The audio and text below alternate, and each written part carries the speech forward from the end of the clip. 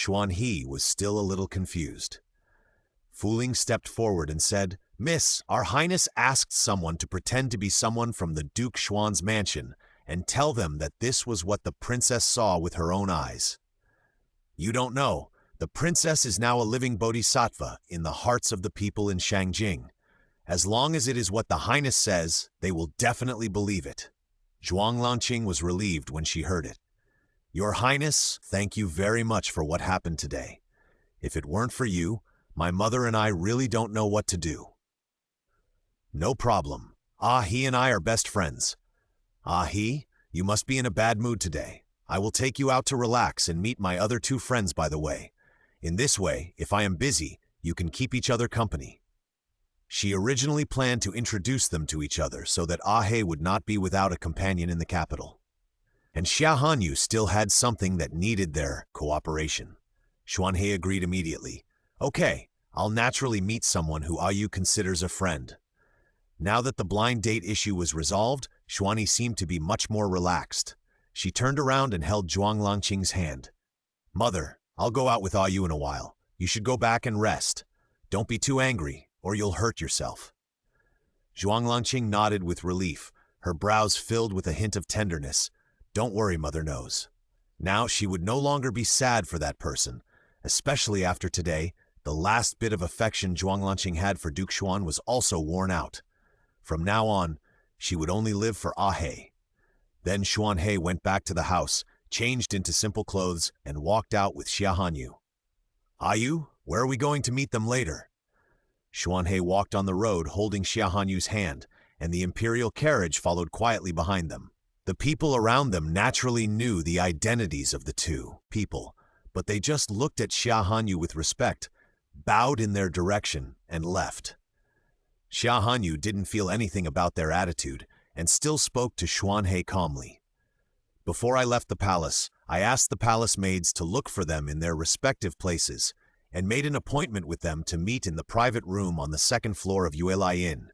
Qingtang should be there now. If Changlei is in the imperial farm, we may have to wait for her for a while.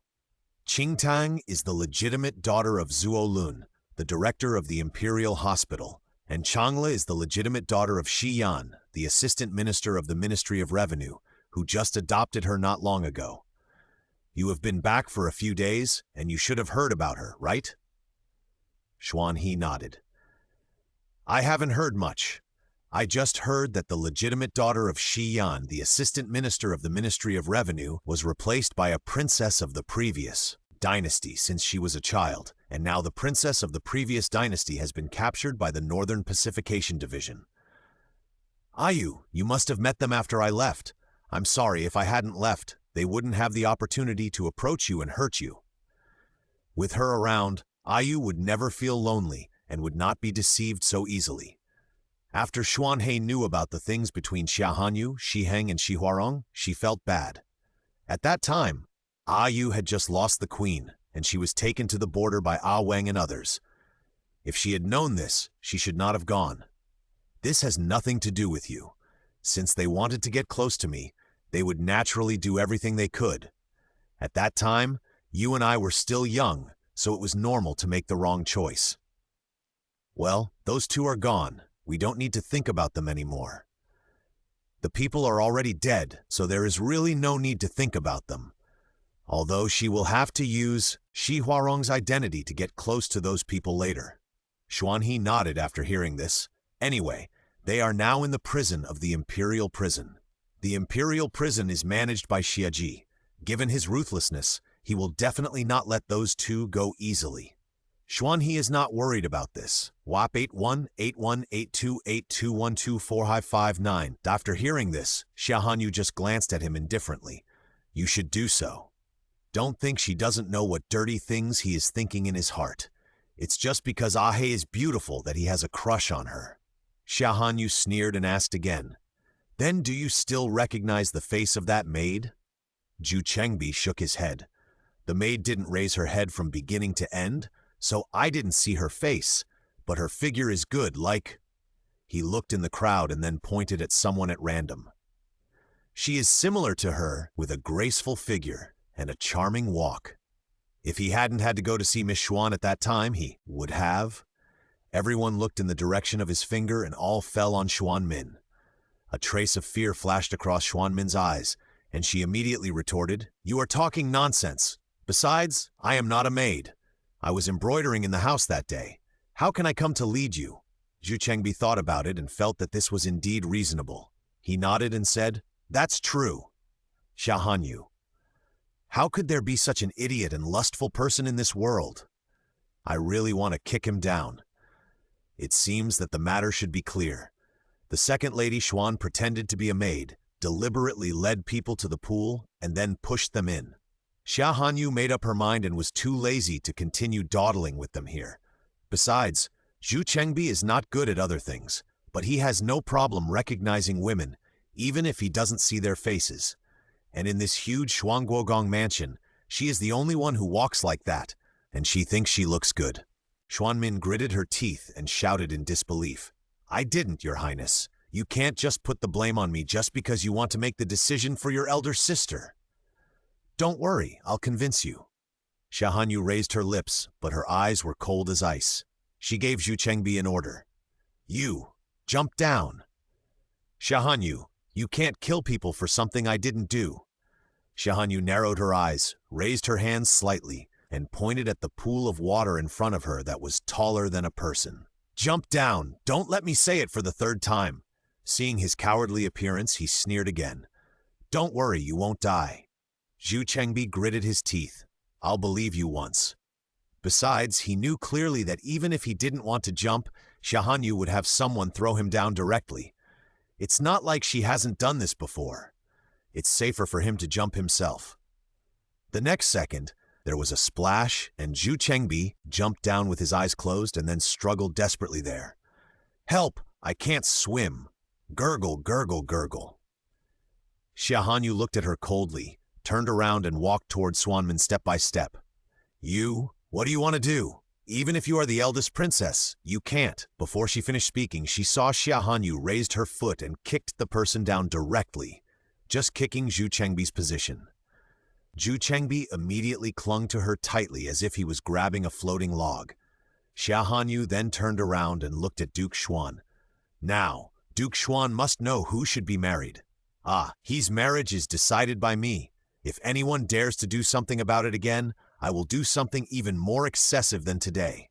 Duke Xuan frowned. "Your Highness is so indiscriminate. Aren't you afraid that I will go to the court to complain?" Xia Hanyu raised her eyebrows after hearing this, and her eyes swept across his gloomy face indifferently. "You can go, but I don't know whether the adults in the court will trust me more or you, who favors concubines over wives." "You!" Duke Xuan pursed his lips, but he had nothing to refute. Xia Hanyu saw that the person below was almost dead, so she asked someone to go down and rescue him. She turned around and glanced at the servants of Duke Xuan's mansion around her, and the pressure was directly dissipated from her body. "Have you heard clearly?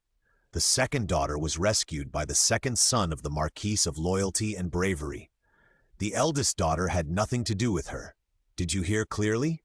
If you still don't understand, I don't mind talking to your 9 clans."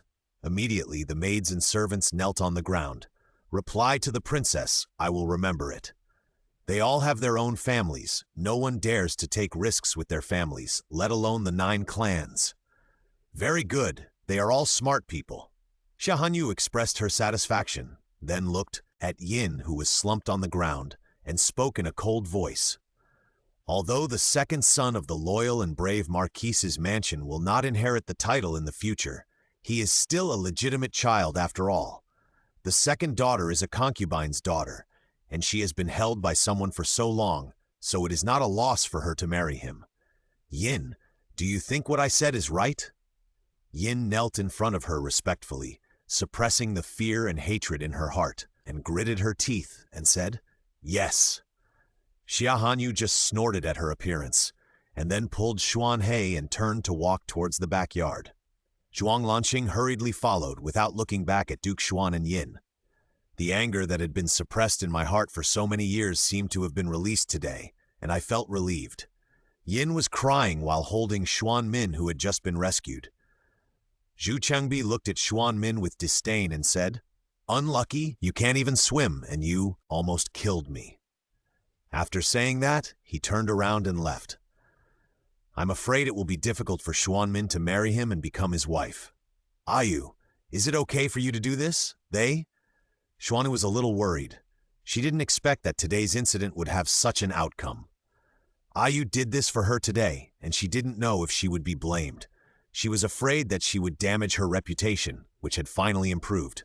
"Don't worry, I'm not the Xia Hanyu of the past. Even if I do something bad, those sour scholars won't dare to do anything." Moreover, many court officials are protecting her now, especially those from the Ministry of Revenue and the Ministry of War. "There is one more thing I want to tell you. I just asked the palace maid to go outside to investigate. The mother and daughter of the Yin family really have someone outside to destroy your reputation and force you to marry that playboy surnamed Zhu.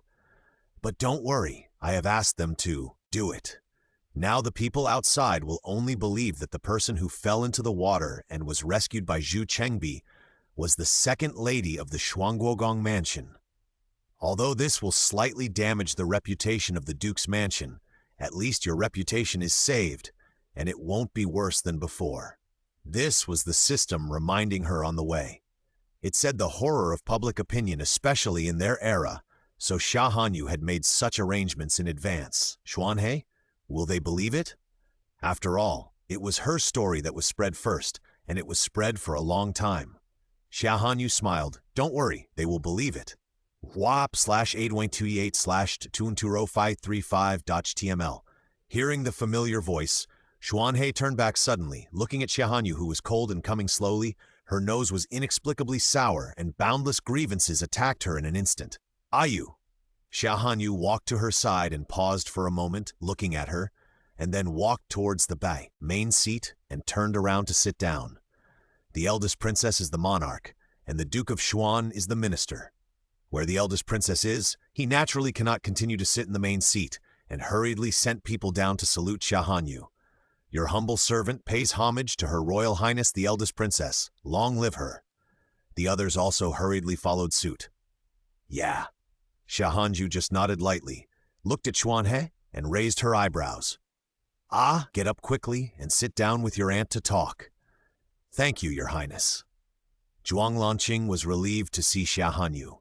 She knew that the eldest princess had a good relationship with her daughter since she was a child. With her around, it would not be the worst. Yin and Xuanmin felt uneasy the moment they saw Xia Hanyu appear. But then they thought, Xuanhe and Zhu Chengbi were like that. Even if the eldest princess came, she would eventually marry the playboy who had already taken dozens of concubines. As for the Duke of Xuan, although he was a little indignant about Xia Hanyu's attitude, he had no other thoughts. After all, everyone knew that the eldest princess was the most beloved daughter of His Majesty, even surpassing the crown prince. Many ministers had said that if the eldest princess was not a woman, the position of the crown prince would not have been passed to the current crown prince. It can be seen how favored she is. Duke Xuan had already stood up. After all, he only needed to bow slightly because of his status. As for the others, Xia Hanyu did not speak. Even Duke Xuan did not dare to ask them to stand up. "Ah hey, what's wrong with your face?" Xia Hanyu frowned and saw the bright red spot on Xuanhe's chin. "Fooling! Come on, take out the medicine for Ah Hey and apply it on her." "Yes." Fooling hurriedly took out the medicine from her purse and applied it carefully on her. Although Fooling was just a maid, she was the most favored maid around the eldest princess. For example, if she went to the house of a certain adult to convey Xia Hanyu's words, those people would have to respectfully call her aunt. If she applied the medicine in person, it would be the same as if the eldest princess applied the medicine on Xuanhe in person. Duke Xuan looked at this scene and felt inexplicably uneasy. Xia Hanyu's eyes fell on him. "Duke Xuan, please sit down. Why are you standing?" Duke Xuan hurriedly thanked Xia Hanyu and sat down on the right-hand side. Facing Yin's pitiful face, he felt distressed. "Your Highness, you see they are still kneeling. Can you let them stand up first?" "Oh, look at my memory. It's my fault that I was too angry when I saw the wound on Ahi's face just now. I forgot it for a while." After saying that, his eyes fell on them indifferently. "You all stand up. Thank you, Your Highness. Xuanmin gritted his teeth and thanked him. After standing up, he went to help Yin, who was standing beside him. Unexpectedly, his knees suddenly softened and he rushed towards Yin. One of their hands directly pressed on the broken porcelain pieces on the ground, and they cried out in pain. "Oh, Master!" The two opened their hands, and several pieces of debris were pierced into their hands. The anxious Duke Xuan stood up and cried out, "Come here." He had just finished speaking when he suddenly remembered that Xia Hanyu was still here, so he had to ask for instructions first. "Your Highness? It's just a few invisible cuts. You can go back and apply some medicine to her and it will be fine. There won't even be scars." Xia Hanyu just glanced at him coldly and returned the original words. Her dark eyes seemed to be filled with deep anger, which made Duke Xuan dare not say anything. He was originally soft-hearted. The reason why he was able to get the position of Duke Xuan was only because of the old Duke and the Duke's wife. Before they went to guard the border, they passed the position of Duke to him. For the sake of the old Duke, the Emperor gave him a nominal position in the Heinlein Academy as a compiler. Basically, the United States and Japan only need to punch in, and they don't have to do anything else. Naturally, someone else will do it. He didn't have the courage to defy Xia Hanyu's anger. Therefore, the mother and daughter could only endure it first, or take out the broken porcelain pieces in their palms. As for the medicine for the wound, there was naturally no medicine. Duke Xuan understood that the princess came here to vent her anger for her eldest daughter. He didn't dare to say that the wound on Xuanhe's face was caused by him accidentally, but he didn't know that Xia Hanyu had guessed it long ago. After all, there was no one else who dared to break the porcelain cup here except him. Who said that when there is no tiger in the mountain, the monkey will be king? After getting the medicine, Fu Ling returned to Xia Hanyu's side. As long as the medicine was given, it would naturally be given to Xuanhe. Although the princess didn't say it, Fu Ling knew that this was her intention. "Ah, Your Highness?"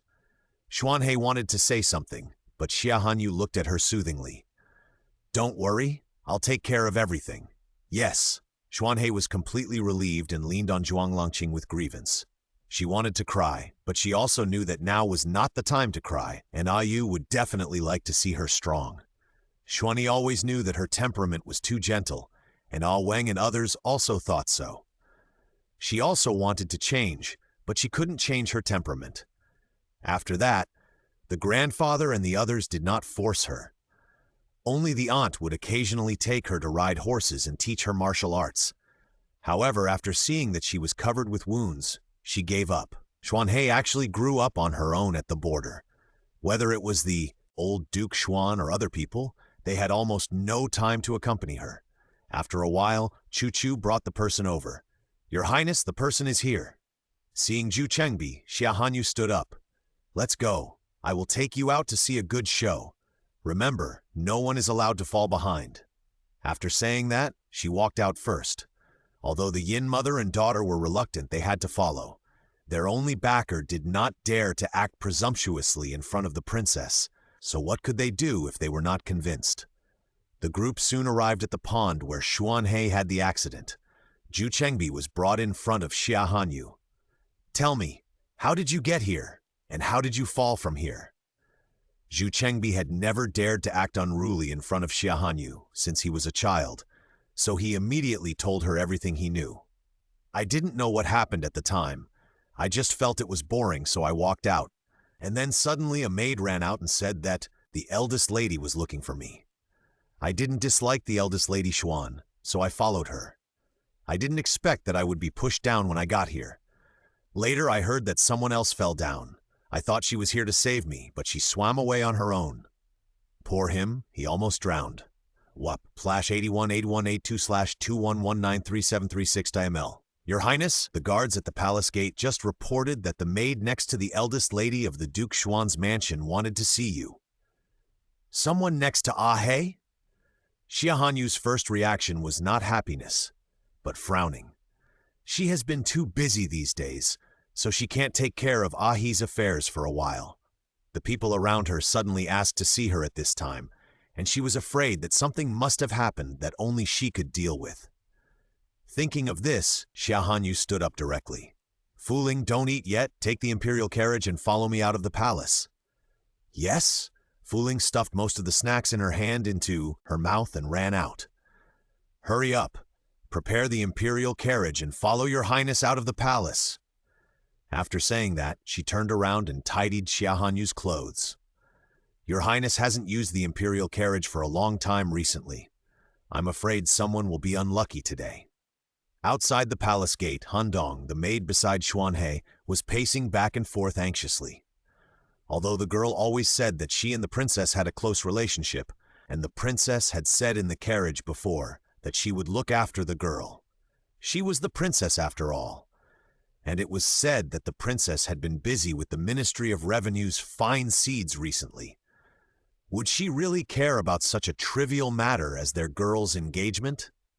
Han Dong was a maid bought by the old Duke Xuan at the border, so she didn't know about the relationship between Xuan He and Xia Hanyu when they were young.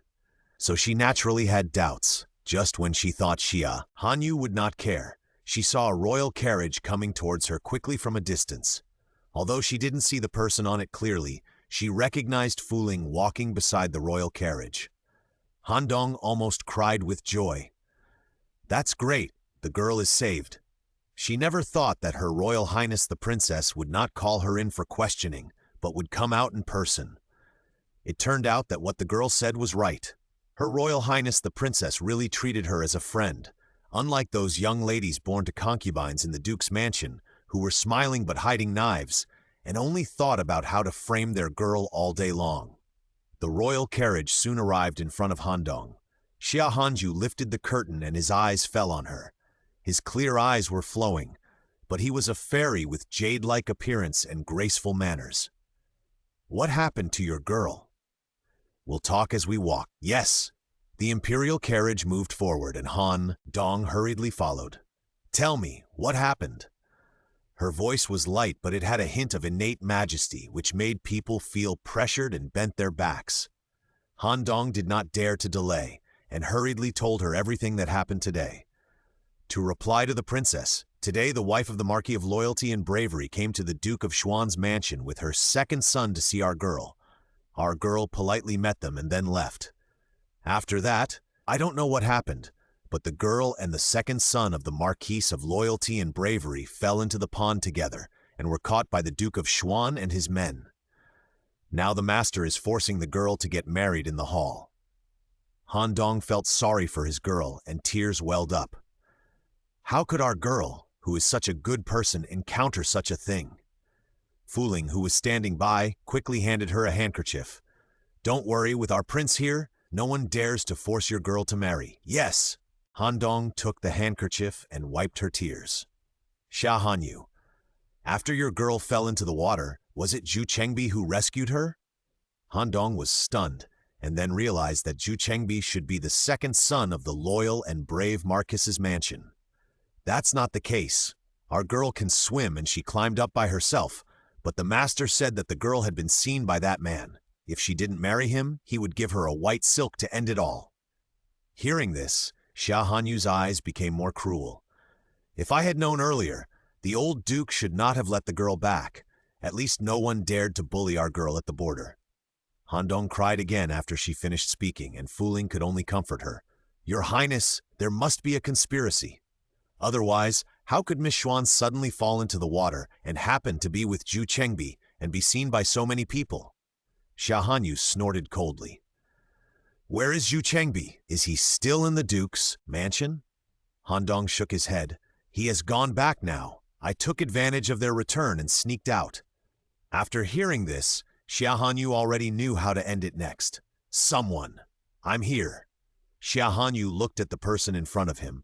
Chu, take a few people with my token to the Loyalty and Bravery Marquis mansion and bring Zhu Chengbi to the Xuanguogong mansion as quickly as possible and say that I want to find him to perform a big show. A big show that he had to participate in personally. Yes. Chu took the token and led his people to run quickly towards the Loyalty and Bravery Marquis's mansion. Fu Ling, Your Highness, have you figured out what to do? Xia Hanyu smiled, but the smile didn't reach her eyes at all. Just wait and see. Those who dare to bully me will pay the price." Xia Hanyu thought that Xuanhe asked the maid to come to the palace to find her today. I think it was because of what she said before. In the last life, Xuanhe was deceived by them and voluntarily married Zhu Chengbi. Now that she intervened, she naturally didn't want to. That's why those people used such a method and didn't hesitate to ruin her reputation and force Ahe to marry. It seems that those people really don't learn their lessons. They even dare to provoke the people she protects. On the other side, Xuanhe knelt straight on the ground with a stubborn look on her face. With a pop, a quilt fell in front of her, and porcelain pieces scattered. A small piece of porcelain suddenly scratched Xuanhe's jaw, and a little blood appeared immediately. "Ahe!" Zhuang Lanqing saw the wound on her face at a glance, and immediately rushed over worriedly. "Master, even if you want to force Ahe to marry, you shouldn't destroy her face. How can she look at me in the future?" "Aye!" Duke Xuan had never thought that he would hurt Xuanhe's face. He was a little impatient and wanted to get up to take a look, but was pushed back by Yin. "Master, I saw it. It's not a big problem. It will be cured by taking some medicine. It won't be noticeable." Duke Xuan was no longer worried. Suddenly, Yin took 2 steps forward and said softly to Zhuang Lanqing, "Sister, this is just an invisible cut. You can apply some medicine to it later, and it won't even leave a scar. Also, the eldest lady is already like this. How can you still find someone else for her? Why don't you listen to my sister's advice? Although the second son of the loyal and brave man's mansion can't inherit the title in the future, he is still a legitimate son. The eldest lady has been seen by others, so it's not a loss to marry him. In this case, Aunt Yin might as well marry your daughter to him. A concubine's daughter married to a legitimate son is also considered marrying up." Mo Liang's voice was as cold as winter falling into the water, and it resounded in the huge hall. WAP 8181833735.html. Hearing this, Xia Hanyu suddenly opened her eyes and looked at Fu Ling, raising her eyebrows. He handled it quickly. Fu Ling was relieved to see that Xia Hanyu didn't look angry at all, but she was a little curious. "Your Highness, aren't you angry with Lord Xia? Or should she hold it in for now and prepare to settle with Lord Xia later?" "Why should I be angry?" Xia Hanyu looked at her with a smile and raised his hand to rub her little head. "What are you thinking about? This is what I ordered. Why should I be angry with him?" Not only was she not angry, she was also happy that he had handled everything so quickly. I don't know what Xiaji dug out from Shiheng's mouth. From the affairs of the previous prince, Shiheng knew much more than Shi Huarong. "Your Highness, so it was you who ordered it." Fu Ling opened her mouth after hearing this. "Your Highness, you don't know. When I first arrived at the imperial prison and saw Lord Xia, before I could say anything, I saw suddenly spit out a mouthful of black blood. Then I heard Lord Xia's words, and I thought. It turned out that she was overthinking. Xia Hanyu in front of her had already reached out and opened the food box herself. There were 3 layers in the food box, and each layer had 3 kinds of pastries, and they were piled full, as if she was afraid that she would not be full. The appearance of the pastries was a little rough, and it was naturally incomparable to the pastries in the palace, but it made Xia Hanyu a little tempted.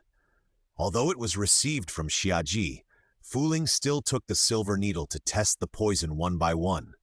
Xia Hanyu just smiled when she saw it. She knew that Fu Ling did not suspect Xiaji or Old Yang. She was just afraid that someone had tampered with it during this period. Although it was impossible for someone to tamper with Xiaji's hands, what if it was done by Old Yang or in the kitchen? Fu Ling was always worried because His Highness had almost been poisoned to death, and testing poison was the rule in the palace. Whether it was His Majesty, the Crown Prince, His Highness, or even the concubines in the harem, they would do so. After doing all this, Fu Ling took another piece and put it in her mouth and took a bite. She didn't feel anything strange, so she was relieved. "Your Highness, you can eat it." Xia Hanyu looked helpless. "You don't need to do this. If you need to test the poison, just find someone who specializes in testing poison." "Fu Ling, remember, in my heart, you are more important than anyone else. Don't do this in the future." She had been by her side since she was a child, loyal and devoted, and even died because of her in her previous life, so she was willing to spoil her all the time, so that she could live a simple and pure life even in the palace, and gain the freedom that others dare not think of. Fu Ling nodded, with a touch of emotion in her eyes. She knew that His Highness had always doted on her, and that she had almost everything that she had, but this was the first time His Highness had said such words. "Your Highness, I know, and I will pay attention to it in the future." She swore to protect His Highness. Suddenly she thought of something and said hurriedly, "Your Highness, don't misunderstand me. I am not doubting Lord Just." Before she finished her words, Xia Hanyu's hand fell on her head. "No need to explain, I understand. Eat it quickly." As she said that, she also picked up a piece of osmanthus cake and put it in her mouth. Although the taste was not as delicate and exquisite, the taste was a little different from that in the palace, and it had a unique taste. Fu Ling's little face was puffed up like a little hamster. "Your Highness, it's delicious." I didn't expect that the snacks made by Lord Xia's grandfather were so delicious. In fact, these were all studied by old Yang after he came to the capital, because he heard from Xiaji that Xia Hanyu loved to eat snacks on weekdays. They didn't know that it wasn't Xia Hanyu who loved to eat snacks, but Fu Ling who loved to eat them, so there were often a lot of snacks in Xia Hanyu's palace, most of which went into Fu Ling's stomach. Fu Ling was eating snacks and suddenly remembered something. "By the way, Your Highness, Lord Xia also said that he would prepare everything within 3 days." "Yes, I know." Xia Hanyu nodded and said nothing more. What Xiaji meant was that he should spread the news within 3 days and then lead those people to take action. Could it be that he was going to lead those people into the imperial prison? Or she might understand what he wanted to do. A glimmer of light flashed across Xia Hanyu's eyes. The corners of her mouth curled up, and she picked up another piece of water chestnut cake and put it in her mouth and ate it slowly. "Fu Ling, I remember getting a few rolls of fine fabrics. I'll have someone send them to Grandpa later so he can make some clothes." After all, this was the capital, and Xiaji would only give him money to buy whatever he wanted. But Xia Hanyu noticed that although the clothes on old Yang were new, they were made of the cheapest linen. Since he couldn't bear to buy silk, she might as well send them. She had originally planned to have someone send them, and today she happened to get some snacks from him, so she could just send them over. As Grandpa Xia of the Northern Pacification Division and also her future grandpa, he shouldn't be dressed too badly. WAP flashed lash 818182 East 211938. Stop. The voice behind her was filled with a terrifying coldness that frightened Fu Ling so much that she froze there, not daring to turn around. Grandpa Xia wasn't going to hit her, was he? "Xia, Lord Xia, do you have any other instructions?" "Yes." Fu Ling heard the footsteps behind her getting closer and closer, and her back straightened. "Your Highness, Princess, Fu Ling can only serve you in the next life." The next moment, a food box was handed to her. "Please bring it to Her Highness and say that my grandfather made it specially for her." He was originally going to deliver it in person today, but since she is here, let her take it in. And please give Her Highness a message for me. Tell her that Xi Heng is dead. After the voice fell, Fu Ling paused with her outstretched hand, and the scene she just saw appeared in front of her, and she couldn't help but frown. "Lord Xia means that I want you to tell the truth?" "Yes." Xiaji nodded and put the food box in her hand. "Lord Xia, don't you worry that Her Highness will be angry with you?" Fu Ling hurriedly called her, with a worried look on her face. Fu Ling didn't know that it was Xia Hanyu's order to kill Xi Heng. She was a little afraid that Her Highness would be sad because of Xi Heng. After all, she had been so good to him in the past, and she didn't kill him immediately, even when he colluded with the princess of the previous dynasty to betray her. But she was more afraid that Her Royal Highness the Princess and Lord Xia would separate. After all, in her eyes, no one in the world except Lord Xia was qualified to stand by Her Highness, and no one could be so good to their Highness. However, when Xiaji heard her words, his thin lips suddenly curled inwards, and the arc was very small, and it was impossible to see it without careful observation. "She won't." Fu Ling was surprised to hear Xiaji say this, and she didn't say anything more. "Since Lord Xia said so, I will not say anything more. Does Lord Xia have anything else for me to tell His Highness? Xiaji nodded. Tell His Highness that I will cooperate with His Highness's plan and arrange everything. I will go to the palace to explain it to her in person when the time comes. I understand. Fu Ling nodded, picked up the food box and turned to walk out of the gate of the Northern Pacification Office. As soon as she walked out of the door, she happened to see Yu Xiao, who came back from outside. Miss Fu Ling, why are you here? He couldn't help but look up. Could it be that His Highness is here too? Fu Ling shook her head. His Highness is not here. He just asked me to bring flowers to Lord Xia. I see.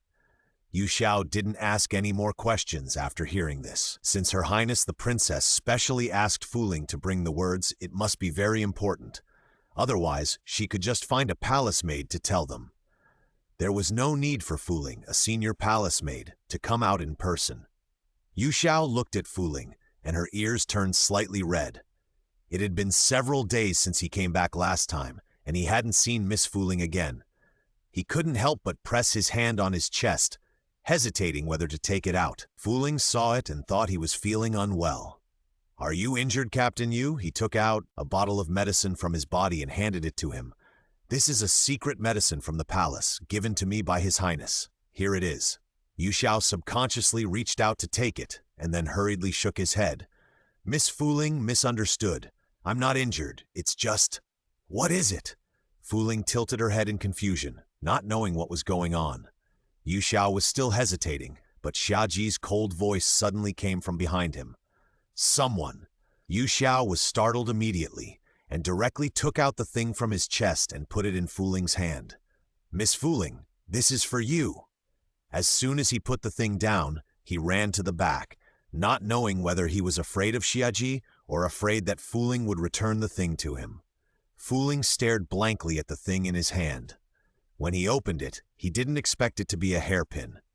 The hairpin was made of sandalwood, with a hint of sandalwood. It was inlaid with a small jade flower. The whole hairpin looked very delicate, and Fu Ling liked it at first sight. But why did Captain Yu give me a hairpin? Forget it. I'll ask next time I see him. Fu Ling was confused for a moment and didn't think about it anymore. He put the hairpin away, got on his horse, and returned to the palace.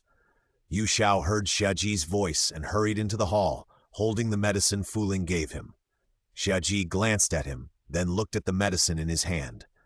Yu Xiao hurriedly explained, This is what Miss Fu Ling gave me just now, because she thought I was injured. I will definitely return it next time. Although he didn't understand, he could tell from the bottle that this was the kind of secret palace medicine that their masters usually used, which was very precious. Yeah. Xiaji didn't care about these. He just raised his hand slightly, moved his fingers slightly, and hooked his finger at him. Come here. I need you to do something. Yu Xiao immediately took 2 steps forward and, after a while, he took a step back and provided water. Don't worry, sir. I will arrange it immediately. The Lord ordered the execution of the princess of the previous dynasty, but wasn't the princess of the previous dynasty already dead? He thought of Fu Ling just now, and felt that there must be a connection between them. On the other side, Fu Ling quickly returned to the palace and placed the food box in front of Xia Hanyu. Your Highness, this is the snack that Lord Xia asked me to bring back for you. He said it was made by his grandfather. He also asked me to tell your Highness that Shi Heng is dead. WAP 88828/2119367.html. The sun was blazing and the scorching sun was a little cruel. A gorgeous carriage stood on the blue brick and black tile street.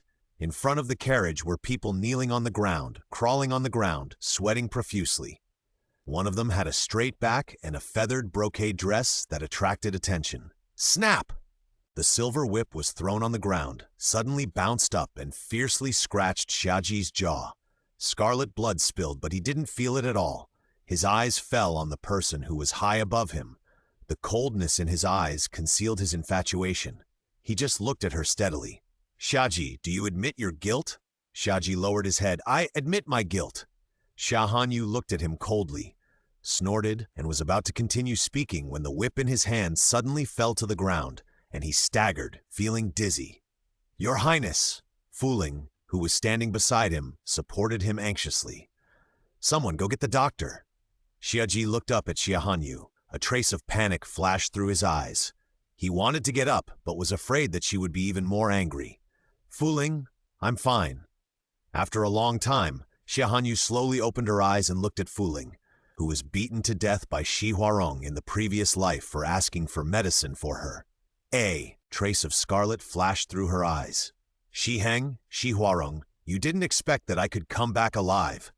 In the previous life, Shi Heng took advantage of her trust and love for him and killed her father step by step. After her younger brother ascended the throne, he controlled the government and became the regent of Daxia, above all others.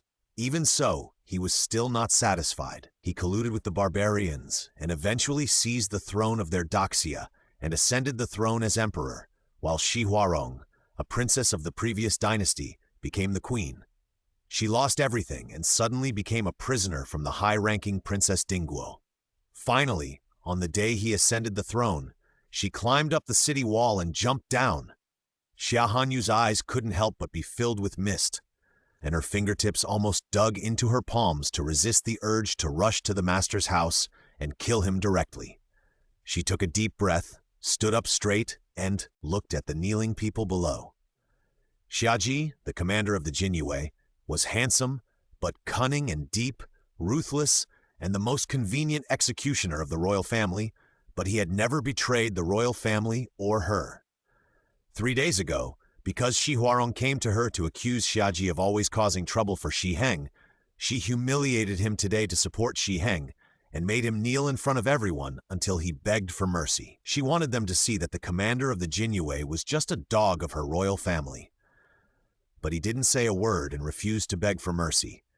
She was full of anger, picked up the whip and swung it to the ground, wanting to scare him, but she didn't want to hurt his face. The scar has remained on his face ever since.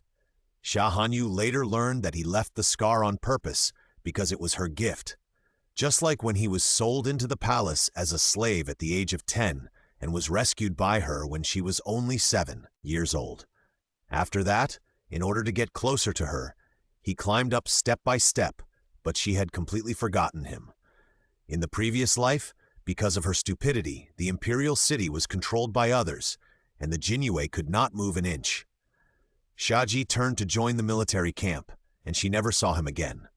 Until a few days before the palace coup, she was imprisoned in the palace. He appeared in front of her again and asked her to wait for him, saying that he would soon bring people back to the palace to rescue her, but it was too late. As the eldest princess of Daxia Dingguo, Xia Hanyu would live and die with Daxia until her death. Get up! Xia Hanyu looked at Xia and couldn't help closing her eyes. Thank you, Your Highness. Xia stood up, and the blood from the wound dripped on his Feiyu suit without him noticing. Come here. Xia Hanyu raised her hand. Fooling, help me up. Fooling hurried forward to help her up. Xia Hanyu felt sorry and took out the secret medicine from the palace. She wanted to apply the medicine to him, but he knelt down directly. I am terrified. Xia Hanyu pursed her lips, looked at him steadily, and handed him the medicine. As you like. Xia took it and held it tightly in his palm. It seemed that there was still the warmth of her palm on it. Host, don't forget the business. A ruthless reminder came from her ears, and Xia Hanyu immediately restrained her smile. She almost forgot that she was able to come back this time because of this strange thing called the powerful country system. In order to survive, she agreed to bind with it and complete the tasks it issued, otherwise she would die as well. The system said coldly, issuing the first task now, please go to the execution ground immediately to rescue Wang Hongde. If you complete the task, you will be given a primary gift pack. If you fail the task, you will be killed on the spot. The task time limit is 1 hour. Hanyu subconsciously asked it, what is the primary gift pack? Since it is a powerful country system, the gift pack should be related to their great Xia national strength. The system was as quiet as a chicken. Xia Hanyu snorted coldly and turned back to the carriage. Return to the palace. Xia, you go with me to see my father. Yes. At this time, loyal ministers and generals were kneeling outside the Yangshan Palace. Everyone was pleading for Wang Hongde, but unfortunately, the emperor's heart was unpredictable and he was unmoved. When Xia Hanyu arrived, She saw a group of old men kneeling there. They were about to faint, but they still tried to hold on. There were several sweaty imperial doctors standing around. In her previous life, she had seen this scene from afar and was unmoved like her father. But who would have thought that the death of Wang Hongdi's entire family was just a plot by those traitors? They used the blood of his entire family to win over the hearts of the people, and step by step, let those ministers who were loyal to Daxia be completely disappointed, retire and return home, or even turn against them and become traitors. If you refuse to betray, then your entire family will be destroyed like Wang Hongde. But in her previous life, she was too stupid. Her heart and eyes were full of Xi Heng. She regarded the Xi brothers and sisters as the most trusted people and used them. In the end, when the city was broken, she jumped off the city wall and her blood splattered on the spot. While thinking, Xia Hanyu had strode to the front of all the ministers and knelt down heavily without saying anything. Immediately, a young eunuch went in to report. After a while, Eunuch Bai beside the emperor came out and came to Xia Hanyu with an anxious face. "Oh, my princess, why are you here to join in the fun? Get up quickly." His Majesty just lost his temper. If he sees you here, he will be even angrier. Xia Hanyu looked up at him with a firm look in his eyes. "Eunuch Bai, please go and report to my father and tell him that I am also willing to guarantee General Wang. I hope my father will take back his order." He bent down and crawled on the ground. Eunuch Bai was frightened. "Your Highness, go!" Eunuch Bai wanted to say something else, but was interrupted by Xia Hanyu and turned back to the palace. Soon the sound of something cool and the emperor's furious voice came from inside. "Let her get in here." Before Eunuch Bai came out, Xia Hanyu had already stood up. "Xiaji, you go in with me." "Yes." In the Yangshan Palace, the emperor looked at Xia Hanyu expressionlessly. "Your son pays respects to your father. Get up." Looking at her, a trace of hostility flashed through the emperor's eyes. "You heir, who told you something you shouldn't have said? Except for the time when I asked for an imperial decree to grant you a marriage, you have never knelt like this in front of me." Xia Hanyu shook her head. "No, I came here on my own. Father, I don't believe that General Wang would embezzle military pay and forcibly seize a woman." The emperor walked down from behind the desk, his dark eyes fixed on her. "There are witnesses and evidence. How can I believe him?" "Witnesses can be bribed and evidence can be forged, and none of these can be trusted." In her previous life, she had overheard the conversation between Xi Heng and Xi Huarong in the study. General Wang's death was simply their conspiracy, just to make Daxia lose the support of the people step by step. General Wang fought on the battlefield and guarded the border. He was the backbone of the nation and a hero in the eyes of soldiers and civilians. Such a person would never be bribed to betray Daxia, so he must disappear so that he could kill two birds with one stone. Xia Hanyu looked at the emperor's face, which was slightly relaxed, and she could see that he really— "Xiaji, what do you think?" Xiaji cupped his hands and said, "Your Majesty, I agree with the princess, and I have dealt with many cases of forged evidence before, so it is not difficult." "Your words make sense." The emperor could not help but ponder for a while. One was his most beloved daughter, and the other was his most trusted minister. Their words carried a lot of weight. Xia Hanyu hurriedly continued to speak. "General Wang has a good reputation among the people. If he is wronged, how will the people think, and the soldiers at the border think? The people will lose their hearts, father." The emperor pondered, his face becoming more and more gloomy. "Bai Lai, announce the decree." "Your Majesty has decreed that there are still doubts in the case of Wang Xingde that have not been clarified. He will be transferred to the Northern Pacification Division for temporary detention and will be dealt with separately after everything is clarified." After the decree fell, the ministers breathed a sigh of relief and fell to the ground one by one. The eunuchs on the side hurried forward to help them. One of the ministers was still a little bit unbelievable. "Eunuch Bai, is His Majesty really willing to forgive?" Eunuch Bai smiled and bowed. His Majesty was moved by the princess's plea, so he drafted an order to give General Wang another chance. Why did the princess plead for Lord Wang? The ministers were a little confused. "Because I don't believe that Lord Wang is such a corrupt person." Xia Hanyu walked out of the hall and walked slowly to the ministers. The man slowly stood up with the help of the eunuch and bowed to Xia Hanyu slowly. "I thank the princess. Lord Yang, there is no need to be polite. I just think that a general like Lord Wang should die on the battlefield for the people of Daxia, not at the hands of this dirty traitor. The princess is righteous, and we admire her." The ministers once thought that Xia Hanyu was just an arrogant and ignorant person, but they never thought that she could say such loyal words. And this is also one of Xia Hanyu's goals. She wanted to break the ministers' original impression of her, so that no one would stand up for her when she confronted Shi Heng and his sister in the future. Congratulations to the host for completing the task and obtaining the primary gift package. Do you want to open it directly? The mechanical voice made Xia Hanyu slightly startled, and then she said goodbye to the ministers and left. "System, have I completed the task? But Wang Xingde is not completely out of danger." The mechanical voice of the system sounded again. "Now issue the second task. Assist the Jin Yue to find evidence to prove Wang Xingde's innocence and let him return to his post." "It's really not that simple." Xia Hanyu said nothing more and quickly returned to her bedroom. "Fooling, you guard outside the door. No one is allowed to come in without my order." "Yes, princess." A transparent panel soon appeared in front of Xia Hanyu's eyes. She curiously followed the system's instructions, and surprise appeared in her eyes. "This thing is quite interesting." She saw a button and asked the system, "The reward just now was opened from here, right?" Xia Hanyu asked in her heart. "Yes." Xia Hanyu clicked the button without hesitation. "Get a potato gift pack with 1,000 potatoes, 1,000 potato sprouts, and a peeling knife. Off-topic new book, please bookmark it. /818128/1902-379 TML. This lump is called a potato. What's its use?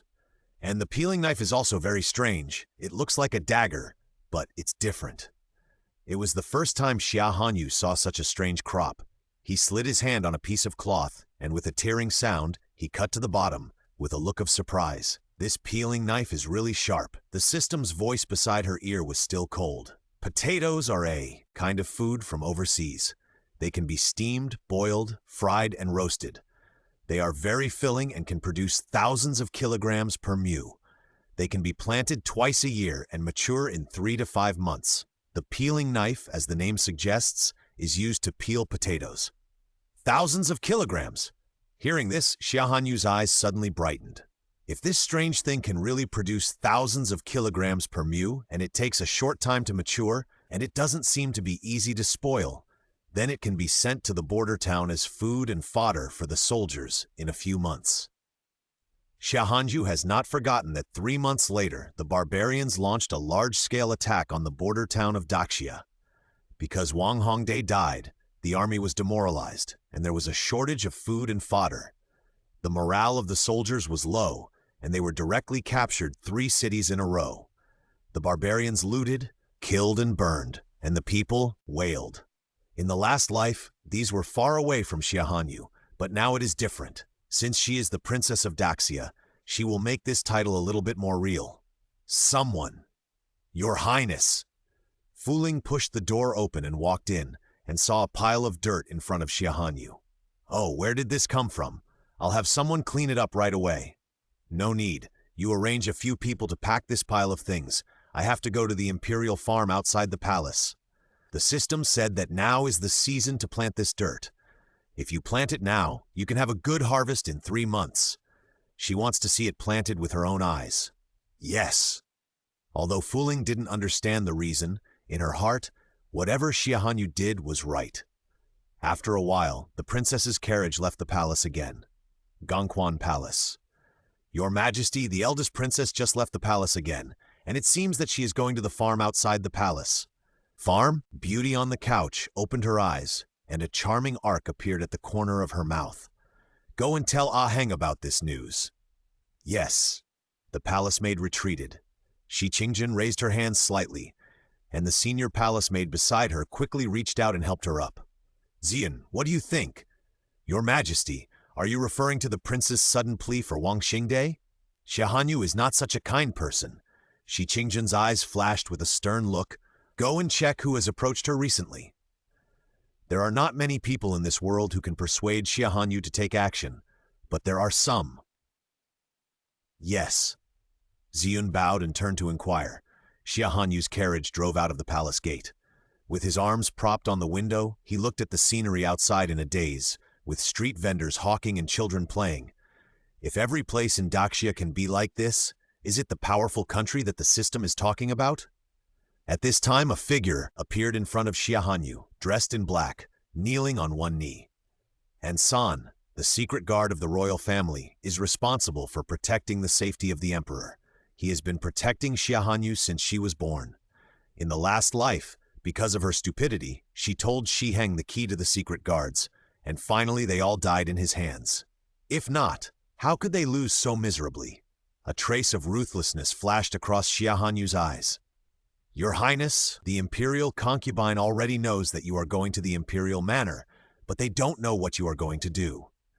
It's just that I came across some interesting new things. It's nothing. After all, in their eyes, she is just a stupid princess who does not do her job and only knows how to eat, drink, and have fun. Do you know who delivered the message? And San said respectfully, it was a young eunuch who cleaned the palace of your Highness. The reason was that he once stole an ornament of your Highness to sell for money to treat his father's illness, and was caught by someone in the palace of concubine Shi. Really? Xia Hanyu raised a smile. In that case, find a reason to deal with him. Yes. And San nodded. Your Highness, do you need to clean up the tail behind? Tail? Xia Hanyu looked back. It was Master Shi Heng. Concubine Shi asked someone to inform him of your Highness's whereabouts. Him, Xia Hanyu sneered. It seemed that her plea for Wang Xingde made them anxious. Deal with him together. Let him learn a lesson, but don't kill him. She had more important things to deal with now, and had no time to deal with him. Yes. And San was stunned and then quickly disappeared in the carriage. The carriage soon arrived at the imperial farm. Xia Hanyu taught the people in the farm all the potato seeds and 2/3 of the potatoes to plant them according to the method given by the system. After watching for a while, he couldn't stand it and left. The carriage had just gone a distance when Xia Hanyu lifted the curtain. Fooling, let's go to the Northern Pacification Office first. Yes. The Northern Pacification Office, the Imperial Prison. Dark and bloody, everyone knows that this is a place where once you enter, you will never be able to leave alive. Ah! The sizzling sound of barbecued meat was mixed with the smell of burnt barbecued meat. Tell me who instructed you to testify against Wang Xingde. If you don't tell me, I don't mind using all the torture instruments on you. Bah! You bastard! The man spat directly on the face of the Jinyue who was torturing him. Xiaji, you are violent and wanton, perverse, unscrupulous, and evil. Sooner or later, you will be punished. How dare you? I think you won't cry until you see the coffin. Yu Xiao wiped the scald on his face, slapped the man in the face, picked up the red-hot iron and pressed it on the place where he had just touched. And screams resounded throughout the prison. Xiaji, I curse you to die a miserable death. Anyone you care about will die a miserable death, and their bodies will be exposed in the wilderness and eaten by wild dogs. Puff! The sharp dagger suddenly pierced into his heart. How dare you curse her? Xiaji's eyes were red, and he stared fiercely at the man who was staring at his eyes wide open. Several Jinyue standing by took a step back in fear. It was the first time for them to see the master do such a big thing, and the murderous intent on his body could not be concealed. After a while, Yu Xiao stepped forward cautiously to remind him, Master, he is no longer alive. Xiaji put away the dagger, took out a silk handkerchief and wiped it slowly and methodically. Let him sign and seal next. As soon as the voice fell, a Jinyue took the document and grabbed the other party's hand to seal it, then dragged the person down and handed the document to Xiaji. Yu Xiao hesitated for a moment and said, Master, will the evidence we get like this be denied by those self-proclaimed literati? Although there were prisoners who died directly due to torture in the past, it was the first time that they were killed directly with a knife like today. They will accept it. As long as the princess wants someone to live, even if that person is in hell, he will drag him back to her. And this time, the princess wants Wang Xingde to live. So even if he is really guilty, he will clear his name for him. 81-828-1903-6274 Northern Pacification Division. Xia Hanyu looked at the 4 domineering characters on the door plaque and recognized that they should be her grandfather's characters. She lifted her skirt and walked up, but was stopped. "Stop! Who are you? How dare you?" Fu Ling quickly took out the token and handed it to them. "This is Her Royal Highness the Princess. How dare you stop her? I am short-sighted, please forgive me, Your Highness." Xia Hanyu asked them, "Where is Xia Ji? The Lord should be in the interrogation room at this time. Take me there." "This, Your Highness, the Imperial prison is bloody. I'm afraid it's not appropriate. How dare they take her to a place like the Imperial prison? What's more, the person in front of him is the most beloved Princess Zhengguo of His Majesty. If he gets scared in there, his life will be in danger. It seems that my words are useless here." Xia Hanyu smiled. The voice was slightly dragged. "I dare not. I will take Your Highness in immediately. This is a man who dares to beat even their commander. How dare they offend him?" In the cell, a Jinyue ran to Xiaji's ear and whispered something. Xiaji casually threw the torture instrument into the hands of someone beside him, turned around and ran out, his steps hurried and anxious. "I pay my respects to Your Highness." "Well, get up." Xiaji stood up. Xia Hanyu waved at him. He walked over and stood about 1 meter away from her. "Why are you standing so far away? Are you afraid that I will eat you?" Xia Hanyu frowned slightly and glared at him. "If Your Highness wants, I will do it for you." "Come closer. I just want to see the wound on your face." Xiaji hesitated for a moment and took 2 steps forward. "Yes." "Bend down, I can't see clearly." The voice was cold and seemed to be coquettish. The next second, the slightly cool fingertips fell on the scabbed wound. Xiaji felt as if his heart was about to jump out of his chest. His ears turned red, and he looked at her intently like a big wolf dog. The secret medicine of the palace is still useful. It seems that it will not leave scars. So she was relieved. Xia Hanyu did not notice that the 2 of them were close to each other at this time, and their breaths were intertwined. His Adam's apple rolled, and Xiaji did not even dare to breathe hard for fear of startling her. It seemed that there was something in his heart that he had no place to vent. Fortunately, Xia Hanyu quickly withdrew his hand, and he subconsciously took a step back, keeping a certain distance between the 2. Even so, he still felt that he had just blasphemed her. Xia Hanyu seemed not to notice. "Xiaji, what clues have you found about Wang Xingdai's case?" Xiaji knelt on one knee. "Your Highness, rest assured, I will definitely give you a satisfactory answer. I believe in you. No matter when, I will believe in you. Because no matter in the last life or now, he has never betrayed her.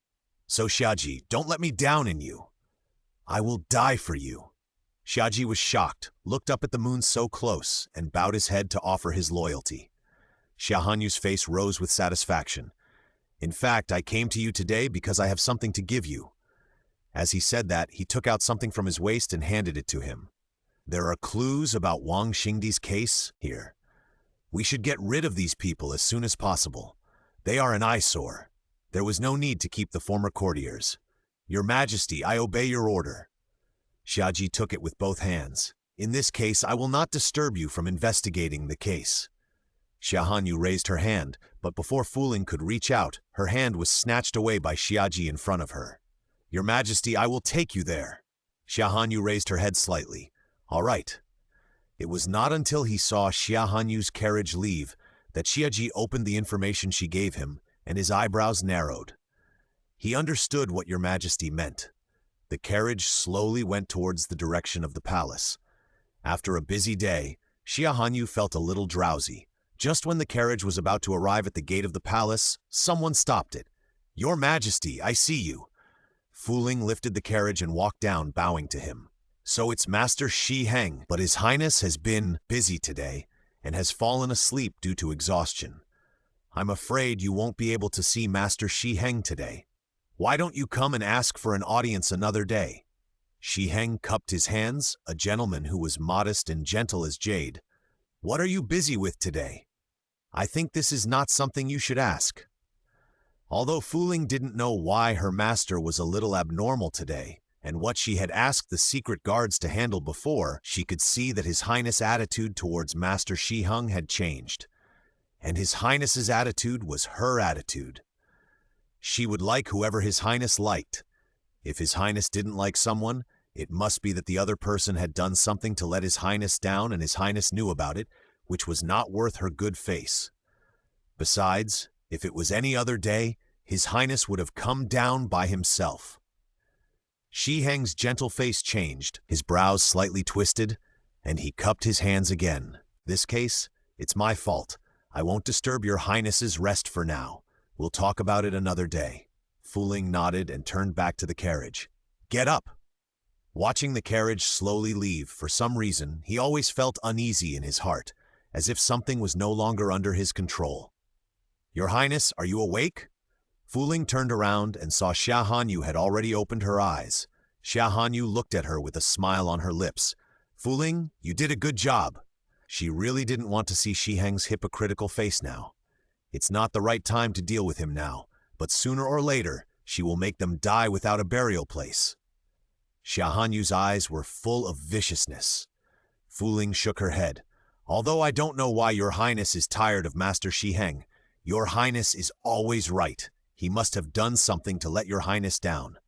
My Fu Ling is really smart. Your Highness will reward you with snacks. Xia Hanyu pushed the plate of Fu Ling's favorite snacks in front of her. Thank you, your Highness. Fu Ling was immediately happy and carefully wrapped up the snacks. I'll save them for later. Xia Hanyu knew that she wanted to save them for her other sisters to eat. Then you can also pack up the other dishes. Yes? Xia Hanyu looked at the lively Fu Ling in front of her, and her emotions just now were blown away a little, revealing a smile. Fu Ling, from now on, just remember that the brother and sister of the Shi family are my enemies, the kind that will never stop until one dies. Do you understand? Fu Ling understands. So, they really did something to let your Highness down. Fu Ling was annoyed, and felt that she should have given Shiheng a worse look just now. After the carriage returned to the palace, Xia Hanyu quickly returned to her own bedroom, but before she sat down, the eunuch outside hurriedly ran in and prostrated himself on the ground with a plop. Your Highness, the Crown Prince is in trouble again. You should go and see. Xia Hanyu turned around and sneered. I almost forgot that there is such a thing in the palace waiting for me to deal with. 81-81-828-110447771.html. The palace maids lowered their heads slightly, as if they did not hear that the thing Xia Hanyu was talking about was their crown prince. Your Highness, let me bring the crown prince back. Fu Ling asked her softly. No, I will go myself. She remembered that at this time in her previous life, she was not in the palace. When he returned to the palace, she heard that he had caused trouble. He actually locked a palace maid and a eunuch in a room, gave them filthy drugs, and forced the palace maid to commit suicide. This matter spread outside the palace, and everyone said that he was tyrannical. Not only did he tarnish his own reputation, but he also caused his father to be criticized by others, like father, like son, and finally became the reason for others to rebel. This time, she will not let them succeed again. When Xia Hanyu arrived, he saw two palace servants with the crown prince, Xia Chengyun lying on the windowsill and secretly appreciating the filth inside. Xia Hanyu's breath was unstable. Come on, drag them all down. Bring out the people inside as well. Yes. The palace servants behind him rushed forward and pressed the three people through the window in front of Xia Hanyu. The two people in the room were also brought out. Although their clothes were messy, they were not successful. The woman was not tortured, but her face was covered with tears, and her eyes were full of despair. How dare you? You dogs, let me go quickly. Believe it or not, I will kill you and your entire clan. Xia Chengyun was taken down, cursing, and Xia Hanyu looked at her own brother coldly. If you want to kill my entire family, you must include yourself and my father first. Chengyun, do you dare? Xia Chengyun glared at her. Xia Hanyu, I knew it was you. You are the only one in the palace who opposes me all day long. I warn you, if you don't let these dogs let me go, I will kill you. Pa! A heavy slap hit his face, and he was stunned immediately. All the palace servants were also stunned, and they all knelt on the ground. Xia Hanyu, you dare to hit me? What if I hit you? If you were not my only brother, if it were not for my mother's dying words, I would kill you right now." Xia Hanyu grabbed his collar. "Xia Chengyun, you are the prince, and you dare to do such dirty things. What else do you dare not do, She must teach him a lesson today. Someone, come here. Capture those two disgusting people and execute them on the spot." Soon, the two eunuchs were pushed in front of Xia Chengyun and killed on the spot.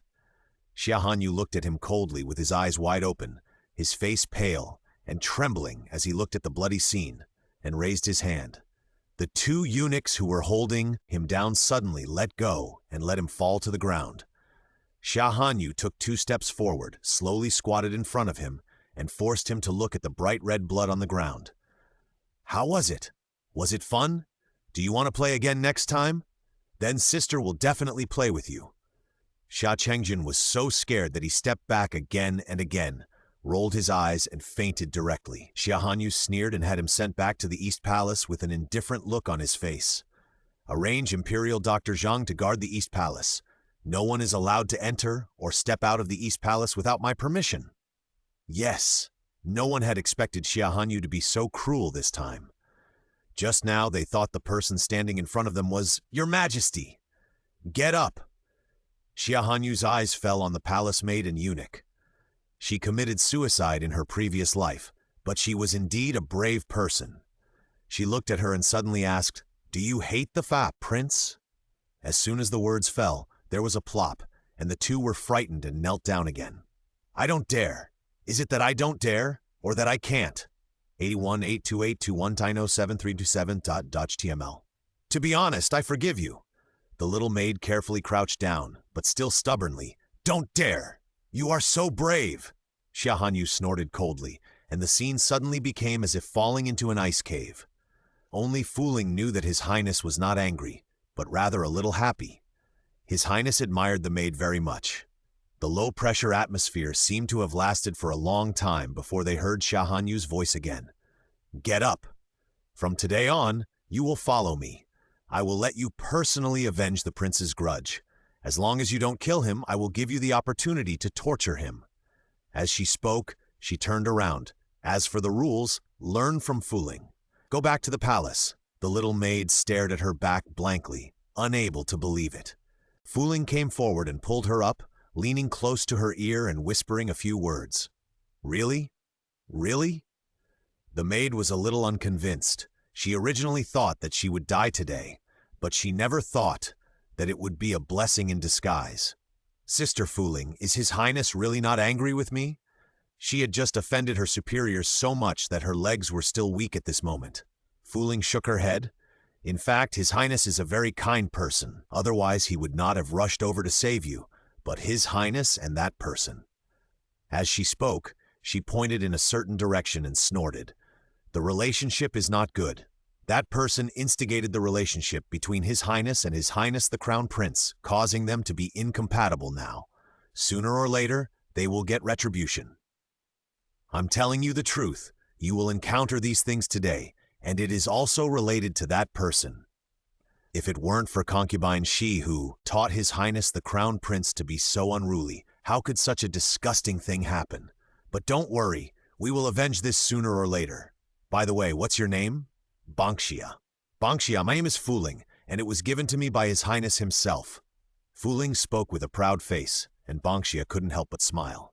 In her mind, Xia Hanyu's decisive and cold-blooded appearance emerged, and she felt that Fu Ling's words just now might not be so pertinent. In Gongquan Palace, the palace servant recounted what he had seen, and everyone in the palace didn't dare to breathe. A palace servant suddenly sneezed. Shi Qingjun opened her eyes and said coldly, "Drag him away and beat him to death." "Madam, please spare my life." Ziyun stepped forward and helped her sit up. "Master, has the princess noticed something?" Shi Qingjun snorted coldly. "Useless trash, you still can't grab the opportunity. She has been planning for a long time. As long as today's matter succeeds, she can spread the news of the prince's tyranny. As long as the civil and military officials in the court are completely disappointed with the prince, she will have a chance to compete when her child is born. Now everything is ruined. Shi Qingjun never thought that Xia Hanyu would come back so quickly, and Shi Heng, If he was not her brother, she would never let him go if he ruined her such a big thing. In the Yangshan Palace, the emperor naturally knew everything that happened today. You said Yue really killed the two eunuchs who caused trouble in front of Chengjun and forced Chengjun to watch with his eyes open? Yes, Your Majesty, it's almost spread all over the palace now, saying that Her Royal Highness the Princess is kind and treats them equally. Eunuch Bai almost smiled when he heard the compliments. The emperor snorted twice. Treat them equally. Do you really think Yue just wanted to save that palace maid? This old servant really can't guess what Your Highness is thinking. In the eyes of Eunuch Bai, Xia Hanyu is good in every way. She is the child he has watched grow up since she was a child. The emperor put down the memorial and walked out from behind the desk before speaking. She did that to scare Chengjun on purpose to make him remember it for a long time, and those two instigating dogs dared to guide Chengjun to do such a thing. It must be a means of the harem. On the one hand, you can teach your brother a lesson, and on the other hand, you ruin the plan of the person in the harem. You are worthy of being the daughter of me and Aiyang. Brave and resourceful, clean and ruthless, like him. It's a pity that if Yue was a man, it would be great. The relationship between the siblings is bad, and he, as a father, is also very troubled. If he goes to find Aiyang one day, who can protect his Yue? Where is Chengjun now? Eunuch Bai stepped forward to report. After the crown prince fainted, he was sent back to the palace. The princess specially arranged for Dr. Zhang to take care of him in the palace. I think he should have woken up by now. And the princess asked the crown prince to reflect on his mistakes in the crown prince's palace. No one is allowed to enter without her permission. The emperor nodded. So, pass on my oral order. The crown prince is stubborn and has not changed after repeated teachings. He must reflect on his mistakes in seclusion for a month.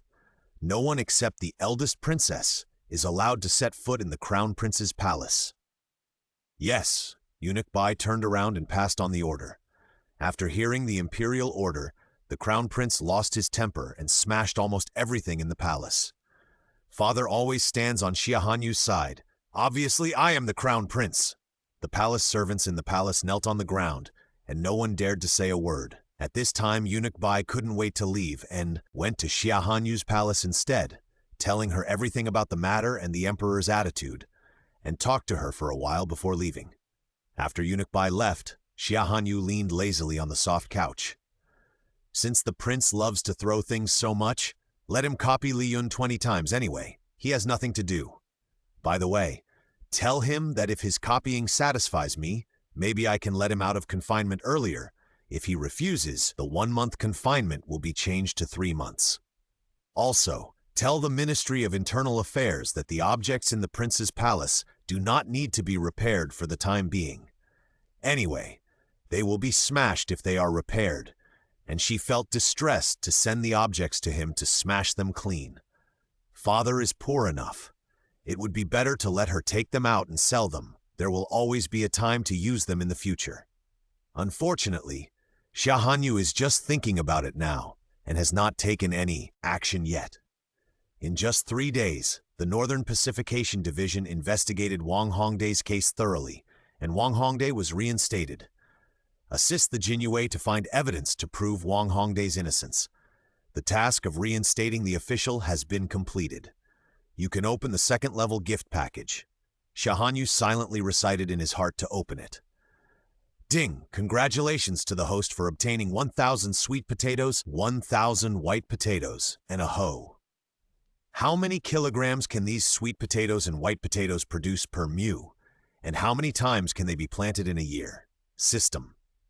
Sweet potatoes can generally be planted 2 to 3 times a year. The yield of sweet potatoes planted in spring is about 7,000 kilograms per mu, and the yield in summer is about 5,000 kilograms. Sweet potatoes like warmth and fear cold and low temperatures will also lead to lower yields. But if planted properly and the soil temperature is suitable, it is not a dream to produce 10,000 kilograms per mu. And the stems and leaves of sweet potatoes are also edible. It's not even mid-July yet, so it's just right to plant them. At this time, Xia Hanyu really wanted to praise Xia Ji for his efficiency 1828, 1.8789.html. System: how long does it usually take for sweet potatoes to mature? About 4 or 5 months. 4 or 5 months, that's not long. But it's not short either. Xia Hanyu was a little anxious after all. If she followed the rules of her previous life, the barbarians would launch a large-scale attack on the border town of Daxia in more than 3 months at most.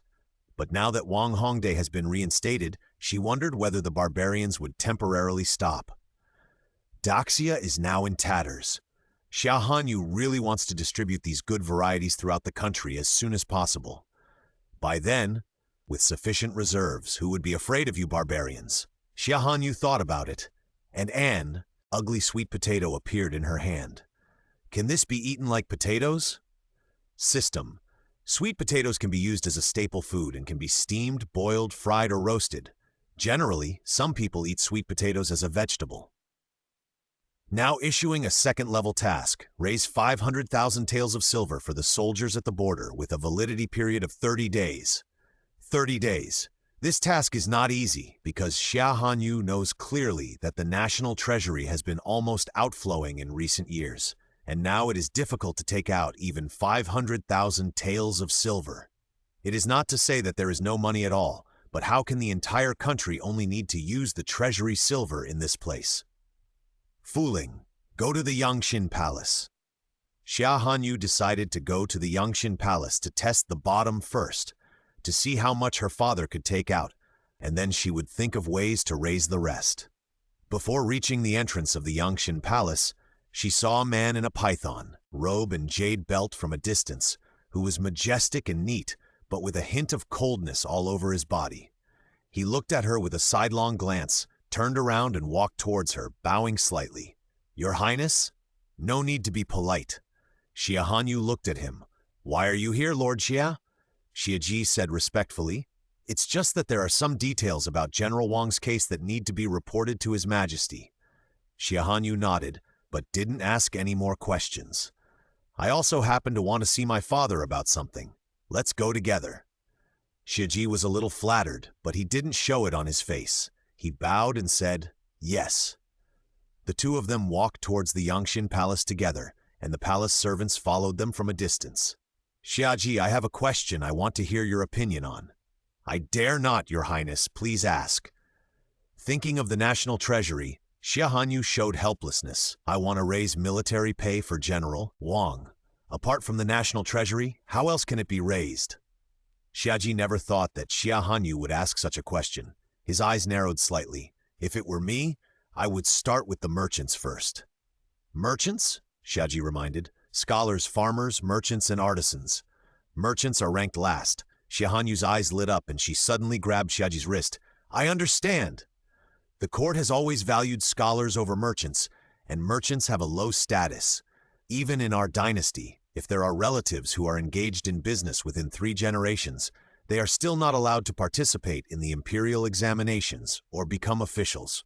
If I ask my father to issue an imperial decree, they will naturally be eager to pay for the sake of future generations." Why didn't she think of it? "Xia Ji, you are so smart." After saying that, Xia Hanyu lifted her skirt and ran towards the Yangshin Palace. Xia Ji looked at her wrist, which still had her own warmth, and her sharp eyebrows moved slightly. Xia Hanyu ran to the Yangshin Palace, adjusted her skirt, and strode in. "Meet the father." The emperor looked up at her like a butterfly and couldn't help but smile. Why are you here to see me now?" Xia Hanyu walked to his desk and asked him, "I want to ask you, father, now that General Wang has been reinstated, will he be going back to the border soon?" The emperor nodded. "Indeed." "Then, father, have you prepared the military pay for General Wang to take in person?" Although General Wang was wrongly accused of embezzling military pay, the embezzlement of military pay is a fact. Has your father never thought about how to compensate the soldiers at the border? 818828190545.html. Xia Hanyu still remembered that in the previous life some soldiers rebelled because they had no military pay, did not have enough food, and there were almost no grains of rice in the rice soup. The soldiers did not die on the battlefield, but were starved to death. How ridiculous! Even the soldiers at the border could not eat enough, So wouldn't the people be even worse? The emperor's eyes gradually darkened. He had never thought that Xia Hanyu would suddenly question him. If it was someone else, he would be dragged out and severely punished. Eunuch Bai looked at her with a worried look on his face. "Oh, my little princess, please stop talking." Xia Hanyu was not afraid of her father at all, because no matter how outsiders said that her father was moody and tyrannical, she knew that his moodiness and tyranny were just to govern the country well, even if the country was already riddled with holes when it came into his hands. For the sake of this country and the people, her father's temples turned white before he was 40. Even though he was cursed, he never cared. She just felt distressed. In the last life, she and the prince were deceived and used by others, and almost became the sharpest blade to punish her father. But in this life, she will definitely help her father achieve prosperity. Thinking of the ending of the last life, Xia Hanyu's heart surged with blood again. It felt like a mountain was pressing on her heart, making her unable to breathe, but she could only continue to suppress herself. After a while, the emperor sighed. "I have thought about what Yu'er said. If there is still money in the treasury, I would have taken it out long ago." Even though he had thought about it long ago, Xia Hanyu was still a little surprised. "Is it true that even hundreds of thousands of taels of silver can't be taken out?" The emperor shook his head. "The treasury has been empty due to natural disasters in recent years. Even the last military pay was forced out by my relatives and relatives." At this time, Xiaji walked in from outside. Eunuch Bai motioned him to keep quiet. He stood aside after a silent salute. "What if my daughter has a way to raise military pay?" Xia Hanyu came back to her senses and immediately said, "Father, I have actually thought about a lot before I came here, but I need an imperial decree from you." "Tell me." Xia Hanyu then told him her plan from beginning to end. The emperor's originally calm eyes became more surprised, as if he had just met his daughter for the first time. "You thought of all this yourself?" Xia Hanyu shook her head, not ready to take credit for it. "In fact, thanks to Lord Xia's reminder. Otherwise, I wouldn't have thought of this method so quickly. Although there have been natural disasters and man-made disasters in recent years, the pockets of merchants must be full. Besides, Father has only given them an opportunity. As for whether they can seize it, it depends on themselves. If their descendants are really capable, for Father, it will be considered that there are more capable ministers. The most important thing is that the court should indeed be replaced with a new batch of blood. What do you think, Father? Not bad?" The emperor nodded with satisfaction, as if he had just met his daughter for the first time. "It's a pity that Yu'er is not a boy. Otherwise, I wouldn't have to worry about no one to inherit the country." No, there were indeed cases of female emperors ascending the throne in the previous dynasty. If the prince is still ignorant in the end, it is not a bad idea to hand over the country to Yu'er. "Thank you for your praise, Father." Xia Hanyu didn't know that her father had already thought of deposing the crown prince and replacing her. She raised her hand to take the 2 lumps of earth from Fu Ling and handed them to the emperor. "Father, please look, these are the good things I got some time ago. As long as they are here, the people and the soldiers at the border can have enough food and clothing. This is also the biggest reason why I came here to ask for military pay today. 8182811543.html. These things, as well as the system in her mind, are now her greatest confidence. Regardless of whether the things are dangerous or not, at least what she has now is real." Xia Hanyu introduced to the emperor, "The rounder ones can be replaced with potatoes, and the longer ones can be replaced with sweet potatoes. Sweet potatoes are divided into sweet potatoes and white potatoes, and the taste is also different." The emperor took the sweet potatoes and potatoes in his hands, full of surprise. "Can these 2 strange things really feed the people?" "Of course. Why don't you let your father try them first?" Xia Hanyu raised her hand. "Fu Ling, call Bangxia and the people from the imperial kitchen in." On the way here, she asked Bangxia to take a few potatoes and sweet potatoes to the imperial kitchen and have them boiled or roasted and sent to the imperial study. They should be here soon. "Yes." Fu Ling bowed and turned to welcome the people in. From a distance, even with the lid closed, the fragrance still began to spread. This smell is really fragrant. Eunuch Bai looked intoxicated. Your Highness, could it be the fragrance of these 2 lumps of earth? Of course. Xia Hanyu nodded, surprised. Never thought there would be such a sweet and greasy fragrance. The potatoes and sweet potatoes were quickly brought to them. The imperial kitchen opened the lid, and the fragrance could no longer be contained and spread out. Eunuch Bai stepped forward to test the poison. And after calling the eunuch who tested the poison to taste it, he cut the 2 items and handed them to the emperor and Xia Hanyu. The emperor took a piece of sweet potato and put it in his mouth.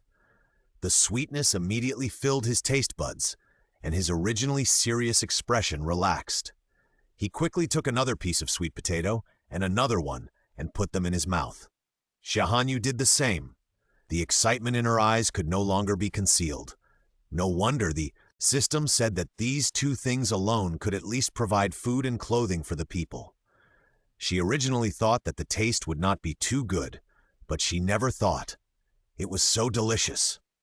The potatoes were fragrant and sticky, and the sweet potatoes were sweet. If the people could eat them quickly, then why would they worry about the riots of the disaster victims? Father, that person also told me that these things can produce 5,000 to 7,000 kilograms per mu. With a click, the emperor dropped the chopsticks in his hand to the ground. You said? What? 7,000 kilograms? Xia Hanyu nodded and said more carefully, sweet potatoes can produce 5,000 to 7,000 kilograms per mu. If the soil is suitable, tens of thousands of kilograms are not impossible. If the soil is not good, it will only be around 3,000 kilograms. Potatoes are roughly the same. The emperor couldn't believe it, and his always majestic face was full of shock. You heir, this is serious! Don't lie to comfort your father. At least 3,000 kilograms. Even if they have good farmland in Xia now, it would be the best if the product can reach 300 kilograms. If Sang really took it with these, why would the people have to be displaced? Of course I take it seriously. Xia Hanyu nodded seriously. I will not deceive my father on this. And I have already planted potatoes in the imperial farm a few days ago, using almost 2 acres of land. After 3 months, the first batch will be mature. At that time, the good seeds will be kept for planting in the spring of the 2nd year, and the rest can be transported to the victims of the disaster or the soldiers in the border town. That's why I brought up the issue of military pay today. Okay. You are worthy of being the child of me and A Yang, and you really solved my urgent needs. Such a divine seed. It is really God bless my great Xia. There is always a way out. The emperor's hand fell heavily on Xia Hanyu's shoulder, his eyes slightly red, which was considered a loss of composure. Bai Jin, bring me my token. Eunuch Bai was startled and quickly handed the token to the emperor. The emperor put the token in Xia Hanyu's hand, his eyes solemn. From today on I will hand over all of this to you. This token means that if I come in person, I can kill first and report later. If there are any blind people who dare to block your way, kill them. I will give you another 5,000 elite soldiers as your private soldiers to protect your safety. Xia Hanyu took it with both hands. Your son, I will obey the emperor's order and will never let my father down. The emperor looked at Xiaji again. Xiaji, I am here. From today on, you will assist the eldest princess and protect her comfort. If anything happens to her, I will bury your entire clan with her. A faint light flashed across Xiaji's lowered eyes. Your servant, I accept the order and thank you. Hanyu led the imperial edict out of the Yangxin Palace. Outside the Yangxin Palace, Xiaji followed Xia Hanyu quietly. Xiaji took 2 steps forward. I'm here. Send people to keep an eye on those officials who have close contact with the master's family. Keep a close eye on them. If they dare to make any moves on these matters, don't be polite. Xia Hanyu would never allow anyone to stand in her way. Xiaji looked at her in surprise, then bowed her head. Yes! 8181813806. East Palace. Get out of the way and let me out, or I'll kill your entire clan. Your Highness, calm down. The eunuchs and maids around knelt on the ground, crawling there, as if their master would turn around and go back. You are all trash. I am the future master of this world. You insist on listening to that evil man Xia Hanyu. Believe it or not, I will kill all 9 of your clans. Kill all 9 of your clans." The cold voice was mixed with sneers. Xia Hanyu walked slowly in front of him, raised her hand and waved, and the guards at the door immediately made way. "His Majesty has decreed that no one except the eldest princess is allowed to enter." Xia Hanyu looked at the ferocious Xia Chengyun in front of her, her eyes full of disappointment. "Xia Chengyun, what else can you do besides killing 9 clans of a person? Now the Emperor asked you to reflect on your mistakes in the East Palace. But you not only did not reflect on yourself, but also dared to threaten people here. It seems that I did something wrong. I just reflect on my mistakes behind closed doors. It's too comfortable for you. Someone, I'm here. Press the prince and follow me out of the palace." After Xia Hanyu finished speaking, she turned around and the 2 eunuchs behind her came forward, one on the left and one on the right, and dragged him away directly. "Xia Hanyu, I'm going to kill you. If you dare to do this to me, the Emperor will not let you go, and the mother will never let you go." Pa! A heavy slap fell on Xia Chengyun's face, and the palace people knelt on the ground instantly. Xia Hanyu looked at Xia Chengyun coldly, with a storm in her eyes that was about to burst. "Xia Chengyun, you recognize the thief as your mother. Aren't you afraid that your mother will not be able to rest in peace in the afterlife?" "What does that have to do with me? She is your mother, not mine. I have never seen my mother since I was a child. She only loved you and never loved me. In my eyes, the imperial concubine is—" Before he finished speaking, Xia Hanyu blocked his mouth and turned away, unwilling to look at him again. Ooh. In front of the palace gate, 2 carriages were already waiting there, one of which was loaded with sweet potatoes that Xia Hanyu had already placed in the woodshed in the palace. She got up and got on the carriage, turned around, and looked down at Xia Chengyun, who was looking pitiful but full of resentment. People who don't even recognize their birth mother are not qualified to ride in a carriage. Go there by yourself. Xia Chengyun's eyes widened in disbelief. Woo woo woo. Xia Hanyu snorted and turned to get into the carriage. Half an hour later, they arrived at the imperial farm. The steward of the imperial farm soon came out to greet them. "Greetings to Her Royal Highness Princess. May your highness be safe." Xia Hanyu walked out of the carriage. "The seeds are in the back. Have someone bring them down. Although the varieties are different, the planting methods are similar." Yes, the steward's eyes were excited. He didn't even notice the prince who had already wilted on the side. He took people to the carriage in the back.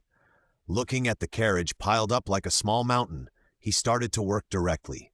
Her Royal Highness once said that with natural disasters raging today, the people are living in dire straits and have become refugees. They are even forced to become bandits and eat their own children.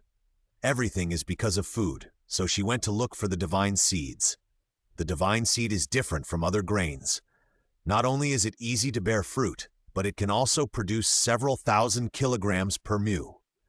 If they plant it properly, it is not impossible to produce tens of thousands of kilograms. In this way, the people of the whole country can have enough food, and his parents and children who are far away from home will no longer be afraid of being hungry. At first, everyone didn't believe this, but the steward was willing to believe it. If Her Royal Highness the Princess was deceiving them, why would she personally deliver the divine seed to them and teach them how to plant it?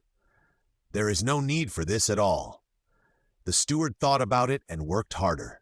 With a satisfied smile on his face, he shouted, "Xiaoxi, go and call those who are not very busy to help, although they are all about 2,000 kilograms. These sweet potatoes look much bigger. At first glance, they are planted in particularly fertile soil. The sooner they are moved over and planted, the sooner they can mature." Okay, Xiaoxi heard it and ran away. After a while, he saw a lot of people coming, and soon they all moved away. He believed that Her Highness must have paid a great price to obtain these divine seeds, and they must not let her down. 81-81828-913767.html. The steward led his men to move all the fine seeds quickly. "Your Highness, I'll go down and get busy first." With so many divine seeds, he had to keep a close eye on them and not let anyone steal them. Xia Hanyu didn't say anything, but raised her hand and asked the 2 eunuchs to bring Xia Chengyun over immediately. "Steward, I'm handing him over to you. He will do whatever the tenants do. You can be an extra helper." As for whether it was a real helper or not, she didn't care. The steward looked up and saw the majestic man in the python robe. His knees softened and he knelt down in fear. "Your Highness, I dare not." "How dare he send His Highness the Crown Prince?" "You don't have to be afraid. Since my father has given me the task of managing him, and they agree with my method, you just need to do it," Xia Hanyu said as she pulled out the thing in his mouth and took out the token. "Everyone listen to my order. From today on, there is no His Royal Highness the Crown Prince here. None of you are allowed to pretend to obey me. If I knew who dared to help him, I believe you would not want to go into the Jinyue's cell." Everyone was frightened and fell to their knees. "Your servants will obey the imperial edict."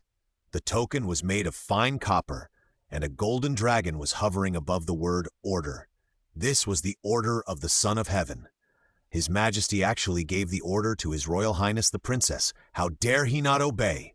"Take him away." Chengjin was dragged away and changed into the coarse linen clothes of a tenant. "Xia Hanyu, you dare to treat me like this. Sooner or later, I will kill you! Kill you!" Xia Hanyu just looked at his embarrassed appearance coldly. "You have to have the ability to kill me." Her only biological brother treated her like an enemy, calling for her to be beaten and killed. How could she not be sad? Xia Hanyu closed her eyes. "Bangsha, I'm here. From today on, you will stay in the imperial farm to watch over the prince for me. If he is disobedient, he will be punished according to the family rules."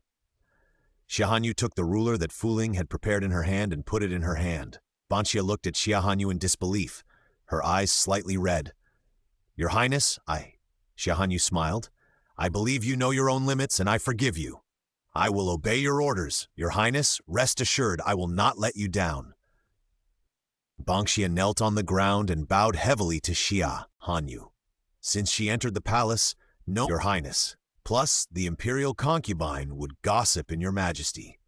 Xia Hanyu didn't care much. "It doesn't matter. My father has issued an imperial decree before. During the period of Prince's reflection, only I can enter the East Palace.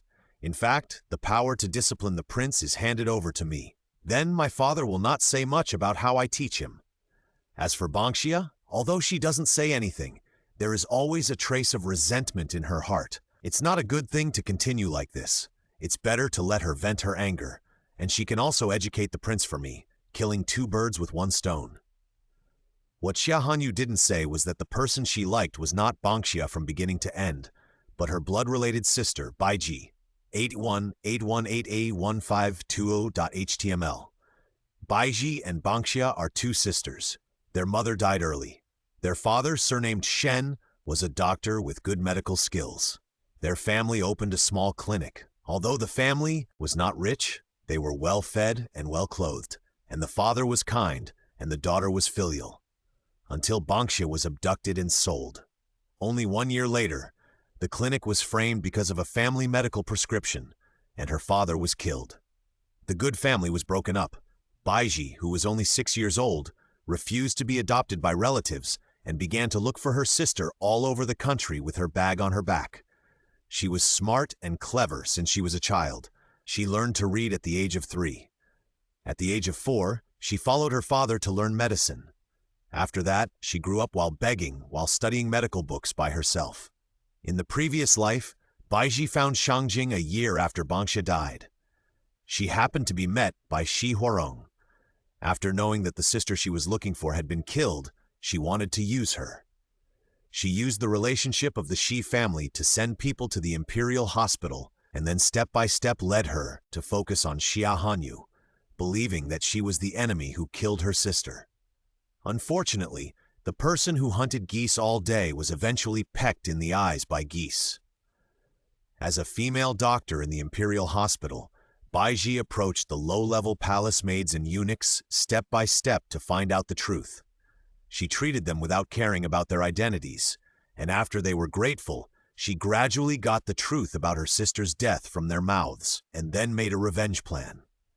Shi Huarong and Shi Qingjun almost died in her hands. One could not conceive for life, and the other could only take soup medicine for the rest of her life. If the imperial physician had not happened to be in Gangquan Palace at that time, Shi Qingjun's life would have been ruined long ago. When Xia Hanyu heard this in her previous life, she had a good impression of this girl and wanted to save her life, but it was too late when she arrived. She believed that as long as she was willing, she would definitely be one of her best helpers. Moreover, Xia Hanyu had sent secret guards to introduce her to Shangjing. She believed that with her intelligence, it would not take long for them to see each other. Fu Ling nodded. "So that's how it is. Your Highness is really smart. I would never have thought of that." Xia Hanyu reached out and touched her head. "It's okay. My Fu Ling just needs to be happy and stay with me all her life. She doesn't have to be too smart. Fu Ling has been with your Highness since she was a child. Naturally, she has to stay with you all her life until she dies. No one can separate her from your Highness." Hearing her words, Xia Hanyu's eyes softened a little, but soon a trace of cruelty flashed across them, and she smiled. "Okay, I'll let you stay with me, and I'll stay with you even after I get married." "Your Highness." Fu Ling turned away shyly. "I won't marry." Seeing the spring in her eyes, Xia Hanyu couldn't help but want to tease her. "It seems that our Fu Ling has someone she likes. Tell me who it is and I will arrange a marriage for you." "Oh, I won't tell His Highness." After saying that, she ran out of the car and sat down. A person's face popped up in her mind, and her pretty face flushed. Sir, look, this sweet potato has to be cut into pieces like this." Her Highness the Princess said that a small piece can produce a bunch of small sweet potatoes. The steward originally wanted to call him the prince, but thinking of what Xia Hanyu just said, he changed it to master. He handed the kitchen knife to him. "Why don't you try it first, sir? If you bend your fingers like this, it won't be easy to cut yourself." Seeing that he was unwilling to extend his hand, Bangxia took 2 steps forward. Before she could speak, she saw Xia Chengyun quickly took the kitchen knife and then carefully cut it according to the instructions of the steward. The pain in the palm of his hand reminded him that she really dared to hit him. Xia Chengjun looked aggrieved, and he had already cursed Xia Hanyu countless times in his heart. He is the prince, the future emperor, and she dared to let a slave to hit her. When he finds a chance to see his father, he will let his father make the decision for him. Off topic. The name of Baiji was changed to Baiji, and I found that it was a bit similar to the male protagonist. 81, 81828, Tain 175897. Hiss! Xia Chengyun was multitasking and suddenly felt a sharp pain in his finger. He looked down and saw the blood gushing out. His eyes rolled and he fainted. Young master. The steward looked at Bangxia in panic. Bangxia never thought that such a thing would happen and hurried out to find Xia Hanyu. "Your Highness, the Crown Prince fainted after being cut by a kitchen knife." "Is it serious?" Xia Hanyu was eating snacks inside at the moment. Hearing Bangxia's report, he was not worried at all and asked casually. Bangxia recalled the wound. "It's just a small cut, but the Crown Prince may be a little dizzy." The Crown Prince of a country is afraid of blood. Bangxia couldn't help but despise him. Then a medicine bottle was thrown out of the carriage. "Apply medicine and bandage him, wake him up, and continue." Bangxia didn't expect Xia Hanyu to be so cruel, and after saying yes, she picked up the medicine bottle and ran back. The prince is still the prince after all, and if something happens, His Majesty will not blame the princess. But even if His Highness protects them, they, the servants, may not be able to escape. Fu Ling was a little worried. "Your Highness, can I go over and take a look?" "Yes," Xia Hanyu responded indifferently. She was waiting for him to cause trouble here on purpose, and now trouble has come. But it's okay. Blood, he won't faint after seeing it a few more times. And for a man, a few more wounds on his body is not a big deal. About a quarter of an hour later, Fu Ling ran back. "Don't worry, Your Highness. The kitchen knife is a bit blunt. The wound of His Highness the Crown Prince is not deep. It's just that the blood looked scary at the beginning. After all, His Highness the Crown Prince is a noble and has a different status. If it were another tenant, he would just use his mouth to stop the bleeding and continue working." Xia Hanyu guessed so, and handed out the medicine box in the carriage. "You send the medicine box to Bangxia, and send someone back to the palace to get it after it's used up." "Yes." Fu Ling knew that her own prince was just being stubborn, but in fact, he still cared about the prince. It was a pity that the prince always hurt Her Highness's heart. She thought about picking up the medicine box and running back. At this time, there was a startled sound of horses behind him. A man quickly got off the horse and came to the side of the carriage. He knelt on one knee and stuck the knife in his hand into the ground. "Your servant Xia pays homage to Her Highness the Princess." Xia Hanyu lifted the curtain of the carriage, but was a little surprised that he would appear here. "What's the matter with you, Lord Xia?"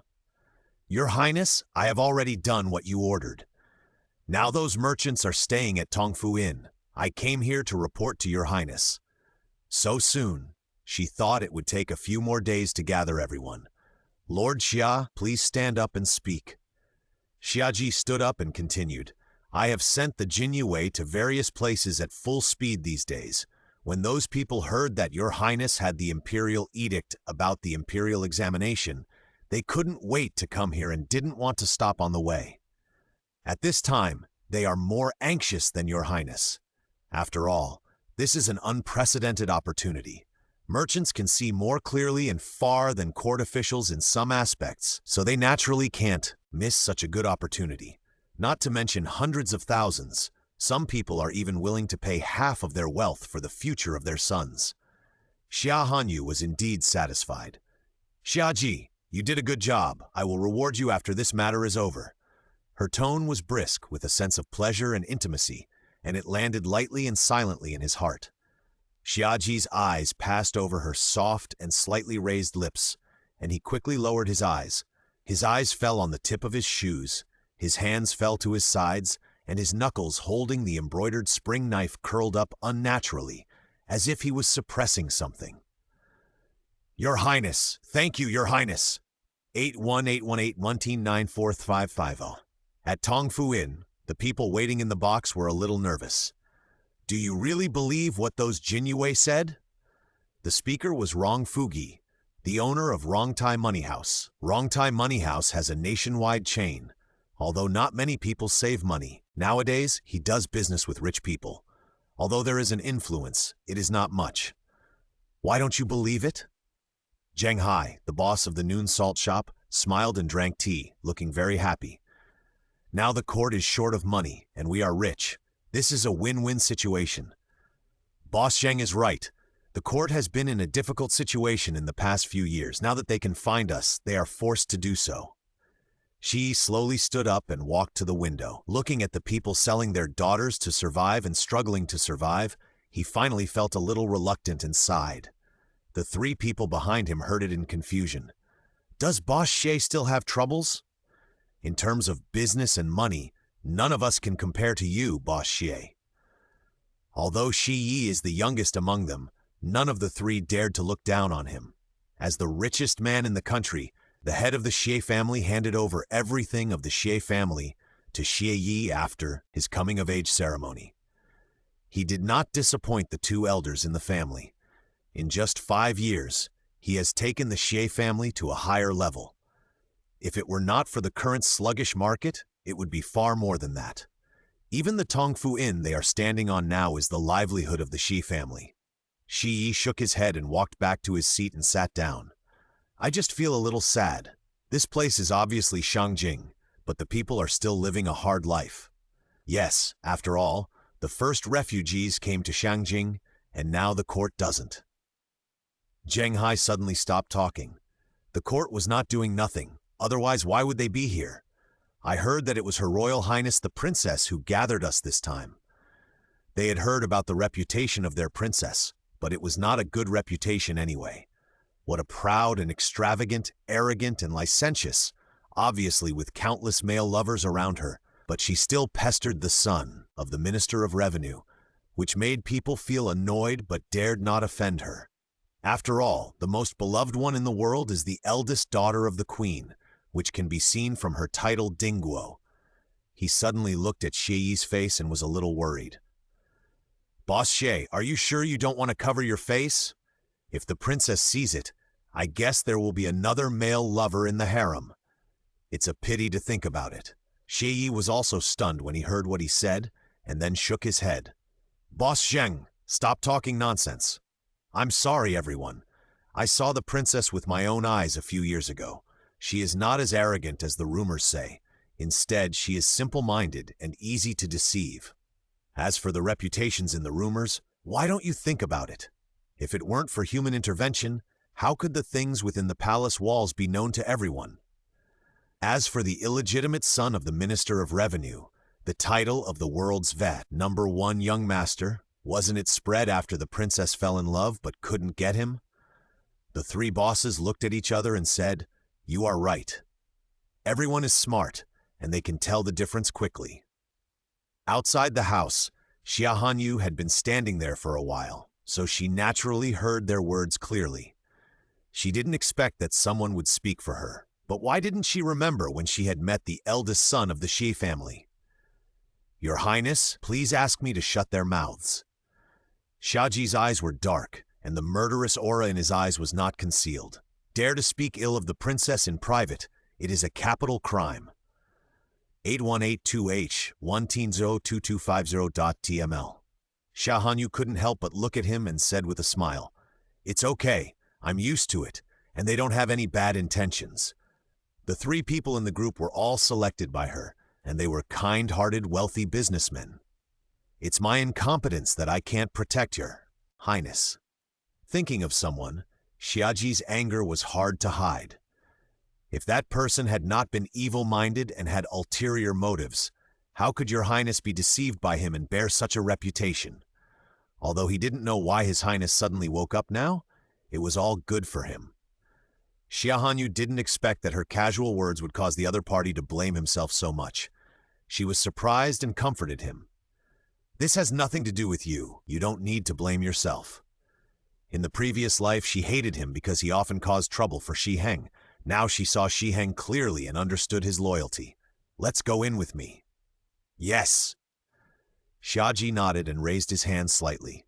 The Jinyue beside him hurriedly pushed the door open, and the voices inside stopped. Rong Fugi looked at Xie Yi with a guilty conscience and whispered, "Isn't what I just said heard by Her Royal Highness the Princess?" Thinking of this, he couldn't help but feel weak in his legs and lowered his head in fear. Shi smiled but didn't speak. His posture was handsome, like a bamboo. His warm and cold eyes fell on the beautiful woman who was like a painting. Then he bowed his head slightly and knelt respectfully. "I am Shi. I pay my respects to Her Royal Highness the Princess." Rong Fugi and Zheng Hai also bent their knees and knelt on the ground with a plop, sweating with guilt. "Get up." "Thank you, Your Highness." The three stood up, but only Xie Yi remained elegant. "Please take a seat, all three of you." Xia Hanyu walked to the side and sat down, her manner noble and elegant. Xie Yi hesitated for a moment, then sat down opposite her, and the other two quickly followed, though a little nervous. Xia Hanyu smiled. "Xieji, you sit too." "Yes." Shiji nodded and sat on the right side of Xia Hanyu with a protective attitude, his sharp eyes dark, coldly falling on Xie Yi.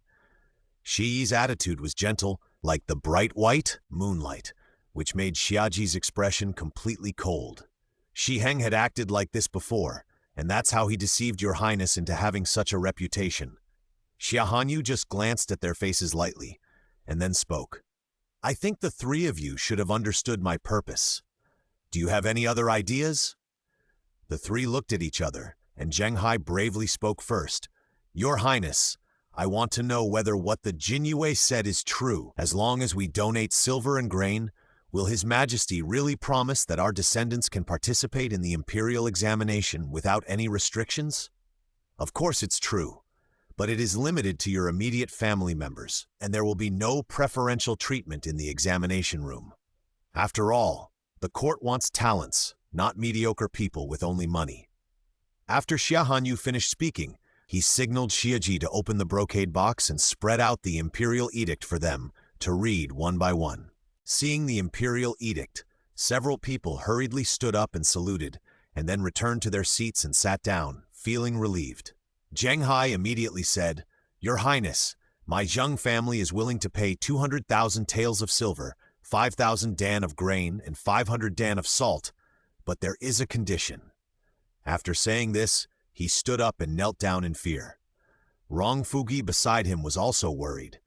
Xia Hanyu was not angry. "You tell me first." I hope that my children and grandchildren will be treated fairly when they take the imperial examinations in the future. Your Highness, you must know that people like us who do business have always been looked down upon.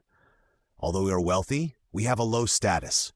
So I am afraid that if my children take the imperial examinations one day, they will be targeted and manipulated. This is indeed possible. At that time, I will let Xiaji arrange for the Jinyue to keep an eye on them, but only your children and grandchildren will be limited to 2 generations. This is because he is so generous. When the time comes, I will ask my father to give you a copy of the imperial edict. This is the certificate for your descendants to participate in the imperial examinations in the future.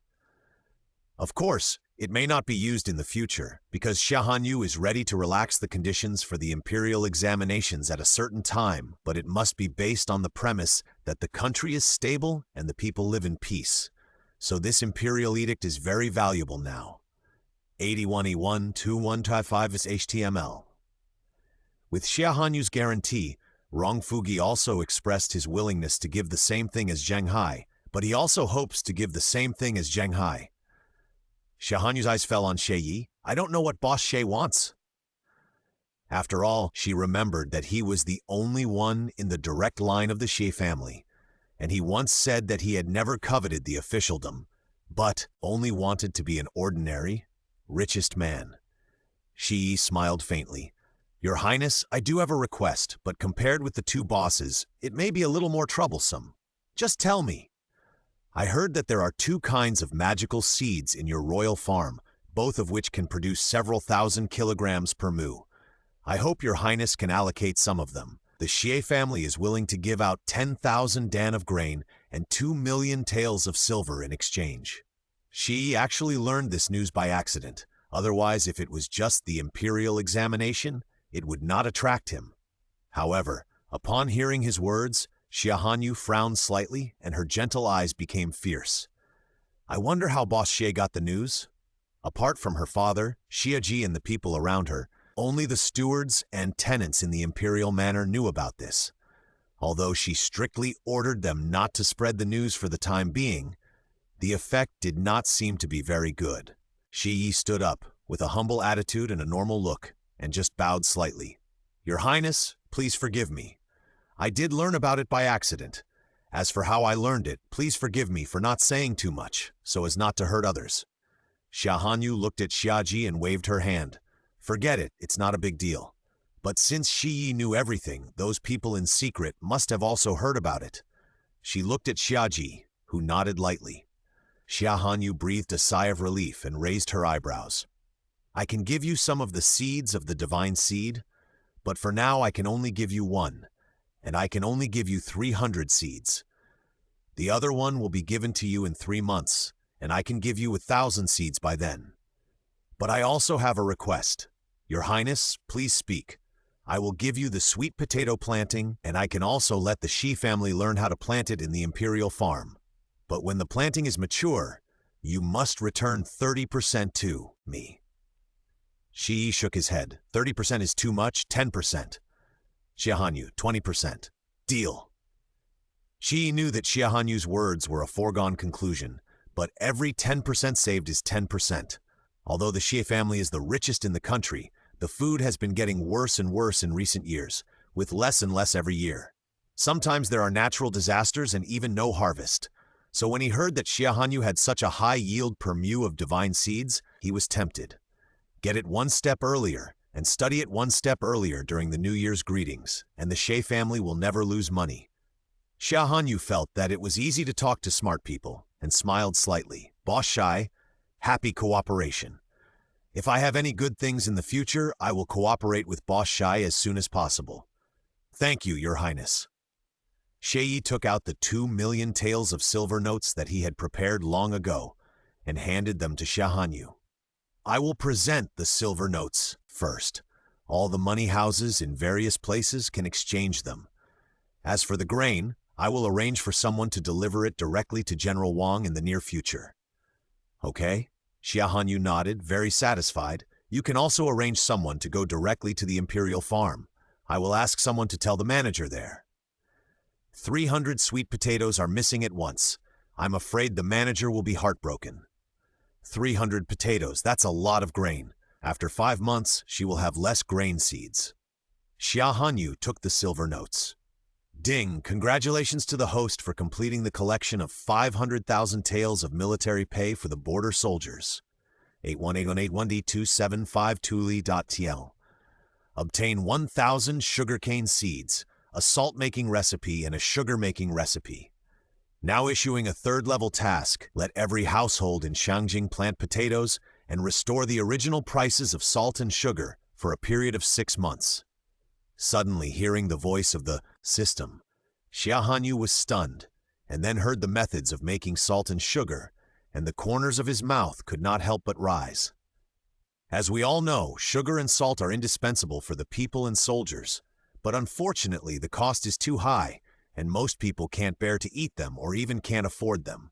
The price of salt in Daxia is now 500 wen silver per dough, and there is a saying among the people, 3 dan of rice and 1 jin of salt, which shows how expensive salt is. Salt, like rice, is a daily necessity. Although it is expensive, most people know that not eating salt is bad for the body, and in serious cases, it is impossible to work in daily life. Therefore, no matter how difficult it is, they will buy some salt to save it. Sugar is not necessary, so only the nobles are willing to buy it for consumption. Seeing her smile, Shi thought she was smiling because of what she just said. The two sides cooperated happily, and the arc naturally rose a little. Your Highness, please rest assured. I will also ask someone to bring gifts when the time comes, so that the steward will not feel that he has suffered too much. Xia Hanyu came back to her senses, remembered what she had just said, and shook her head. It's okay. I was just joking, Boss Xie. Don't worry. After speaking, she stood up. It's getting late, so I won't bother you today. As for the grain and silver that the two bosses mentioned, you can send them directly to the Ministry of Revenue for registration. It won't be long before the imperial edict will be delivered to your homes. Xiaji, the rest of the matters will be in your hands. I have something else to do, so I have to go back to the palace first. After saying this, Xia Hanyu turned around impatiently, thinking about what she had just obtained. As soon as she got on the carriage, she hurriedly opened the system backpack, took out the 2 prescriptions, and looked at them carefully. The prescription actually came with a clear picture, and the salt on it was as fine as sand and as white as snow. System, can this salt really be so fine and white as long as it is made according to this recipe? Not only that, it even contains a method to make poisonous salt into non-toxic fine salt. In Xia Hanyu's eyes at this time, this prescription is priceless. Although Daxia is not short of salt now, the price has always been high, which is a far cry from the 25 coins per bucket during the reign of Emperor Shengzu. In fact, some salt mines were found and mined before, and many people died at that time. Since her grandfather's time, every time such salt mines were mined, they would be sealed to prevent the people from accidentally eating it, or being used by some unscrupulous private salt dealers to sell it on the market at a low price. The mechanical voice of the system. That's natural. In some dimensions with more advanced civilizations, the price of salt is so low that you can't imagine. People in that world never worry about whether they can have enough food. The rice there can produce several thousand kilograms per mu, and they have even invented rice that can be grown in the desert. The rice is taller than people, and people can enjoy the cool under the rice. Xia Hanyu's breath was choked, and she felt that she had been stimulated too much today. But what she cared about more at this time was, I wonder when I can achieve this rice yield of several thousand caddies per mu. Nowadays, the rice yield per mu of Xia country is considered a good year if it exceeds 300 caddies. Now there are natural disasters everywhere, and the yield per mu in many places is even less than 200 caddies. If she can have a rice yield of several thousand caddies per mu, or even planted in the desert, the people of Xia country will not have to worry about wandering around for their livelihood. System, Master, don't worry, it will be soon. How soon is soon? Soon. I suspect you are perfunctory to me, and I have evidence. She was about to say something, but the horse in front suddenly went crazy, roared, and rushed out. 8182535778 Your Highness, be careful. Fu Ling rushed over and wanted to protect her. She grabbed both sides of the carriage with both hands and used her body to protect Xia Hanyu tightly. Xia Hanyu's hand grasped the seat tightly, and with the other hand, she held Fu Ling steady to prevent her from being thrown out of the carriage. Her face was dark, and a memory quickly came to her mind. In the previous life, it was the Qiqiao festival. It was still such a chaotic scene, with the horse suddenly becoming irritable and Fu Ling who was protecting herself wholeheartedly. Everything was so familiar and disgusting. That time, when she was almost desperate, the carriage stopped, and Xi Heng lifted the curtain and stood there looking at her embarrassed self. At that moment, a halo fell on him, and in her eyes he was like a god descending. It was also from that time that her admiration for Xi Heng turned into infatuation. No matter what he said, she would believe it unconditionally, even if she heard rumors outside that she was going to force him to marry her because Xi Heng saved her and had physical contact with her. She still didn't care. But all of this was just his conspiracy. In his previous life, after he got everything he wanted, the most smug and disgusting smile appeared on his face, which had always been gentle and kind. He told himself that in order to gain her unconditional trust, he bribed the groom of the princess's mansion to deliberately prick the horse with a fine needle at a specific location, and then jumped off the carriage. At that time, he could save her as a hero. What's more, all the rumors among the people were spread by him, because only in this way could he appear in front of everyone with the best attitude, step by step, and seize the kingdom of her Xia family. In his eyes, those innocent people and loyal ministers who sacrificed were just ants, just like her. They were all stepping stones for him to ascend the throne. She was so stupid in her previous life. She really believed his sincerity, believed that the rumors he said would stop at the wise, and believed everything he could show her. Xia Hanyu's eyes flashed with cruelty, and her eyes turned red. System, I don't want to be saved by him, and I don't want to fulfill his conspiracy. Can you save me? If not, I would rather jump off the carriage and break my hands and feet and never live in such humiliation.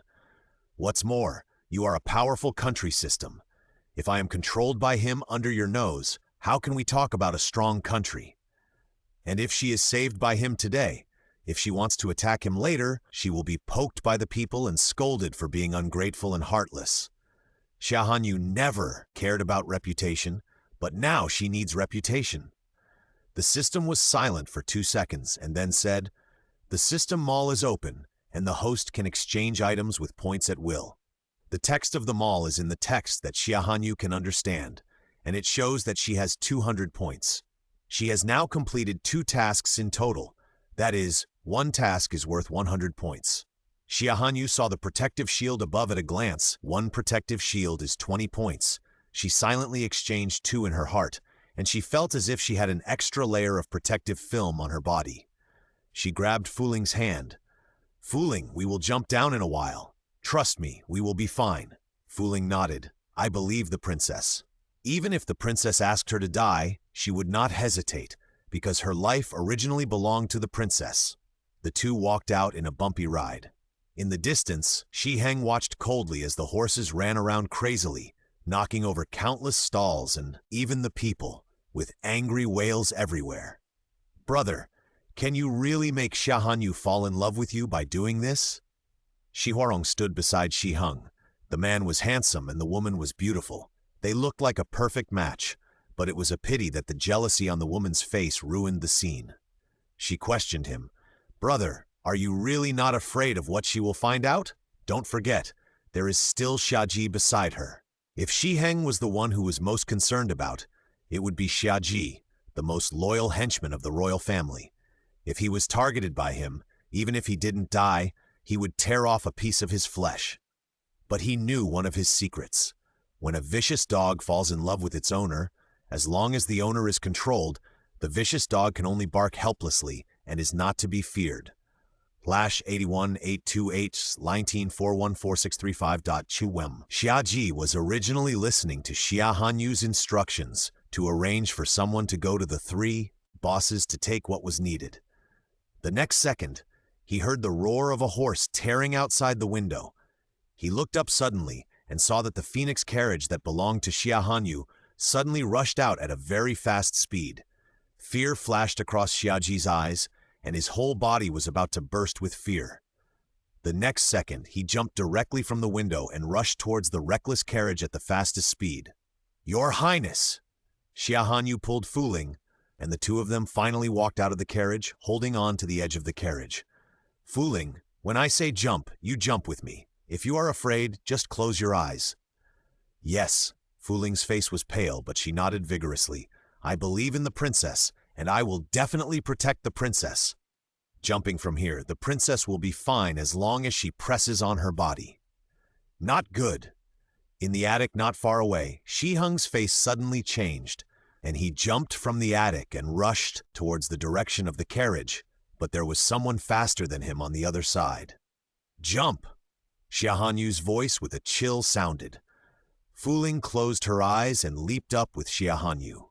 She stretched out her hands to hug Xia Hanyu, but before she could, she fell heavily to the ground, rolled several times, and hit the shelf next to her, causing the goods on the shelf to fall to the ground. Xia Hanyu thought she would fall to the ground, but she felt surrounded by a warm embrace. The other person desperately protected her head. After they rolled on the ground for several times, he still protected her in his arms. She heard the other person's muffled groan of pain. She still failed. A touch of despair suddenly surged in Xia Hanyu's heart. She bit her lips tightly. A strong smell of rust filled her mouth, making her even unwilling to open her eyes to face everything at this time. "Your Highness, are you okay?" Xiaji's terrified voice sounded, and the fear in his eyes had not yet dissipated. He stared at her intently. Hearing the familiar voice, Xia Hanyu's heart trembled, and she tilted her head slightly and spoke in a hoarse voice. Xiaji? Don't be afraid, Your Highness. I'm here." After saying that, Xia Hanyu slowly opened her eyes and met his trembling eyes. Her eyes suddenly turned red. "Xiaji, it's really you. She really succeeded." Xia Hanyu's hands tightly grasped his clothes and tears fell unconsciously. She looked at him with tears of joy. Xiaji looked at the blood on her lips and felt a dull pain in his heart. He thought she was frightened by what had just happened. He hesitated for a moment and patted her back carefully with one hand, with suppressed helplessness. "No, it's okay, Your Highness. It's okay now." This was the first time he saw the eldest princess in such an embarrassed state.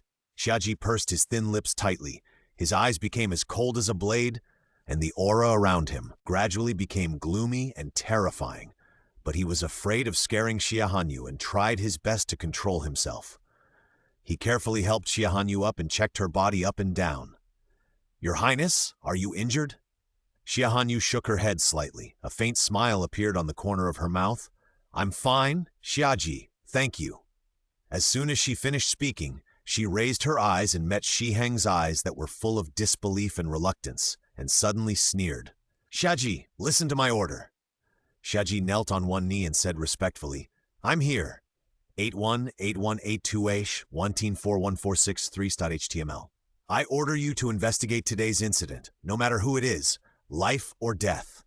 She believed that Xiaji would not let her down. "I obey your order." Xiaji stood up, his black eyes narrowed slightly, and his gaze with bone-chilling coldness fell on Shi Heng. His thin lips suddenly curled up slightly, and the scene suddenly became extremely sinister. I wonder why Master Shi Heng appeared in this place?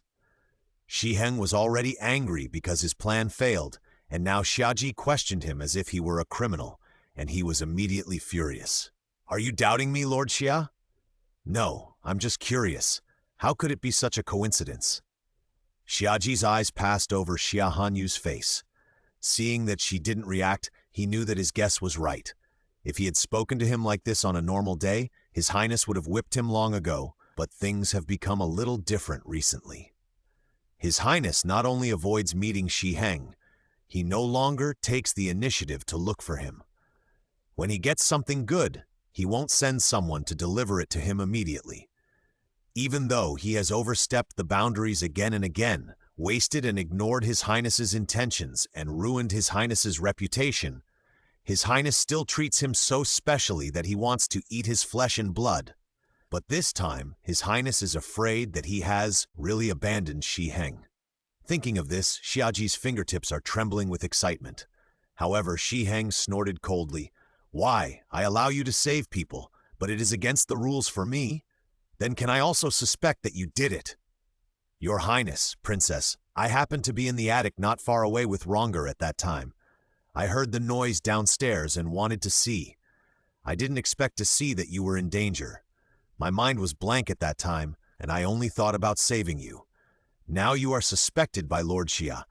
It really wronged my sincere heart."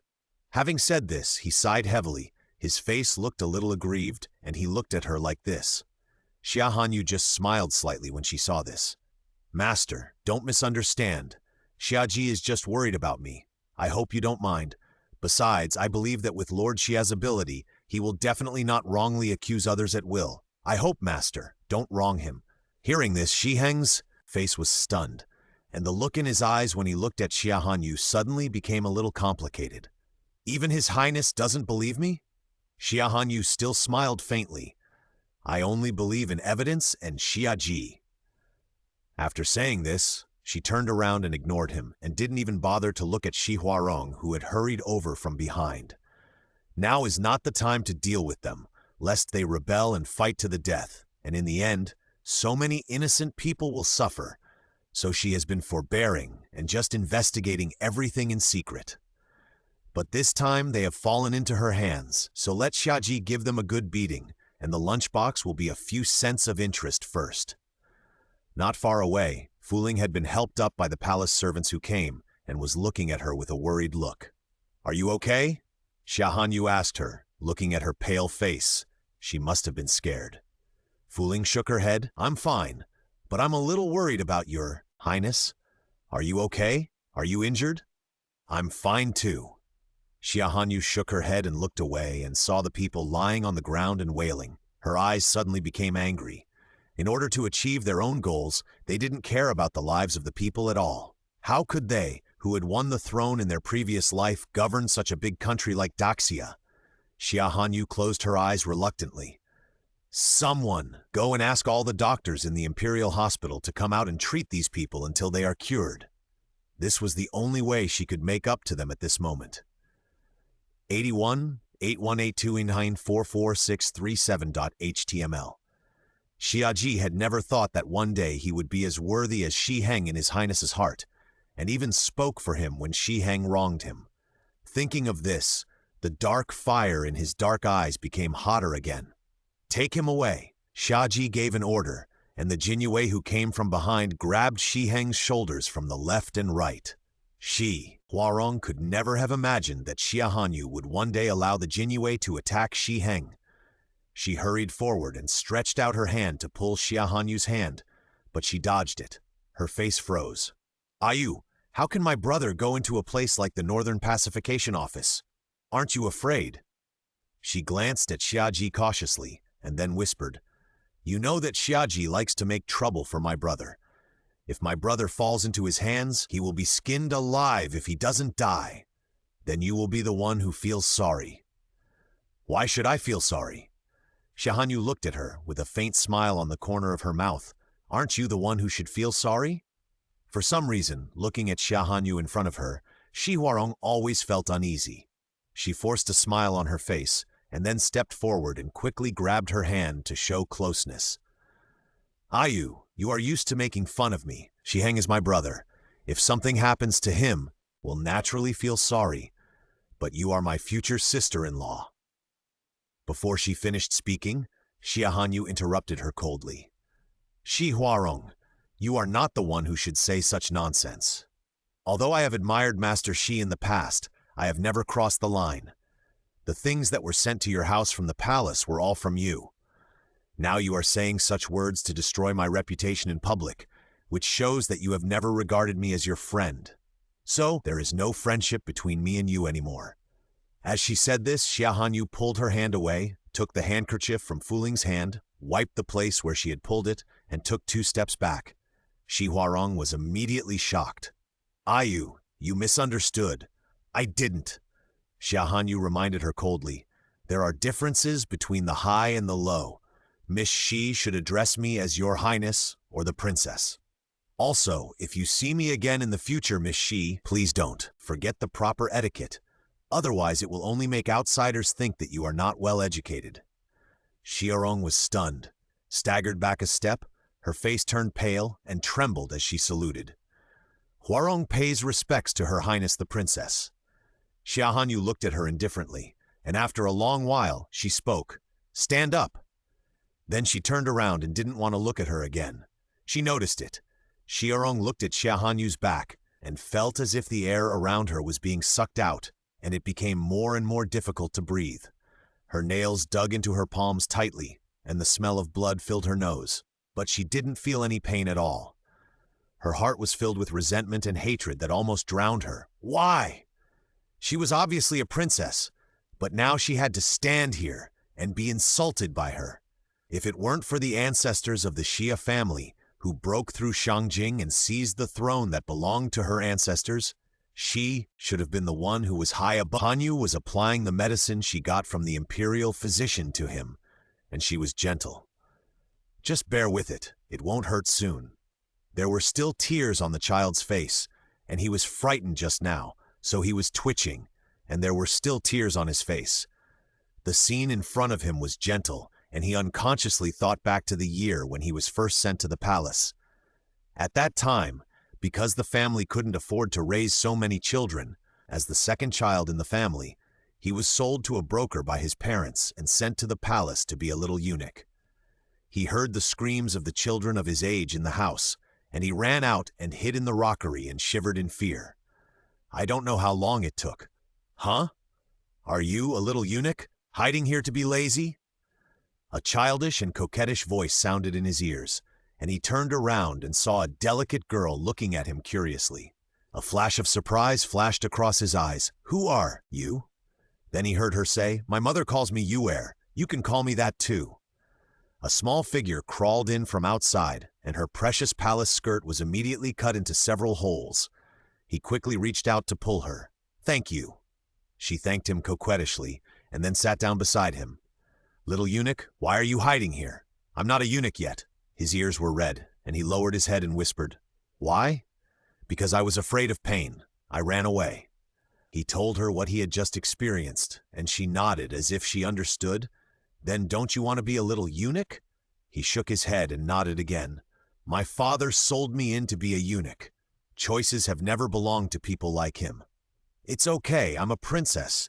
If you don't want to, I'll ask my father to let you be a guard. This way you can stay in the palace in the future. If I'm bored, I can find you to play in the rockery again. He nodded. They stayed in the rockery for a long time until it was dark. Waves of people came outside, anxiously calling for the little prince, and then he was taken back to Kuning Palace by her. There he ate the most delicious food in the world and met the most gentle woman in the world. He saw his little princess acting like a spoiled child to the majestic man. She said she wanted to take him in as a guard and asked him to protect her. If he didn't agree, she would cheat. At that moment, he showed his first smile since entering the palace, because he knew that he didn't have to be a eunuch anymore. Later, he was sent to a training base by a white-faced and beardless man. It was a place dedicated to training royal secret guards. It was very hard there, and the strong preyed on the weak. She was the only reason for him to stick to it, because he promised to be her guard in the future. After a few years, he left the base with the best results, was given the name Xia Ji, became a captain of the Jinyue, and became the sharpest knife in the hands of His Majesty. But when he saw her again, there was another person beside her. She smiled at him so beautifully, and that smile once belonged to him alone. At that moment, he wanted to kill her. 818128 1941438.html. Thinking back, Xia Ji squatted down beside Xia Hanyu and took the medicine from her hand. Your Highness, I'll be fine. Xia Hanyu squatted for a long time, and her legs were indeed a little numb, so she handed it to him. The child was gently applied with medicine by the beautiful big sister, but suddenly changed to an icy face. He was still wearing the flying fish suit that his mother always used to scare children. Thinking of his mother saying that if he didn't behave, he would be caught by the Jinyue and locked up, He was so scared that he burst into tears. Black face. The child cried even harder with snot and tears all over his face. Xia Hanyu burst into laughter, his shoulders shrugged, his smile was bright, and he was obviously happy. Xiaji, you really don't please children at all. The child's mother looked a little bitter and hurriedly said, My dear, my child is shy. If not, I'll do it myself. Xiaji handed her the external injury medicine expressionlessly, and then replied to Xia Hanyu's words just now. The Jinyue doesn't need children to like it. Besides, he didn't care about anything except her happiness. But Xiaji knew in his heart that the person she liked was a man like Shi Heng, who was full of knowledge. Even if she disliked him now, there would always be others. Thinking of this, his heart seemed to be stirred by a sharp object, and after the pain, only numbness remained. Xia Hanyu didn't know what he was thinking at this time, and slowly stood up, but because of squatting for a long time, her feet staggered when she stood up, and before she fell, she was grabbed by a pair of big hands. Your Highness, please forgive me. Shiji quickly let go of Xia Hanyu and then apologized. He had long been accustomed to using indifference and alienation to cover up his inner madness and passion. Fuling, who was standing by, saw this and hurried forward to support Xia Hanyu. Your Highness, take a rest. We can handle these things. Xia Hanyu smiled lightly, and just when she turned around, she saw a familiar face. She was surprised. She didn't expect that she would come to her in just a few days. She had seen her twice in her previous life, so she naturally recognized her at a glance. Fuling saw that she had been looking in one direction, and immediately looked over and saw a beautiful figure who had been busying around beside the imperial physician. Your Highness, it was that girl who saved the child just now. The other party seemed to have also felt Xia Hanyu's gaze. After turning around and looking at her, she walked towards them and saluted her respectfully. My humble daughter Baiji greets the eldest princess and wishes her well. Miss Baiji, please don't be polite. Xia Hanyu extended her hand and made a false gesture. It is I who should thank you. If that child died because of me, I would also feel uneasy. Baiji did not expect Xia Hanyu to be different from the rumors. She was polite, kind, and even cared about the lives of the people. This could be seen from the fact that she immediately asked someone to find a royal doctor to heal the people after she was safe. In this world, nobles have always treated the people as straw dogs, beating and killing them at will. The eldest princess was so high and mighty, but she was really different from them. Baiji suddenly had an idea in her mind. Your Highness, I have something to ask of you. She suddenly knelt down. Xia Hanyu naturally knew her purpose and looked at her with a smile. You helped me, so it's natural for me to repay you once. Just say it. Baiji knew that she had made the right bet and hurriedly said, I have a sister who was lost when she was a child. I heard that she is now in the palace. I hope your Highness can help me find her. As long as you can find her, your Highness will ask me to do anything. She was originally still thinking about how she could enter the palace to find her sister, but she didn't expect that everything was so coincidental. I wonder what your sister's name is? Your Highness, her name is Banxia. 8181828194144639. Bananxia. Fuling on the side was surprised.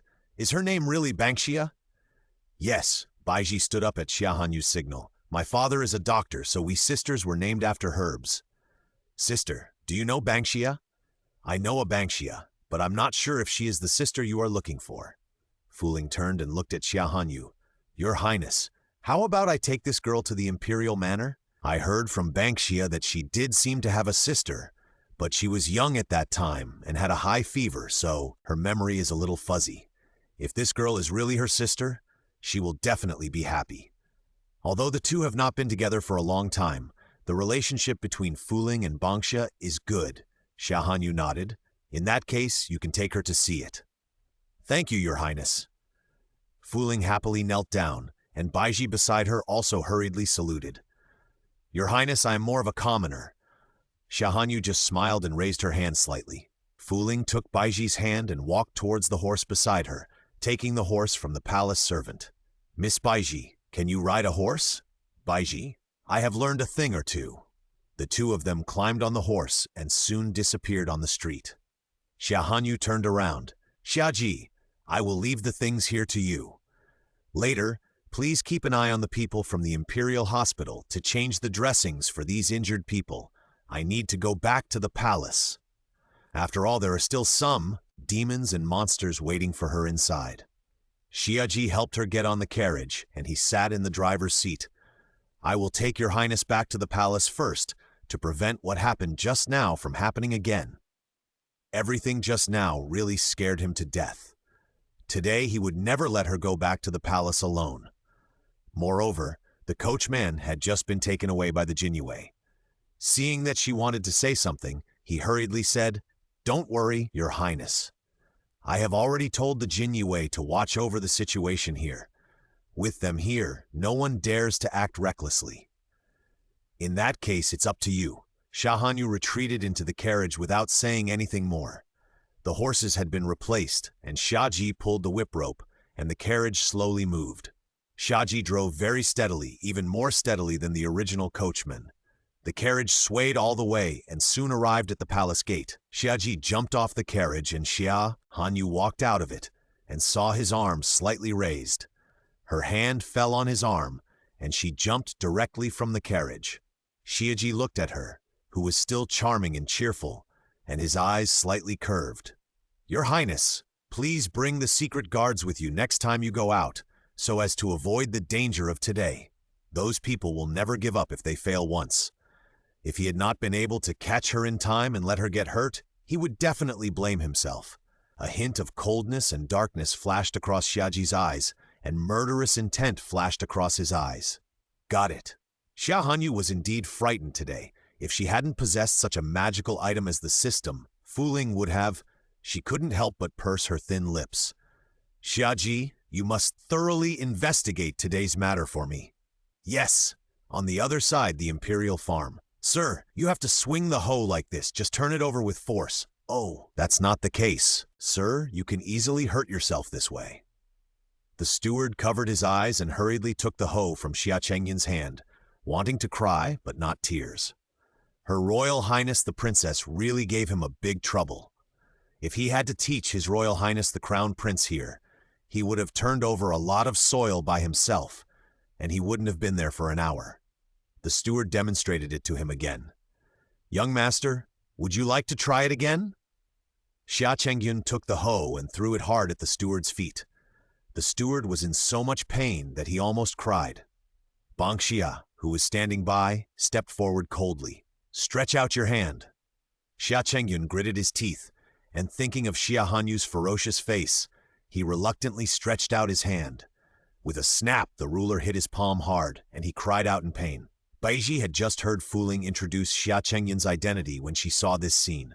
Her calves suddenly went weak. If she hadn't been supported, she would have almost fallen to the ground.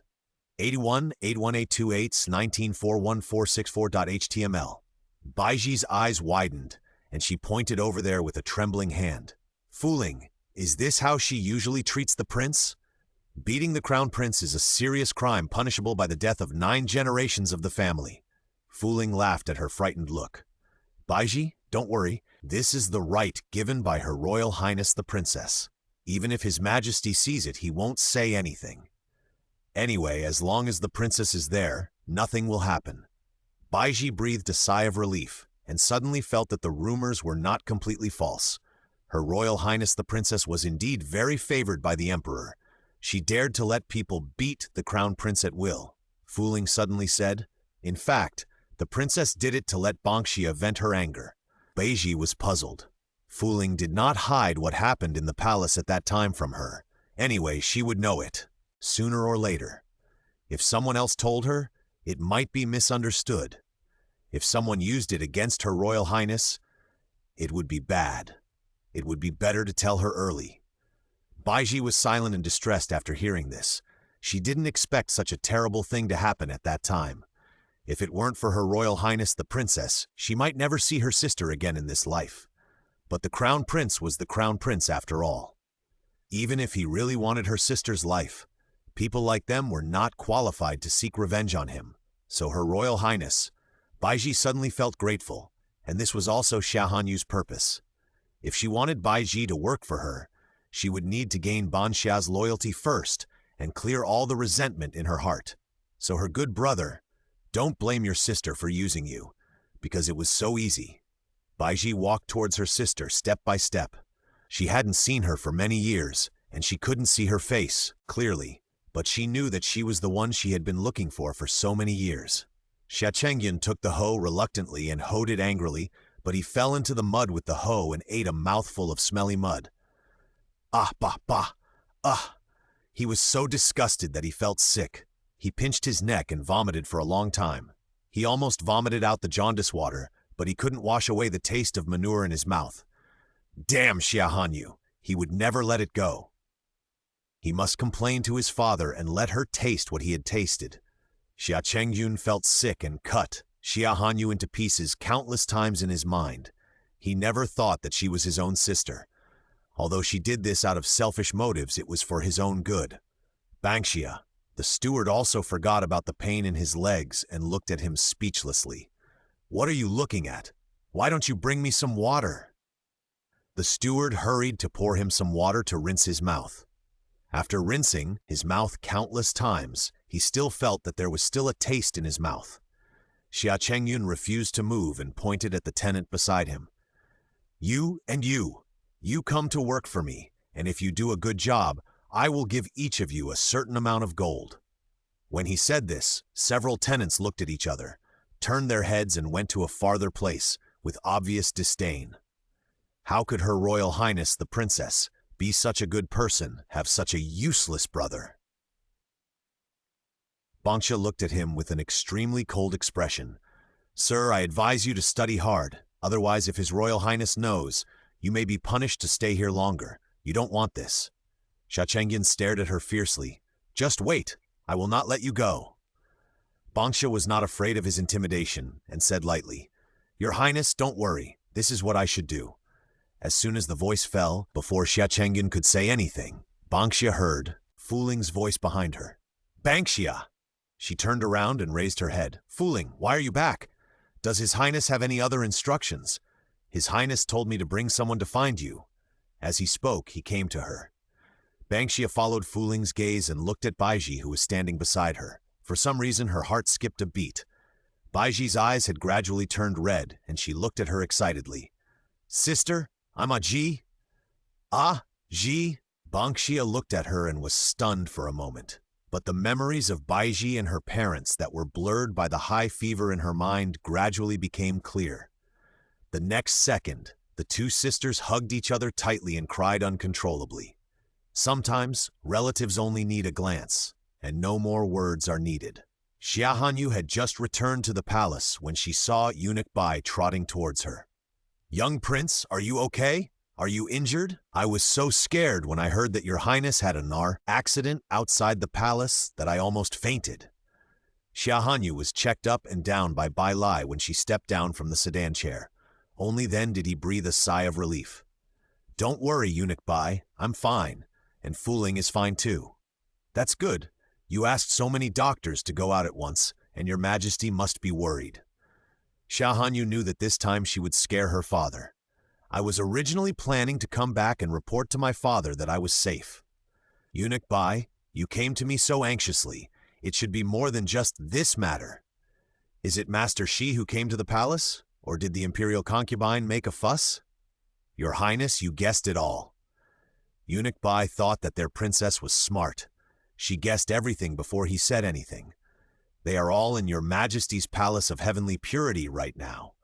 Originally, your Majesty was about to leave the palace when he heard that you were in danger, but he was stopped halfway. Really? Xia Hanyu smiled, and the corners of her mouth showed joy. Since they are already waiting there, let's go. Go meet them. She wanted to see how they could plead. In the palace of heavenly purity, the emperor was upset by the concubines crying. His brows were tightly knitted, but his eyes were always looking outward, unable to hide his worry. Fortunately, Xia Hanyu finally appeared after a while. Father. The emperor strode forward, pressed her shoulders, and checked her up and down. Is you injured? Xia Hanyu smiled and shook her head. Father, don't worry, my daughter is lucky, but I still have to thank Xia Ji. If he hadn't saved me, my daughter would have been injured. The emperor patted her shoulder comfortingly. It's good that you're okay. It's good that you're okay. Don't worry, you heir. I will definitely reward Xiaji well. The moment the emperor heard that she was in trouble, his mind went blank and he fell to the ground. Xia comforted him. His eyes fell on the other two people present and greeted them innocently. Master Shi, Madam Imperial Concubine, you are here too. Shi Yan turned around and saluted Xia Hanyu. I, your old minister, pay my respects to the princess. Master Shi, please don't be polite. Xia Hanyu returned the salute with an indifferent look, just looking at him. Master Shi, are you standing here with the royal concubine to plead for Shi Heng? A1-81828, 19414641? Yes. Shi Yan's stern face seemed to be covered with a layer of light frost. Shi Heng has been a kind-hearted person since he was young. I believe he will not harm Her Royal Highness the Princess. In that case, why bother to plead? Xia Hanyu moved to the side and sat down, slightly raising her chin. Master Shi must know that the Jinyue only looks at the evidence and not the person when investigating a case. Since Shi Heng has not done it, why is Master Shi here? This, Shi Yan was stunned and fell silent for a moment.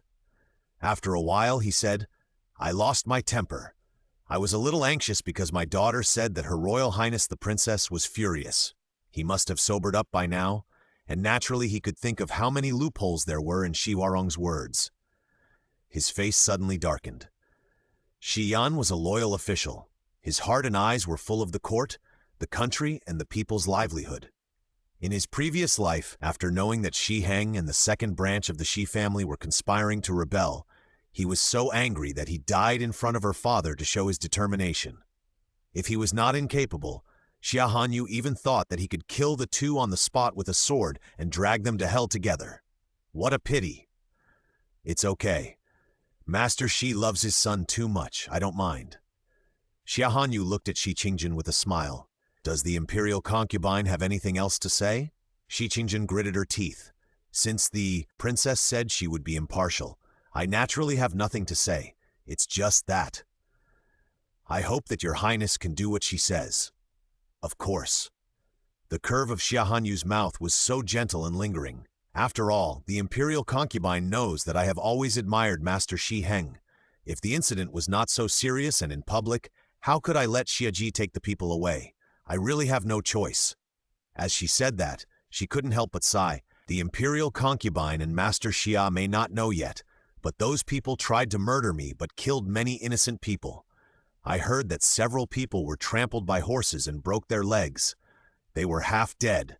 The imperial doctors haven't returned to the palace yet. It's so serious. Shi Yan was immediately furious. But why did Huarong tell me that only a few civilians were slightly injured? I guess Miss Shi can only see her brother. After all, they have such a good relationship. They were not siblings. I would have thought they were husband and wife. After saying this, she couldn't help but cover her mouth and laugh, and then paused as if she thought of something. Don't get me wrong, Master Shi, I was just joking just now. Shi Yan didn't say much, but his face became a little darker.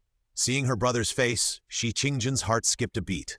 Your Highness, this joke is not funny. Please don't say anything more, so as not to ruin my reputation. Since you have done it, why are you afraid of what others say? Xia Hanyu smiled, her beautiful eyebrows turned up, and Shi Qingjin twisted her handkerchief in anger. Shi Qingjin wanted to say something, but saw the emperor's face darken.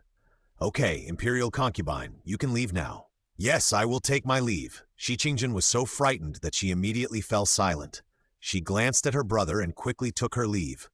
After she left, the emperor looked at Xia Hanyu with a smile on his face and said, since it is a misunderstanding, then the matter ends here.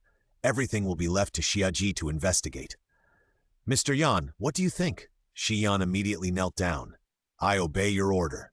The emperor was satisfied. Your Majesty, since this matter is over, I will take my leave first. The emperor nodded, and Shi Yan turned around and wanted to leave, but was stopped by Xia Hanyu. Master Shi, please stay. What else does your highness have to say? Xia Hanyu raised her hand slightly. Come on, bring the things up. Soon a little eunuch brought an object to Shi Yan.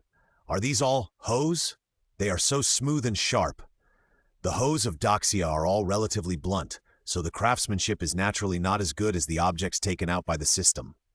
At this time, Xian's eyes were shining, and he couldn't let go of the hoes and observed them carefully. "Your Majesty, this object seems to be iron, but not iron?" The Emperor also saw it and subconsciously looked at Xia Hanyu. "Yuer, do you know what material this is?" "It's steel, something that will never rust." This is what the system told her. "Father, one of the components of steel is iron. It's a pity that although my daughter got this, she didn't get the method to refine it. When my daughter meets that person in the future, she will definitely buy the method back." The Emperor nodded. "In that case, Yuer has worked hard. His daughter has a secret, but so what, as long as it is good for the court and the people. Whether as an emperor or a father, he will unconditionally support her." Xia Hanyu shook her head. "My daughter is not tired." She looked at Xian, who wanted to stick to the hoe, and her eyes flickered slightly. "Master, I heard that your son likes to study some strange farm tools and crops. Why not give this set of farm tools to him and see if he can make something comparable? If he can research steel, then she might have one less task to do and get the good seeds that can produce several thousand kilograms per mu earlier." Just as she finished thinking, the system's mechanical voice sounded, "Host, wake up. Daytime is not suitable for dreaming." "Huh? What do you think, Master?" "This." Master Yan never thought that Xia Hanyu would be willing to hand over such an important thing to his son. "Your Highness, I'm afraid that my legitimate son will not be able to take on this important task." Xia Hanyu shook her head and said, "I believe that he will not let me down." "Master, perhaps you have never understood this son. Shi Huayi was smart since he was a child. However, because he did not want to participate in the imperial examination, he liked to hang out with some tenants all day and help them improve farm tools and grain seeds. Therefore, Xian felt that he was not doing his job properly. His expectations turned into disappointment, and he finally turned his attention to Shi Heng, the illegitimate son. Xia Hanyu had the same idea until later. In the previous life, about a year later than now, he actually researched a good variety with an average yield of more than 400 kilograms per mu, and the highest yield was 500 kilograms. Unfortunately, under the calculation of Shi Huarong, Shi Heng took away this good reputation. It was also from then on that she began to doubt Shi Heng's character.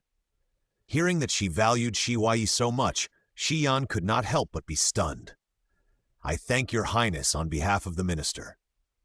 After experiencing what happened just now, Xian felt that he might have to rethink the children in the family.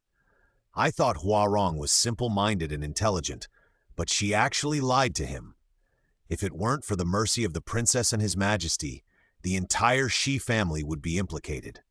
And his illegitimate son, is he really unrelated to this matter? The princess had always valued him, but now she broke up with him." She watched Xiaji take people into the Jinyue, which made him think more. Looking at his back as he left with those hoes, Xia Hanyu's smile faded a little, and cold stars flashed in her pupils.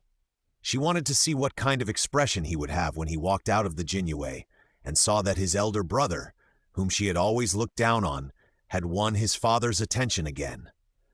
"I think it must be very beautiful." 81828-94144642. The Emperor beside her looked at the curve of her mouth and suddenly reached out and placed his hand on her head. Xia Hanyu was stunned for a moment and turned around subconsciously. Her originally calculating expression gradually turned into doubt. "Father?" The Emperor rubbed her black hair. "My Yuer shouldn't have such an expression. It's because you are useless. As an emperor, you can't always protect you and your daughter." Thinking of the queen, the Emperor's expression slowly sank, and the sadness on his body could hardly be suppressed. Xia Hanyu raised her hand and held the Emperor's wrist. "My mother will not blame you, and neither will your daughter." She looked at the white hair on his temples, and her heart was always uncomfortable. Her mother died of dystocia when she gave birth to Chengyun. That day, she saw a lot of blood flowing from her mother's body, and it was carried out in basins. No matter how the palace people tried to stop it, it couldn't be stopped, and she never woke up again. Since then, no one has stood there and waved to her gently, called her name with a smile, and hugged her with heartache after she was injured, and coaxed her to sleep. On that day, my father's hair almost turned white overnight. He stopped attending court for nearly half a month, turned the harem upside down, and executed batches of people related to it. Countless officials knelt in front of the gate of the Qianqing Palace every day, but no one could persuade him. Since that day, he almost never set foot in the harem again.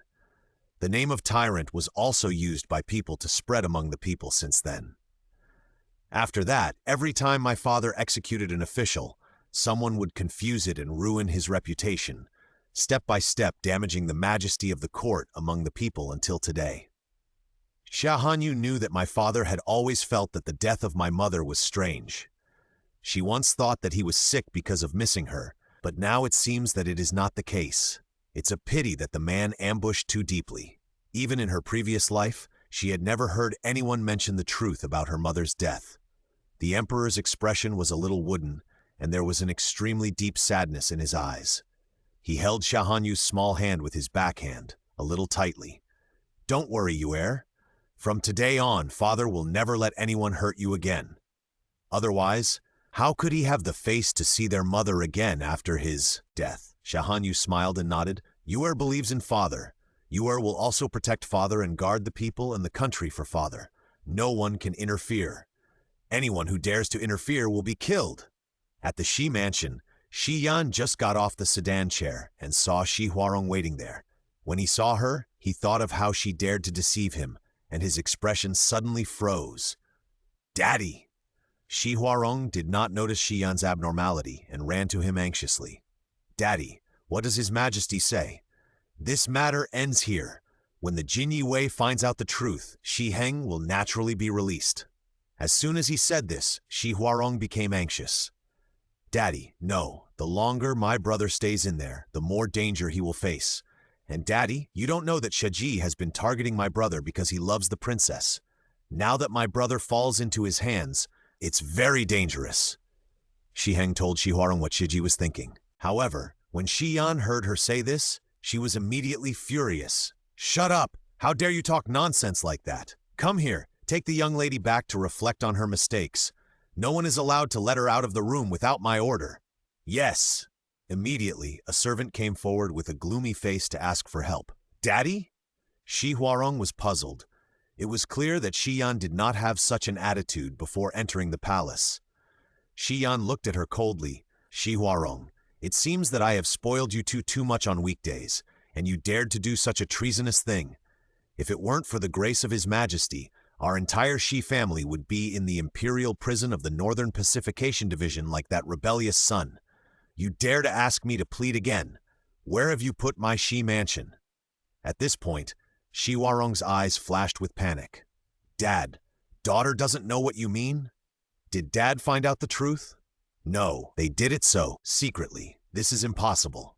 Shi Yan immediately noticed that her expression was wrong and said coldly, "Take the person away." After that, he entered the mansion holding the hoe like a treasure. Shi Huarong was carried away, and the maid followed behind, crying. From a distance, she could hear Shi Yan asking the servants beside her, "Where is the eldest son now? Shi Huai? Why did Dad look for Shi Huai at this time? Didn't he already dislike him?" Xia Hanyu, she must have done something. She wanted to hurt them on purpose. Did she know something too? Shi Huarong was dragged away with his hands and feet weak and his face pale. He couldn't hide his panic and fear in his heart. If Xia Hanyu really knew the truth and the court found out, all their previous efforts would be in vain. No, she had to rescue her brother no matter what. Xia Hanyu liked him so much that she even beat Xia Ji for him a few days ago. She didn't believe that she really hated her brother so easily. She must be forcing her brother to compromise. It must be. If Xia Hanyu could hear Shi Huarong's inner voice, she would probably laugh so hard. Now, in her heart, Shi Heng is not even as important as Xia Ji's fingernail. But at this moment, Bai Lai also arrived with the imperial edict. "Your Majesty has issued an order, Master Huai. Please accept it." Shi Yan hurriedly sent someone to look for him, and he stepped forward quickly. "Eunuch Bai, does His Majesty have any other instructions?" Bai Lai smiled. Master, you are very happy. The Princess Royal Highness interceded with your Majesty and helped Master get an official position. I'm sure Master will be very happy to hear that." Xian had never thought that there would be such a good thing, and his eyebrows were immediately beaming. "I thank your Majesty and the Princess Royal Highness." Master, please remember your Majesty's friendship. This is the first time I have seen the Princess Royal Highness value someone so much. Even the second young master, your Majesty, never treated him like this." Xian nodded repeatedly. Not far away, Shi Huarong stood there, staring, not daring to believe it, and muttered that it was impossible. Soon, Shi Huayi was invited out. He was wearing old clothes with some dirt on his trouser legs. He was holding a bunch of yellowed rice seedlings in his hand and walked to Xian with a dazed look on his face. "Dad?" Before Xian could start to scold him, Bai Lai said with a smile, "This is the eldest son of the Shi family, right? Yes, he is a calm and steady person. No wonder the princess values him so much." Bai Lai saw that he was still not in a good state, so he didn't care. He took a step back and said loudly, "The imperial edict has arrived." Xian hurriedly pressed him down to his knees. "Your servant Xian and your son Shi Huayi will accept the edict. The emperor, in compliance with the will of heaven, proclaims that Master Huayi is noble and frugal, sets an example, and worries before the people. I am very pleased. He is now appointed as the 6th rank official of Daxia, in charge of cultivating the land of the ancestral temple and the state. You will take up the post on a chosen day. I hope you can fulfill your duties and use your talents to benefit the creedless." Xian held down Shi Huayi's head again and took the imperial edict. "I accept your order and thank you." The two stood up, and Bai Lai took 2 steps forward. "Master Shaoxi, congratulations." Shi Huayi finally woke up at this moment and quickly bowed. "Thank you, eunuch." Xian hurriedly asked someone to bring a bag of silver and money to him. Bai Lai refused when he saw this. "I am making this trip today for Her Royal Highness the Princess. Your Excellency does not need to do this. I just hope that you, Master Shi, can help His Majesty and the Princess in the future, and do not let Her Royal Highness down." 8181-828-19414643.html. At this moment, what else could he not understand? The second young master of the Shi family must have been rejected by His Royal Highness. Thinking of this, Bai Lai felt happy in his heart. He originally thought that Shi Heng was just a bastard. How could he be worthy of the eldest princess whom he watched grow up? Now, if it was the eldest son of the Shi family, after a few years, he would probably be able to barely be worthy of her. Thinking of this, Shi Huayi's eyes suddenly became a little kinder, and he handed him another piece of paper. "Master Shaoxi, His Highness has also handed over his own imperial farm to you. The address is on the paper in your hand. Now the imperial farm is planted with the divine seeds that your Highness has obtained with great difficulty, which can produce thousands or even tens of thousands of caddies per mu. I hope you will take good care of it. 10,000 caddies per mu." Shi Huayi looked at Eunuch Bai in disbelief, as if he wanted to find evidence of whether he was lying. "Eunuch, is there really such a divine work?" Bai Lai said cheerfully, "Of course, I can't deceive you, but the details still require Master Shaoxi to work hard. Our little prince also said that as soon as the divine seeds mature, they will be distributed to the people in Xiangjing first, and they will sow them themselves. It will only take 3 to 5 months to mature. In a few years, I believe there will be no more starving bones on the road." Shi Huayi was very excited. "That's great, very good. I hope the eunuch will report to His Highness on my behalf that Shi Huayi will not let her down." He looked solemn, neither humble nor arrogant, and said with a cupped hand. Bai Lai nodded with satisfaction. "Master Shaoxi, rest assured, I will convey this message to you. In that case, I will return to the palace to report." Saying this, he nodded slightly to the two of them and turned to leave. On the other side, Shi Huarong watched Shi Huayi wearing an official robe, while Shi Heng was tortured in the imperial prison and his life was uncertain.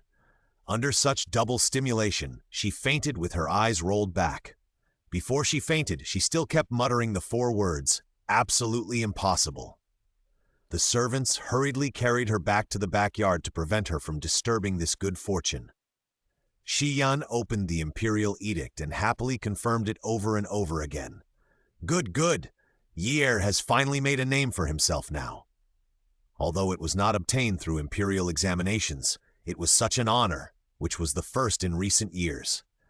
This was also the first time he had given his father face. Come on, Yi'er, let's go tell your mother about this good news. However, what made Shi Huayi excited was not this. Dad, I want to go to the imperial farm that His Highness mentioned to take a look. You mean? In fact, Xian was also frightened when he heard what Eunuch Bai said just now. Yi'er, do you really believe that there is such a magical thing? 10,000 caddies per mu. If it is true, it can be called a divine seed. Shi Huayi actually didn't dare to believe it, but Father, I want to believe it. At this time, what popped up in his mind was the woman who always smiled and talked to him every time she came to the mansion. Even though those people's words were always unpleasant, he believed that a person with such a pair of clear eyes was definitely not the kind of extravagant and beauty-indulging person they said. Shi Huayi was once ignored by her father, and because her mother was no longer around, even servants dared to bully her. Until that day, the eldest princess came to the mansion to look for her second brother. For some reason, she came to his courtyard. When she saw the servants bullying the master, she stepped forward and severely taught the servants a lesson, which also attracted the attention of his father. Since then, he has never been bullied again. Unfortunately, he has never seen her again since then. There were a few times when she came to the mansion to look for her second brother, and he could only look at her from a distance. Shi Huayi never thought that he would fall into her eyes one day. The corners of his mouth could not help but rise, and he was full of joy. She was the moon in the sky, bright and delicate, and he was just the most ordinary mud on the ground. Anyone could step on it. There were thousands of mountains and rivers between them that were difficult to measure. Even if they were close at times, they were actually close at hand. And this time, the moon seemed to be much closer to him, so close that he could almost touch it. Xian looked at him, and after a while, he put the imperial edict in his hand. Go, do your best to serve His Highness. If what Eunuch Bai said is true, this will benefit the people. The court is now in turmoil. If there is such a god, it may be able to recreate the glory of our ancestors, or even more. Looking at Shi Huayi's back as he rode away impatiently, Xian smiled helplessly, came to the ancestral hall, lit a stick of incense, and sat down beside it, slowly telling everything that happened today. No matter how his aunt made a fuss outside, he ignored her. He would not care about Shi Heng anymore, and he could only take care of himself. If he really deserved to die, he had nothing to say. Mother Heng, our child has finally made a difference. As long as he works well for His Majesty and the princess, his future may be higher than mine. Northern Pacification Division, Imperial Prison. Shi Heng had been stripped of his original clothes and put on prison uniforms and tied to a wooden frame. His body was already covered in blood and whip marks. Tell me, how did you do something to Her Royal Highness the Princess's horse? What was your purpose? Xiaji stood in front of him, his eyes as sharp as a blade. He stared at you like this, as if he had seen through the dirtiest secrets in your heart. Shi Heng gritted his teeth. How can I admit something I haven't done?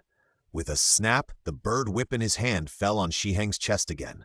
The pain made his face pale and covered with cold sweat, but he suddenly laughed. Xiaji, why do you have to do this? Even if you kill me now and accuse me of this crime, she won't like you. Another heavy whip, Shi Heng groaned. His red eyes were full of anger, but he still laughed crazily. Admit it? You are jealous. Jealous that I can get her heart. Jealous that she used to see me with all her heart and eyes. Even if she is alienated from me now for some reason, one day she will come back to me. Then, Lord Xia, what will you do?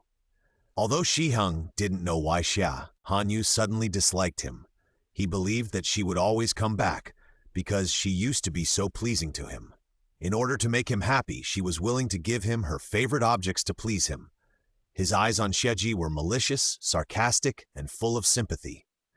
In Shi Heng's eyes, Xiaji was just a poor guy who couldn't get the love he wanted, a bloody executioner who could be discarded at any time after the Majesty had used him. But he was different. He was the son of the minister's mansion, the world-famous Master Xi Heng. Xiaji's face did change. His eyes were deep but without any ripples, and he looked at him lightly as if the person in front of him was just a jumping clown like an ant.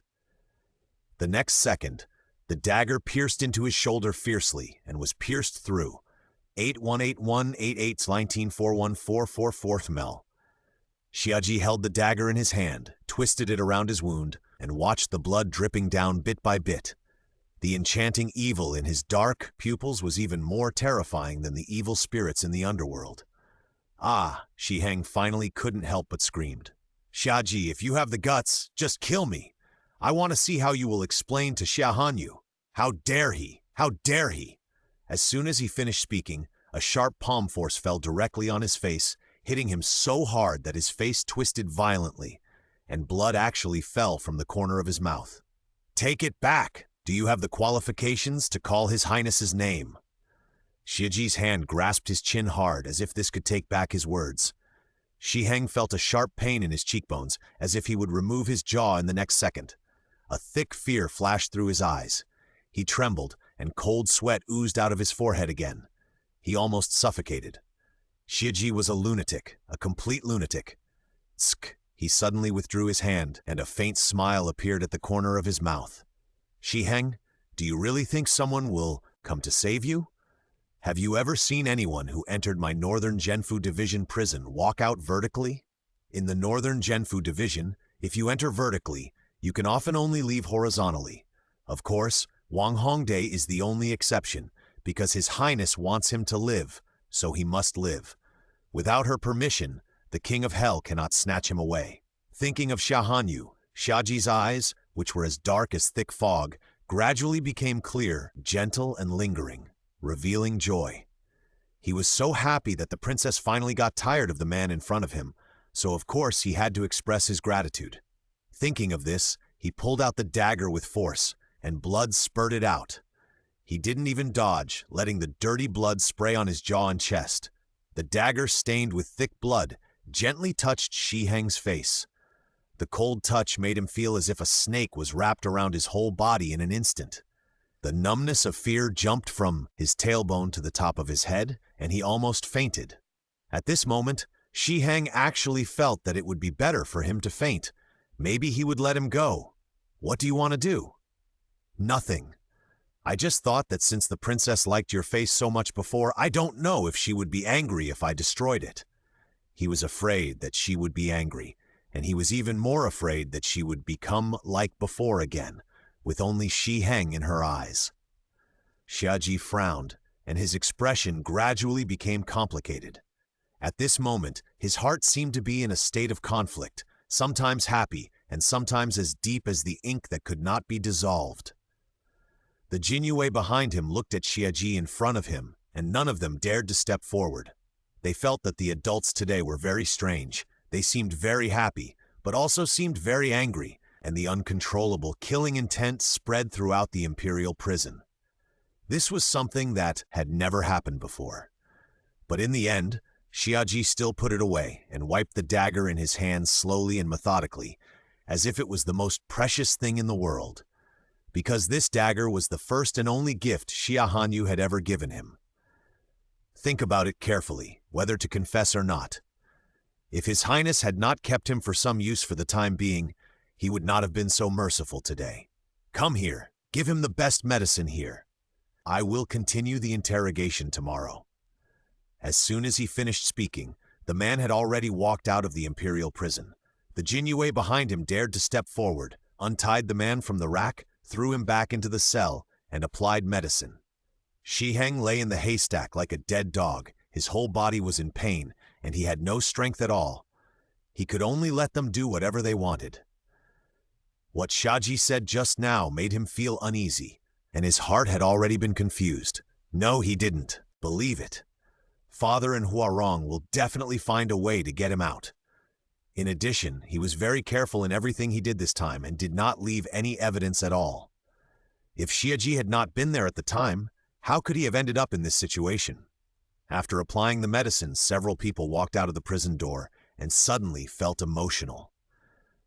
This is the first time I have seen such a terrible side of the adults. I thought it was terrible enough before, but I didn't expect it to be the tip of the iceberg of the adults. Yu Xiao, you are usually the closest to the master. Do you know why? I know. Hu Xiao nodded.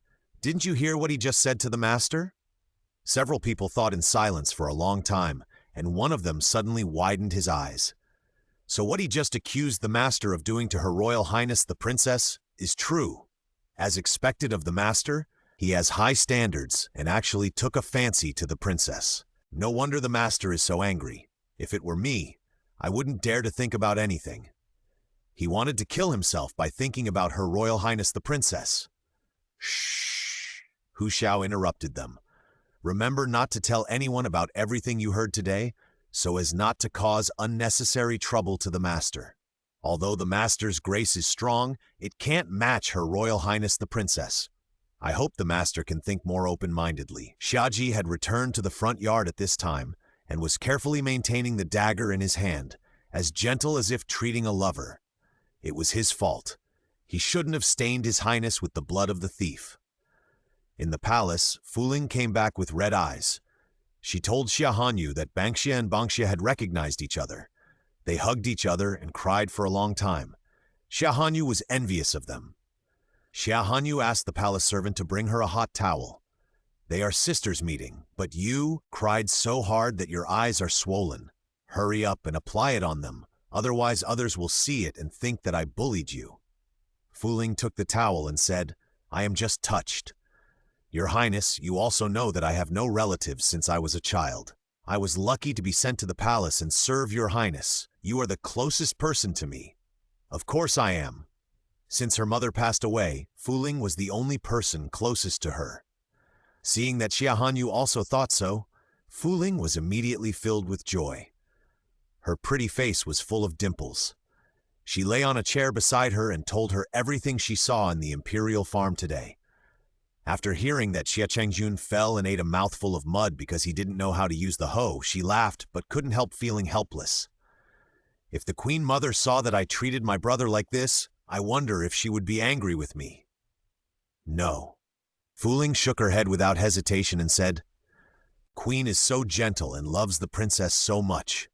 She must know that you are doing all this for the good of His Royal Highness the Crown Prince. I believe that His Royal Highness the Crown Prince and the Queen will understand your good intentions. I hope so. Xia Chengyun had been led astray by Shi Qingjun. How could it be easy to pull him back? As if thinking of something, Xia Hanyu suddenly said, Fuling, have someone invite Xiaji into the palace and tell him that I have something to tell him. 8181828819414645. Yes. Fuling immediately got up to make arrangements. Not long after, Xiaji arrived. Your Highness, I pay my respects to you, Princess. Xia Hanyu nodded, her expression indifferent. Please take a seat, Lord Xia. Xiaji sat down at the side. What do you want, Your Highness? Xia Hanyu picked up a tray of teacups and took a sip. I want to know how the interrogation of Shi Heng went. Xiaji's eyebrows moved slightly, his eyes half closed, and suddenly a trace of panic flashed across his face. Your Highness, although he was tortured, he did not confess. Is that so? Xia Hanyu said coldly and said nothing more. Xiaji thought she regretted it, but seeing that she was still so cold, his eyes flashed. Does Your Highness have any other ideas? Yes, I do have some. Xia Hanyu felt that it was good to talk to smart people who would understand immediately. I want you to tell Shi Huarong how miserable he was after being tortured in the imperial prison, and then arrange someone to keep an eye on her to see who she went to and what she arranged. In about a day or two, she will be unable to bear it and send someone to the Jinyue to inquire. You can let the Jinyue people be bribed by her deliberately, but you can't let her know that we deliberately leaked the information. It must be quiet. Report to me at any time. Shiji nodded respectfully. Yes! Xia Hanyu leaned lazily on the soft couch, her eyebrows flying, innocent like a child, but full of fierceness. Since they gave her such a big gift, she naturally had to give some gifts in return. Shi Huarong had been locked up in the room by Shi Yan for 2 days. People outside were watching her closely, and she couldn't step out of the door at all. She was worried about Xi Heng's situation in the imperial prison, and she almost didn't close her eyes all night. Now that her father is unwilling to help them, and the imperial concubine is helpless in the palace, she must find a way to save people herself. "Akai, I can't leave the house now. Please help me go to the Northern Pacification Office to find out what's going on. See how my brother is doing inside and whether he has been severely punished. How can my brother have a good life now that he has fallen into the hands of Xiaji, that cruel official?" "Yes, I'll go and find out right away." Akai put down the food and turned to go out. In a dark corner, Anne watched Akai walk out of the Xi mansion, still guarding with an expressionless face. His Highness only asked him to guard the situation in the Xi mansion, and he didn't need to worry about anything else. He just needed to record the situation between Xi Heng and Xi Huarong and have someone hand it over to her. Originally, An Liu should have stood here today, but he went back to receive his punishment because he didn't realize the purpose of the two men in advance when he was on duty. Thinking of this, An tiptoed and landed on the roof of Xi Huarong's courtyard, quietly. He carefully lifted a tile and looked down, and saw that she had moved all the books on the bookshelf away, and pressed hard on one place, and a secret compartment appeared in his eyes. Xi Huarong carefully took out the box inside, opened it, and carefully took it out and put it in his hand. Seeing that thing, An-Er's breath was held. His eyes suddenly became sharp. Xi Huarong took out the object, covered it with a piece of paper, and then carefully put it away. An pursed his lips, watching her put the box back in place, put away the paper with the seal, and then pulled away to cover the tile. He returned to the dark and used the special communication method between the secret guards. After a while, An-san appeared in front of him. "An, what happened?" "You actually used the most urgent communication method." An said what he saw with a sullen face. "An-san, this matter must be reported to Her Royal Highness the Princess immediately, and wait for her to decide." An-san had never thought that the matter would be so serious, and nodded seriously. "Don't worry, I will go back and report the matter to Her Royal Highness immediately. You should be careful and don't alert the enemy." As soon as the voice fell, the figure quickly disappeared from the spot. And looked at the master's house behind him with complicated eyes. Perhaps Her Royal Highness also noticed something, which changed her attitude towards the brother and sister. Secretly keeping the jade seal, the crime should be punished. In Zhaoyang Palace, An-san had just reported to Xia Hanyu what Honor had found, and Xia Hanyu's face was expressionless at this time. "I don't know how long it has been." "Heh," she suddenly sneered, her red lips parted. "I didn't expect it to be hidden there. That's like her. Important things always have to be under our noses, just like Xi Heng, the same is true. She took out such an important thing today, it must be very useful." It was really more uncontrollable than she thought. "Your Highness, do you need to arrange more people to keep an eye on it?" The man actually had the jade seal of the previous dynasty in his hand, which must be related to the rebels of the previous dynasty. "No need to make any extra moves for now?" Xia Hanyu shook her head. "An-san, let Honor find a chance to steal the jade seal and make a fake one. Remember to make it more realistic, and the weight must be the same. I don't want her to notice it for the time being." "Yes," and San pushed it down.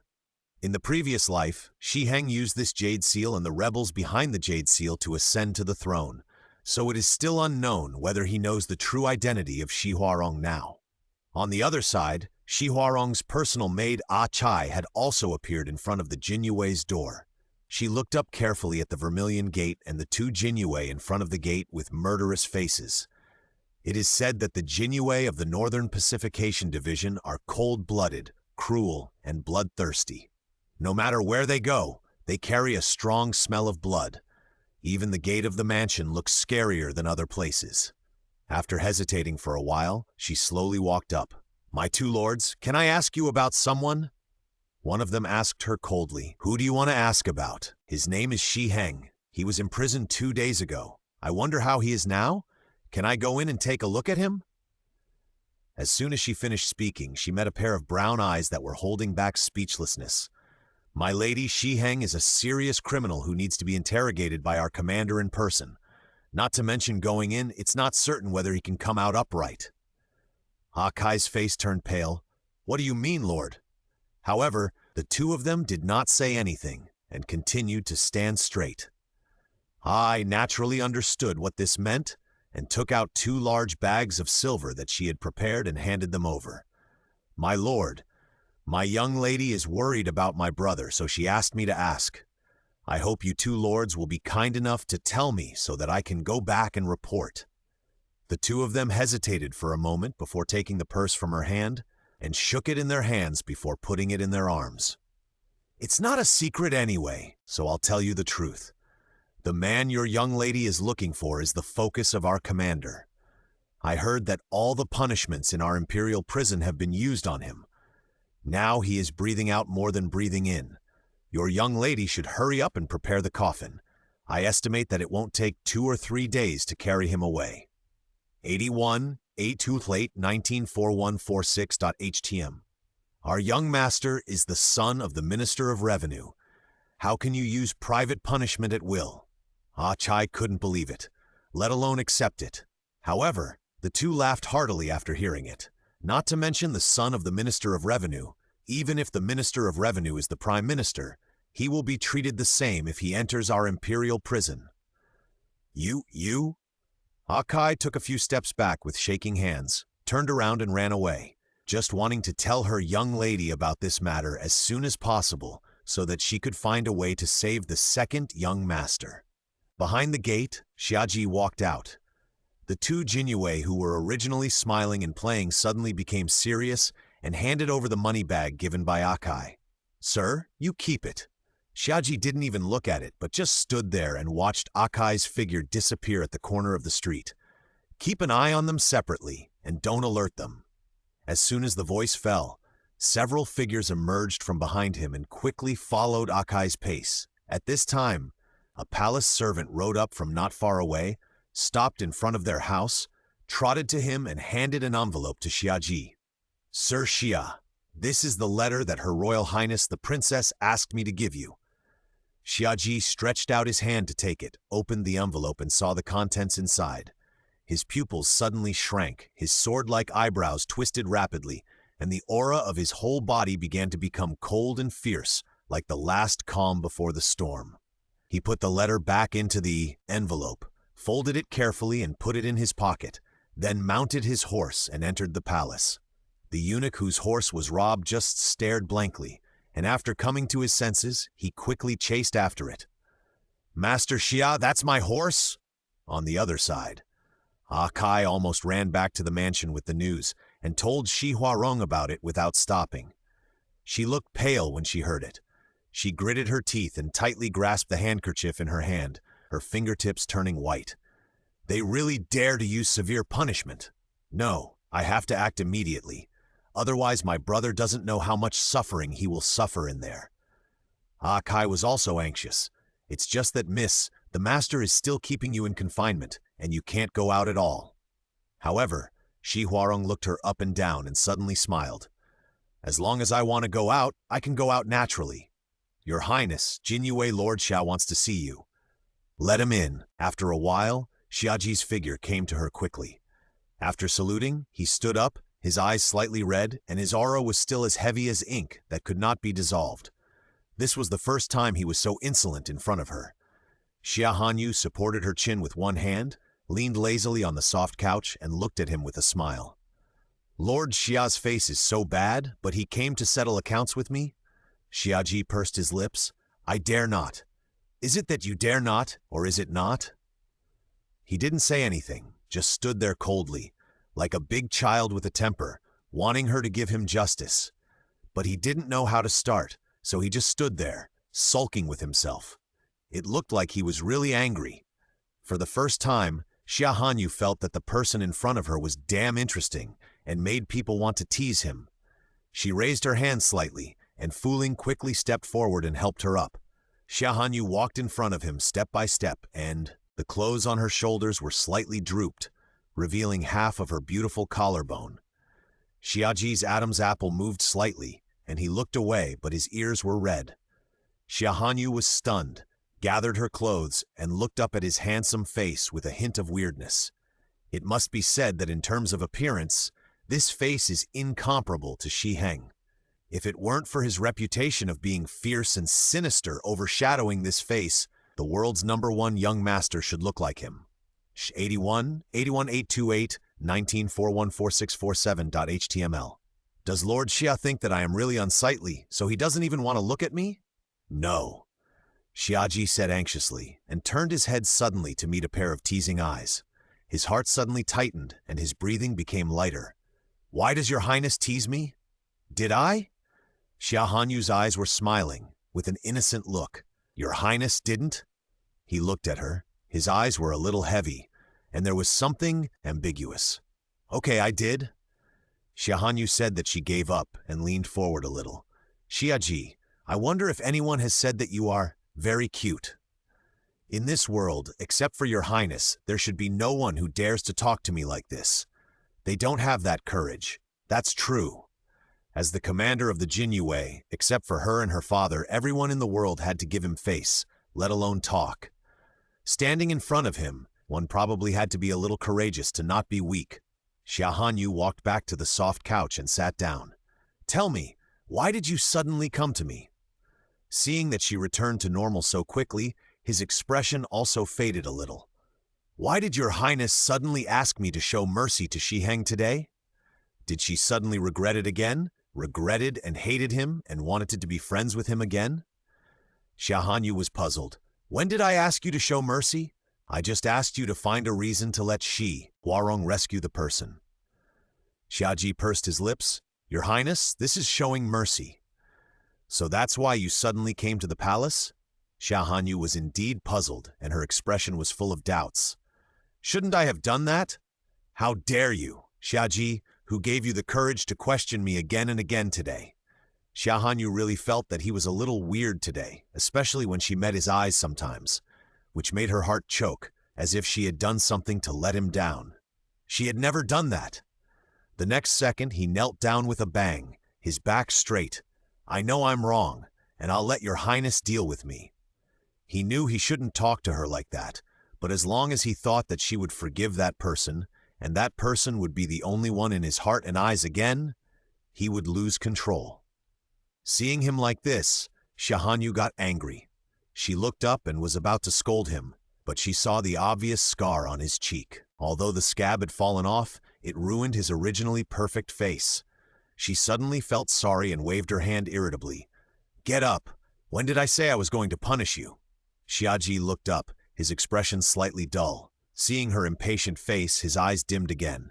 Thank you for your mercy, your highness. He stood up respectfully and then stood there without saying anything more. After a while, Xia Hanyu couldn't help but sigh. Fuling, go get me the Jade Dew Cream. Yes. Fuling quickly took the Jade Dew Cream from her dressing table and handed it to her. Xia Hanyu opened the Jade Dew Cream, and immediately a burst of fresh fragrance filled her nose, making her feel a little more comfortable. Come here. Xiaji took 2 steps forward. Come to me. He took 2 steps forward again and stopped 1 step away from her. Xia Hanyu was a little speechless, sighed and motioned him to bend down. Seeing that he seemed to have not heard her, she could only move forward. Coincidentally, he also lowered his head. The two of them were so close to each other that their hot breaths blended together. They both froze at the same time. Fuling, who was standing by, covered her mouth with a shining look in her eyes. Lord Xia and His Highness looked very compatible. Although Lord Xia had a reputation of being a bit fierce outside, he was not fierce at all in front of His Highness, and was very obedient. The way he looked at His Highness was different from the way he looked at them. She suddenly widened her eyes. Could it be that Lord Xia really liked His Highness? Xia Hanyu didn't know what the most loyal girl around her was thinking at the moment, and she just stepped back a little uncomfortably. I thought Lord Xia was not going to lower his head. She had never been so close to any man before, and she felt a little uncomfortable at this moment, and her heartbeat in her chest was a few beats faster than usual. Xiaji's eyes flashed with a hint of strangeness, and his voice was a little hoarse. Your Highness's orders, I shall obey. Ahem.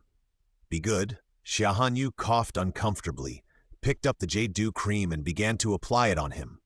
Although she knew it didn't hurt anymore, she was always careful when applying it. After applying it, she put the jade dew cream in his hand. "I remember that I gave you a good wound medicine before. Why is the scar here still obvious?" "Thank you, Your Highness. Maybe I was too busy these days and forgot to apply it." Except for the day when she applied it herself, he never used the thing she gave him again, but used the Jin Yue's own wound medicine. "In that case, don't forget this time. I even gave you the jade dew cream that I used. I don't have any left." The ingredients of the jade dew cream are precious. There are only a few boxes a year. Most of them are with her, and only a few boxes are left with her father to reward others. "In that case, Your Highness, take it back. I am a man, and it is just a scar. It is not important." Xiaji handed the jade dew cream back to her. "That won't do. Your injury was caused by me. Besides, it would be a pity if you have such a pretty face with a scar." She felt 3 points shorter than him every time she saw the scar. She felt aggrieved. "Your Highness, do you really think I am pretty?" Xiaji's eyes suddenly rippled with water. He had never cared whether his face was ugly or beautiful, but this time he couldn't help but feel moved. "In terms of face, no man in the whole Shangjing can compare to you. As for other parts, it must be similar." Xiaji blurted out subconsciously, "Including Shiheng?" "Of course," Xia Hanyu said as a matter of course. "Shiheng is at most a girl from a small family, and you are the lady from a noble family in my heart." Xiaji, "Your Highness, you are using this word to describe women." Xia Hanyu knew it, of course, and, just as she was about to explain, Ansan suddenly appeared in front of her, holding a box in his hand. "Your Highness, this is what On took out from Shi Huarong. She just took the revised paper and disguised herself as a maid and left the master's house. Present it." Xia Hanyu looked at the box and made a curved gesture. Xiaji turned around and took the box from Ansan's hand and presented it to the Kang table next to Xia Hanyu's soft couch. Xia Hanyu opened the box, and the exquisite green jade seal inside caught her eye. She reached out and took it out and turned it over. The 8 characters, ordered by heaven, "Long live and prosper," appeared in front of the 4 people present. Xiaji frowned slightly, and his beautiful eyes narrowed. His dark pupils were like a terrifying deep pool. "This is the imperial seal of the previous dynasty, 8128-1948. Not bad." Xia Hanyu looked at him approvingly. "Now you know why I let Shiheng go? Killing him was easy, but what she wanted was the dirty deeds behind them." Xiaji couldn't help but pursed his lips, and for a moment he didn't know what to say. "I know I was wrong. Your Highness has known for a long time that they have the jade seal of the previous dynasty?" Xia Hanyu shook her head. Naturally, she could not tell them that she knew it in her previous life. She just said, "That's not the case. Ansan discovered it when he saw Shi Huarong take it out and use it." "If I guess correctly, Shi Huarong may not be a member of the Shi family, but a person from the previous dynasty, or even a princess of the previous dynasty. The previous dynasty has only been around for more than 100 years, so it is very likely that she has a princess of the previous dynasty." Xiaji's eyes were horrifying. "I'll go and catch her now." Xia Hanyu glanced at him. "It's easy to catch her, but the trouble is those complicated rebels from the previous dynasty behind her. If we touch her now and alert the snakes, it will be a problem. Today's great Xia can no longer bear such trouble, and the people even more so." Xiaji pursed his lips and said nothing, but his body was piercingly cold, and Ansan couldn't help but shrink his neck. His Highness should have lived freely and openly, but now he frowned for a mere princess of the former dynasty. Xiaji's murderous intent could hardly be concealed. Xia Hanyu put the jade seal back into the box and handed it to Ansan. "Let On put it back first, and then replace it after the fake jade seal is made." "Yes," Ansan retreated. "In a villa in the suburbs. Your servant Kai Sheng pays respect to the princess." "Sir Kai, please don't be polite." Shi Huarong put away the jade seal that proved his identity, stepped forward and supported him, and directly explained his purpose. "Sir Kai, I came to you today because I want to help you with something. The princess came for Shiheng's matter, right?" Shiheng's matter was serious and had long become a joke on the streets. Kai Sheng had naturally heard of it. Yes. Shi Huarong nodded, his face full of anxiety. I wonder if Sir Kai has a way to save him. Kai Sheng shook his head. Princess, you should know that the Jinyue is dedicated to serving His Majesty. Even if the people who enter the Northern Pacification Office are the family members of the Prime Minister, they cannot take a step without His Majesty's order. I can't help you at this time. Sir Kai, can't you plead for my brother in front of His Majesty? Shi Huarong didn't expect that he would reject him without any consideration. Kai Sheng still shook his head. If Shi Heng was imprisoned in other cells, he might be able to think of a way, but now he has offended the eldest princess, and the eldest princess is His Majesty's most beloved daughter. There is no possibility of pleading for this matter. Princess, you must be clear about this matter. The evidence is conclusive. I really have no other way. Even if I beg you, it won't work? Shi Huarong suddenly knelt in front of Kai Sheng, frightening him so much that his face changed drastically. Princess, this is not possible. You are the king. How can you kneel before a humble minister? As he said this, he wanted to help her up. Shi Huarong knelt there straight. My brother was wronged in this matter. He just wanted to save people at that time, but he was wronged by the villain Xiaji.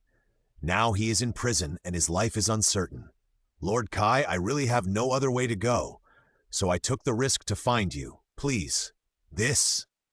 Kai Sheng was full of hesitation, but he couldn't bear to face the pleading eyes of his master Huarong.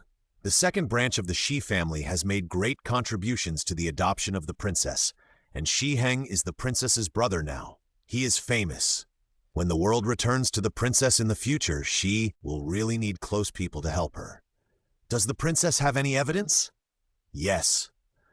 Shi Huarong stood up quickly and took out the evidence that Shi Heng had prepared before and handed it over.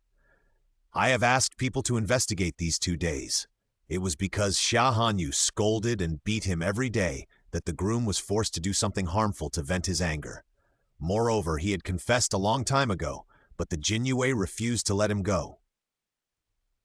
This evidence was the last way Shi Heng prepared for himself, but it would only be useful if Shi Huarong came forward. Kai Sheng took it and his face became more serious the more he looked at it. It's simply lawless. Don't worry, Princess. After I go back, I will contact a few old ministers to send this evidence to Your Majesty. The Jinyue will naturally have to let him go. Huarong thanks Lord Kai. Kai Sheng was the imperial censor. He could impeach all officials in the court. If he joined with other adults, she believed that her brother would be released soon. Then the two said goodbye. After they left, 2 Jinyue came out from the dark, looked at each other solemnly. One continued to follow Kai Sheng, and the other quickly returned to Jinyue. I really didn't expect that this teacher's house would be so bold as to adopt an orphan from the previous dynasty. We must report this to the adults immediately. Thinking of this, the man quickened his pace and soon returned to Jinyue. It happened that Xiaji came back from the palace. He hurried to report what he heard and saw, but Xiaji just sat there with a cold expression. Keep watching them. I want to see who else they can contact to impeach me. He was looking forward to it. 81-81828/18414649L. Yes. The Jinyue turned and retreated, and Xiaji slowly stood up, muttering a name at the corner of his mouth. Kai Sheng. Kai Sheng, who ranked 6th in the list of Jinshi 6 years ago, was arranged by His Majesty to work in the censorate because of his upright character and unwillingness to be a snake with others.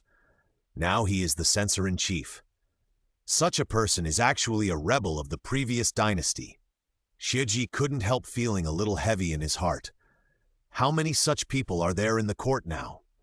How many things have they done in secret that they don't know about? No wonder Her Royal Highness the Princess made such an arrangement in order to pull out these people in the dark. It was he who was anxious before. Kai Sheng had also returned to the mansion at this time. Although he had agreed to plead for Shi Heng, he was conflicted in his heart. The current majesty was kind to him, and he arranged him in the censorate because of his trust in him. But he promised his father that the only master in this life was the princess. But if he helped the princess this time, he would be sorry for the current majesty. No matter what choice he made, he would be unworthy of being a minister. Now it is really a dilemma. He even hopes that Shi Horong will never look for him. Unfortunately, with a thud, he knelt down suddenly in the direction of the palace, his knees hitting the blue stone floor with a heavy sound. He had made his choice. After the second watch, a figure walked out of the Kai mansion and then entered a mansion. Not long after, two more people entered and did not leave until the third watch. The Jinyue quickly reported the matter to Xiaji. Xiaji's face was as black as ink, and a low and terrifying laugh came out of his throat, which made the Jinyue standing in front of him shudder all over. Except for that time in the prison cell, he had never seen the adults so angry. In the palace, Xia Hanyu was sleeping soundly, but she heard a sound beside her ears, and she suddenly opened her eyes and sat up. "Who?" "It's me." Xiaji stood in front of the bed and said. Xia Hanyu breathed a sigh of relief, and her voice was still hoarse after waking up. "Xiaji, it's you." She was really scared just now. Xiaji's voice was very light, but inexplicably carried a hint of entanglement. Xia Hanyu sat up, looked up, and saw his outline in the moonlight. "But has there been any progress in that matter?" "Yes." He nodded, his voice pleasant and low. "Today, Shi Huarong went out to find the imperial censor Kai Sheng and asked him to find a way to hand over the evidence to your majesty, impeaching me for deliberately not releasing Shi Heng from the imperial prison despite having evidence." Then Kai Sheng went to find Tong Wu, the doctor of the Ministry of Revenue, Zhang Wei, the deputy director of the Ministry of Personnel, and Chang Wen, the left assistant minister of the Ministry of War. I believe that they will plead for Shi Heng in the court tomorrow morning. Xiaji's eyes were fixed on Xia Hanyu, and he never moved away from him from beginning to end. "Good, very good," Xia Hanyu laughed in anger and sneered. "The Ministry of Personnel, the Ministry of War, the Ministry of Revenue, and the Chief Censor actually have their people, and there are even more than just these few, and these few are all pure ministers in the eyes of my father, even loyal ministers. After so many years, how many people have they arranged? No wonder it was so easy for them to seize the great Xia in the last life. Nearly half of the civil and military officials in the court must be their people. On what basis? Her grandfather and father have worked diligently for so many years to give the people today a good life, and to clean up the devastated country and the people who were living a life worse than death left by the foolish previous dynasty. After it was finally better, they took advantage of the natural disaster to start trouble and eliminate dissidents, and didn't care about the lives of the people at all. Why are there still so many people willing to be loyal to them? Are those people all blind? Xia Hanyu was so angry that her eyes turned red. She felt wronged for her ancestors and for her father. He worked diligently for the country and the people, sleeping less than 2 hours a day, but he was scolded, while those hypocritical people enjoyed the benefits while swallowing up her father's achievements, not afraid of choking themselves to death. Seeing her eyes red with anger, Xiaji was anxious and worried, and couldn't help but take 2 steps forward. "Your Highness, don't worry. I will lead them out one by one and will never let them hurt your Highness, endanger the court and His Majesty." The next second, the cold and delicate hand grasped his wrist, trembling and full of resentment, holding him tightly, and slowly stood up. "Xiaji, take me to see my father. Don't alarm anyone. I'll take you there right away." Xiaji curled his fingers, held her hand with his backhand, then let go and turned around. "Please change your clothes first, Your Highness." Xia Hanyu put on her shoes and casually took up her cloak to wrap herself tightly. "That's good. Let's go." Xiaji turned around and looked at Xia Hanyu, who was wrapped up so that only her little face was left. His palms couldn't help sweating, and then he bent down and picked her up. "Your Highness, I'm sorry." The next second, he jumped out of the window with her and ran towards the direction of the Palace of Heavenly Purity. Xia Hanyu shook her body and subconsciously hugged his neck, causing him to choke on his breath and his feet to move faster. After a while, they appeared not far from the gate of the Palace of Heavenly Purity. Xiaji put her down.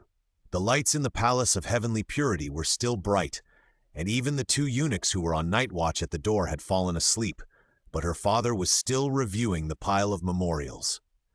Xia Hanyu was really distressed. She and Xiaji used the token to walk in from the side door, and woke up Bai Lai, who was taking a nap against a pillar. Bai Lai rubbed his sleepy eyes and was surprised to see that it was him. "Your Highness, why are you here at this hour?" "Eunuch Bai, I came to see my father. I have something very important to tell him." The emperor had already looked up at this time. Seeing her disheveled, he frowned in surprise. "You heir, why did you come out dressed like this?" Xia Hanyu walked over. "Father, it's already 4 o'clock in the morning. You should rest. You have to attend the court at 5 o'clock. "It's already 4 o'clock? I just wanted to finish reviewing these memorials first, and time passed by unknowingly." The emperor smiled tiredly. "But why are you here so late? My daughter has something very important to ask for your opinion, and I also need your cooperation." She told the emperor everything that happened today. "Father, if it were you, what would you do? In the past, there was no evidence, but now that the evidence is conclusive, she thought of saying it. How could such a big country be saved by only her? Today, there are only these 4 people, but my daughter feels that there are definitely more than just a few people lurking in the dark. Whether it is the court, the army, or the people, they are lying dormant too well. So well that it is impossible to detect it at all. If something happened to General Wang that time, I believe that it would be their own people who would take over General Wang's position at that time." The emperor sat upright on the chair, holding the brush for reviewing memorials in his hand. He just sat there, and the aura of a superior emanating from his body instantly suppressed them and made them speechless. The eunuch who was sleeping outside the door was so scared that he opened his eyes and stood straight, not daring to be lazy anymore. After a while, she heard the emperor's voice again, with helplessness and coldness. "Then, kill them."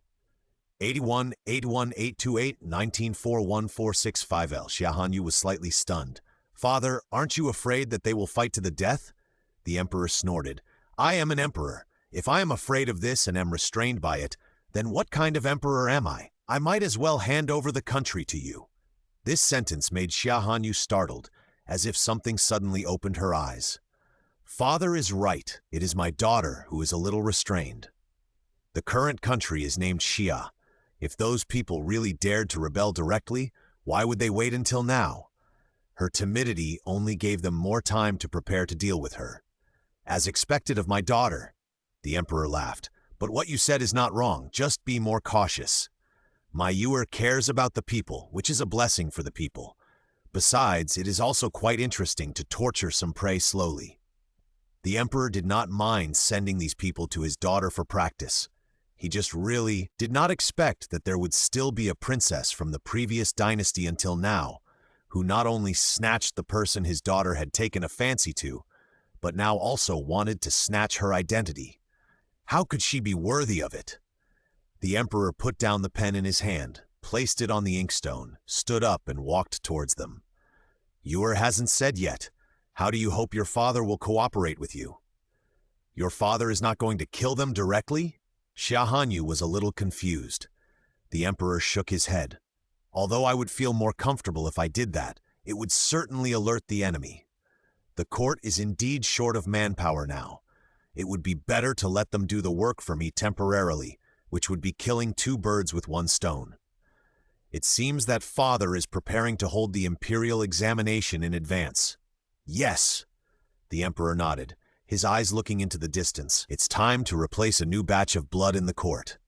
Father is wise." Xia Hanyu finally smiled.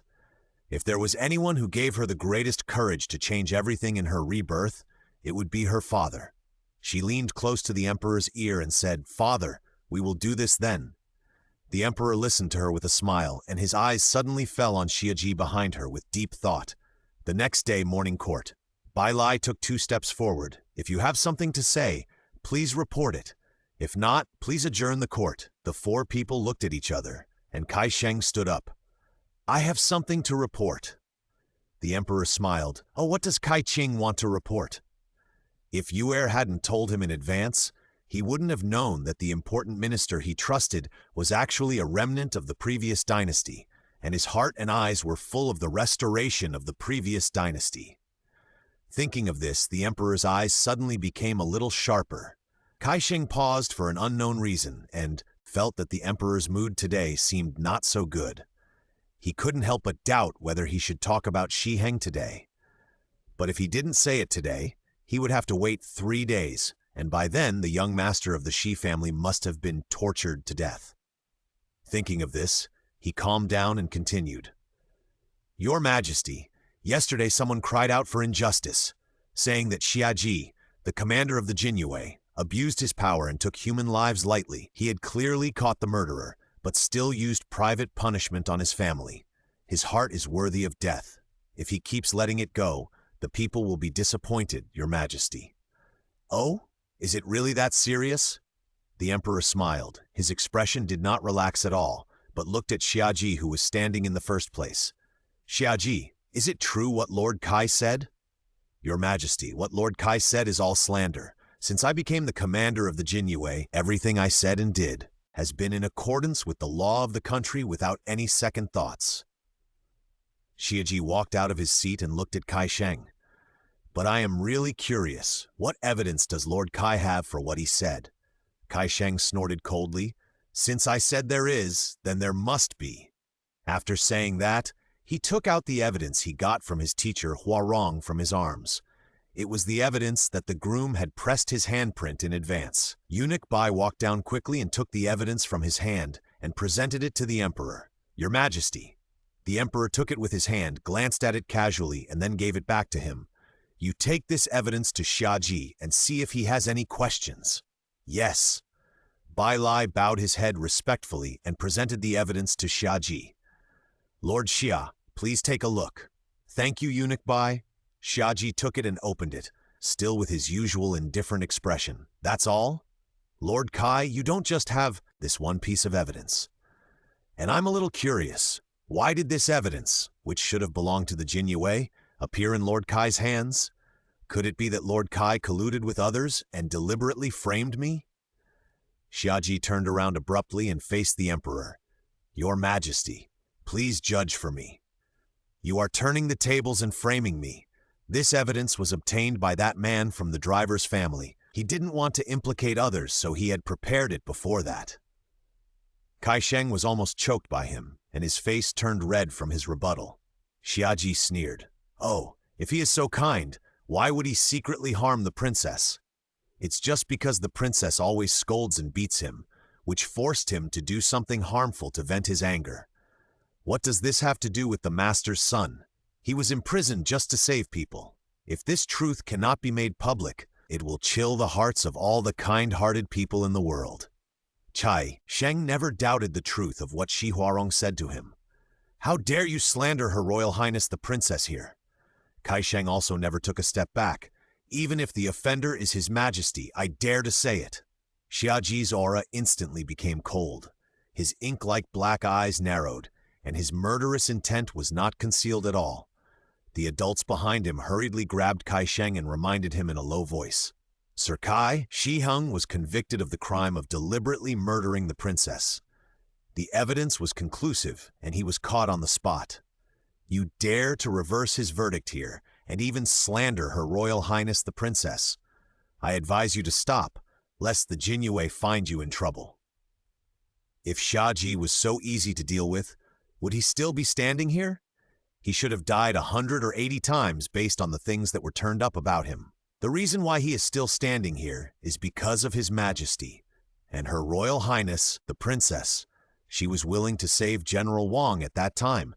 He felt that she should not be the kind of person that Kai Sheng said. And didn't you see that His Majesty was not interested? However, Kai Sheng snorted and pushed him away.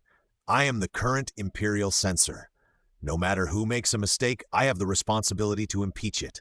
If everyone is like you, then it is better to abdicate and let others do the same. The old face of the Lord turned red with anger, and he didn't care about him. He was looking for death. What else could he do? Okay. The emperor's voice suddenly sounded, with unquestionable majesty. Let the Ministry of Justice investigate this matter, and the Jinyue will be responsible for cooperating. Kai Sheng slandered the princess without verification. Since he is so nosy, he should go to the city gate to watch the gate. When he wakes up, he can return to the censorate. 81, 818284141464 said that this man was actually contradictory. Due to his filial piety to his father, he actually did not do anything to harm Daxia except today. Talents are hard to come by now, and loyal ministers are even harder to find. The Emperor is willing to give him one last chance. If he still doesn't repent, don't blame him for being ruthless. The Emperor glanced at the faces of the other three people and snorted coldly. I thank the Lord for his grace. Kai Sheng knelt down to accept the order and thanked him. His face was a little depressed, but he also knew that he had violated the Emperor's taboo. The Emperor was already doing him a favor by sparing his life. Then the Emperor asked them to hand the memorial to Bai Lai and left the court directly, which showed that he was very angry. All the officials looked at each other, and no one dared to speak. After leaving Fengqian Hall, the other three hurried to Kai Sheng's side. Lord Kai, we didn't have the chance to speak today. It's hard for you. No problem. At least I have completed the request, and I have done my best. After saying that, he shook his head and strode away. He had completed today's affairs, but he felt a little uncomfortable, especially when he saw the disappointed look of His Majesty. He now regretted it, and couldn't help but think of the rumors among the people in Shangjing. That day, Her Royal Highness the Princess fell off the carriage. She ignored herself and invited all the imperial doctors to see those ordinary people for free until they were cured. And the last time, Her Royal Highness the Princess pleaded for General Wang Hongde. If it weren't for her, General Wang would have died unjustly. Is such a Her Royal Highness the Princess really as despicable as the princess said? Maybe he really did something wrong, very wrong. What happened in the court soon reached Xia Hanyu's ears. Fuling's face was puffed up with anger, which made Xia Hanyu laugh. Your Highness, why are you still laughing? They actually said that to you. Those people didn't understand His Highness at all. His Highness had always been very good to them, the servants. She would never forget them when she had something delicious or fun. If they had to take it out, she would always help them. What right did they have to say that to His Highness? I've gotten used to it. Xia Hanyu comforted her. Okay, your little face is puffed up like a little squirrel outside. I'm not angry, but you're all so angry. To be honest, Xia Hanyu herself was quite happy. After all, she knew about several people who were connected with Shi Huarong and made them suffer heavy losses.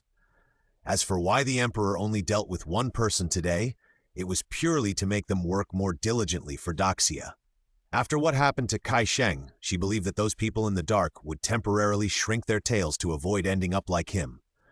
Half a day later, Shaji sent someone to tell Xia Hanyu that the case had been closed and that the people in the Shi mansion had been notified to pick up the person from the imperial prison. Fuling handed Xia Hanyu a bag of candy wrapped in oil paper. Your Highness, this was also sent in by Lord Xia. Xia Hanyu took it and opened it. There were small animal-shaped soft candies inside. She picked one and put it in her mouth. It was soft and not that sweet, but it was just to her taste. So he was trying to make her happy because she was scolded in the court today? The commander of the Jinyue could be so attentive. Thinking of this, she picked up another one and threw it into her mouth. She squinted her eyes as she enjoyed the delicious food, with a relieved smile on her lips. Slady 1-81828-1441652.html. In front of the prison, Shi Huarong and Akai stood there anxiously waiting. She had finally begged her father to let her out today, but after picking up her brother, she still needed to go back to confinement. Yesterday, Kai Sheng reported Xiaji and slandered Xia Hanyu. Her father suspected that she was the one who did it. Even though she denied it, he would not listen to her explanation at all. He would rather believe Xia Hanyu regardless of his brother's life or death. Shi Huarong was so angry that she was shaking all over, but she could do nothing. Fortunately, her brother was finally safe. Unfortunately, half an hour later, Shi Heng still did not come out. Miss, are the Jinyue still unwilling to release him? No. Shi Huarong shook his head. The Ministry of Justice has found out that my brother has nothing to do with Xia Hanyu's affairs. The Jinyue dare not release him. They can only delay at most. Let's wait a little longer. It should be soon. As soon as the voice fell, the gate of the imperial prison slowly opened. and a Jinyue figure walked out and stood aside. After a long time, Xi Hung came out with blood all over his body and a pale face. Step by step, the wounds on his body were as painful as thousands of ants drilling into his heart, so he could only move his feet bit by bit. There were even wounds that kept oozing bright red blood, dyeing his clothes even brighter red. "Brother!" Shi Huarong hurried over to support him, his face full of heartache. "How could they punish you so severely?" "I'm fine." Shi Heng smiled weakly and shook his head. Wrong. You've worked hard these days." Shi Huarong's words were even more choked, her eyes full of love. "It's not hard. As long as I can save you, it doesn't matter if I suffer a little. It's a pity for Kai Sheng. He has lost the emperor's heart. I'm afraid he will be useless in the future. Fortunately, only he was lost." In the carriage, Xia Hanyu sneered at the two people's affectionate little appearance. In the last life, the relationship between the two was so obvious, but it was a pity that I was blind at that time. But now I can see clearly, as an outsider. Fooling on the side snorted coldly. "Your Highness, look at them. They don't look like brother and sister. Other couples are not as close as them, and they are not ashamed." Xia Hanyu couldn't help but look at her when she heard it, without saying a word, just watching the two people coming and going, with a cold expression, without any emotion. "Your Highness, are we getting off the carriage?" Fooling looked at the two people walking down from the gate of the imperial prison and couldn't help asking her, "Why not?" She came here today to see what the drowned dog looked like. How could she see it clearly without getting off the carriage? The two got off the carriage, and the three people who just walked out couldn't help but pause when they saw her. Shi Heng never thought that he would see Xia Hanyu like this when he saw her again. She just looked at him like this, and her eyes no longer had the joy and concern she had before. He looked at him and couldn't help but smile. He accidentally pulled the wound on his cheek again, and it hurt a little. He spoke to her very weakly. Did you come here to pick me up today as well?" From beginning to end, he didn't mention a word about being in the imperial prison, but she seemed to have never heard of it. Before she could speak, Fuling stepped forward and angrily said, "How dare you? You didn't even show respect to the princess when you saw her, but you even dared to call her by her maiden name. Do you know that only His Majesty is qualified to call her by that name? Do you think you are His Majesty?" Their faces changed with just one sentence. "I dare not. I hope your Majesty will forgive me for my words." Shi Heng supported himself and slowly knelt in front of them. "I, Shi Heng, pay my respects to your Majesty. May your Majesty be blessed with good health."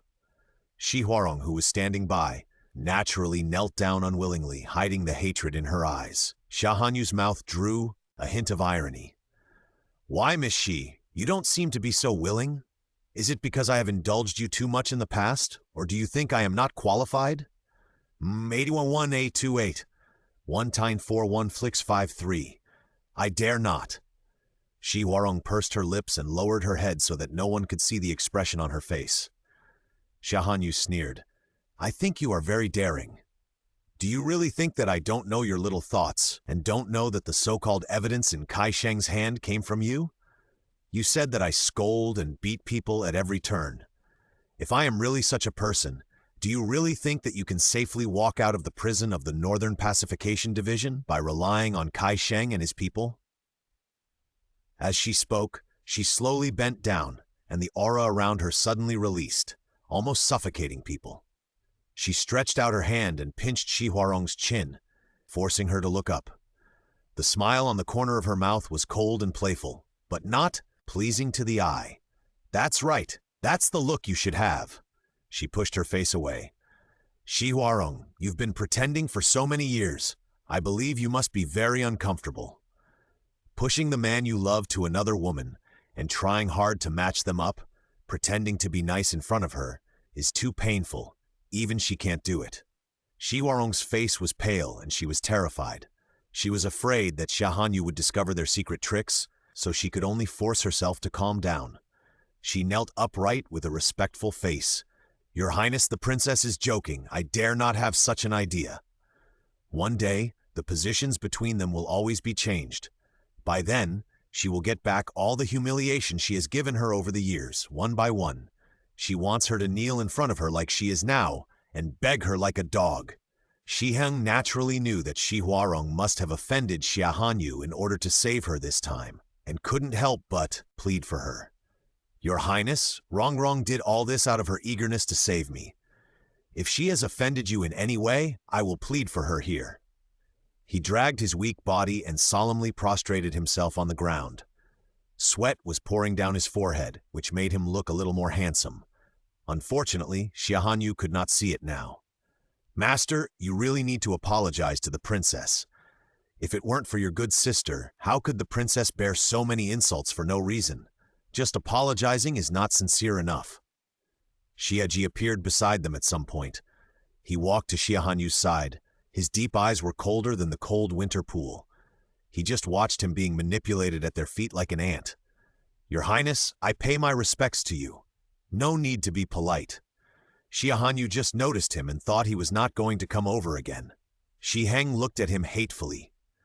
Seeing Xia Hanyu treating her with a good face, she felt a little jealous. I have been imprisoned for so many days and was sentenced to death by Lord Xia. What else do you want? Xiaji's eyes were full of sneers and disdain. Master Xi, you have wronged me. Everything I have done is just to find out the truth of the matter. Master Xi, as a suspect in assassinating your Highness, it is reasonable for me to punish you. I don't think I have done anything wrong. Now you have walked out of the Northern Pacification Division safely. Isn't this a model of our Northern Pacification Division's integrity? Xia Hanyu didn't expect that Xiaji, who was usually indifferent and could only speak a few words, had learned to mock and ridicule. She couldn't help but raised her eyebrows and smiled at him. Lord Xia is right. If it weren't for his integrity and loyalty, my father wouldn't have valued him so much. Xi Heng, I hope you can learn from Lord Xia's ability to do things in the future and don't do things that you shouldn't do. After all, you may not be able to walk out of the Northern Pacification Office standing next time. Okay, I have something to discuss with Lord Xia. You are still injured. Go back and heal your wounds quickly. Otherwise, there will be rumors outside that I am using my power to bully others. After saying this, Xia Hanyu was too lazy to look at them anymore and turned to walk towards the door of the Northern Pacification Office. Xiaji hurried forward and stretched out his hand. Xia Hanyu looked at him and put her hand firmly on his arm. The two of them walked up together. In Xi Heng's eyes, they looked like a perfect match. He pursed his lips tightly, as if a thin thorn had pierced his heart, making his heart ache. He didn't even hear Shi Huarong calling him a few times. The next second, Shi Ji suddenly turned around and looked down at him. There was mockery and contempt in her eyes, as well as a crazy but restrained possessiveness, as if she was his and no one could touch her. Those who touched her would die. At this moment, Xiaji was like a caged beast, and the one who could cage him was Xia Hanyu. Xi Heng's pupils shrank sharply. He had never doubted Xiaji's feelings for Xia Hanyu, but he had never thought that his thoughts would be so terrible. Brother? Shi Huarong hid the jealousy in his eyes and couldn't help but reach out to pull him. Brother, let's go. Yu'er has been deceived by others now, and she won't care about your life or death anymore. However, when he heard this, Xi Heng was suddenly surprised. You are right. Yu'er was just confused by Xiaji. As long as she sees his true face, she will no longer care about him. She will also return to his side. In Xi Heng's heart, Xia Hanyu should be his, even if he has been using her, even if he does not love her. She can only belong to him. Perhaps even he himself can no longer tell whether he has used her more or has really invested in her feelings, that he should not. At this time, Xia Hanyu has entered the inner courtyard. She sat on a chair and couldn't help sighing in her heart. She has wasted a lot of time on boring people recently, and in the end, she still has to focus on the mission. Xiaji looked at her silent all the time, and his heart suddenly tightened. Your Highness, tomorrow is the day when General Wang leaves Beijing. Do you want to go with him to see him off? After all, you saved his life and raised military pay and food for him. General Wang said yesterday that he wanted to thank you in person. If you hadn't said it, I would have forgotten it. Xia Hanyu did hear Bai Lai mention the matter about Wang Hongde once, but she forgot about it when Xi Heng made a fuss about it. When will General Wang set out tomorrow? Do you have enough people with you? In these troubled times, there are many bandits, and it's not that no one dares to touch the military pay. Moreover, there are still those remnants of the previous dynasty in the dark. If they disguise themselves as bandits to rob the military pay, they may not be able to get it back quickly. Xiaji knew her worries. Please rest assured, Your Highness, His Majesty has arranged a group of elite soldiers to escort you, and I have also arranged 2 groups of people in the dark. Although I can't guarantee that there will be no mistakes, it won't be so easy if someone wants to touch the military pay. That's good. Xia Hanyu nodded, and then she felt relieved.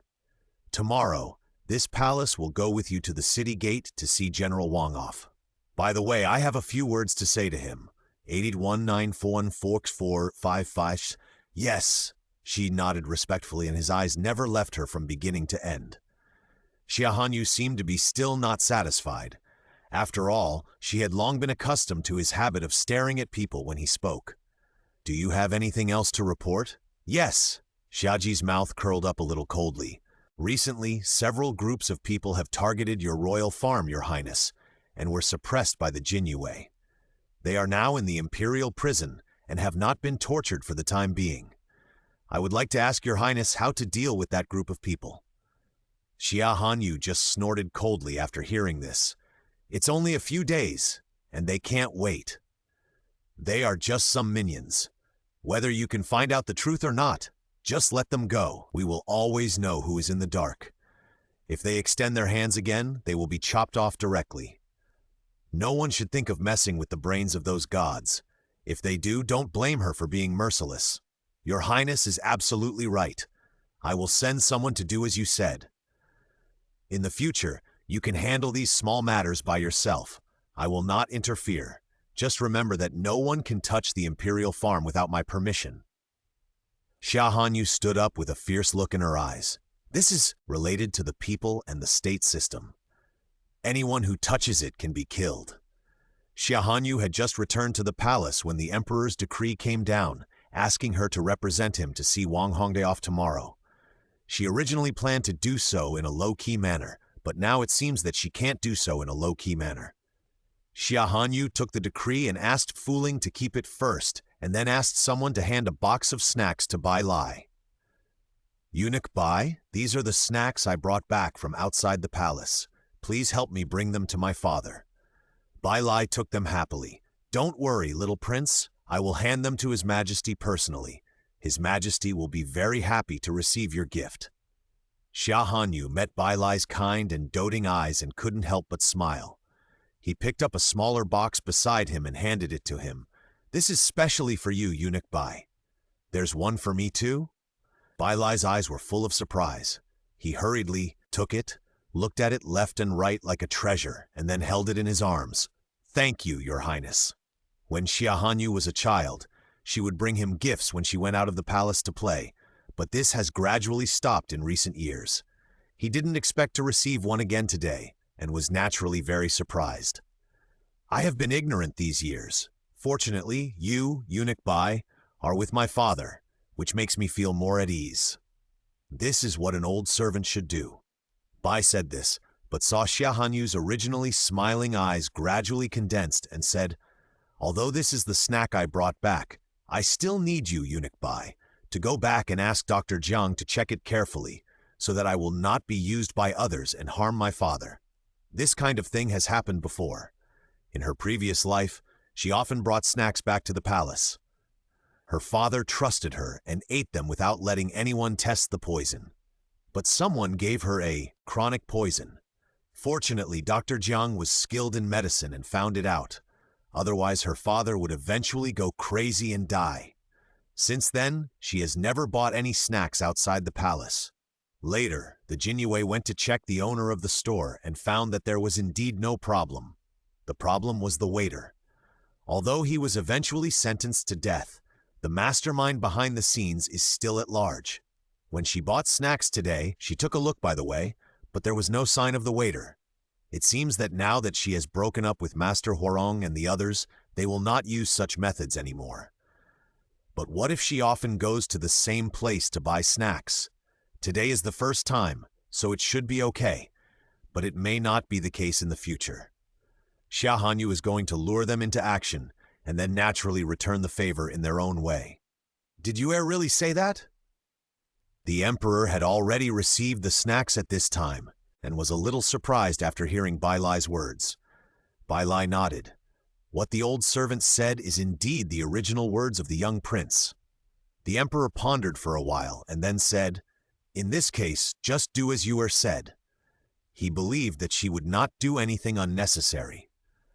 The next morning, Xia Hanyu took the imperial edict to the city gate, read the imperial edict that the emperor asked to read, and then walked in front of Wang Hongde. "Sir Wang, this road is dangerous. I hope you can be careful. The court is in a difficult situation right now. I have finally managed to collect this amount of food and wages, and there must be no problems." Wang Hongde hurriedly clasped his fists after hearing this. "Please rest assured, Your Highness, I will never let any problems with the food and wages occur even if I die." However, Xia Hanyu shook his head slightly. "That's not what I meant. If there is really a problem, there are still ways to raise food and wages if they are lost. What's more important is people." And, thinking of the batches of divine seeds that had been planted, Xia Hanyu couldn't help but smile. As long as some time passes, the soldiers on the border will no longer lack food. When the food is ripe, I will immediately send someone to deliver it to the border. "General Wang, please tell the soldiers a message for me. Only when you are full will you have the strength to win the battle. The rest can be handed over to me." Although Wang Hongde did not fully understand the meaning of Xia Hanyu's words, he still said in a deep voice, "I will definitely convey it." Then he knelt on one knee and clasped his hands. "I would like to thank Her Royal Highness the Princess again for saving my life and raising food. Otherwise, I would never have the chance to serve the court again in this life. Please rest assured, Your Highness, I will stop those barbarians outside the Great Wall and never allow them to set foot in Daxia." "General Wang, please stand up." Xia Hanyu's face was moved. In his previous life, what Wang Hongde was most unwilling to do was to die at the hands of that flatterer instead of dying on the battlefield. 81A1A28 19414655.html. Xia Hanyu stood there and watched them walk a long way until he could hardly see their figures, then turned around. "Xiaji, have those people confessed?" Xia Hanyu hesitated for a moment, but decided to ask. Xiaji shook his head. "I have already released everyone." "What's the result?" "One of them entered the residence of the Minister of Personnel, and 2 others entered the residences of officials from the Ministry of War and the Ministry of Rights. Your Highness, do you need me to take them away?" "Not yet," Xia Hanyu interrupted him. "Firstly, the evidence is not enough, and secondly, we can use them to convey the information we want them to know. Besides, even if we deal with these people now, what will happen next? As long as we don't completely solve them, those people will stare at us like termites, biting us tightly until the country is completely destroyed. After all, this way they have a reason to stand up and be the savior." Xiaji nodded, just looking at her quietly, with a slow curve at the corner of his mouth. "Your Highness is really smart. She has never been the straw bag who only knows how to eat, drink, and have fun as those people rumored. Those people never understand her, only he understands, so those people are not qualified to stand by her side at all. Come on, accompany me to the Imperial Farm to see how my good brother is doing? Sir Xia should not be busy next time, right?" Xiaji shook his head. "I have nothing to do for now." In fact, the Northern Pacification Office still had a lot of official business to deal with, but this was the first time she took the initiative to invite him, and he was reluctant to refuse. Xia Hanyu stepped onto the carriage with his help and turned around. "Sir Xia seems to have not ridden a horse today. Why don't you take the carriage with me?" In fact, the city gate was not very far from the Northern Pacification Office. Xiaji looked up at her and met the smile in her eyes, the arc gradually rising. "Thank you, Your Highness. It would be disrespectful for me to refuse." As soon as she finished speaking, she bent down and entered the carriage, and Xiaji jumped on it. Fu Ling stood aside closer and talked to me. Xia Hanyu lazily sat in the carriage, looking at him with an arc-shaped smile. Xiaji pursed his thin lips and sat closer. His ears turned red. He grabbed the seat of the carriage with both hands, suppressing his nervousness and admiration. Xia Hanyu didn't notice his nervousness and suddenly asked him, "Xiaji, do you think I'm a little too soft-hearted? So many things have happened recently. If it were him and his father, those people would have died." However, he shook his head slightly. "Your Highness did the right thing. Sometimes killing people can't solve any problems. Your Highness has endured so much hardship for the people. One day they will know and be grateful to your Highness. If it was just killing, why did your Highness do it himself? He alone would be enough." Xia Hanyu didn't speak. She never wanted any gratitude. She just hoped that her father would be safe and that all the people she cared about would live well. Of course, that included him. Xi's mansion. Shi Huarong was changing the bandage for Xi Heng. Looking at the horrible wounds on his body, tears of heartache slowly fell from her eyes. How could they be so cruel that there was almost no good meat on your body? She used to like you so much. Why did she suddenly change? She really didn't understand. Xi Heng shook his head. Cold sweat slid down his pale face, dripping onto the pillow until he died. Maybe she's tired of it. After all, she's the high and mighty princess. How could she be loyal to one person forever? The image of her and Xiaji together flashed before his eyes, and it was so dazzling. How could that hypocritical man with blood on his hands be qualified to stand by her side? Shi Huarongran couldn't see his expression, but he could feel the unwillingness and jealousy emanating from him. Did he really fall in love with Xia Hanyu? Absolutely not. The people of their Xia family have taken away everything that belonged to the Zhou family. Now Xia Hanyu wants to take away even her last bit of love. Why? Originally, all of this should have belonged to her. Whether it was the position of princess or Xi Heng, they should all belong to her alone. In a trance, the hand that drugged her was a little heavier. Xi Heng felt pain and couldn't help but frown and look back at her. "What's wrong with you?" Shi Huarong came back to her senses and shook her head. "Nothing, just thinking about something." "What are you thinking about?" "I'm just thinking, if this court is still surnamed Zhou, I will never be willing to treat you like this." Xi Heng couldn't help but feel moved when he heard this, and reached out to hold her hand. "Don't worry, sooner or later, we will take back everything that belongs to us." "Yeah." Xi Huarong was moved and held his hand back. "I believe you." 3 years ago, Xi Heng accidentally learned about Shi Huarong's identity. After knowing that she was not his father's biological daughter, but the identity of a princess of the previous dynasty, he didn't care where his sister went, especially when he knew her thoughts about him. He had thoughts that he shouldn't have. The bloodline of the previous dynasty is now only one woman. If he marries Shi Huarong in the future, when they succeed in restoring their country, why can't he become the master of this world? At that time, why should he rely on others? And no one dares to say that he has a concubine. Thinking of this, the look in Shi Huarong's eyes became more affectionate. The carriage soon arrived at the imperial farm. The two got off the carriage and walked towards the fields. They saw a group of people gathered together, not knowing what they were doing. Xia Hanyu quickened her pace and walked over. She saw a man digging the soil with a hoe. The hoe was almost exactly the same as the one she gave to Shi Huayi. The people around exclaimed, "The hoe can be so sharp. Look at this soil. It's as smooth as if it was cut by a knife." "Master, can I try it too?" "Of course I can." Shi Huayi handed him the hoe without saying a word. The other party took it with excitement, dug and hooked it lightly, and dug out a large piece of soil without much effort. "It's really easy to use. It doesn't take much effort. Master, how did you think of making the hoe so thin?" Because the tip of the hoe in the past was relatively blunt and thick, it took a lot of strength to operate it. If it encountered some relatively dry land, the strength would be even greater. It would not take long to get tired and panting, and it would not be able to dig much land in a day. Shi Huayi shook his head and said, "Actually, I didn't think of this. It was Her Royal Highness the Princess who gave me a set of hoeing tools to study. Although I couldn't figure out what the material was, I thought of imitating the appearance first, and then I came up with this. The person you should thank is Her Royal Highness the Princess."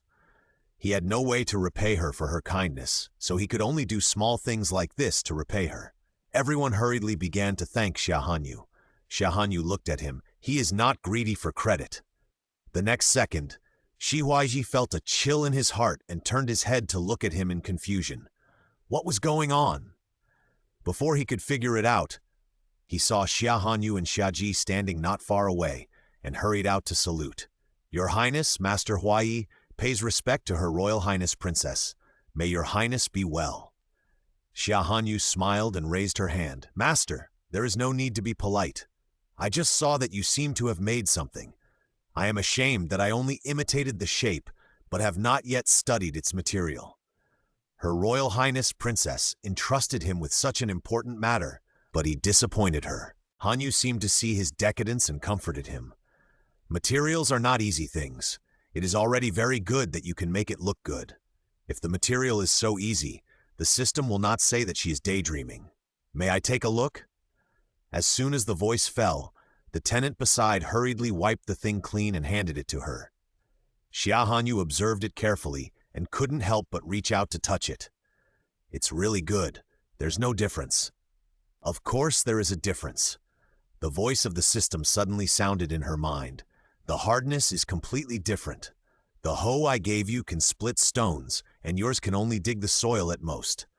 Xia Hanyu took the opportunity to say, then tell me the materials. System. Hey. Trying to trick this system, no way. It doesn't matter if there are no doors and windows. She doesn't mind. She said to Shi Huai, you can experiment for another day. If there is no problem, make one and then teach the methods to the blacksmiths so that the people can use it quickly. In this way, they can be more convenient and save physical strength, which can naturally be used in other places. Shi Huai took the order, and Xia Hanyu set his eyes on Xia Chengyun, who had been hiding behind him. What are you doing standing there? You even forgot how to talk to me when you saw me. Come over here. He came over reluctantly and shouted in a low voice. Sister. After not seeing him for a few days, Xia Hanyu found that he seemed to have grown taller and darker. He was less aggressive and looked more obedient than before. It seemed that it was useful to have him here. Yeah, she responded lightly and reached out to wipe the mud off his face, like a little cat. Xia Chengjun looked at her aggrievedly. Sister, can I go home with you? It was too hard here. He had to get up early every day and swing such a heavy hoe. His hands were covered with calluses. Xiangyan didn't know that this was called calluses before. It was later that the tenants here told him. He never knew that such a simple thing could be so hard. Moreover, the food here was so hard and dry, not as good as the food eaten by the palace servants in his palace. Xia Chengjun refused to eat on the first day, thinking it was pig food. After being hungry for 2 meals, he reluctantly started to eat, because he knew clearly that no one would really care about him this time. He hated Xia Hanyu at first, and he gnashed his teeth in hatred. But every day, listening to the gratitude and praise from the people around him again and again, he gradually began to wonder if he had really gone too far in the past. Was everything those people said to him really true? He thought that his elder sister didn't care about him at all, but the people here told him that if his elder sister really didn't care about him, she wouldn't have to care about him at all, and just let him fend for himself as a playboy. She sent him here for his own good, but he still didn't want to stay here. Sometimes he wanted to cry here, but he could only hold it back or hide in the quilt and cry, especially when he just saw that his elder sister was so gentle to him for the first time and didn't look at him with hateful eyes. Xia Chengjun felt even more wronged. Xia Hanyu reached out and pulled him over, taking him outside. Chengyun, do you know what the word crown prince means? Xia Chengyun nodded. The crown prince is the future emperor. But Xia Hanyu shook her head. As the crown prince, you have to look after the world for your father. The world represents the people. Now the people are not living well, and your father can't even sleep well. You are the crown prince, so you should share your father's worries. The reason why my sister punished you to stay here is because there are very important things here. If you lose these, the world will be in chaos and the people will not be able to live. If they are used by people with ulterior motives, you, the crown prince, will have gone too far. Xia Chengyun nodded in confusion. Are you saying that someone wants to snatch the world from my father? What a courage! Chengyun is so smart. Xia Hanyu touched his head, and Xia Chengyun's ears turned red, revealing a shy smile. My sister seemed a little gentle today. So you still want to go back with my sister? Xia Chengyun shook his head quickly. I won't go back. I want to look after this place for my father and share his worries. Chengyun is so good. Your Highness the Crown Prince seems different from before? Xiaji suddenly said in the carriage. Xia Hanyu smiled. In fact, he has always been a smart child. Just teach him well. In fact, he kept saying that he hated her, but in fact, it was just to get the attention of her and his father. Children are soft-hearted and are naturally easy to be used by some demons and monsters. But don't look at him being so obedient now. In fact, he is still a little unconvinced in his heart. It's just that he has learned to be smart now and knows to follow my wishes. Xiaji hummed and his dark eyes fell on her, asking casually, Your Highness seems to trust this Master Huaiyi very much. 8182867.html? He is indeed a very talented person, and his heart is pure. There are indeed not many such people in this world. Naturally, he will appear precious. Xiaji's pupils were gradually stained with ink, so dark that the original color could not be seen. So your Highness likes him? After all, she likes gentle people like Shi Heng, and he is just a wicked man with blood on his hands. He is lucky to be able to stay with her like this. However, when she heard his words, a smile overflowed in the corners of her eyes. Why should I like him? Don't you think he is very talented? There must be some liking. Xia Hanyu laughed and was speechless. I wonder what you are thinking in your mind. I have to like someone who is talented. Then you are also very talented, and you are loyal to me and no one can match you. Should I like you too? Xiaji's breath was choked, as if he couldn't believe it, but he soon returned to normal and tried to suppress the clamoring emotions in his heart. Your Highness? He opened his mouth, his throat was dry and he was dumb, but he didn't know what to say. Your Highness. Before he could continue to say anything, Ansan suddenly appeared outside the carriage and asked to see him. Xia Hanyu's eyes lit up. Come in quickly. Ansan walked in, saw Xiaji nodded, and then saluted. No need to be polite. Xia Hanyu waved her hand casually, leaning forward slightly. It seems that what I asked you to do has been accomplished? Yes, Anqi and Anba just sent a letter, saying that they will arrive in Shangjing tomorrow at the latest. In case of any accidents, they are following closely to protect them. It looks like there will be a good show soon. The timing is just right. Shi Huarong is probably very happy that she has won her victory. As a former best friend, she must give her a big gift. She turned back to look at Xiaji, her eyebrows curved, full of joyful smiles. Master Xia, do you want to go with me to watch the fun tomorrow?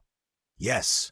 Xiaji cupped his hands, and seeing her happy, the corners of his cold mouth could not help but curl up a doting arc, which scared Ansan to quickly look away. As a dark guard who was trained in the same period, he has truly felt the fear from him, and he didn't expect that this killing god would actually laugh. It's really terrible.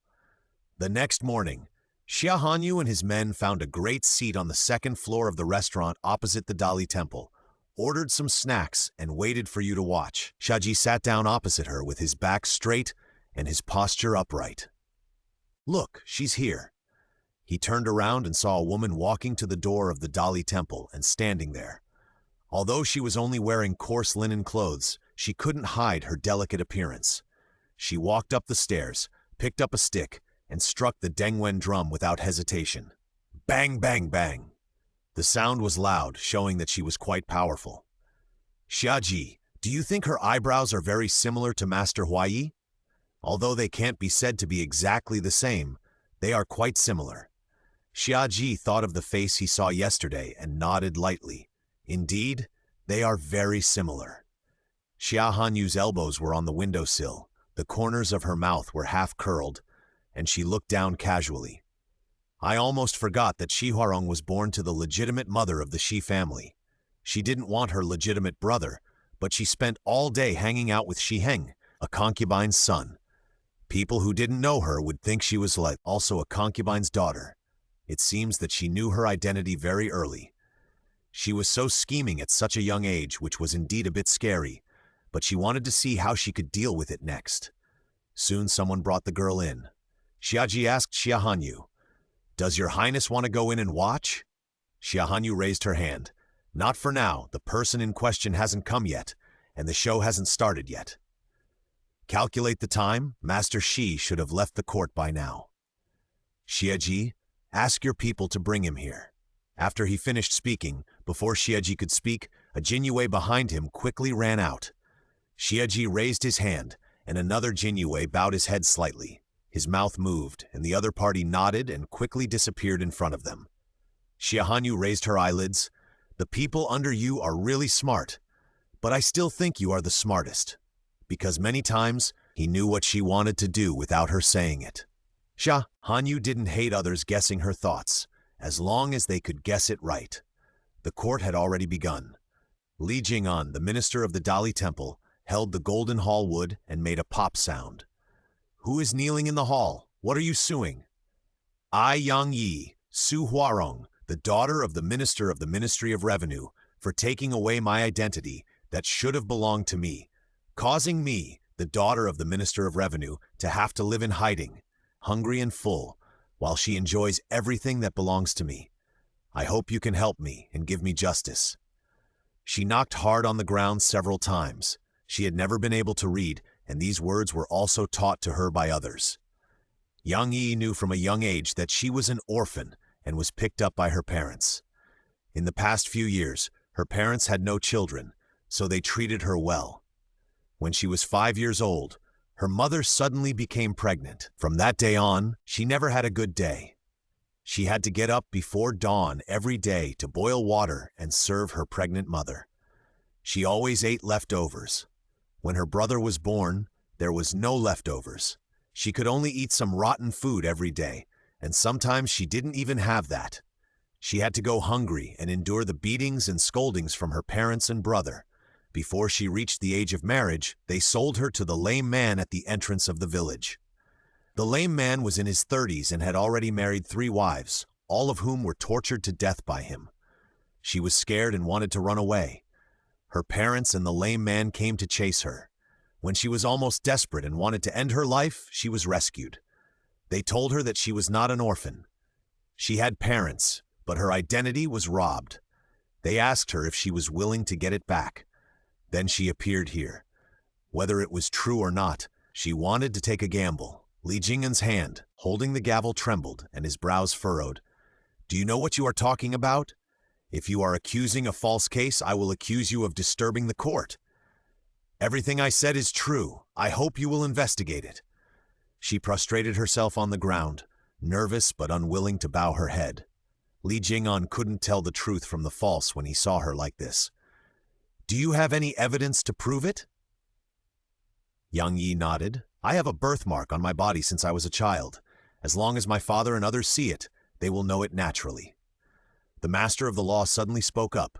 "Sir, since she said so, just ask Master Shi to come, and you will know the truth." Li Jing'an nodded. "Come on, go to the residence of the Minister of the Ministry of Revenue, and ask Master Shi Yan to come over." "Yes?" The guard bowed, and just as he turned around, he saw Master Shi Yan walking in with a sullen face in a bright red official uniform. "Master Li, please, do not bother. I am already here. 81828/414658.html. Li Jing'an quickly stood up and greeted him. "Master Shi, Master Li." Shi Yan nodded calmly. Yang Yi raised her head and looked at the man in front of her who was high above her and had a dignified face. Could such a powerful man really be her biological father? The next second, she saw him looking down at her.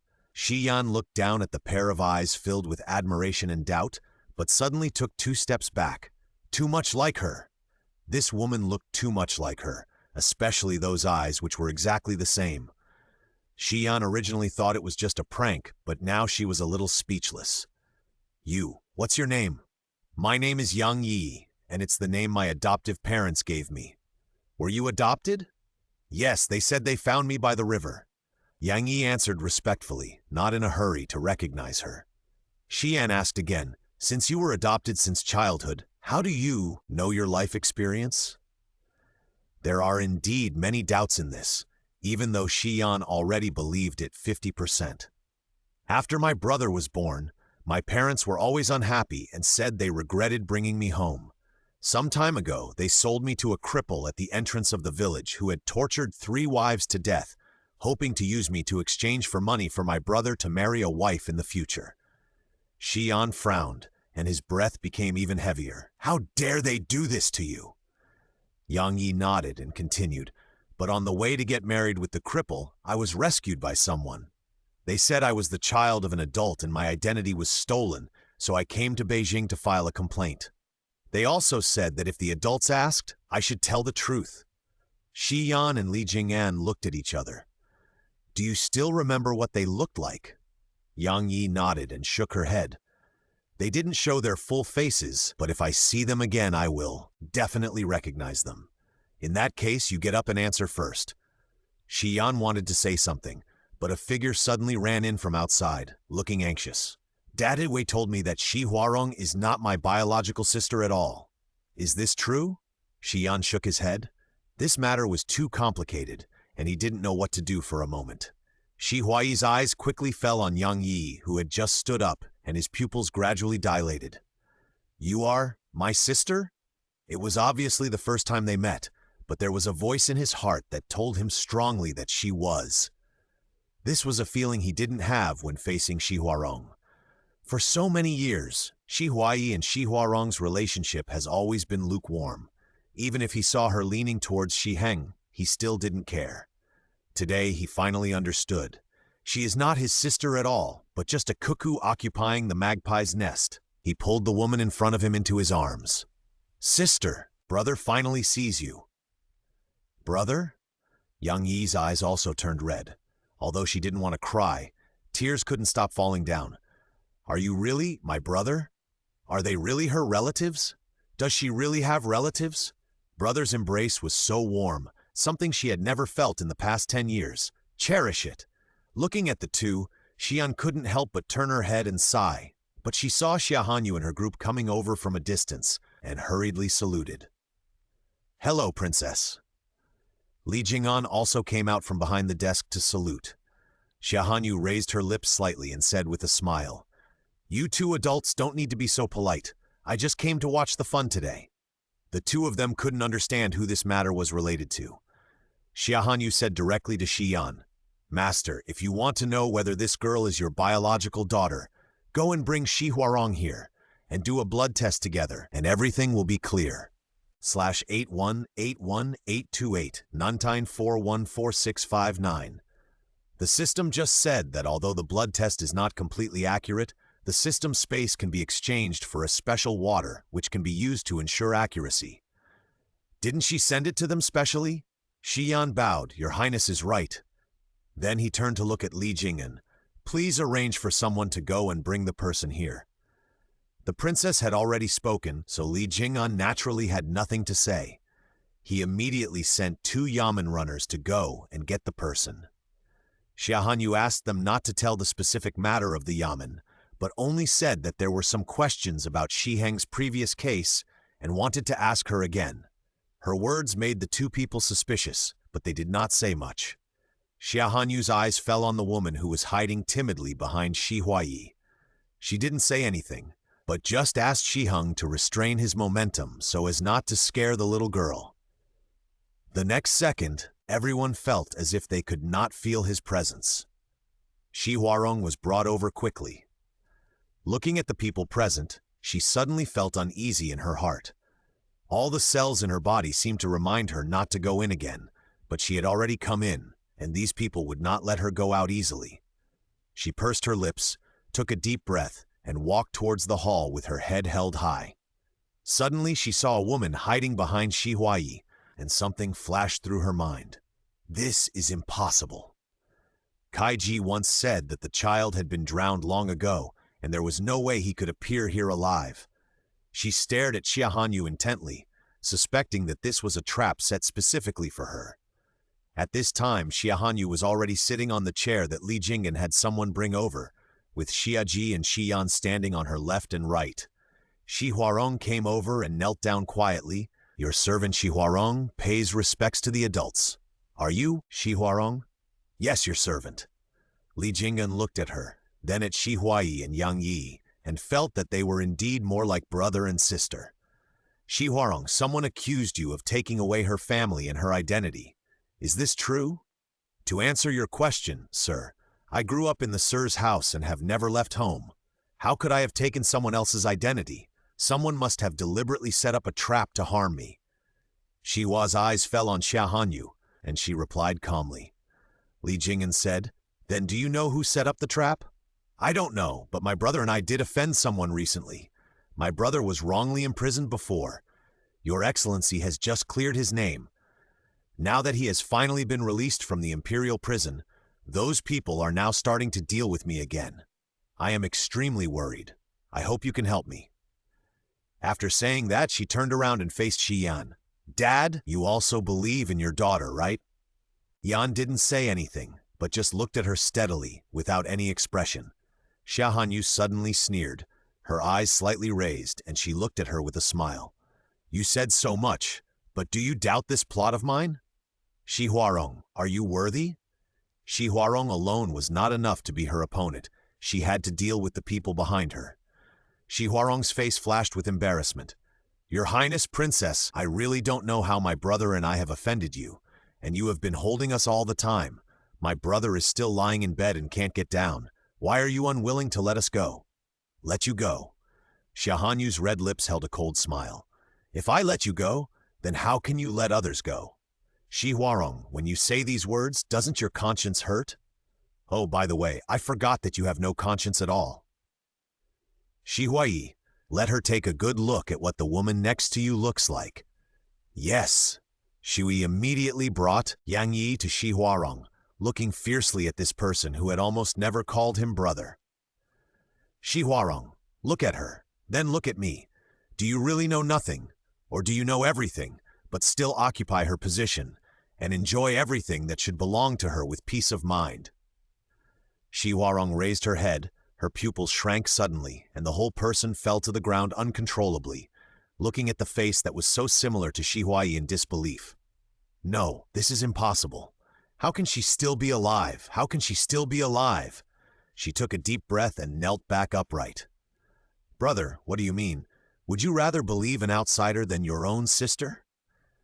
Shi Huayi narrowed his eyes, and his always gentle face was slowly showing sarcasm.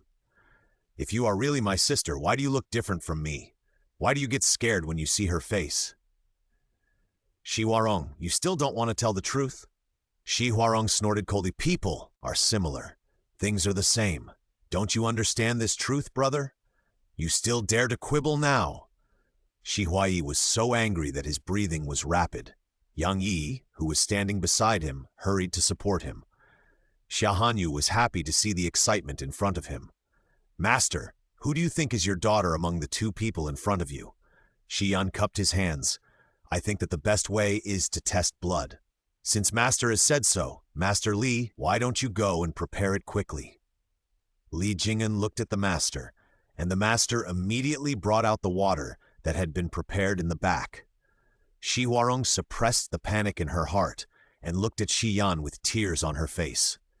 Daddy, do you really not believe in your daughter?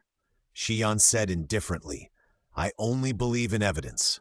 If the woman in front of him was really his biological daughter, then all the suffering she had endured over the years was related to another. Shi Yan did not want to blame a child, but Shi Huarong in front of him obviously knew her life experience a long time ago, but kept silent. In addition, what she had done before to save Shi Heng had completely disappointed him. The Master brought the water in the bowl to him and handed him a needle. Master! Shi Yan took the needle and pricked his fingertips, squeezing out a drop of blood. Then the bowl was brought to Yang Yi and Shi Huarong. Miss Shi, please.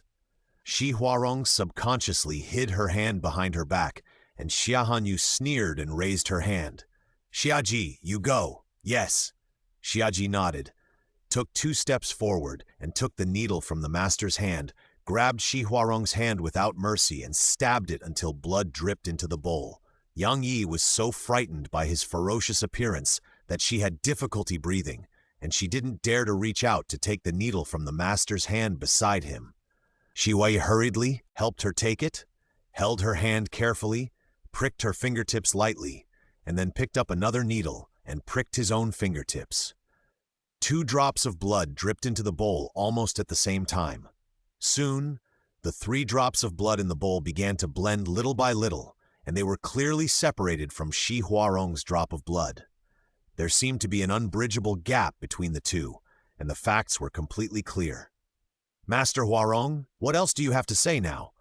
8181414660.html. This is impossible. You must have made a mistake. Shi Huarong knew that she could not admit this no matter what. She was innocent. She was exchanged to the master's mansion when she was young. How could she know so much? Her eyes were red and she looked very delicate. Father, brother, I really don't know why this happened.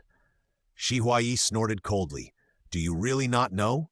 If you don't know, why did you refuse the blood test just now? When you saw my sister, you showed such a shocked and frightened expression. I think you are not ignorant, but you know it clearly. Brother, how can you say that to me? Shi Huarong's face turned pale. She shook her head in disbelief and pointed at him with trembling hands. I was just a baby at that time.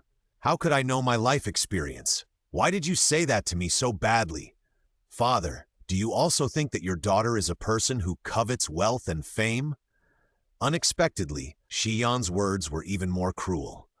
If you believe that you are not, go back to the mansion now, pack up your things and leave, and I will believe that you are not such a person. Shi Huarong seemed unable to bear the blow, and tears slid down her cheeks directly, like a pitiful little white lotus, but it was a pity that no one present was kind to her. Although some yamen runners could not bear to see the beauty cry, they did not bear it. Yang Yi was originally happy because she found her father and Dan brother, but now she saw Shi Huarong crying and could not help frowning in confusion. Why are you crying? I just found my brother and father and didn't cry. You have been enjoying the good life that originally belonged to me for so many years. Now it is just returning my identity to me. Why are you still crying? If she could enjoy the good life for so many years, wear the best clothes, wear the best jewelry, and eat the best food, even if she was told that day that she was not her biological child, she would not be like her. Since it didn't belong to her originally, the worst thing would be to change it back. Shi Huarong's tears paused after she reacted, and she quickly said, Sister, I beg you to talk to my father and brother for me. I really didn't mean to steal your identity. I will return it to you. I beg you. As she spoke, she kowtowed, not feeling the pain from the banging sound. Yang Yi took a step back. You are such a weird person. It was you who took my identity. It is your responsibility to return it to me now. Why do you want me to talk to my brother and father? Aren't they here? They are listening to what you say. Also, don't kowtow to me. The old lady in the village said that only gods and dead people can be kowtowed to. Otherwise, it will shorten their lifespan. And I am not your sister. Puchi, Xia Hanyu suddenly laughed. This little girl is interesting to talk to. She looks silly, but the words she says can make people angry to death. However, Xia Hanyu could see that she really thought so and said so. After suffering so much, she did not become cynical after knowing her life experience, which made her a loyal person. Unfortunately, her good mood was soon disturbed. Dad? Dad. Shi Heng dragged his body, which was almost unable to get out of bed, and appeared in front of them with the help of servants. Even his voice was weak. Dad, what happened? Why is my sister kneeling here? What did she do wrong that you want to bring her to court? Master Shi Heng, don't make a mistake. This is your real sister. Shaji was pleased to see him like this, and reminded him word by word with good intentions. He was so anxious, but it didn't seem like he was anxious for a sister. In an instant, something suddenly flashed through his mind, and his sharp eyes slowly narrowed. These two are not siblings. Shi Heng must have known it a long time ago. So these two have been using the siblings' identities to do dirty things for so many years, and were discovered by His Highness, so His Highness suddenly disliked them and was so ruthless to them. No wonder they always looked at each other with eyes that made him feel something was wrong. The reason was actually this. As soon as Shaji said this, Shi Heng, who had known the truth for a long time, naturally understood everything, especially after seeing the woman who looked so similar to Shi Huayi. He knelt down in front of Shi Yan without hesitation. "Father, although I don't know what happened, I believe Rongrong doesn't know. I hope you can forgive her for all the years that Rongrong has been with you." "What you said is funny," Xia Hanyu sneered. "She is with you. If it wasn't for her, the person with you should be his biological daughter, not an impostor of unknown origin. Your Highness is right. We can't just let this go." After knowing that his sister had suffered so much injustice, especially after noticing that something was wrong with Shi Huarong, Shi Huayi's anger had already exploded. "Brother, how can you say such cruel words?" Shi Heng looked at Shi Huayi in disbelief. "Rongrong has nothing now. She doesn't even know who she is or whether she has any family. She is so pitiful, and your sister has been found. Can't you let her go? Why bother to get to the bottom of it?" Xia Hanyu was really disgusted by his words. "Shi Heng, I remember that you also passed the imperial examination and are now an official of some size. How can you say such things? Do you take the laws of Daxia as a joke? I don't think you need to be an official anymore. When I return to the palace today, I will report to my father and dismiss you. /81828/1941461.html. That's not what I meant," Shi Heng said anxiously. "Your Highness, you can't deliberately misinterpret my meaning. After the incident of murdering the princess came to light, his status among the literati became much more awkward. Even though he has been released now, many people still think that he was able to get out only because Xia Hanyu showed mercy to his men. If he is dismissed again this time, how can he survive in the literati circle? And how can those old ministers of the previous dynasty accept him as the princess's consort? The literati are aloof and have tempers as stubborn as stones in the toilet. This will not do him any good in the future."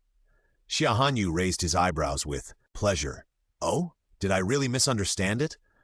Or do you really mean that you want Lord Li to handle it impartially?" Shi Heng gritted his teeth. "Yes." As soon as she finished speaking, she met Shi Huarong's incredulous eyes. Those eyes had forgotten to cry at this time. "Brother, you. Didn't he come to save her? In his heart, was she not as good as his insignificant official position?" Shi Huarong couldn't accept it. Shi Heng lowered his head and didn't dare to look at her. He would explain everything to her after returning. She was so considerate that she would definitely understand that he was bowing his head now for the long-term future, the best future for both of them. So today she could only suffer a little. Shi Huarong didn't know what Shi Heng was thinking at this time, but Xia Hanyu guessed it. After all, he has always been so selfish. He can generously sacrifice everything for others, but he is never willing to touch himself. How blind was she in her last life to fall in love with such a person? Xia Hanyu couldn't help but despise herself. "Lord Li, since even Master Shi Heng said so, I think you should make a quick judgment, otherwise it would be a betrayal of the other person's righteousness." The 4 words, "sacrifice one's relatives for the sake of justice," were spoken word by word, making it difficult not to pay attention. "I obey your order." Li Jing'an looked down on him, a person who abandoned the person he grew up with, and who risked everything to save him for his own future, could never be a good official. He picked up the gavel and pronounced the verdict directly. "I am listening to the verdict in the court. Master Huarong, you knew that you were not the biological daughter of your master's family, but you still occupied their home. You covered up and didn't tell the truth in the court. But considering that you were one of the victims, I will reduce your sentence. You are now sentenced to 50 strokes of the cane and sent back to your hometown. We don't know where your hometown is yet, so this can be temporarily suspended. Come here, take the person out of the hall and execute him immediately." Yes. 2 tall and strong Yamen runners picked up Shi Huarong, who was so scared that he didn't know what to do, and took him out. Soon, screams were heard. Shi Heng's face was pale. He never thought that Li Jing'an would make such a judgment. "My lord, Rongrong is a weak woman. She can't bear the 50 sticks at all. She will die. Please show mercy." He knocked heavily on the ground. If he died, how could he reach the top? Li Jing'an looked disdainful and subconsciously looked at Xia Hanyu. Seeing her nod lightly, he said, Impersonating a citizen is a serious crime, but if Master Shi really wants to plead for your sister, I have thought of a compromise because of your friendship of protecting your sister. If Master Shi is willing to share the 20 sticks for your sister, then she will only receive 30 sticks. But there is one thing I want to make clear to you. The person who takes the punishment will be punished with 10 more sticks. Are you willing? Aye. Shi Heng backed off when he heard that. 30 sticks. He was already seriously injured. If he received another 30 sticks, he would surely lose half his life. But if Huarong really received 50 sticks, her delicate body would not be able to bear it at all. He gritted his teeth and said, I am willing. Li Jing'an raised his eyebrows in surprise. In this case, someone take Master Shi down to receive 30 sticks, and Shi Huarong will only be beaten with 30 sticks. Yes. The bailiff stepped forward and Shi Heng was taken away. Your Highness, can I go out and take a look? Fu Ling on the side was excited and her eyes kept drifting outside. Xia Hanyu smiled and said, If you are not afraid of nightmares at night, go ahead. Thank you, Your Highness. Fu Ling ran out excitedly. Xia Hanyu looked at her from behind, but her smile became even colder. In the previous life, Fu Ling was beaten to death by them. Now it was good for her to watch them suffer the same punishment she had suffered in the previous life. Although they could not be killed, it was considered that she had recovered some of the interest. Xia Hanyu leaned back in the chair as if she had no bones. Xia Ji subconsciously put his arm behind her head.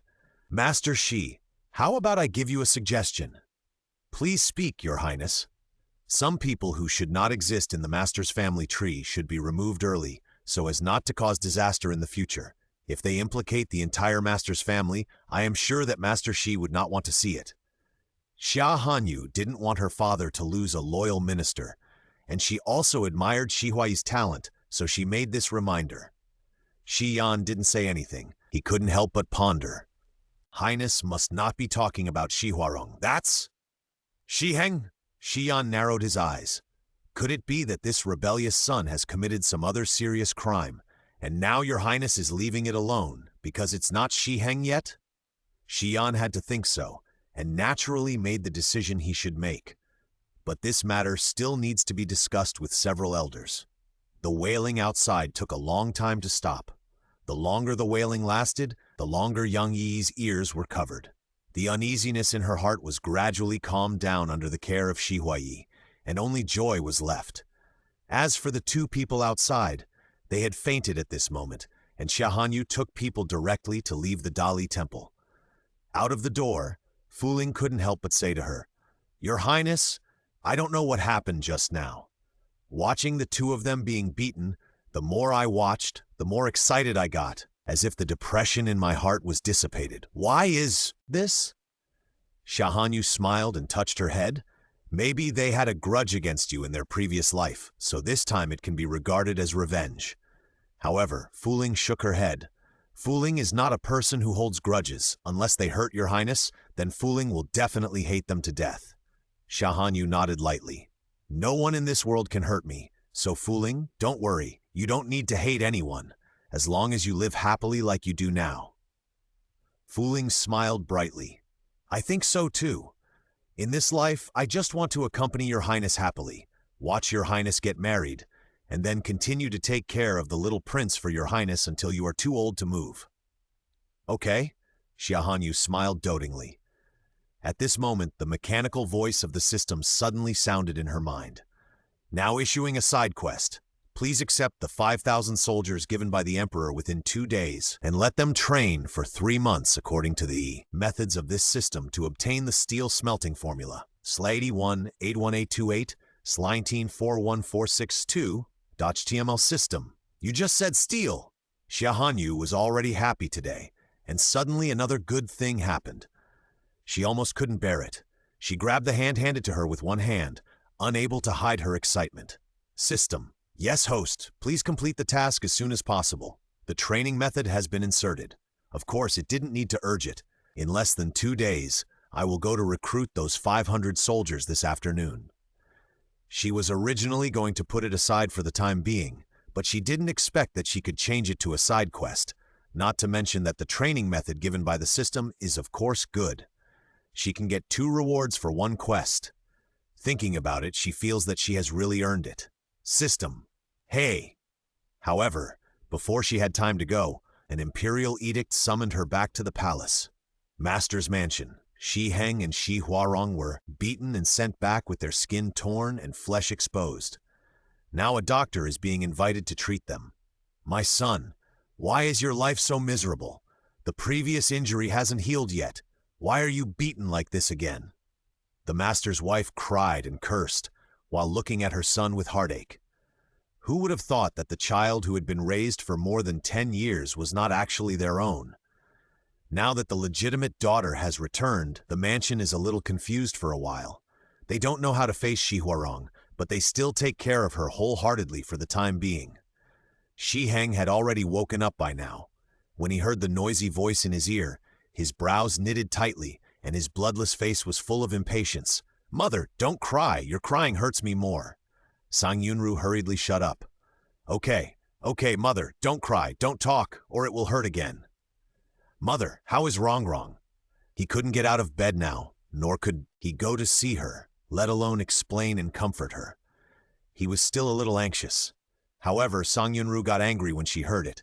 "She hurt you like this, and you still think about her. If she wasn't a fake, you wouldn't be beaten like this." "It's not her fault. I want to do it myself. I think you are just fascinated by her coquettish look." In the past, she was happy to see that they had a good relationship. After all, she had robbed that man's child, and seeing that she was so filial to herself, she was naturally proud. But now that she knew that they were not biological siblings, the intimacy they once had changed. "Mother, don't talk nonsense." Although this was the case, it could not be spread out. "Mother, don't worry. Rongrong's identity is not that simple. I will have important things for her to do in the future, so you have to treat her better, and she will help me. You must never deliberately target her. Do you understand?" Okay, mother. Knows. I will go see her now."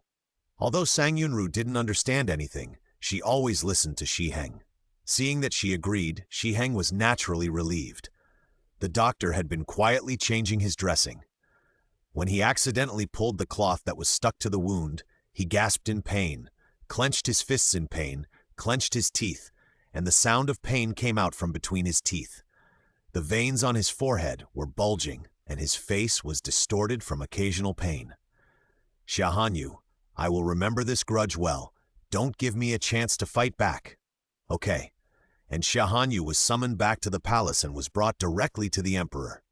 "Father, why did you suddenly call your daughter back? If it wasn't an important matter, your daughter would have left. I have something important to do." "What to do? Do I have to go to the Xi mansion to see the miserable condition of those 2 people?" The emperor said unhappily. Xia Hanyu subconsciously touched the tip of her nose. "I really can't hide anything from you, father." The emperor glanced at her, and a man immediately stood up and bowed slightly to Xia Hanyu. "Greetings to Her Royal Highness the Princess. May your highness be well." "Who are you?" Xia Hanyu was relatively unfamiliar with the man in front of her. The other party continued. "I am Zuo Wen, a salt official, in charge of all matters related to official salt." Salt official. Xia Hanyu thought of the salt-making recipe she had submitted some time ago, and could not help but step forward. Could it be that refined salt has been made? The system said that the salt made according to that method is extremely fine, so it is called refined salt. "Please look, Your Highness." Zuo Wen opened a bag of salt and held it in front of her. "This is the refined salt made in the method given by Your Highness. Because it is white and fine, we call it snow salt. It's made from those poisonous salt mines?" "Yes, and we have already tested it. The poisonous salt is no longer poisonous after being refined in that way. This is all thanks to Your Highness. If it weren't for Your Highness, we wouldn't be able to make so much snow salt piled up like a mountain." The other party nodded, his eyes still excited. "In fact, it's more than that. The method Your Highness gave has almost no cost. If all the mines of poisonous salt are mined, the people of Daxia will no longer be unable to afford salt." As he said this, he knelt down in front of her and the emperor. "In addition to reporting this important matter, I came to the palace today to ask for Your Majesty's mercy." You hope that your father will lower the price of salt, right? Xia Hanyu understood his thoughts at a glance. Your Highness is wise. Xia Hanyu looked at the Emperor. Father, what do you think? The Emperor motioned for the other party to stand up and speak, then looked at her with a smile. I would like to hear your thoughts first, you heir. Then surrender. First restore it to 30 wen per dough, and then order a further reduction after all the poisonous salt mines are mined out. 30 wen. Zuen never thought that Xia Hanyu would lower the price by several hundred wen at once. Your Highness, such a large reduction will cause chaos among the salt merchants, if they slander our salt as poisonous. However, Xia Hanyu just snorted coldly after hearing this. They have made enough money over the years. If they want to make trouble, I believe there will always be smart people willing to seize this opportunity. Your Highness, are you planning to cooperate with the salt merchants? Hanyu said with a slight arc. We eat meat, so we have to let them drink some soup, right? Besides, there are many ways to make salt, so there will never be a shortage of salt in the future. Your Highness is smart, and I really admire you. Zuo Wen was really convinced and couldn't help but say, Your Highness is not at all like the rumors outside. Rumors are misleading indeed. Hearing him say this, Xia Hanyu was not angry. Let the rumors spread. Sooner or later, they will know what kind of person I am. Your Highness is right. Xia Hanyu looked at the Emperor. Does your father have any other opinions? The Emperor shook his head. Let's do as the princess said, but we have to wait for half a month. When you have stockpiled a certain amount of salt, the whole country will implement it together. Your Highness can directly announce it to the world at that time. There is no need to hide the fact that this salt comes from the poisonous salt mine, so as to avoid being deliberately framed for this reason. Besides, I believe that as long as the people see our snow salt, they will love it. By then, time will prove everything. 81A1A28941463.html. Your Highness the Princess is right. Salt itself should be a common necessity for the people. In the past, they could not afford salt and even went to dig poisonous salt to eat, resulting in countless deaths and injuries. Because if we don't eat salt, we will feel weak all over and can't do daily work at all. Now, not only is there non-toxic salt, but Your Highness has also set the price so low, the people will surely flock to it, and they will probably buy it in large quantities for a while. The Emperor nodded. I know, you can go down. Lord Zuo, can you give me the salt in your hand? I may need it next. Zuo Wen looked at the small bag of salt in his hand, handed it to her, and then took his leave. The Emperor, what do you want this salt for? If the small kitchen needs it, let them send it to you. Xia Hanyu shook her head and said, It's not that the small kitchen needs it. I want to use it as a reward. Father, I was originally planning to go to the garrison camp in the suburbs today to select 5,000 soldiers, but you called me back in a hurry. But now it happens that I don't have to bother looking for rewards and punishments. When the Emperor heard her say this, his eyes suddenly became interested. Oh? Are you going to make a big move? Xia Hanyu pointed with his fingers. It's just a small move. If it works well, that method may be used in the training of all soldiers in the barracks. You mean that mysterious person gave you something good again, or is it related to the soldiers? Yes. Xia Hanyu chuckled. So, Father, you have to lend me Xiaji for a few days. Don't go to him for no reason. You have more than one minister under you. Go to them if you have something. Don't just exploit Xiaji all day long. Don't you think so? Xia Hanyu turned his head and looked at Xiaji, who was standing like a sculpture. The Emperor noticed Xiaji then and wondered, When did you come? Why didn't I see you just now? Xiaji bowed. Your Majesty, I have been here all the time, but Your Highness asked me to restrain my breath before, so Your Majesty did not notice my existence for a while. Mainly because the focus just now was not on him. Is that so? The Emperor asked Xia Hanyu. Xia Hanyu nodded innocently. At that time, I was just afraid that he would scare the daughter of the Shi family who had just returned. She was timid and could not stand the murderous aura of Xiaji. So that's it. The Emperor seemed to be thinking about something. Yuer, is that woman really Shi Yan's biological daughter? It has been confirmed by blood test. Do you think your daughter will do something about it? Xia Hanyu snorted. She was disdainful of that. The emperor coughed dryly. Of course I didn't mean that. I'm just a little curious about how she knew her identity. You must have something to do with it. Yes. Xia Hanyu's lips were slightly curved, with complacency. Didn't she just give Xiaji and me a big gift in the court before? I am just returning the gift. Although she had prepared this return gift long ago, it was such a coincidence that even God couldn't stand it. The emperor nodded with satisfaction and smiled proudly. You are worthy of being my daughter. You have my style. Not everyone is qualified to bully the children of the royal family. In this case, Xiaji will belong to you for the next few days. When you are done with him, you can return him. After being tossed around by the emperor, it was already afternoon. Xia Hanyu was too lazy to go to the military camp again, lest it would be dark when she arrived, and it would be a wasted trip. For the time being, she can only wait until tomorrow. Xia Hanyu returned to the palace and put the bag of snow salt aside. Your Highness, what is this? Fu Ling had not entered the palace at that time, so she naturally did not know what was in front of her. Xia Hanyu explained to her, this is snow salt, which is what the salt officials have refined from the poisonous salt mines. Eating it this way will not cause poisoning, and the price is lower than before, so ordinary people can afford it. Fu Ling, if you were an ordinary citizen, would you be willing to buy this snow salt? Of course I would. This salt is excellent at first glance, just as fine and white as snow. No wonder it is called snow salt. Fu Ling couldn't help but pick up a little and put it in her mouth, and her face changed immediately because of the saltiness. It's so salty. The palace servants on the side laughed at her. Sister Fu Ling, salt is naturally salty. Your Highness, is such good fine salt really cheaper than before?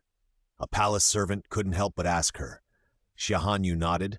I have already discussed with my father that the price of snow salt is 30 wen per dao for the time being. When there are more mines in the future, the price should be reduced further. But these are still secrets for her now. You are not allowed to spread it out. Otherwise, I will punish you severely. I obey your order. They never thought that the salt would be so cheap. In this way, my parents will be able to afford salt in the future. When they have the strength to work, they will not be afraid of going hungry again. Several palace servants couldn't help but cover their faces and cry, while others were also excited. Xia Hanyu didn't expect them to be so touched. She just smiled and said, I will go to the salt mine to get snow salt later, and I will bring some back for you to take home. Thank you for your grace, Your Highness. The palace servants immediately knelt down, their eyes full of joy. Xia Hanyu suddenly became curious. Are you really not afraid that there is something wrong with this salt? A young eunuch slowly raised his head with a wry smile. Your Highness, you don't know that we ordinary people have eaten a lot of poisonous salt. My brother died of poisonous salt. It seems that what Zuo Wen said is true. She really knows too little within the palace walls. It seems that they need to urge them to promote snow salt to the whole country as soon as possible. The next day, Xia Hanyu just walked out of the palace gate and saw Xiaji waiting there. There were 2 guards in flying fish costumes. When they saw the carriage coming out, the 3 of them got off their horses and saluted in front of her. Xia Hanyu lifted the curtain of the carriage and her eyes fell on the 2 people beside him. It's rare that Lord Xia brought someone with him today. Except for official business, Xiaji usually didn't bring anyone with him. Xiaji bowed. I am only thinking about your Highness's safety. The 2 knelt down upon hearing this. Yu Xiaoren, a captain of the Imperial Guard, pays respects to your Highness the Princess. May you live 1,000 years.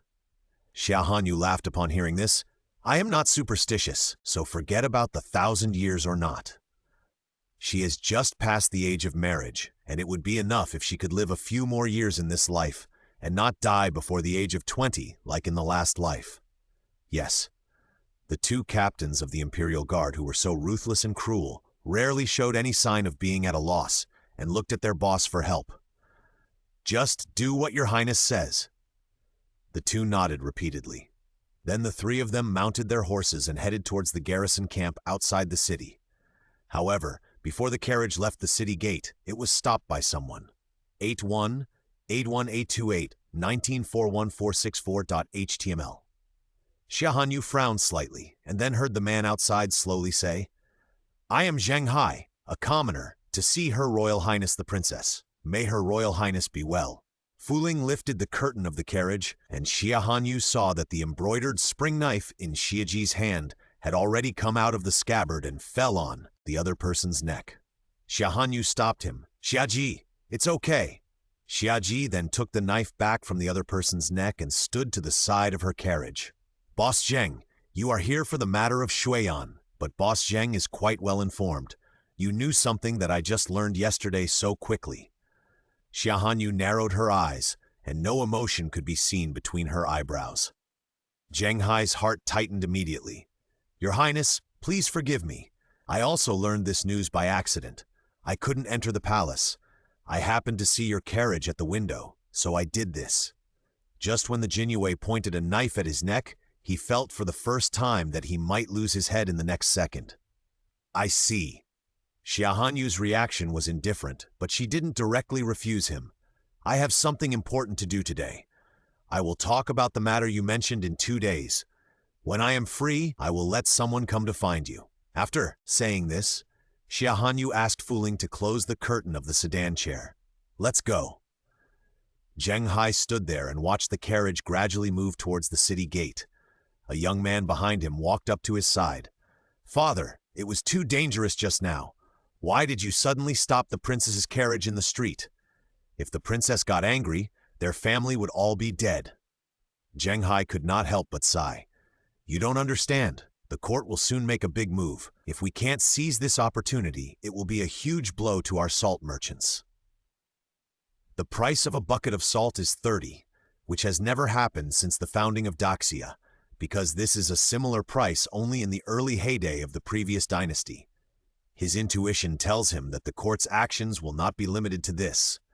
Moreover, he has seen snow salt, which is as white and delicate as snow, and several times finer than the so-called fine salt in their hands. As a businessman, he is very worried about the big move of the court, but as a citizen of Daxia, he is happy about it, because the people who will benefit from this move are countless people. The reason why he dared to stop the car at this time is that he is confident that the court will never give him a way out. He believes that he has made the right bet. On the other side, the carriage has left the city gate, and Xiaji rode slowly beside the carriage. Xiaji, this matter is left to you to investigate. I want to know the result before noon tomorrow. Now the court is still gathering strength, and someone dared to spread the situation. She will never tolerate it. Yes. Xiaji called Han Ren over and said a few words, and the other party quickly took the order and left. Zheng Hai's appearance made Xia Hanyu change her mind. Last night she was thinking about how to sell snow salt in advance without causing chaos. Now she thought of a good way. She could indeed cooperate with Zheng Hai first and put the trial sale point of snow salt in the noon salt shop. In this way, those people who tried to buy and sell would be the first batch of trial sellers. If someone deliberately made trouble after the snow salt was fully sold, the court would not be afraid that no one would be able to prove it. After leaving the city gate, the road was not very flat. The wheels rumbled up and down, and Xia Hanyu almost vomited the breakfast she had just eaten. She couldn't bear it anymore. Stop! The carriage stopped with a sigh. Xia Hanyu walked out of the carriage, jumped down directly, rushed to the side, and retched. Xiaji quickly dismounted and ran over. Your Highness, are you feeling uncomfortable? Xia Hanyu waved her hand casually. It's okay, it's just that the road is too bumpy and I feel carsick. Xiaji thought for a while. How about your Highness ride my horse? His horse's name is Juifeng, and it is dark all over. It is a famous Fergana horse. Fergana horses have thin skin and fine hair, long necks and legs, and a long and slender body. They are black in color and have a very fierce temper and are difficult to tame. No one in the Jinyue dares to approach them, just like their owner. Xia Hanyu nodded, took the water that Fu Ling brought over and drank a sip. She vomited for a long time, but nothing came out, just made her feel uncomfortable. She turned and walked towards Juifeng, reached out and touched it and saw it shook its head. Just when everyone thought it was going to lose its temper, It suddenly lowered its head and rubbed Xia Hanyu's palm, which made her smile and look happy. Yu Xiao sighed inwardly. Sure enough, even the horses know who is the most important among the most important people here. Xia Hanyu jumped on the horse, held the reins firmly, bent down and touched the tuft of mane on its back. What's its name? I like it very much. Xiaji glanced at the horse that had betrayed its master, expressionlessly, and said coldly, Juifeng. Juifeng, a good name. Xia Hanyu praised it, and the next second it roared excitedly and ran away. Shiji's face changed, and he jumped on Yu Xiao's horse and chased after it. That's my horse. It's all gone. What should he ride? Fu Ling behind him smiled with her hands covering her mouth. My lord, why don't you take this carriage with me? Otherwise he can only walk. Yu Xiao scratched his head, looking a little silly. It seems that this is the only way. Please trouble the young lady. Fu Ling shook her head and bowed to him. My name is Fu Ling, and I am the personal maid of His Highness. My name is Yu Xiao, the captain of the Jinyue. I know, you said it when you were at the palace gate. Fu Ling walked up to the carriage with the help of the coachman, got into the carriage, lifted the curtain, and said to him, Captain Yu, you can sit outside. Yu Xiao naturally knew that people like him were not qualified to enter the carriage unless they were their masters.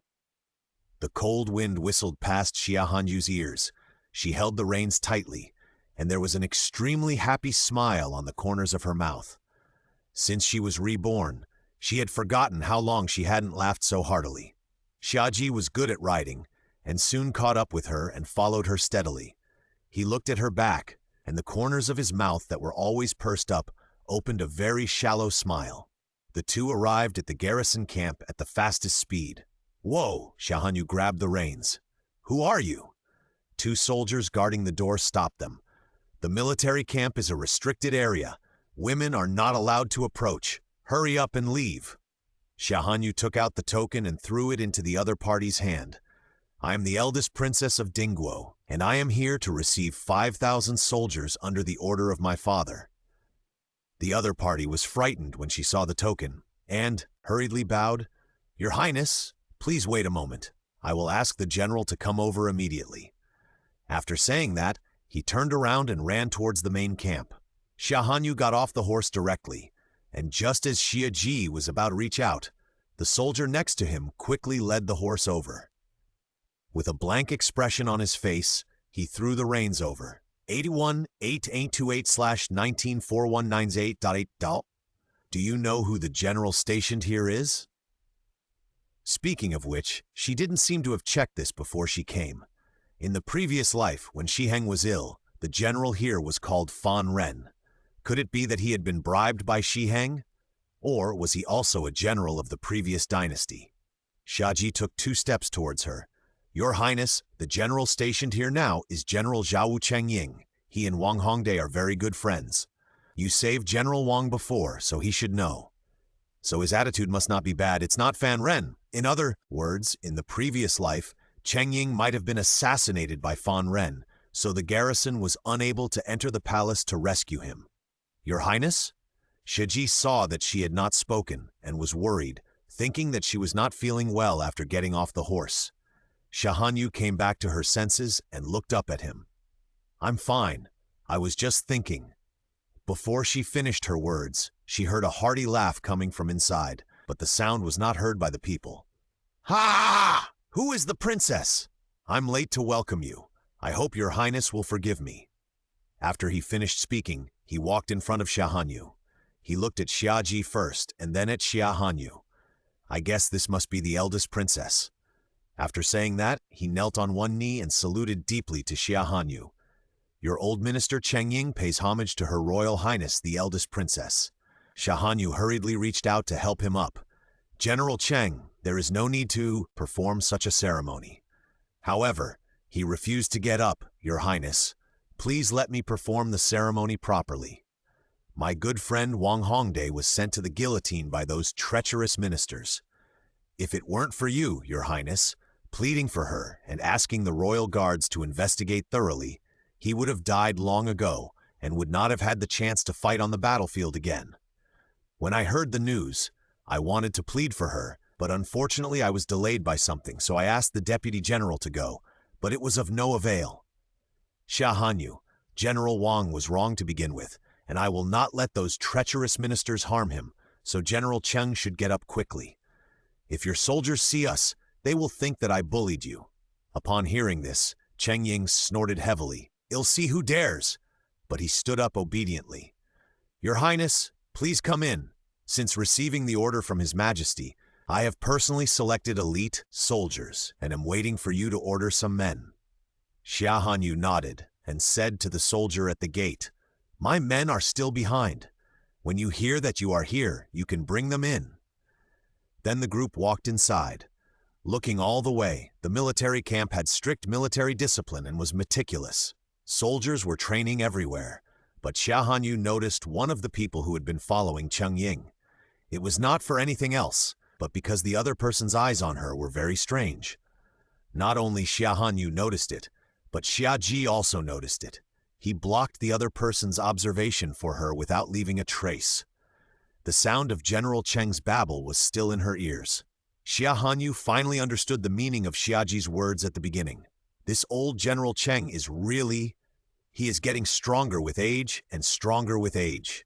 In fact, General Cheng was only 49 years old, 1 year short of being a veteran. "Your Highness, we met once before Wang Hongde left Beijing. He told me that you had raised food and money for him. I didn't know what to say when I heard that." Xia Hanyu smiled but said nothing. She really couldn't stand the enthusiasm of others. Fortunately, he immediately noticed Xia Ji beside her. "Your Highness, this is the Jinyue, right? After all, the flying fish uniform of the Jinyue is really obvious. No one dared to move when you stood there in that uniform." Xia Hanyu nodded. "Xia Ji, commander of the Imperial Guard, meets General Cheng." "Ha ha ha, no need to be polite.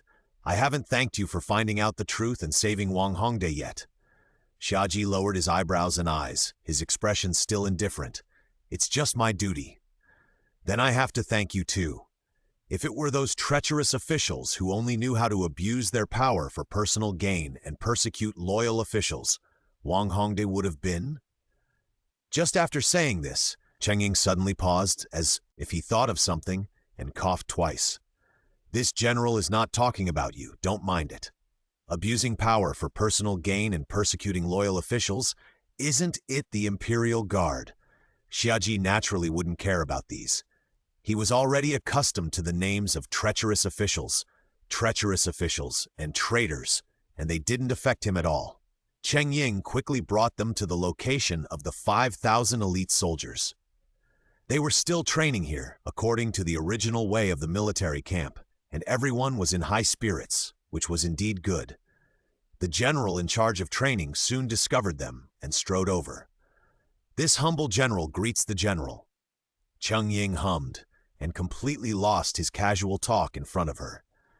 He said to him with a serious face, "I will introduce you to Her Royal Highness the Princess and the only master of your 5,000 people from now on.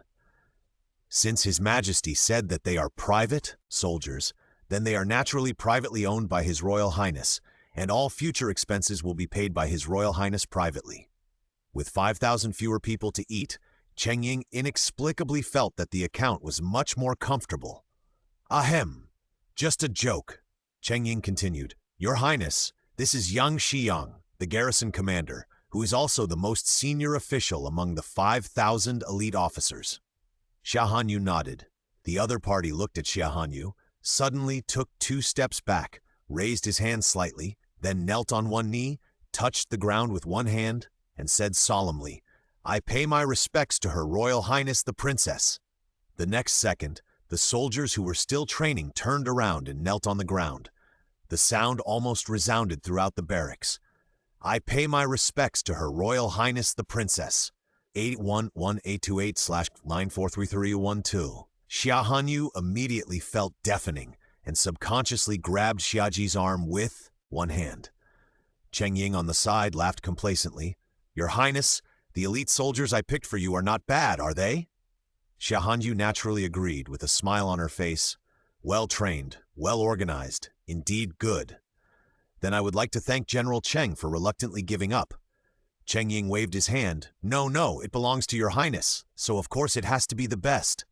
When he said this, people who didn't know him would think he was a person who was used to flattering. In fact, even when facing the emperor, he never had such a good face. Xia Hanyu took 2 steps forward. Her eyebrows were cold, and she looked at the 5,000 elite soldiers steadily and said after a while, "Get up?" "Thank you, your highness." Everyone stood up, and 5,000 pairs of eyes fell on her at the same time, but Xia Hanyu seemed not to notice. "From now on, you are my private soldiers, and your master is only me. Do you understand?" "I understand!" "Very good." Xia Hanyu nodded with satisfaction, with a little more smile between her eyebrows and a gentle tone. "Of course, if you follow me, I will not treat you unfairly, but I have set requirements for you. You can stay only if you meet my requirements. Anyone who fails to meet them will be sent back here. I believe no one wants to lose face, right?" "Yes, they are the elites standing here, and everyone understands that it is naturally more promising to follow Her Royal Highness the Princess. If they can stay, it will be the best thing."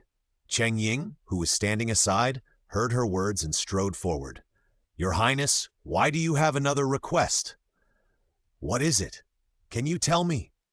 "Anyway, it's a good thing." Xia Hanyu curled her lips and smiled. "General, don't worry, I will give you this good thing when the time comes. I believe you will like it." "Can't I tell you now?"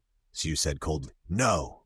Cheng Ying looked. Fan Ren, who was standing beside him, rolled his eyes and suddenly stepped forward. "Your Highness, if this is really a good thing, isn't it a good time to say it now?" "How dare you!" Xia Hanyu turned around. Her eyes instantly turned cold, and she looked at him with a hint of scrutiny. "Are you questioning me?"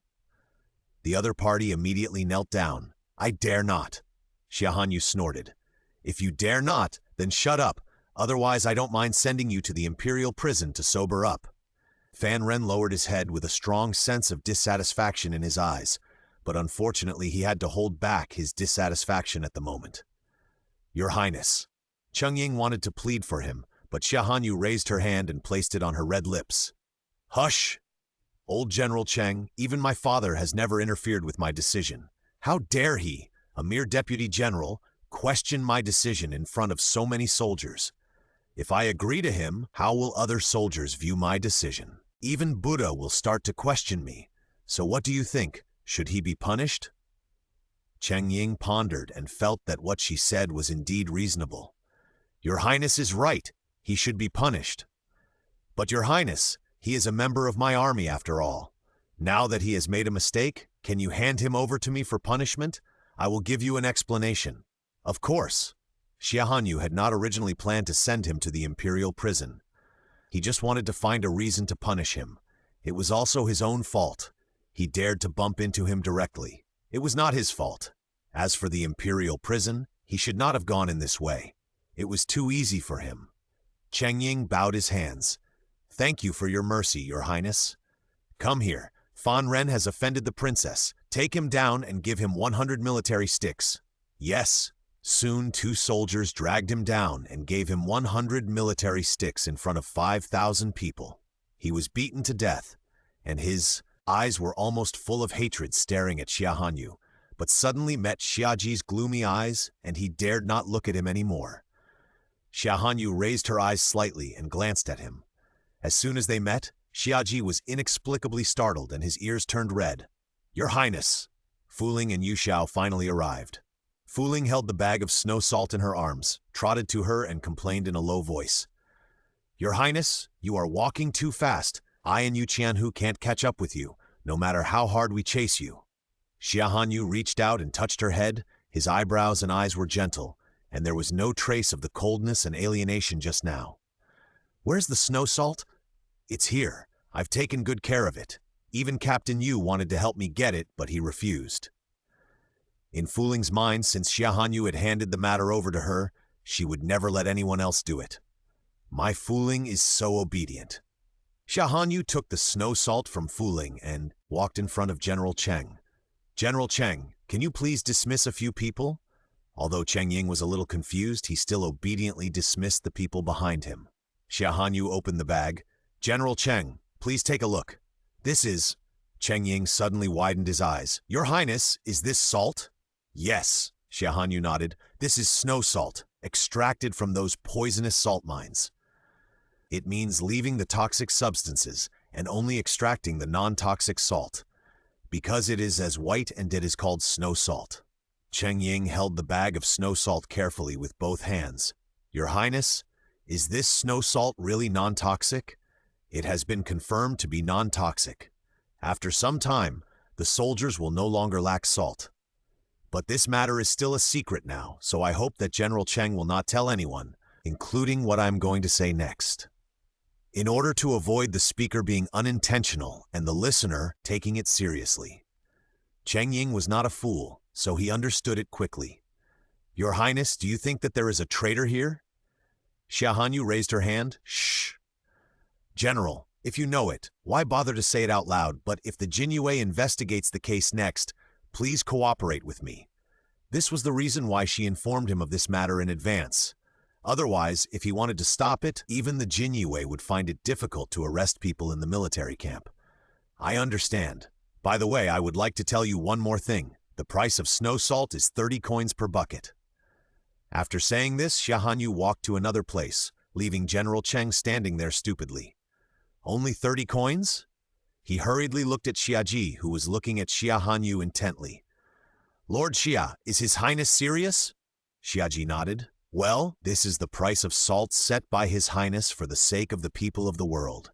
If the general hears any remarks that damage His Highness's reputation in the future, please help her say something. I will definitely speak for His Highness. If anyone in my camp dares to say anything bad about His Highness, I will punish him by military law. People's hearts have come. 8188-143.html. Xia Hanyu walked in front of the 5,000 soldiers with the snow salt and smiled. I think everyone should be very curious about what I have in my hand that shocked General Cheng so much. No one spoke at the scene, not because they didn't want to speak, but because they didn't dare. Although she was smiling, the bloody scene just now was still jumping in front of them. They were afraid that if they opened their mouths, they would be the next to be beaten with 100 military sticks. Xia Hanyu didn't care much about their thoughts at this time, but called Fu Ling and placed the snow salt in her hand. Show it to them. If they want to taste it, they can. Yes, Fu Ling took it and walked towards the 5,000 elite soldiers, her heart beating fast. This was the first time she had seen so many soldiers, each wearing heavy ice armor and looking so solemn, and these people were staring at her like wolves looking at big meat. The snow salt in her hand was really scary. She walked near them and bowed slightly. Your Highness asked me to show you this snow salt.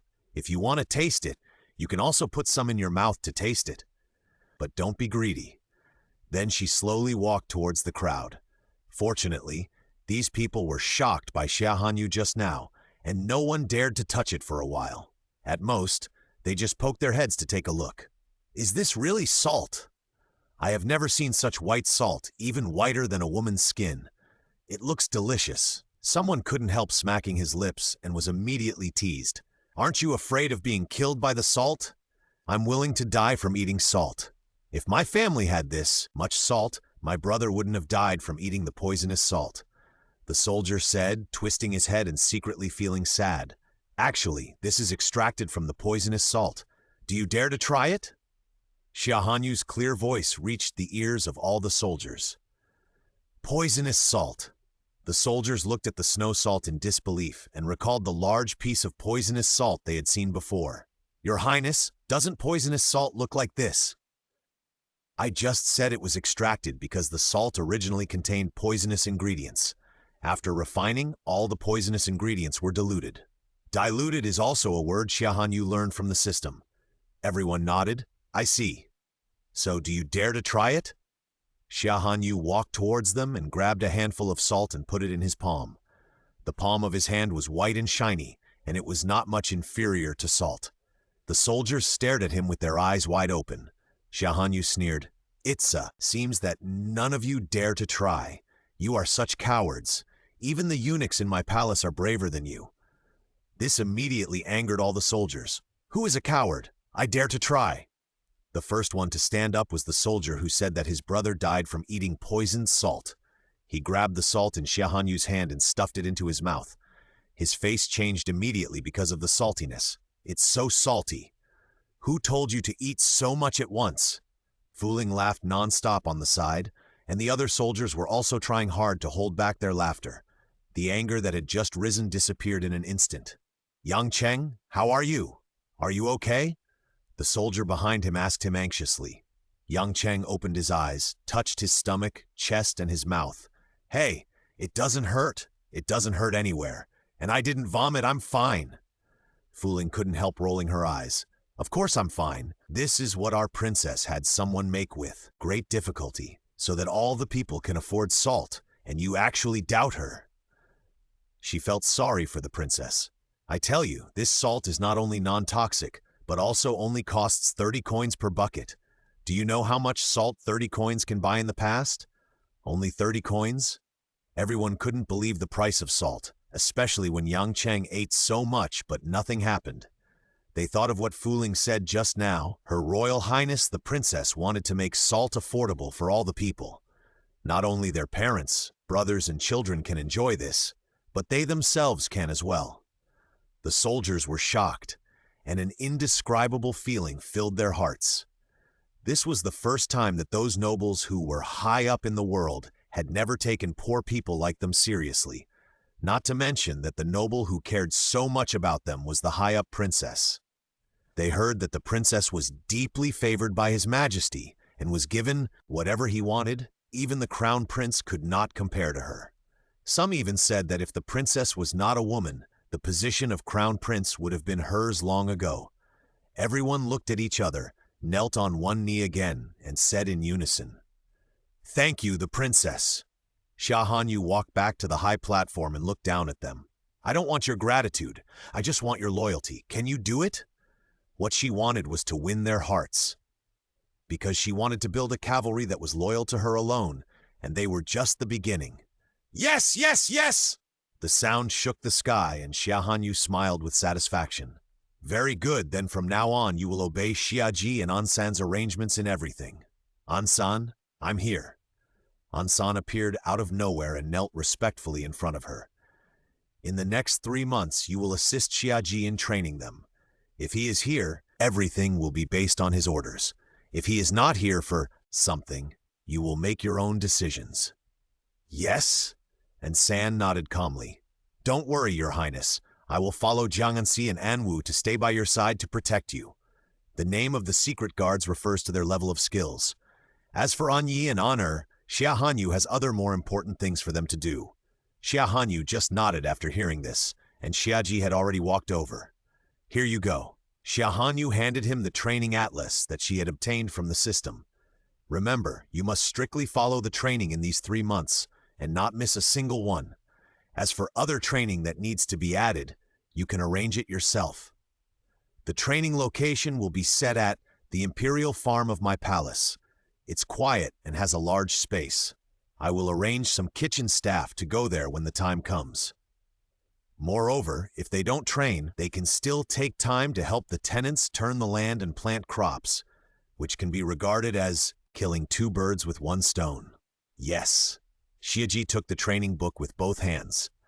Xia Hanyu took 2 steps forward and said, "I will tell you another good thing.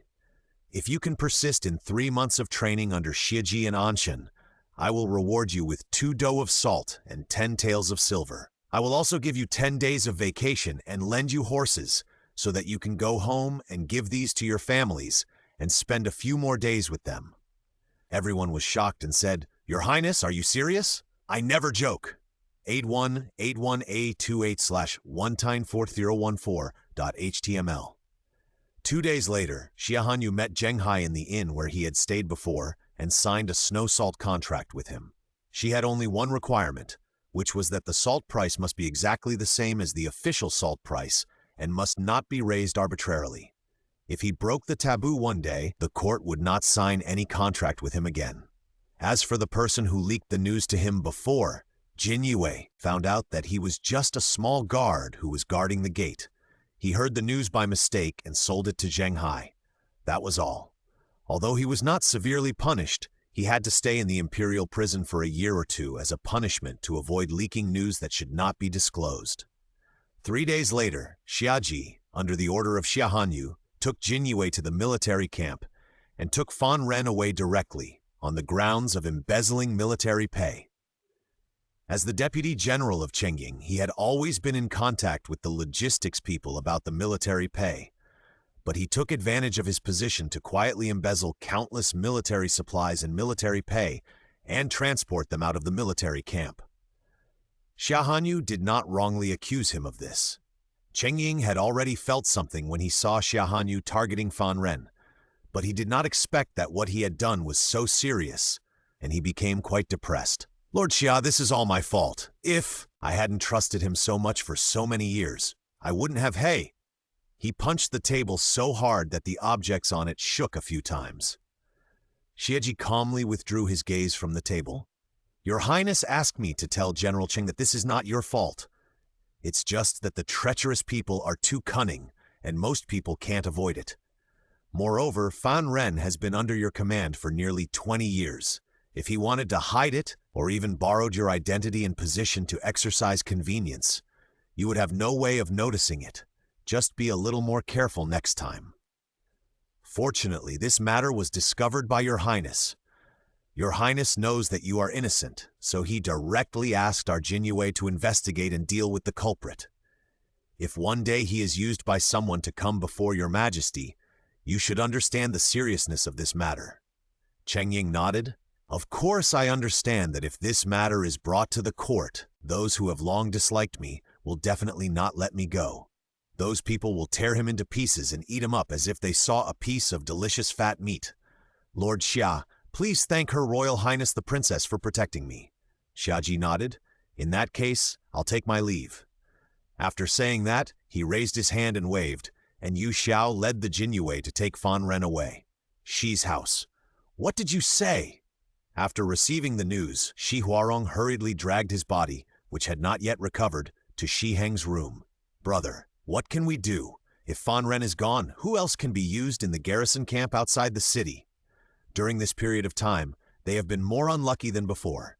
First, they lost themselves, then Kai Sheng, and now Xia Hanyu suddenly moved Fan Ren. Shi Heng's face was a little livid. Wrong, do you know why Fan Ren was taken away by the Jin Yue?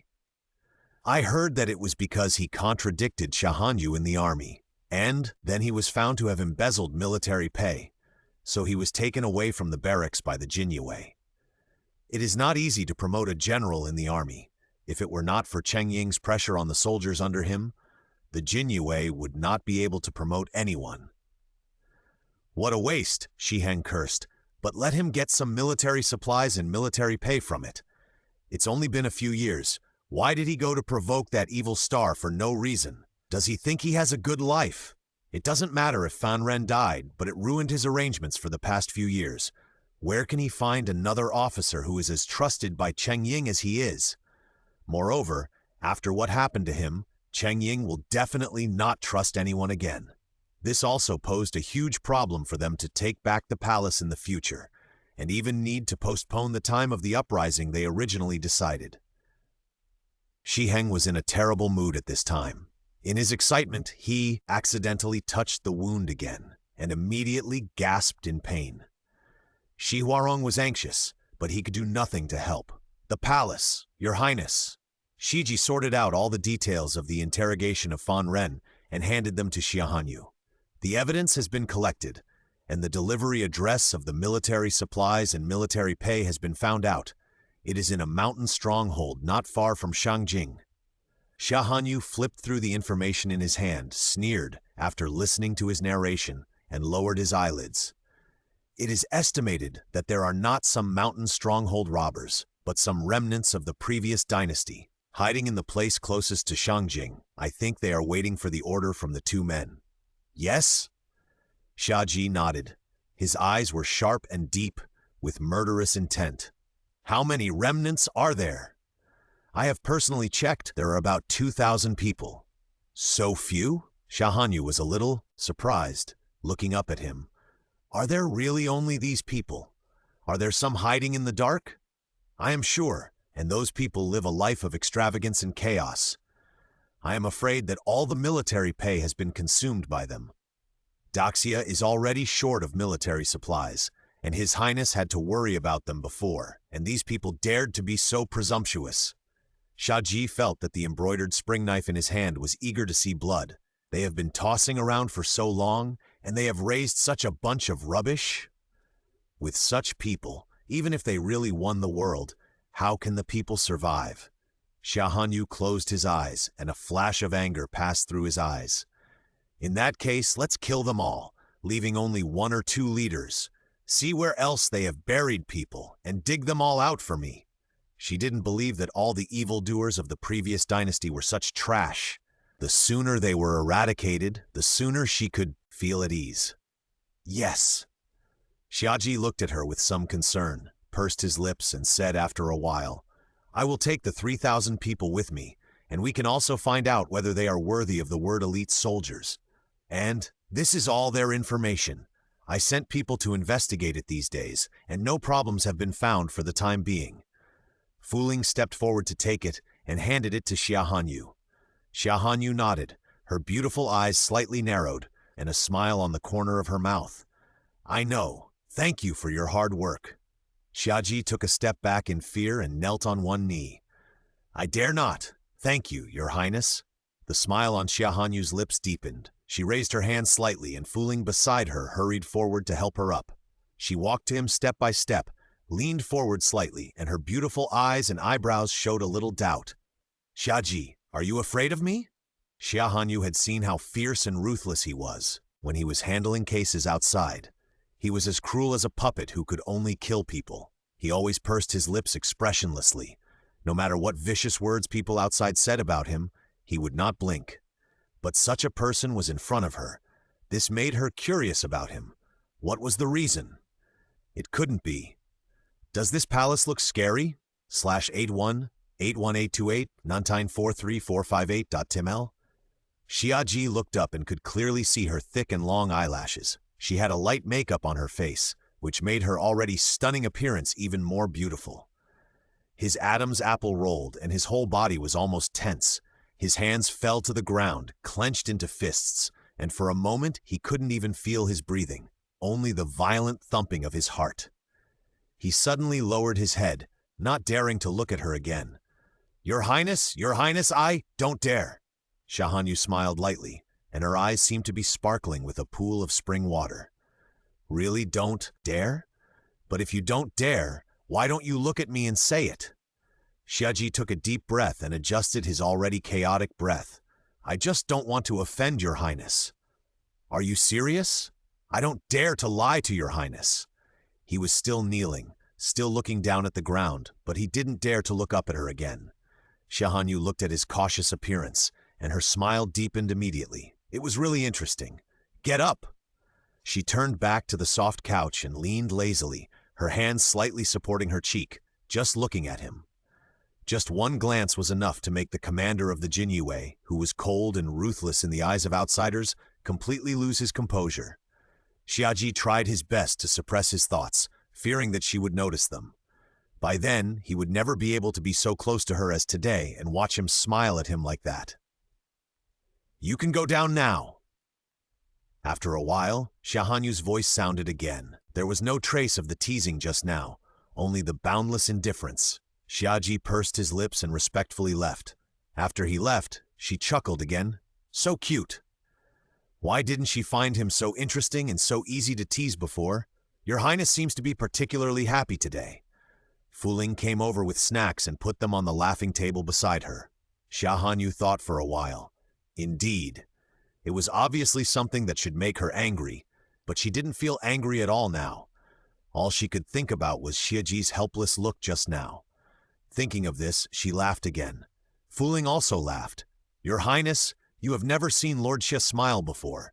Maybe he has been scared recently. I always feel that Lord Xia is a little strange recently. Xia Hanyu sat up. Oh, why is he strange? In the past, when we saw Lord Xia, we were scared and dared not speak. We always felt that he would drag us into the imperial prison and be executed the next moment. But now it is different. Although Lord Xia is still Lord Xia, He is not as scary as before. I don't know if you have seen Lord Xia smile. Really? Why didn't she see it once? Maybe Lord Xia always smiles behind your back, and I feel that Lord Xia is happy with you. Xia Hanyu raised her eyebrows after hearing this. Happy? Her? Then why didn't she feel that he was happy at all? I guess Fu Ling saw it wrong. Xia Hanyu shook her head and stopped thinking about it. Fu Ling smiled and took out an invitation from her bosom. Your Highness, this is an invitation from Shi Huaiyi, the eldest son of the Shi family. He wants to invite you to attend the reunion banquet of the Shi family. Reunion banquet? Xia Hanyu took the invitation and opened it. Inside was Shi Huaiyi's neat handwriting. The strokes were gentle, just like him, revealing a literary atmosphere. Unlike Xiaji, she had seen his memorials on her father's desk. The strokes were sharp and aggressive, just like him, revealing an undisguised hostility. 81A1828/19436660. You going? His Highness never liked to attend any banquets in the past. The only time he attended was because of Shi Heng. So for many people this time, Xia Hanyu's attitude was indeed important. They wanted to know whether she hated Shi Heng or the entire Shi family. After all, there was a rumor that the princess turned to Shi Huaiyi, the eldest son of the Shi family, after being hurt by Shi Heng. Go, why not? Going there would be a chance to see what the two dogs in the water who were beaten up are like now. Xia Hanyu closed the invitation and put it aside, looking up at Fu Ling. How is the matter that I asked you to arrange before? To reply to your Highness, I have already done it. Now everyone in Shangjing knows that Shi Huarong is not the legitimate daughter of the Shi family, but a liar who has taken over the magpie's nest, and the unclear relationship between him and Shi Heng. In fact, they have had an affair for a long time and deliberately cling to your Highness to climb up the dragon and phoenix. I think it won't be long before the whole people of Daxia know how despicable those two are. And the elegant image that Shi Heng originally created will completely disappear in the hearts of all scholars and be despised by countless people. Fu Ling felt happy just thinking about it, thinking that she finally vented a little anger for her own Highness. Our Fu Ling is getting smarter and smarter. Xia Hanyu praised with a smile and handed her 2 plates of snacks on the table. This is a reward. Fu Ling immediately took it happily. Thank you, Your Highness, for the reward. Xia Hanyu shook her head helplessly. Although the snacks are delicious, don't eat too much at night, otherwise you will roll around with toothache like last time. Yes. Fu Ling bowed, turned around and went to share with other palace people in and outside the palace. She has been like this for so many years. No matter how much food she got from her, if it was too much, she was always willing to share with others. Xia Hanyu was also willing to pamper her and always gave her more. So the atmosphere in their palace has always been the best, unlike some palaces, where the palace people also love to intrigue and fight against each other, and they can get promoted by defeating others. Time soon arrived on the day of the reunion banquet. Xia Hanyu asked Fu Ling to prepare a complete set of jewelry and headdresses for women, and then got up and went to the master's house. The reunion banquet was very grand. All the prominent officials in the capital came with their families to attend. I think Shi Yan was ready to make Yang Yi. Oh no, now she is Shi Changlei, which means eternal happiness. I think both Shi Yan and Shi Huaiyi hope that their sister who finally returned home can be simple and happy forever. Compared with the bustle in the front yard, the backyard of Shi Heng and Shi Huarong was extremely quiet. The endless stream of invitations and servants disappeared after Shi Changlei returned. This was a humiliation they had never experienced before. At this time, Ah Chai hurried back from outside, panting and lying on the door, and said loudly, "Miss, the old lady is back." Shi Huarong's originally gloomy expression suddenly brightened a little. She stood up suddenly, but accidentally affected the injury on her waist, and immediately sweated in pain. Ah Kai hurried in to support her. "Where is Grandma?" She should have gone to the backyard to meet the families of the adults. A cold light flashed across Shi Huarong's eyes, and she hurriedly said, "Ah Kai, change my clothes quickly. I will go to pay my respects to Grandma now." "Yes, miss." Ah Kai carefully changed her clothes and walked towards the backyard where the guests were entertained. She also specially danced in a white skirt, which made her face look even paler. Li Changle was kneeling in front of the old lady of the Li family at this time, looking at the majestic old lady in front of her with a timid face. So many years of living under someone else's roof made her too sensitive to likes and dislikes. With just one glance, she knew that her grandmother didn't like her. Li Changle suddenly became more nervous and felt a little wronged, but this was the backyard. Her brother and father were not here, and no one helped her. Some of the women around her looked at her with a good show. The old lady frowned and looked at this so-called granddaughter, very displeased. She had only been out for a while, and her well-educated, beautiful, and intelligent granddaughter had gone to the border town. The farm girl in front of her looked rustic and could not even perform the formalities, while her second son and eldest grandson were still holding a reunion banquet, with great fanfare to introduce him to the families of other adults. How could she not be annoyed? By the way, she blamed all her annoyance on the so-called granddaughter in front of her, with obvious disdain. When Xi Huarong came out and saw this scene, she felt more confident. "Grandma, you are finally back." With the support of Ah Kai, she came over gracefully and was about to kneel down to perform the formalities, but the next second she felt pain, and her originally pale face turned even paler. The old lady felt distressed and waved at her. "You are still injured. Why are you performing so many formalities? Come to Grandma." She came back this time because she heard that her favorite grandson and granddaughter had been beaten, but she never thought it was so serious. "I've been resting for a few days, but I still feel so painful." Xi Huarong slowly moved to the old lady, looking at her aggrievedly, with tears in her eyes. The old lady hurriedly helped her sit down beside her and gave her her cushion. "Thank you, Grandma Ronger." Xi Huarong sat down, glanced at Xi Changle, who was still kneeling there as if forgotten, and sneered in her heart. She came today to let her see that no matter what her father's attitude was, in this family, her Xi Changle could not surpass her Xi Huarong's status. The people below whispered and immediately raised Xi Huarong's status in the Xi mansion, and one by one they spoke to express their condolences. Xi Huarong enjoyed the condolences from everyone, and spoke casually after a while. "Mother, why is my sister still kneeling there? Please tell her to get up, otherwise my father and eldest brother will be distressed when they see her." However, the old lady snorted coldly.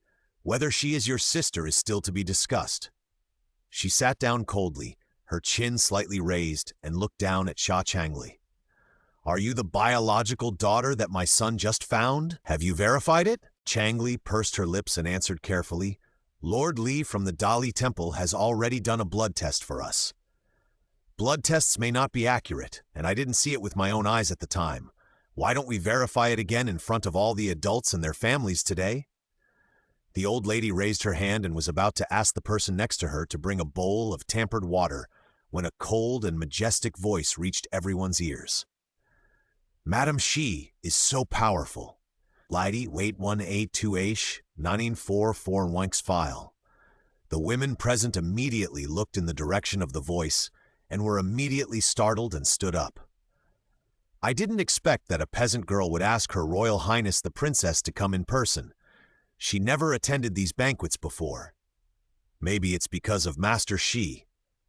After all, Master Heng had come to the Master's house once before. Now it seems that it might not have been entirely because of him." Xi Huarong looked at Xia Hanyu, who was approaching with a smile, and her breath was choked. The hatred in her eyes could hardly be concealed, and she quickly lowered her eyes. Xi Changle saw that Xia Hanyu's reaction was different from that of others, and her originally nervous expression gradually became relaxed. Brother said that she was able to seek justice and return to the Master's house that day because of Her Royal Highness the Princess. And Her Royal Highness the Princess was a good person, and Li Changle could feel that she had no ill will towards her. Until Xia Hanyu approached, everyone knelt down together. "Greetings to Her Royal Highness the Princess, long live her." Xia Hanyu looked at them, but did not ask them to stand up. She just walked in front of Xi Changle and stood still, bending slightly. "Little girl, you are so stupid. Don't you know how to find a backer when you are bullied?" The little girl was not convinced. "I am not a little girl. My brother said that I am older than you, your highness. And I don't have a backer. My father and mother also have to listen to my grandmother, because it was like this in the old family. So Shi Changle never thought about going to Xi'an or Shi Huai to complain and seek their protection from beginning to end. She had been used to being bullied for a long time, and now she was just kneeling, which was nothing. Xia Hanyu sighed. You have the courage to contradict me, but you don't have the courage to contradict an old lady who relies on her age. I really don't know whether to praise you or say that you are useless. Li Changle looked at her blankly and shut up. Get up. I won't be like some people who bully you, a little girl who just came home. After Xia Hanyu finished speaking, Fu Ling stepped forward to help her up. Oh, you are really a little fool. His Highness means that if you don't have a backer, you can find her as a backer. In the future, as long as His Highness is here, no one can bully you, let alone question you in person.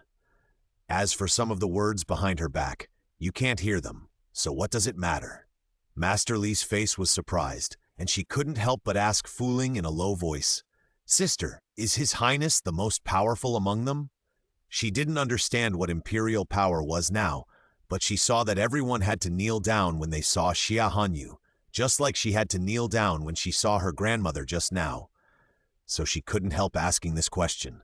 That's right, even if your father and your old lady saw me, as long as I don't let them get up, they have to kneel down like you just now. Xia Hanyu was not venting her anger, but no one was qualified to question the person she personally sent people to find. She walked to the main seat and sat down, waving to Master Changle. Master Changle hurried over. Come, sit here. Xia Hanyu pointed to the seat where Master Huarong had just sat. Master Changle subconsciously looked at Fu Ling, and, when she saw her nod, she walked over and sat down carefully, sitting very straight. Even if she didn't understand, she knew that she was not qualified to sit in this seat. There were too many jackals and tigers around Xia Hanyu and people with deep thoughts. Now that she saw such a simple little girl, she was indeed a little happy. She only hoped that she would not be stained by the big dye vat of Shangjing, and she was willing to protect her occasionally. Her faint eyes fell on the old lady and Master Huarong kneeling beside her, and her clear voice was full of aura of power without anger. Old Madam Shi, I seem to have heard you questioning me just now, huh? I dare not. Your Highness has misunderstood. I just have some doubts and want to check it myself. In the past, Xia Hanyu treated Shi Heng well and respected her because of her love for him. This was the first time she treated her like this, which made the old lady panic. Check it! Xia Hanyu sneered and leaned lazily on the chair, tapping the armrests with her fingertips, which seemed to hit their hearts, making the female relatives present feel afraid and regretful. If they had known that the princess was the backer of this little peasant girl, they should have spoken up for her just now, so as to avoid being angered by His Highness. How could the old lady of Shi's house compare with the princess? Even the imperial concubine had to give the princess some face when she saw her and dared not act rashly. Old Madam Shi, you are preparing to investigate on the spot in front of the families of all the civil and military officials. Do you think that the three of us, the palace, the commander of the Jinyue, Lord Xia, and Lord Li of the Dali Temple, can't investigate as well as you and your servants? Xia Hanyu snorted coldly. Perhaps I can ask Xiaji and Lord Li to come here in person so that you can question them in person. I dare not. I dare not. Please forgive me, Your Highness. I will not investigate in the future. How dare the old lady? She regretted it a long time ago. If Huarong hadn't suddenly appeared, if she had known that this matter was related to the eldest princess and the murderous evil Yamaluo of the Northern Pacification Office, she would never have deliberately done so in front of everyone. That would be courting death. Thinking of this, she couldn't help but feel a little more resentful towards Shi Huarong. Shi Huarong couldn't help but feel a little nervous. She no longer had a backer in the Shi mansion. If she lost the favor of the old lady again, her life would be difficult. The hatred towards Xia Hanyu suddenly increased in her heart. Xia Hanyu sneered at their different thoughts, and when she had admired them enough, she spoke slowly. Okay, get up. All of you look depressed, and those who don't know will think that I bullied you. I don't care what others say, but this good reunion dinner can't stand your pretending. Smile for me. Smile happily." As soon as the voice fell, everyone's face suddenly showed a smile that was uglier than crying. Shi Changla stared at the scene in front of him blankly, as if he finally understood what it meant to have a backer. Shi Huayi was entertaining guests in the front yard. When he heard that his sister was bullied, he rushed over. He never thought that he would see such a weird scene. For a moment, he didn't know what expression to show. "Brother." Shi Changla found her at the first time and ran down from his seat happily. Shi Huaiji pulled her over and checked her. "Have you been bullied?" Shi Changla nodded, then shook his head. "Originally, my grandmother kept asking me to kneel. She said I wasn't a child of the Shi family and wanted to do another blood test, but the princess came." "Brother, the princess is really like what you said? She's beautiful and very gentle, and she even said she wants to be my backer." Although he was only gentle to her and called her stupid, she knew that she was protecting her. Shi Huayi saw that she was fine and smiled. "Has Changla thanked His Highness?" "Not yet." Shi Changla shook her head and asked him in a low voice, "Brother, do you know what His Highness likes?" "Changla wants to give Her Highness something she likes to thank her." Shi Huayi shook his head. "Brother doesn't know. Maybe Changla has to find it herself." He had never heard of the eldest princess's preferences, because His Majesty would find whatever she wanted for her, so he really didn't know what she liked. But he believed that no matter what Changla gave her, she would be happy. Shi Huayi let go of Li Changla's hand, folded his hands, and bowed to Xia Hanyu from a distance to thank her for protecting him just now. 8189446528.html. Xia Hanyu retracted her gaze and fell on Shi Huarong, who had been hanging her head. "So Miss Shi is here too. I just saw her." "Oh, by the way, should I still call her Miss Shi now? But I recently heard that Miss Shi was removed from the family tree by Master Shi Yan 2 days ago." "What? Shi Huarong has been removed from the family tree?" someone exclaimed, and couldn't help asking Xia Hanyu, "Your Highness, are you telling the truth?" Of course, what Shi Huayi said should not be wrong. Xia Hanyu smiled at her, and the other party felt flattered and became a little bolder. "Then is she still surnamed Shi now?" "How would I know? If you want to know, you might as well ask Master Shi. I think he should be happy to tell you." Xia Hanyu admired Shi Huarong's embarrassment with a smile, and she was in a very happy mood. "Now thinking about it, I was so stupid to be calculated and bullied by these two guys in my previous life. I didn't expect that the girl actually went to ask, and soon ran back to whisper in her sister's ear. Master Shi just said that what His Highness said is true. Shi Huarong has really been removed from the Shi family tree, and this was decided after consultation with the elders of the family." "You said she really didn't know?" "Who knows? I guess she doesn't know. If she knew, she would not dare to come out to see people. How embarrassing." Her little sister smiled softly with her hands covering her mouth, and her eyes looked in the direction of Shi Huarong from time to time. "People, that's how it is. If it doesn't concern you, everything will be lively." Shi Huarong really didn't know. If she had known, she would not have appeared here to be humiliated. She is a princess of the previous dynasty, and these people dared to humiliate her like this. After she restores her country, she will not forgive them. She will make these people who have laughed at her kneel in front of her and beg for mercy. Shi Huarong's hands were tightly twisted together. The sharp fingertips pierced into the flesh without any reaction. She just thought hatefully about the revenge that might happen in the future. Her eyes, which were usually gentle and kind, were filled with cruelty and murderous intent. "Why do you want to humiliate me like this, princess?" "Humiliate?" Xia Hanyu immediately laughed. "Tell me, isn't what I just said the truth?" Everyone agreed. "Your Highness is telling the truth." "Look," Xia Hanyu smiled complacently. "Everyone thinks it's the truth. Why do you think it's humiliating?"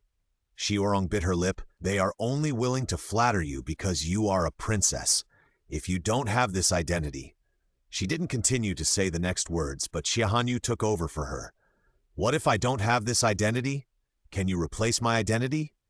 Shi Huarong's breath was choked and her eyes suddenly widened. Her heart was in turmoil. Did she notice something? She immediately said, "I dare not." Xia Hanyu's eyes were deep, and he just fell on her steadily, without saying a word. After a while, a hint of ambiguous smile flashed in his eyes. I know you don't dare, I just said it casually.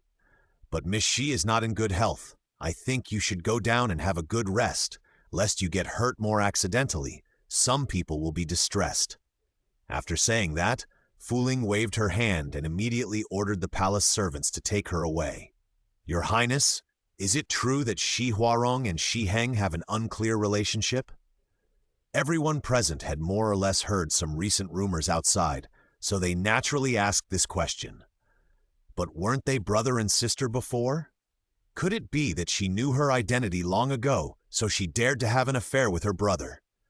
As she said that, the woman suddenly covered her lips, as if she was frightened and dared not say anything more. Lady 1-818284594.html. The woman immediately knelt down. Your Highness, I made a mistake, I hope you'll give me. Xia Hanyu's eyes fell on her. What have you done wrong? Get up, I will forgive you. Thank you, Your Highness. The other party stood up happily with a smile on her face. Xia Hanyu asked her, What's your name? I don't think I have seen you before. Your Highness, I am Zuo Qingtang, the daughter of Zuo Lun, the director of the Imperial Hospital, but because of my low status I am not qualified to meet Your Highness. She could only sit in the corner most of the time. Zuo Qingtang, the surname is Zuo, and the director of the Imperial Hospital, Zuo Zong, is your grandfather. Xia Hanyu still had a deep impression of Zuo Zong. He was the imperial physician who was particularly good at treating teeth, and she had been bullied by the old director several times in the middle of the night. That's right. Zuo Qingtang had never thought that Xia Hanyu actually remembered his grandfather's name, and he said immediately, If my grandfather knew that Your Highness had always been thinking about him, he would be very happy. I don't think so. Xia Hanyu couldn't help but smile and soften her brows when she thought of the old man's sad face every time he was dragged into the palace by her people. Zuo Qingtang saw that Xia Hanyu was not angry and subconsciously asked, Why? Maybe it's because every time I look for him, it's at night. Hearing this, Fu Ling on the side also smiled and covered her mouth. It's all my fault. I always like to eat secretly at night, and I always have toothaches, so Your Highness invited the old man to the palace to check my teeth. Zuo Qingtang was immediately stunned. He had never thought that it was this reason. He didn't know whether to laugh or cry. So that's why. No wonder my grandfather always sighed when he came back at night a few times and didn't allow me to eat more sweets. Is it because of you? But the princess was too kind to the servants in the palace. Just because she had a toothache, she asked her grandfather to come to the palace. You know, although her grandfather was only a fifth-rank official, he was also the highest official in the Imperial Hospital. Except for the favored concubines, His Majesty, the princess, or the crown prince, no one was qualified to ask him to see a doctor. Fu Ling giggled and apologized. The three of them seemed to be talking happily, and some people who wanted to get close to them but were a step late gritted their teeth and were full of jealousy. If they had learned from her, they could have gotten close to the princess. At this time, Shi Changlei had also walked back. Seeing the three people talking, he quietly walked to stand next to Xia Hanyu. You're back? Xia Hanyu motioned her to sit down and let the old lady watch her like this, which made her so angry. Who made her show off her power just now and dare to question her decision? Shi Changlei sat down obediently and saw that the old lady's face darkened a little. She was the elder of the Shi mansion, but now a junior who had just returned sat in the main seat, and she had to be inferior to her. How uncomfortable, how angry, how dare to be angry, but dare not speak. Xia Hanyu waved to Zuo Qingtang. Zuo Qingtang was stunned and then walked to her. Your Highness? Xia Hanyu looked at her. Zuo Qingtang, do you hate Shi Huarong? From the fact that she dared to stand up and say this just now, she could know that she didn't like Shi Huarong and even hated her. Who made her always humiliate me before? Zuo Qingtang snorted and glanced in a certain direction. At that time, it was because my father and my grandfather were only 5th and 6th rank officials, which was almost the lowest official position in Shangjing. But Shi Huarong was the legitimate daughter of the Shi family, and the rank of the master was much higher than that of my grandfather. She isolated me with other female relatives and always loved to snatch the things I liked. She was so hypocritical, and I hated her very much. And I was just imitating her speech just now. Your Highness, I'm sorry, I just want to please you. No problem. Xia Hanyu didn't hate some scheming girls. In Shangjing, where people survive by rank, if you don't have some scheming, you will be bullied to death. As long as you don't use bad scheming on her, she won't care. As for pleasing her, being pleased by such a pretty little girl, isn't this also her blessing? Zuo Qingtang was relieved to see Xia Hanyu didn't blame her, so she looked at Shi Changle. Her pretty face blushed a little at first, but she bowed to her heavily the next second. Miss Shi, I'm sorry too. Shi Changle, who had just sat down, jumped up as if her butt was burned. No, it's okay. Although she didn't know why this beautiful sister, who looked only a little worse than the eldest princess, suddenly apologized to her, she just had to do it. Zuo Qingtang was amused by her little rabbit look and burst out laughing, and Shi Changle also laughed stupidly. Xia Hanyu tilted her head to look at them, smiling lightly, as if she was looking at her own child. At this time, Fu Ling suddenly leaned close to her ear. Your Highness, Lord seems to have something to ask you. Xia Hanyu raised her eyes when she heard the voice, and saw him standing like a green pine in the position where Shi Huayi had just stood, staring at her direction. She sat up straight and raised her hand, and Fu Ling immediately helped her up. I have something important to do next, so I will leave first.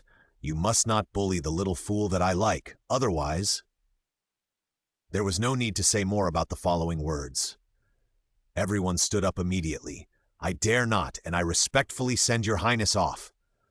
When he looked up again, he saw her graceful back standing in front of Xiaji and the extremely evil Yamaluo, who killed people without blinking an eye in the rumors of outsiders, bent his hand, which he had never bent before, raised his hand, and took Fu Ling's place. But Her Royal Highness the Princess seemed to have been used to it. Zuo Qingtang was dumbfounded. As expected of Her Royal Highness the Princess, she can be treated like this by that evil Yamaluo. In this world, apart from His Majesty, Her Royal Highness the Princess must be the only one who has this honor. She pulled Shi Changle. Changle, come, sit over there with me. We'll have a good talk. Xiaji, were you also invited by Shi Huayi today? Xia Hanyu asked him casually, holding his forearm and walking slowly towards the front yard. Yeah. Xiaji's voice was low and deep, and he lowered his head to look at her profile, with a soft look in his eyes. Then why did you suddenly ask me out? In front of Xiaji, Xia Hanyu herself had never realized that she rarely referred to herself as this palace. Xiaji answered the question irrelevantly. I only came for a while and then left. When I was here, none of them dared to speak. Xia Hanyu laughed. This is similar to this palace. When she was around, none of them dared to whisper, and only Zuo Qingtang dared to speak to her directly. But what do you say have to do with what I asked you? Of course it does. Xiaji's eyes were deep, and he said solemnly, if it weren't for this, I wouldn't have left, let alone gone to the imperial farm. Your Highness, I have already arranged everything. I will set out to suppress the bandits this afternoon. Xia Hanyu paused after hearing these strange and inexplicable words and finally realized that something was wrong. Xiaji, are you drunk? 81-8185975. Xiaji was stunned for a moment, and when she looked over, he looked at her with evasive eyes. I just had a drink. I'm not drunk. Heh? Sure enough, he was drunk. But what she had never expected was that Xiaji, the commander of the Jinyue, actually couldn't drink. No one would dare to believe this if she said it out loud. Xia Hanyu couldn't help but burst out laughing. Her eyebrows and eyes were curved, and her clear eyes seemed to be condensed with starlight, so bright. Xiaji couldn't help but turn his head back when he heard her laugh. His dark eyes just stared at her quietly, weak and harmless. Xia Hanyu's throat was inexplicably dry, and he could only cough and look away. It must be said that this face was like the Creator's favor, with sharp edges and corners, sharp eyebrows like swords, and thin lips like cuts. It was really beautiful. Fu Ling, who was standing by, had already known to follow with other palace people not too far away, so as not to disturb the two of them. Seeing her look away, Xiaji's originally weak eyes dimmed a little, and the wine was sober a little. He opened his mouth and was about to say something, but he saw her holding his arm with his backhand. "Let's go. When we get on the carriage, I'll let Fooling soak you in honey, water to sober up." "Yeah," he responded, and the words he was about to spit out could no longer be said. He enjoyed her rare tenderness, as if at this moment she belonged to him alone. To Xiaji, ever since he got hurt on the face, the princess had become a different person. She treated him better and better, to the point that he even had some inappropriate fantasies in his heart. But he knew that everything now would be fleeting like a flash in the pan, and he just wanted to hold on to what was in front of him. Xia Hanyu helped him get on the carriage, and just as she was about to hold Fuling's hand, she saw that he had turned around, grabbed her hand, and with a force, pulled her directly onto the carriage. When their hands were clasped, the calluses on his palms rubbed against hers, causing a slight itch. "Your Highness, please forgive me." Xiaji quickly let go of her. Xia Hanyu was slightly dazed for a moment and shook her head. "Go in." "Your Highness, please go in first." Xiaji stepped aside, watched her go in, then bent down and walked in and sat down opposite her. Fuling came in after a long while and handed the honey water to Xia Hanyu. "I just went to get some water for soaking. The honey used is the kind that your Highness is used to drinking on a daily basis." "Yes."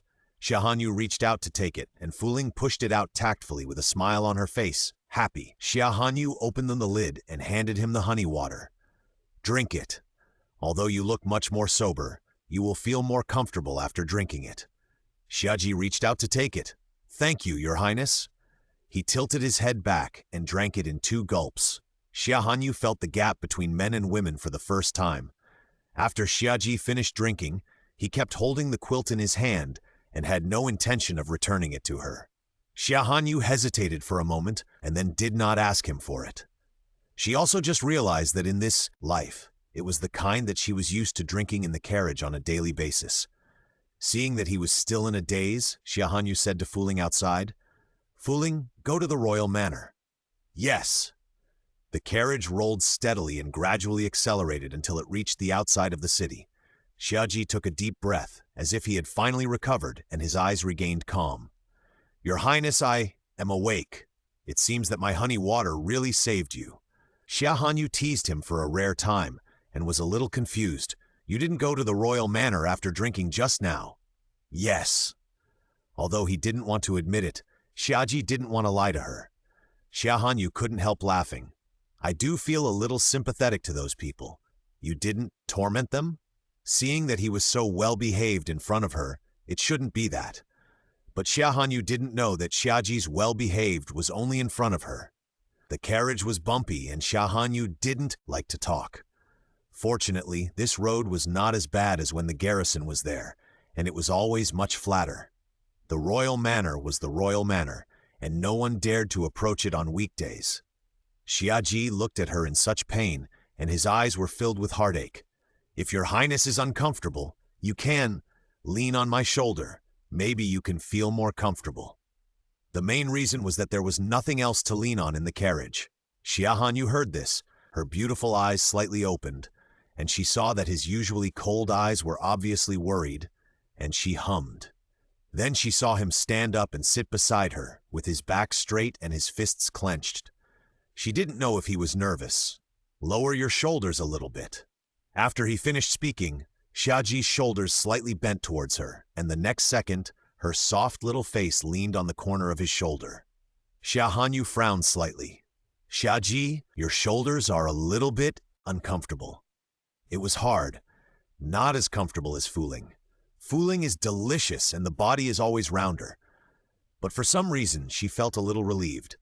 Her hand climbed up his sleeve, tightened a little, closed her eyes, and let out a sigh of joy. Xiaji steadied himself, feeling his heart beating thump, thump, no longer under his control. He side-glanced at her peaceful sleeping face, and the sharp lines on her face began to soften.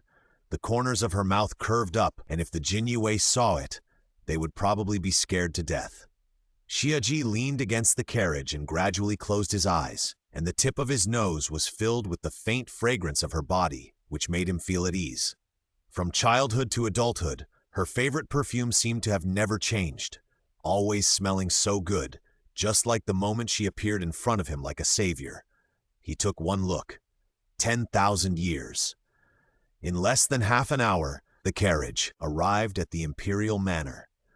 Fu Ling lifted the curtain, immediately widened her eyes, and quickly covered her mouth because she was afraid that she would shout out in excitement. His Highness actually fell asleep leaning on Lord Xia. She had never slept in a carriage before, because as long as the carriage was a little bumpy, His Highness would always feel uncomfortable, so she couldn't sleep at all. 81, 81828, 19459706. Xia Hanyu actually woke up the moment the carriage stopped, but she was uncomfortable and didn't want to open her eyes. She moved her slightly stiff neck slightly and couldn't help but raise her hand to press it. After exhaling, she slowly opened her eyes. "Your Highness, are you feeling uncomfortable?" Shiji's voice was low and a little worried. It sounded magnetic and pleasant to Xia Hanyu's ears. Xia Hanyu lazily hummed, "I slept too long, my neck is a little stiff." She actually fell asleep on such a stiff shoulder. Now she was even less vigilant beside him. This was definitely not a good thing. Xiaji lowered his eyes, and a hint of hesitation flashed through his eyes. "Your Highness, would you like me to press it for you?" The carriage fell silent for a moment, and her voice was heard again after a while. "Well, press it." Xia Hanyu lowered her head, and her fair and white neck was exposed to him. Xiaji's Adam's apple moved slightly, and he tightened his palms, then slowly put his hands on her shoulders and pressed them one by one.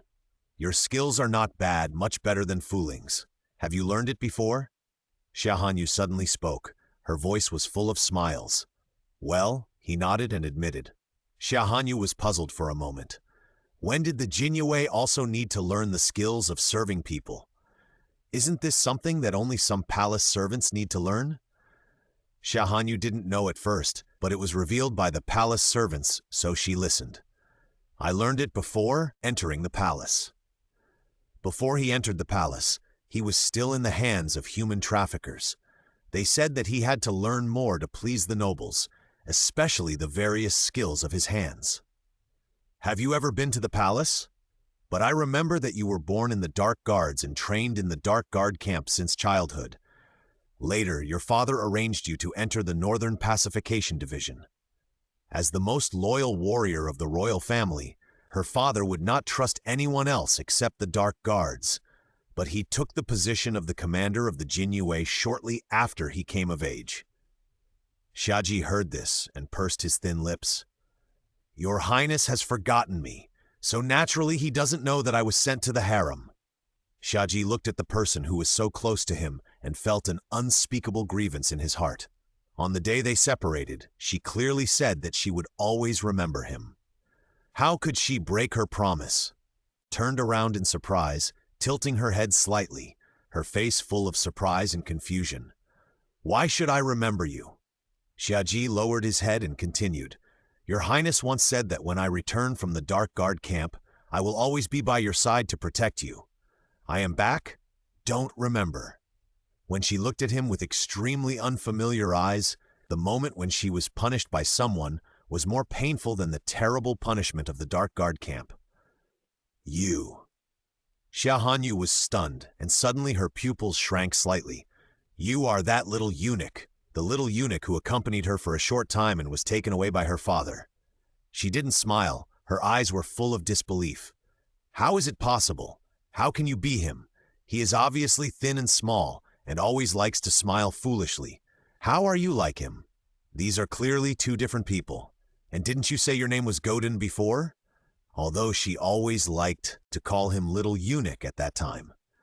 "His Majesty said that my name was too ugly, and I was not worthy of staying by your side, so he gave me another name, Aji. After that, when I came out of the Dark Guard camp, His Majesty gave me the surname Xia. At that moment, he felt for the first time that he was so close to her. So that's how it is. No wonder he was never angry, no matter how she treated him, and was always cautious when facing him. I thought it was for the sake of his father, but I never thought it was for this reason." Xia Hanyu showed a happy smile and grabbed his arm with both hands. "I'm glad you're back. You should have told me earlier. When you were taken away, I was sad for several days." Hearing her say this, Xiaji's mouth corners couldn't help but rise. "I'm just afraid that your highness would not remember me." It turned out that she really remembered him and never forgot him. Outside, Fuling saw that the two had not come out, and from time to time she could hear Xia Hanyu's happy smile. She was a little confused, but she did not go forward to disturb them. After a long time, she saw her own prince and Lord Xia walk out of the carriage together. Just as she was about to go forward to help, she saw Lord Xia carefully helping the prince down. When the two occasionally looked at each other, they always felt that something seemed different. "Fuling," Xia Hanyu suddenly called her, and Fuling hurried forward. "Your Highness? I'm going to the back mountain with Xiaji. You can go see Bangxia and the others, and say that I'll be there later." "Yes." Fuling bowed, looking at the backs of Xia Hanyu and Xiaji, her face still a little dazed. "Why do I feel like His Highness is about to be snatched away by someone?" The two of them quickly reached the back mountain, and indeed she saw a group of soldiers ready to go, but they all looked unhappy, and even when they saluted her, they no longer had the strength they had before. "Captain Yang, what's going on?" Xia Hanyu called Yang Shi to ask. Yang Shi suddenly glanced at Xiaji, who was beside Xia Hanyu, and for a moment he didn't know whether he should tell the truth. Xiaji glanced at him calmly. "Just tell me the truth." Yang Shi bowed his hands. "To answer your highness, Lord Xia suddenly came here today and said he would go up the mountain to suppress the bandits. He just wanted to test our skills before suppressing the bandits, so he selected the best soldiers to practice with them. They were hit, so..." "I see." Xia Hanyu thought it was something else. "It's understandable that the people among you can't beat Xiaji. There's no need to do this." However, Yang Shi sighed again. "Your Highness, if it's a one-on-one comparison, if you lose, you lose. But Lord Xia picked hundreds of elite soldiers, and all of them were beaten without even the strength to fight back. They claimed to be elite soldiers, and this blow was really too great." After these words came out, Xia Hanyu was really stunned, looked at him sideways, opened his mouth, and didn't know what to say for a while. Xiaji said in a low voice, "They are the future palace soldiers of His Highness. They are to protect His Highness. If they can't even get through a single move in my hands, how can I trust to leave His Highness's safety in their hands? What you said does make sense, but they are not secret guards, so they don't need to use the training methods you have, but they do need to be trained well." Xia Hanyu looked at them and said, "But you don't need to do that. I promise you that as long as you train well, you will definitely be able to take revenge in 3 months. It's just that they still can't fight one-on-one, but Xiaji must not be so relaxed." As soon as these words came out, the soldiers who were originally listless suddenly had a bit more determination in their eyes, and they were eager to try. Xia Hanyu covered her mouth and laughed and glanced at Xiaji from the side, but found that his eyes were always on her and his concentration was actually a bit more wanton. Seeing this, her face suddenly froze and she was almost instantly furious. "Xiaji, you are so insolent." 818828146554.html. With a bang, Xiaji knelt down. "I know my crime." He lowered his eyes, and his eyes were dim, as if there was a layer of fog that could not see clearly. Xia Hanyu did not expect him to react so strongly. She was stunned for a moment, and hurriedly helped him up, saying helplessly, "What are you doing? I was just joking with you just now." Why was he still so scared? "Xiaji, you don't need to be as timid in front of me as before. Just say whatever you want to say. I won't blame you." After all, he was one of the few people she trusted in this world. Now that she knew his identity, she felt more at ease using him. Xiaji raised his head and was a little surprised and confused by her words. "Your Highness? Get up first." Xia Hanyu realized that she couldn't pull him up, so she could only let him get up by himself. Xiaji saw that she was not angry, so he slowly stood up. He thought of what she had just said, pursed his lips and could not help asking her, "Your Highness, are you serious about what you just said?" "I never joke." Xia Hanyu's smile deepened and she glanced at Ansan, who was watching the show. "Why don't you ask Ansan when I have ever broken my promise?" Ansan nodded. "Never." Although your highness was occasionally domineering and willful in the past, she was not a bad person. In fact, most of the time she was softer than ordinary people. It was just that your highness was of noble status, so she naturally followed her heart. Thank you, your highness. Xiaji wanted to thank her again, but was pulled by Xia Hanyu. From now on, I will not need to perform formalities when I see me in private. After saying that, without waiting for his reaction, she took a step forward, raised her chin slightly, and showed the demeanor of a princess. Lord Xia said before that we will start to suppress the bandits today. I will allow you to rest for half a day and set out again tomorrow morning. I hope you can give me a satisfactory result, but don't let me down. Yes, the voice resounded, and the soldiers breathed a sigh of relief. Xia Hanyu curved his head and turned around. Let's go, follow me to see the prince. It's a rare trip, so I can go and see how he is now. However, Xia Hanyu looked at Xia Chengyan, who was tanned like charcoal and covered in mud, and couldn't help laughing. It can be seen that he has suffered a lot, and he is a little distressed. Sister, you are not allowed to laugh. Xia Chengyan's face was full of depression, and he knew that he must be very ugly now. Okay, ha ha ha. I won't laugh anymore. Xiaji, wipe his face. Xia Ji was about to reach out, but he didn't expect Xia Chengyan to step back in fear. Sister, I don't want him to wipe it. Xiaji pursed his lips and looked at Xia Hanyu, and she saw a little more grievance in his beautiful eyes. Xia Hanyu held her forehead and looked at him soothingly, motioning Fu Ling to wipe Xia Chengyun's face and hands, and then stretched out her hand to him. I heard that you have been very well behaved here recently, and you have been very serious about your work. Is that true? Of course it's true, sister. I am very, very well behaved now, and I have turned over a lot of land. Bangxia praised me before. After saying that, she raised her chin proudly. Xia Hanyu looked at Bangxia, and Bangxia nodded. Your Highness, the young master has been very well behaved recently. Although he would complain a little, he also did the work assigned by the steward last night. If she hadn't seen his domineering appearance before, she would even think that he was like this. Xia Chengjin pouted immediately after hearing this. Bangxia, you don't need to say the last two sentences.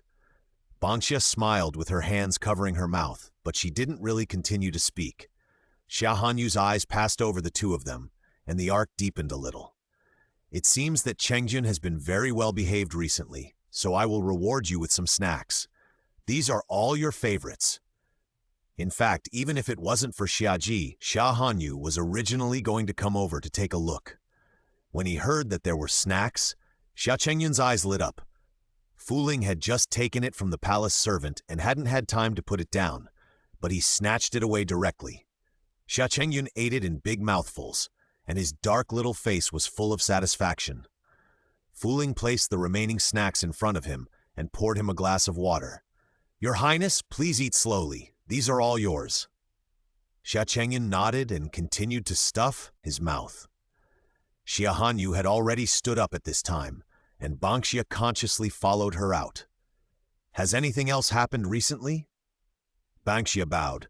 To reply to your Highness, the Crown Prince has been well behaved recently, and nothing has happened, but the Imperial concubine sent someone to look for your Highness the day before yesterday, and talked with your Highness in the house for a long time. It's a pity that my status is low, and they didn't let me in at all, so I don't know what they talked about in there. WAP 818182819473.tml.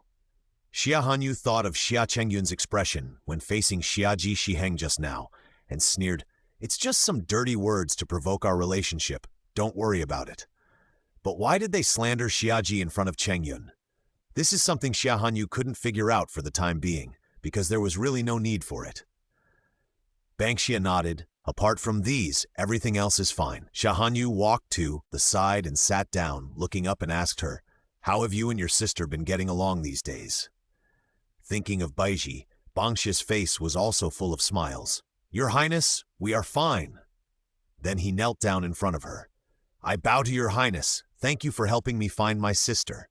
Xia Hanyu raised her hand to help her up.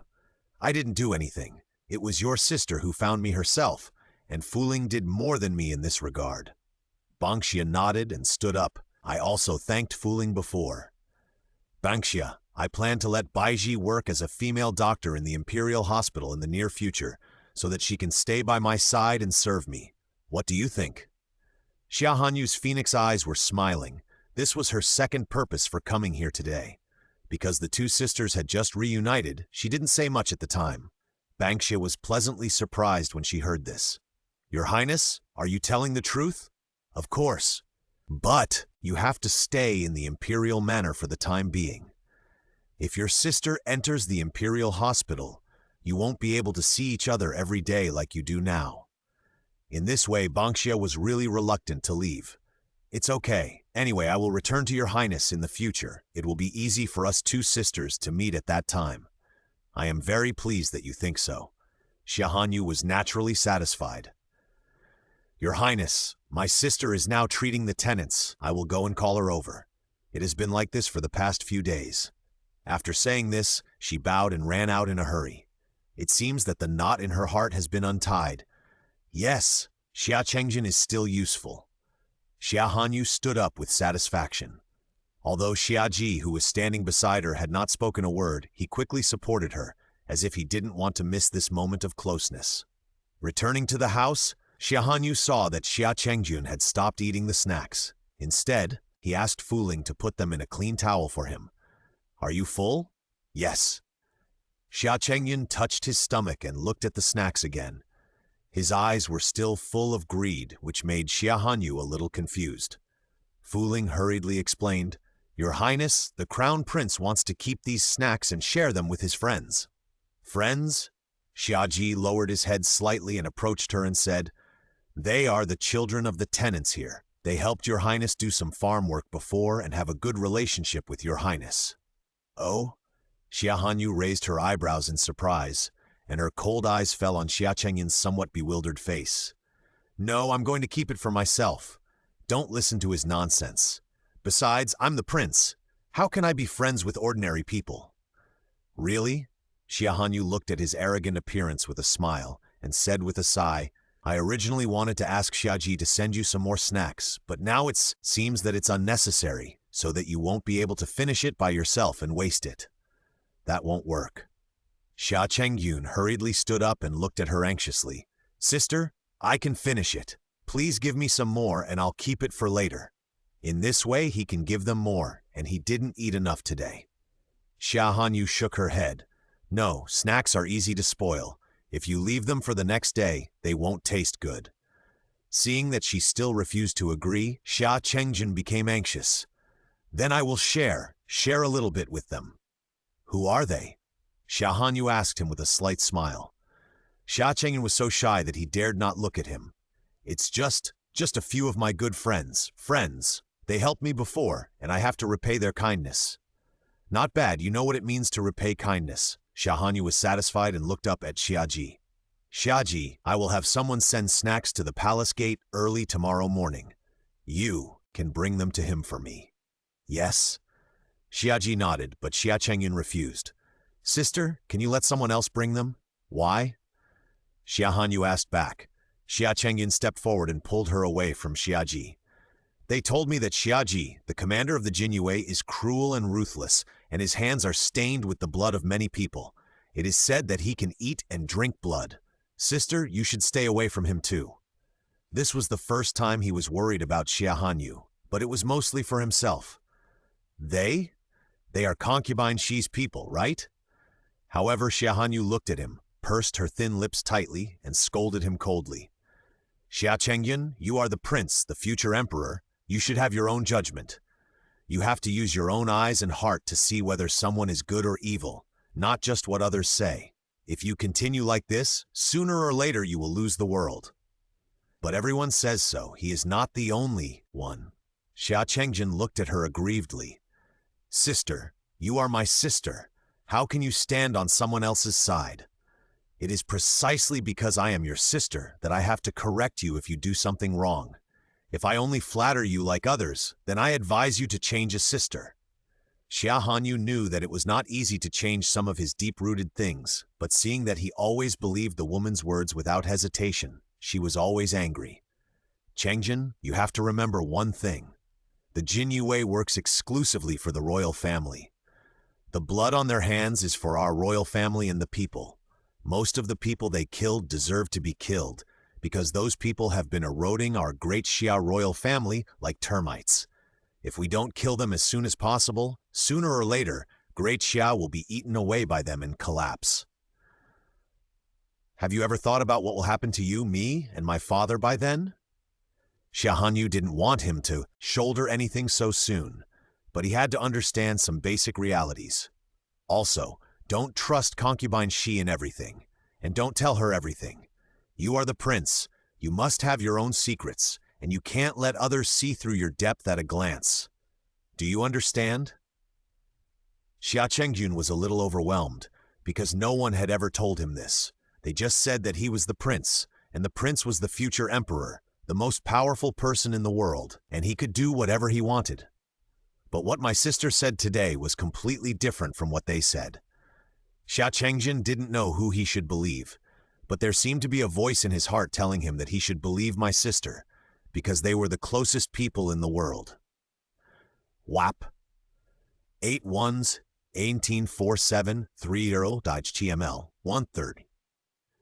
Xia Hanyu looked at him, couldn't help but sigh, stretched out her hand to hold him in her arms, and gently stroked his hair. Chengjun, sister is not forcing you.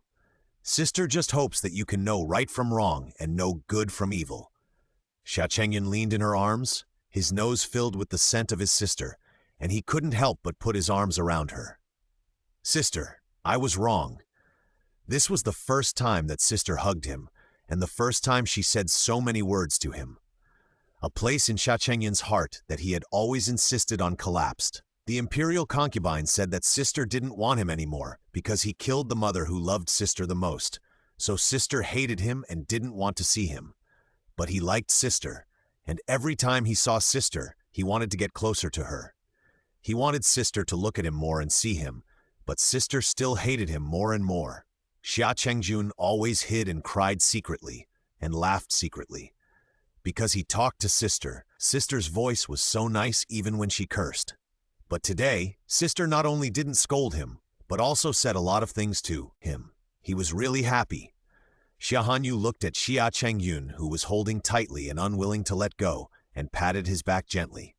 Okay, stop being a spoiled child. Sister knows that you are suffering here, but sister is doing this for you. At most, sister will ask someone to send you some snacks and fruits from time to time. Since sister has promised, she can't regret it. A muffled voice came from her arms, making her laugh and cry. Well, it's a deal.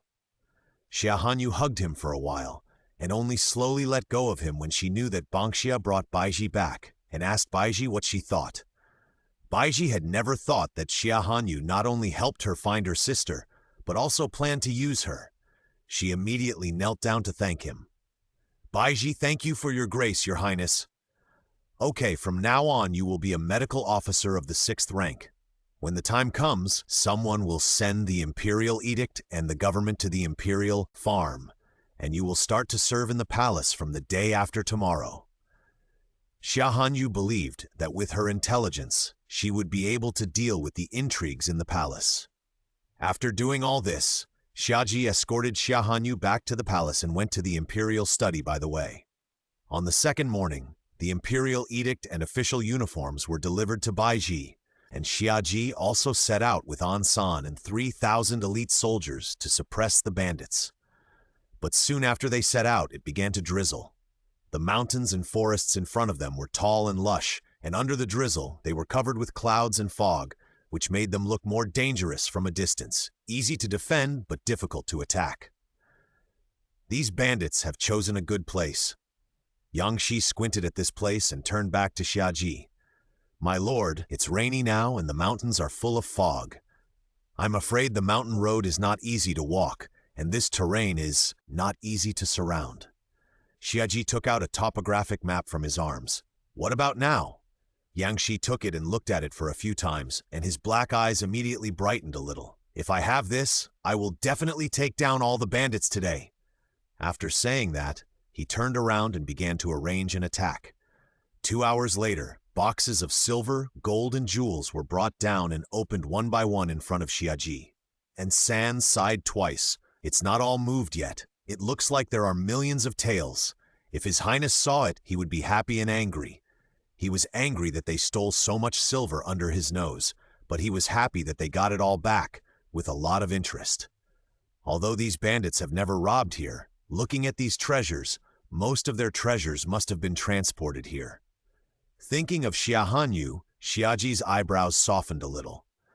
Now the treasury is empty, and these financial resources are just enough to make up for it. In this way, His Highness will no longer have to worry about military supplies. Xiaji sometimes felt that he was useless and could not help His Highness at all. After a long time, all the boxes were finally brought down, and there were hundreds of them. Xiaji just took a quick look and raised his hand.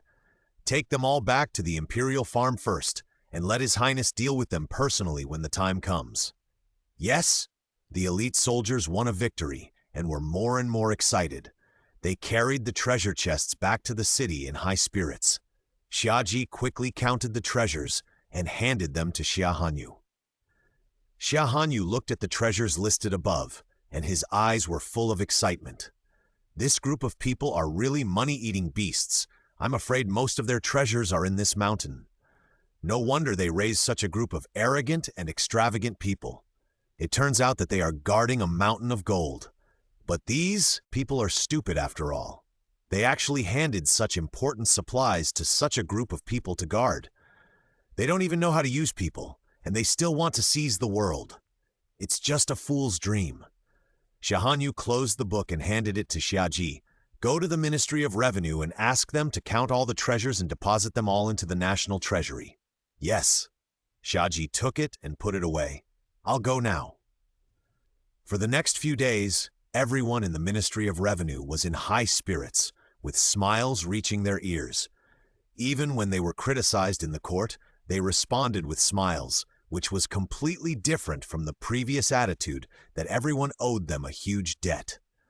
The people who saw it were so amazed that it became a joke for many people, but the people in the Ministry of Revenue didn't care at all. A few days later, Fuling suddenly ran in from outside in anger. Your Highness, someone just came to tell me that someone impeached you early this morning. Impeach me? Xia Hanyu raised her eyes slightly.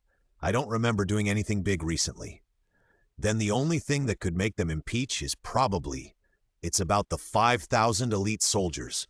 Those sour scholars think that His Majesty dotes on Your Highness too much. They say that the princess's mansion shouldn't have so many elite soldiers. This is not against the rules.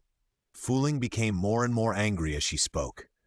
Xia Hanyu hurriedly handed her a glass of water, which she drank in 2 gulps. She smiled and asked her, what was the reaction of the emperor?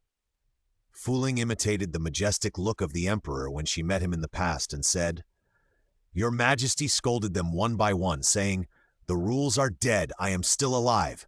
How come, as an emperor, I don't even have the right to pamper my daughter? Or should I just give up the position to you and let you be the emperor? That group of people were so scared that they knelt on the ground and dared not get up, and no one dared to say anything. Xia Hanyu chuckled. I can probably imagine the scene at that time. As a tyrant in the eyes of others, she felt that this was the only advantage, that she could do whatever she wanted and didn't care about what others said. Fuling also laughed happily immediately, and paused as if she thought of something. By the way, Your Highness, this time the people from the Ministry of Revenue and Lord Xia stood on your side and spoke for you, which is really rare. Xia Hanyu didn't think much of it. She sent so much gold and silver into the national treasury, and it would be strange if the people from the Ministry of Revenue didn't take the opportunity to show themselves. The Ministry of Revenue is now in control. In this way, she didn't need to worry about the food and relief money for the time being. WAP 8181828/9473 Hell, Master's Mansion, Backyard. What did you say? The stronghold was destroyed? Why was it destroyed suddenly? Shi Warong told Shiheng the news she had just received, and he almost jumped up from the bed in shock. After feeling the pain, he lay back in his original position and questioned her in disbelief. That place is so hidden, and there have been no problems for so many years. How come it was suddenly noticed by the court? Xi Heng was sure that there must be a reason. Shi Huarong shook her head and twisted the silk cloth in her hands vigorously. The person who finally escaped said that the court's troops suddenly appeared and caught them off guard, leaving them without any preparation. All of them are trash. Xi Heng gritted his teeth. As long as he thought that all his preparations for so many years were gone in one day, he almost rolled his eyes and wanted to faint. How could he feel the pain in his body? Wrong. We are finished. All finished, so much silver and weapons, now all in the pocket of the tyrant. Just like that, he felt a pain in his heart. Shi Huarong hurriedly comforted him. Brother, it's okay. These things are gone. We can always get them again in the future, and we don't know what is in this mountain. You forgot that you divided these things into 3 parts and put them in different places. Yes, I still have 2 more. Xi Heng seemed to be comforted. Wrong. Tell those people to hide well and don't make trouble. Don't worry, brother. I have arranged people to do it, and those 2 places are far away from the capital. Very hidden. The Emperor's people will not notice. I guess this time it must be bad luck. It happened to encounter the court training and suppressing bandits, so something went wrong. Shi Huarong never thought that there would be traitors around him, because they have always been loyal to him and would never betray him. Xi Heng nodded. Apart from this, they really couldn't figure out why the court suddenly appeared to suppress bandits. We must be very careful next time. We must not suffer such heavy losses before the uprising. Shi Huarong nodded. Although all this was hers, he was willing to rely on Xi Heng and take his words as the main thing. If those people in the previous dynasty knew that the person who had been giving them orders was just a bastard, what would they think? After telling Xi Heng about this matter in person, she dragged her almost unwell body back to her courtyard. But the person who was in his heart and eyes did not say a word of concern to her. Oh? Do you mean they actually have 2 places similar to this mountain stronghold? Xia Hanyu suddenly heard the news, and her beautiful eyes brightened a little, but gradually narrowed the next second. I didn't expect there were 2 more places. My great Xia is now in tatters and the treasury is empty. It seems that all the money has gone into their pockets. Xia Hanyu sneered. Sai, you go and inform an heir, and let him find out the other 2 places. She estimated that one of the 2 places must be filled with countless food and grass. Before the troops move, the food and fodder must go first. If they are fully prepared, as long as their food and fodder are cut off, she wants to see what they can use to rebel. Yes. Ansi stood up and left. Xia Hanyu just felt a little sorry. Xiaji had interrogated that group of rubbish before, but they didn't know anything. It would be a waste of food to keep them, so naturally they were sent to meet the former emperor, to whom they had always been loyal. During the conversation, 3 months passed in a flash. Since the release of snow salt, it has a good reputation among the people. Although there were many troubles at the beginning, they all passed. After that, several salt merchants signed an agreement with the court. Now snow salt has been sold all over the country, bringing a lot of income to the court. The Minister of Revenue watched the treasury begin to swell up little by little and smiled like a chrysanthemum every day. Sometimes when he saw Xia Hanyu, he would take the initiative to run over to greet her, looking like he was greedy for money. Xia Hanyu liked this old man very much, because he was a person who sincerely cared about the court and the people. At this time, ding! Congratulations to the host for completing the branch mission, taking over 5,000 soldiers and training them for 3 months according to the system. Now the reward is issued. The reward has been issued to the backpack. Please use it yourself. Xia Hanyu was subconsciously stunned and then showed a surprised expression. She couldn't wait to open the system backpack, took out the steel-making booklet and opened it carefully. I didn't expect there are so many ways to make steel. After reading it for a while, she closed it. She didn't understand these, but she could let people who understand read it. Come here, summon Xiaji and Shi Huayi to the palace. Yes? Soon a little eunuch ran out. About half an hour later, Xiaji appeared in front of Xia Hanyu with Shi Huayi. Your Highness. Just as the 2 were about to salute, Xia Hanyu waved her hand casually. You don't need to be so polite, Shi Huayi. Take a look at this first. Yes. Shi Huayi bowed and walked forward, standing half a meter away from Xia Hanyu, took the book from her hand, opened it, and his pupils widened instantly. "Your Highness, this is—" "It's what you think." Xia Hanyu drew an arc. "Shi Huayi, if I make a copy of this for you, can you do it? I will definitely live up to your expectations." Shi Huayi's eyes were full of excitement, and he wanted to glue his eyes to it. Xia Hanyu was very satisfied to see him like this. "In this case, you can take a look first and choose a few methods. I will have someone copy it for you, or you can copy it yourself. I can copy it myself, so I can remember it better." Shi Huayi understood Xia Hanyu's worries. If such an important thing fell into the hands of others, it would be a huge loss for their great Xia dynasty, and it might even become a shackle for others to deal with great Xia. Xia Hanyu nodded and told Fuling, "Take Master down to copy." "Yes." Fuling bowed and turned to look at Shi Huayi. "Master, please come this way." "Thank you, Miss Fuling." Shi Huayi bowed and followed her to the small study. Xia Hanyu's eyes were full of smiles, and she waved to Xia Ji. "Ji, come and sit down." "Your Highness, this is not in accordance with etiquette." Xia Ji couldn't help but remind her that he didn't want to be the target of others' attacks on her. "When did I follow these?" Xia Hanyu snorted. "Come here, don't let me say it again." "Yes." Xia Ji walked to the seat next to her and sat down, his back straight, his hands tightly holding the embroidered spring, knife in his hands. Xia Hanyu pushed the snack in front of him. "I remember you used to like this Lotus Crisp the most. Try it and see if the taste has changed." "Thank you, Your Highness." Xia Ji hesitated for a moment, picked up a Lotus Crisp and put it in his mouth. The snack was very small, so he could eat one in one bite. "How is it? Is it delicious?" Xia Hanyu leaned slightly and asked him curiously. WAP A18182H1947905.html. "It's delicious, but the taste seems to be a little different from before." Xia Ji told the truth, frowning as if he was recalling something. People who didn't know would think it was not delicious. Xia Hanyu withdrew his body, leaned back on the chair, and lowered his eyelids. "Of course, the Lotus Crisp you used to eat was made by my mother herself, and now it is no longer available." That was not only his favorite snack, but also hers. Xia Hanyu blinked, and every time she thought about it, she would still feel sore in her eyes. "Xia Ji, I miss my mother so much." Xia Hanyu bent her knees and put them on the chair, hugged her knees tightly with both hands, and rested her chin on them. Her rosy little mouth was slightly flattened, and her voice was slightly hoarse, which made people feel distressed when she heard it. Xia Ji pursed his lips and opened his mouth, but he didn't know how to comfort her.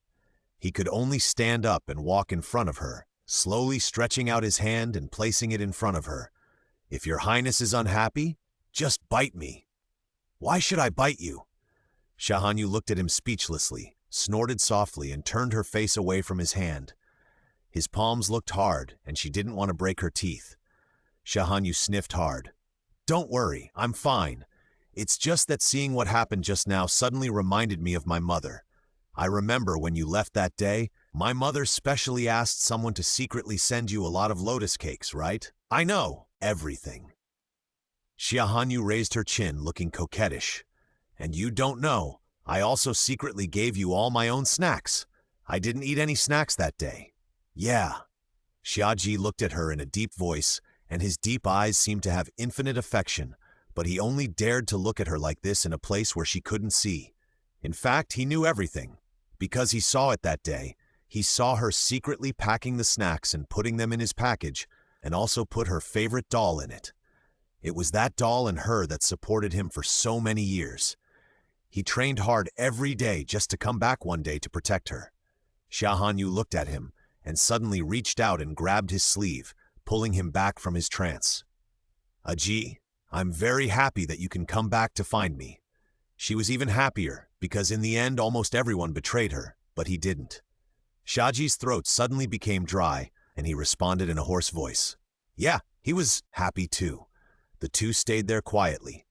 After a long time, Shi Huayi and Fuling came out of the study, and Xia Hanyu finally handed him his sleeve. Xia Ji pursed his lips, took 2 steps back and stood still. "Your Highness?" Fuling handed the original back to Xia Hanyu. Xia Hanyu took it and put it aside. "Master, have you copied everything?" Shi Huayi cupped his hands, trying to look less excited than he actually was, said, "Your Highness, I have only copied down 5 of the simplest methods. I believe we can come to a conclusion soon. If that doesn't work, I may have to bother you again." "Okay." Li Yaoqiao nodded with satisfaction. "Then I'll leave it all to you, Master Shi. If you need people or iron tools, you can take my token to the Ministry of War to get them.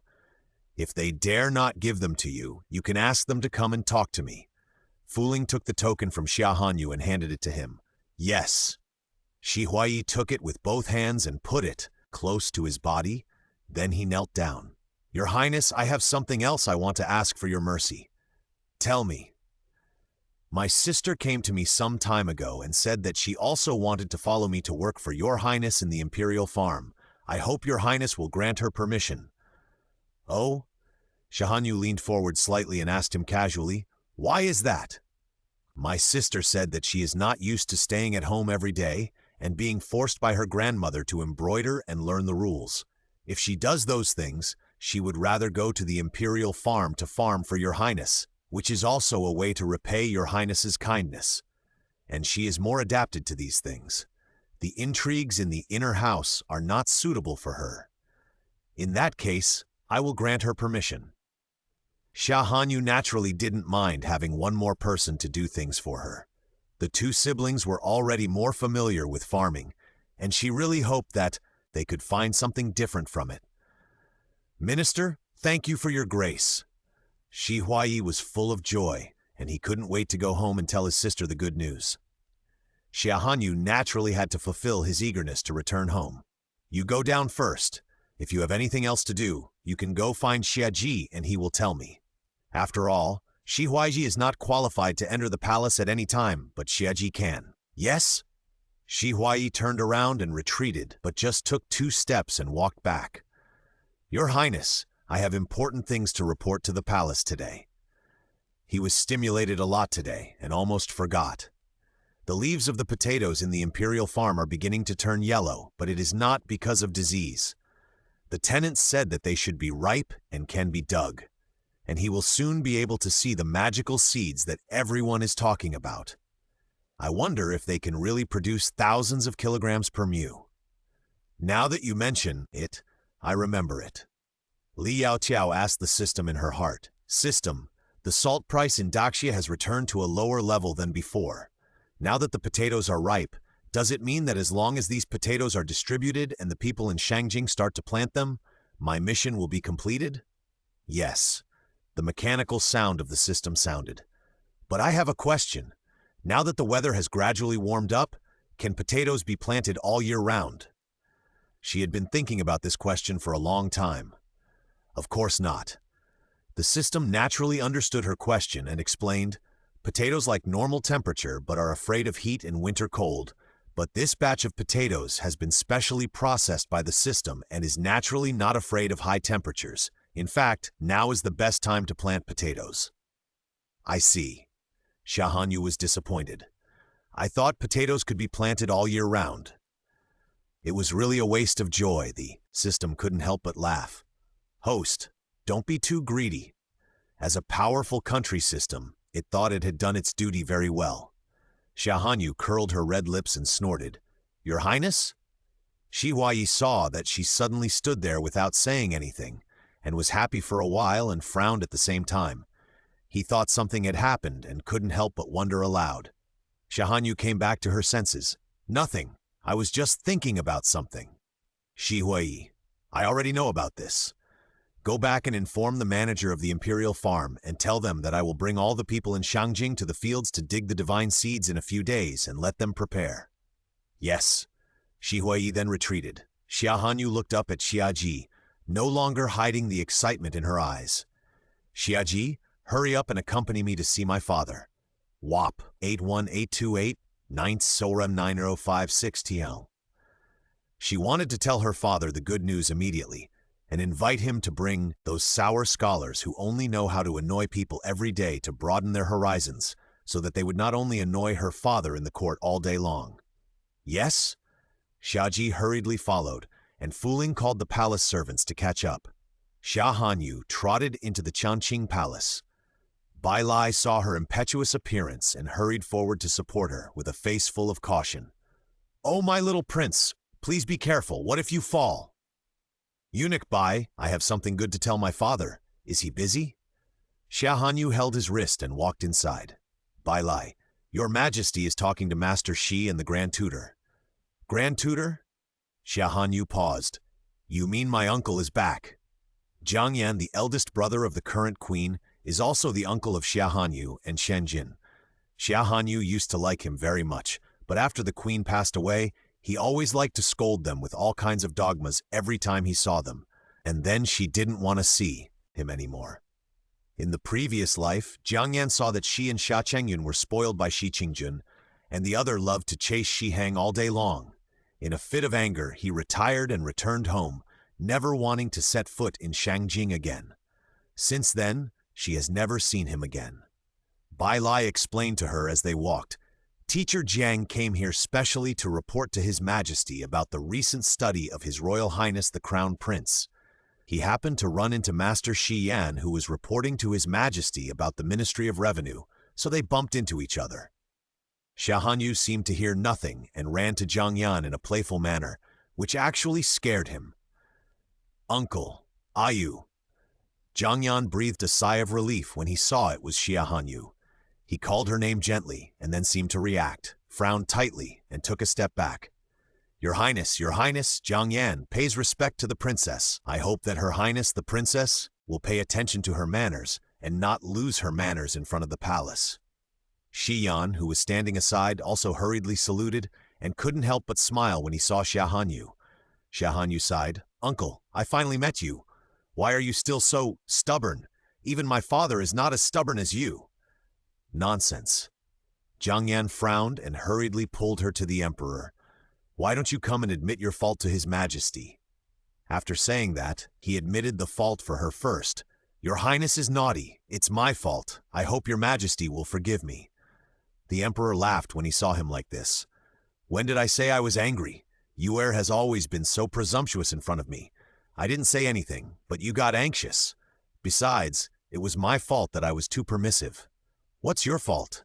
"Jiang Yan, Yuer is right. You are just an old stubborn. That's right."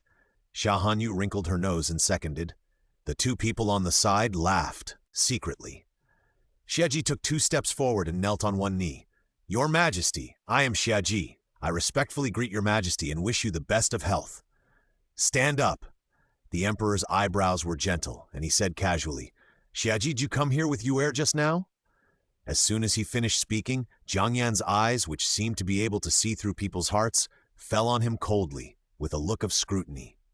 Xiaji remained calm, stood up, and bowed his hands and said, "Yes, I came to the palace today on the order of Your Majesty." "Oh?" The emperor narrowed his eyes slightly. "What did Yuer ask you to come to the palace for?" "Of course it's a good thing."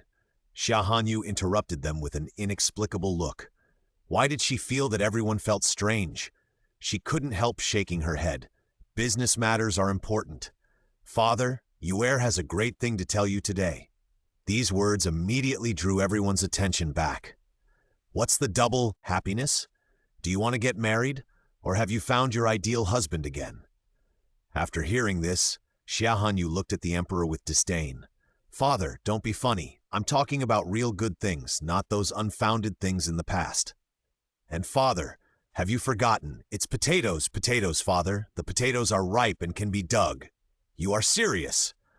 This time the emperor was really happy and couldn't help but step forward. Even Shi Yan and Bai Lai on the side couldn't help but show ecstasy. Only Jiang Yan looked puzzled. "Potatoes? What are they?" Shi Yan couldn't help but explain. "That's a good thing that can save the people of the world. There are also sweet potatoes, sugarcane, etc." "Emperor, so you summoned Xiaji and Shi Huayi to the palace today for this matter?" "Father, you asked someone to keep an eye on me again." Xia Hanyu was a little dissatisfied. The emperor said helplessly, "I didn't keep an eye on them. Someone saw it and reported it to Bai Lai here. Bai Lai told me. Besides, in such a big palace, why should he keep an eye on anyone in particular?" Xia Hanyu snorted, but he knew that he should talk about business first. "Actually, I summoned Shi Huayi to the palace today because of the steel issue." I got the method of making steel, so I asked him to come in and study it. Later, he told me that the potatoes were ripe. It was also the system's fault for not reminding her. As she said that, Xia Hanyu took out the original from her waist and handed it to the emperor. "Father, look, this is it." The emperor immediately took it excitedly, turned it over and read a few pages. The more he read, the more excited he became. "Good, good. Such a big thing, you heir. How do you want me to reward you?" Xia Hanyu immediately pouted in disdain. "Forget the reward, father. You are so poor. Even the national treasury is supplemented by me. What can you give me as a reward?" Besides, the good things in his private treasury had been taken away by her long ago. The emperor touched his nose with a complicated expression. That's true. He, as an emperor, is indeed not as rich as his daughter now. Daughters are still good. Now they know to support their father. Shi Yan said that he couldn't bear to watch. As the minister of the Ministry of Revenue, he knows the current situation of the national treasury better than anyone else. Jiang Yan went back to worship his ancestors on leave for 3 months. He just came back a few days ago and did hear a little about the Ministry of Revenue and the Ministry of War. I haven't seen her for a few days. Her Royal Highness the Princess has become much more sensible, and even His Royal Highness the Crown Prince has become much more obedient. The Emperor closed the book and handed it back to Xia Hanyu. "You heir, you should keep this for now." Xia Hanyu nodded, took it, and put it back on her waist actually, putting it back into the system's backpack. As long as the system is there, it is safest to put this thing in her hands. Seeing her put it away, the Emperor continued. "And you, heir, what do you think about the potatoes you just mentioned?" He knew that his daughter must have come here to ask him for help. Father is father, smart. Xia Hanyu praised and gave him a thumbs up. "Actually, this is what I think. When we dig potatoes in 2 days, I want Father to bring all the officials and all the people in Shangjing to the imperial farm to watch. I want them to see with their own eyes that the God-given seeds can produce up to 10,000 caddies per moo. I also want everyone to know that Father is the Orthodox chosen by heaven, so when the people are in danger, heaven will give the God-given seeds to save the people of Daxia. She wants to let those remnants of the previous dynasty see clearly that this world—" "What is the surname?" WAP 1A1-828-19479057. The Emperor was immediately interested in what she said. "Oh, what is you are going to do next?" He didn't think she would start with such a big fanfare and end it simply. "Of course." Xia Hanyu's bright eyes were as cunning as a fox. "My daughter wants them to see with their own eyes how high the potato harvest is. Then I will distribute the potatoes to them and let them take them home to plant. After 3 months, when they are ripe again, I will take 1/10 of them as interest. By then, these interests, plus the harvests of my daughter's several imperial farms, will be delivered to the hands of the people across the country in February of next year. This cycle will continue. If a disaster occurs next time, the people will have food stored in their homes and wait for the court to provide disaster relief. What's more, there will soon be sweet potatoes, as well as rice that the system said could be used to cool off under the rice." This made Xia Hanyu seem to see a great country with surplus food and money in every household, and a prosperous country. She wanted Daxia to become such a peaceful and prosperous country. The people present had never thought that she had thought so far, and their hearts were slightly moved. "Master Yan, Your Highness, what is 1 out of 10? Xia Hanyu explained. "It means 1 pound of interest for 10 pounds of potatoes." 1 pound of interest for 10 pounds? Your Highness, isn't this interest too high? Jiang Yan couldn't help but raise an objection. However, Xia Hanyu shook his head. "This is why I asked them to see the unearthed batch of divine seeds with their own eyes. Only after seeing it with their own eyes will they be willing to agree to my request. And the interest will only be charged this time. After that, they will not be charged again if they plant again. This is also a helpless solution. If the court cultivated all of them before distributing them, it would be too hard, and in this way, the situation of potatoes could be spread out first, which should be killing 2 birds with 1 stone. Besides, people in the capital are richer than those in other places, so they won't care too much. Other situations can be decided according to the situation at the time. Zhang Yan pondered, then nodded slowly. You are right. Today's court is indeed, it makes people sigh. There have been several natural disasters in the past 2 years alone, and the treasury has been almost emptied. Yu also has intentions. Then do as Yuer said.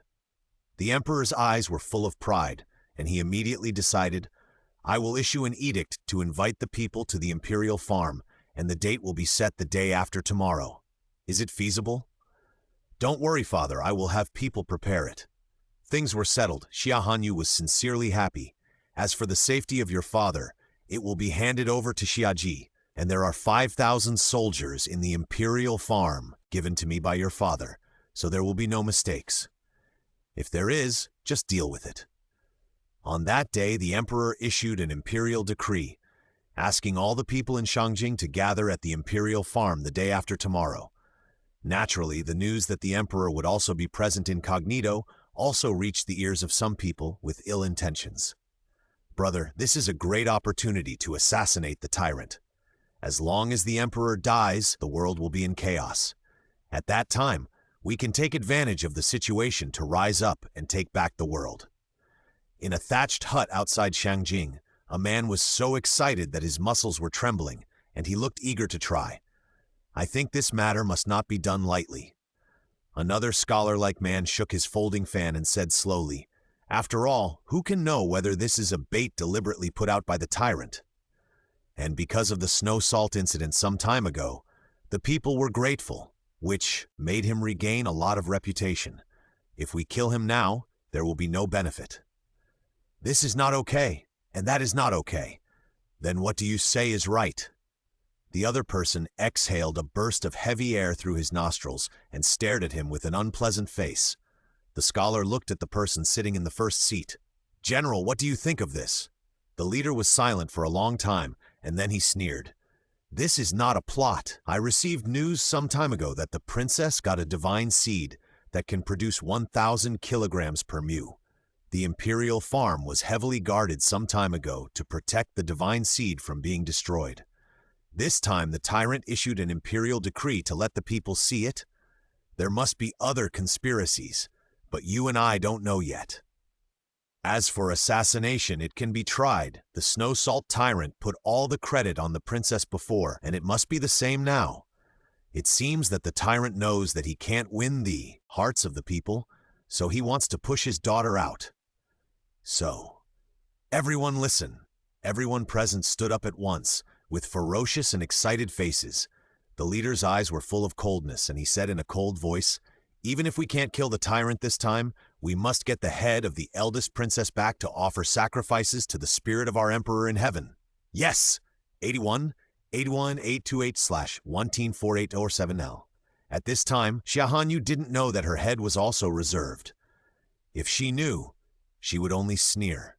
If her head was so easy to get, they would have attacked the palace early, and there would be no need to go through so much trouble to get the wool from the court. The term, getting the wool, was also learned by Xia Hanyu from the system. The cause of this matter was that she suddenly asked the system, didn't she open the system mall when she was at the critical moment of life and death before? And now it was empty with the protective shield she had exchanged, hanging on it. She thought, since the protective shield, which was so strange and supernatural, could be exchanged, then could she also exchange other items? For example, sweet potatoes, potatoes and the like, she could pay for them. Oh, the term was also said by the system. Because it rejected her without hesitation, not only did it not allow her to get some free stuff, but it also did not allow her to spend real money. Xia Hanyu sighed several times and immediately gave up. Soon it was a good day to dig potatoes. The imperial farm was surrounded by 3 layers of guards inside and outside like an iron barrel. The people were waiting there early. The Jin Yue checked the household registration one by one before letting people in. All the people looked at the green leaves in the field with confusion. Dad, have you seen such a strange crop? They had never planted it before. The man's father listened and squinted his eyes that were no longer clear to look at. The large area of crops in the field. Since it is a divine seed, it must be more special than the crops in daily life. We just wait. Dad is right. The man was not the only one who asked such a question. There were also many people around him, and the questions that popped up in their minds were almost the same. About half an hour later, the emperor's carriage and the princess's entourage arrived outside the imperial manor. Soon, the emperor came down from the palace and looked at the huge crowd inside, feeling confused. Xia Hanyu walked to his side and stood still. "Don't worry, father. I have arranged everything very well today. Don't worry." After getting to know her for a while, the emperor still trusted her ability. Eunuch Bai flicked his whisk and stepped forward. "The emperor has arrived and the princess has arrived." The next moment, the huge crowd knelt down together, shouting, "Long live the emperor and the princess." "Stand up," the emperor said, indifferently, not facing the kindness and gentleness behind Xia Hanyu, but only the majesty and tyranny of the emperor. The people stood up, and the assassins who disguised themselves as people were naturally among them, waiting for the opportunity. Xia Hanyu brought the emperor to the potato fields. "Look, this is the kingdom that my daughter has built for my father." The emperor laughed out loud and glanced at her helplessly. Only you dare to be so presumptuous in front of me." "Father, please." Xia Hanyu knew that no matter what she did, her father would not be angry, including rebellion. Of course, she would not be so stupid as to make things so troublesome for herself. Then Xia Hanyu raised her hand, and the manager came up from the back and looked at the people with a smile. "Dear villagers and elders, I believe you still have a lot of questions in your heart at this time, and I will answer them for you now. The reason why your majesty and the princess gathered all of you here today is because of this piece of divine seed that can produce 10,000 caddies per mu. The princess has given instructions, so it must be said that it produces 10,000 caddies per mu. WAP 81828194858.html. Can it really produce 10,000 caddies per mu? Someone couldn't help but shout. Think about the snow salt some time ago. When has Her Royal Highness the Princess ever lied to you? The steward was confident, and he had great trust in Xia Hanyu. Since Her Royal Highness the Princess said it was 10,000 caddies, it must be 10,000 caddies. If not, it's because the land is not up to standard. Xia Hanyu dared to say 10,000 caddies because the system gave her the confidence, because this batch of potatoes was produced by the system, but it might not be the case in the future, but at least it could reach 6,000 to 7,000 caddies per mu. After the steward replied with a smile, he first met Xia Hanyu's eyes, nodded slightly, and said, loudly again, "I know that everyone must still have doubts after just listening to me, so let's see it with our own eyes. Come on, start digging." In an instant, a small group of people ran out from a distance and started digging with hoes, carefully afraid of damaging the crops inside. Xia Hanyu found that Xia Chengyun was among them. "Father, look." She pointed to the emperor, and the emperor immediately saw Xia Chengyun, who was wearing civilian clothes, digging potatoes with a hoe. He nodded with satisfaction. You are teaching Chengyun better and better. Recently, even the tutor said that Chengyun was much more obedient than before, and he liked to listen carefully in class. All this was because of his precious daughter. Soon, piles of lumps of earth were dug out. At least 4 or 5 lumps could be dug out of a pit, and as many as 9 or more. Although they were of different sizes, most of them were the size of an adult man's fist. The people around were so excited that they stood on tiptoe, wanting to get closer to the clod of earth so that they could see it more clearly. "See? That's the divine seed. It looks like a clod of earth to me. I guess the divine seed originally looked like this." After all the potatoes in the 4 mu of land were dug up, the steward led people to weigh them. Gradually, the potatoes began to pile up into a small hill, which then grew bigger and higher. The steward's face changed from calm to excited. He walked to the emperor, almost unable to hide his excitement, and said, "Your Majesty, this time, the 4 mu of potatoes produced a total of 43,545 kilograms of potatoes, with an average yield of nearly 11,000 kilograms per mu. God bless Daxia! God bless Daxia!" As he spoke, he could no longer hold back his excitement and knelt down in the direction of the potatoes. The other tenants also knelt on the ground, almost crying with joy. They finally saw hope. As for the rest of the people who came to the capital, they were all stunned, including the assassins who were lurking in the dark. They couldn't help but start to doubt. Is God really on the side of Daxia? Otherwise, why didn't the God Seed appear when their majesty was still here?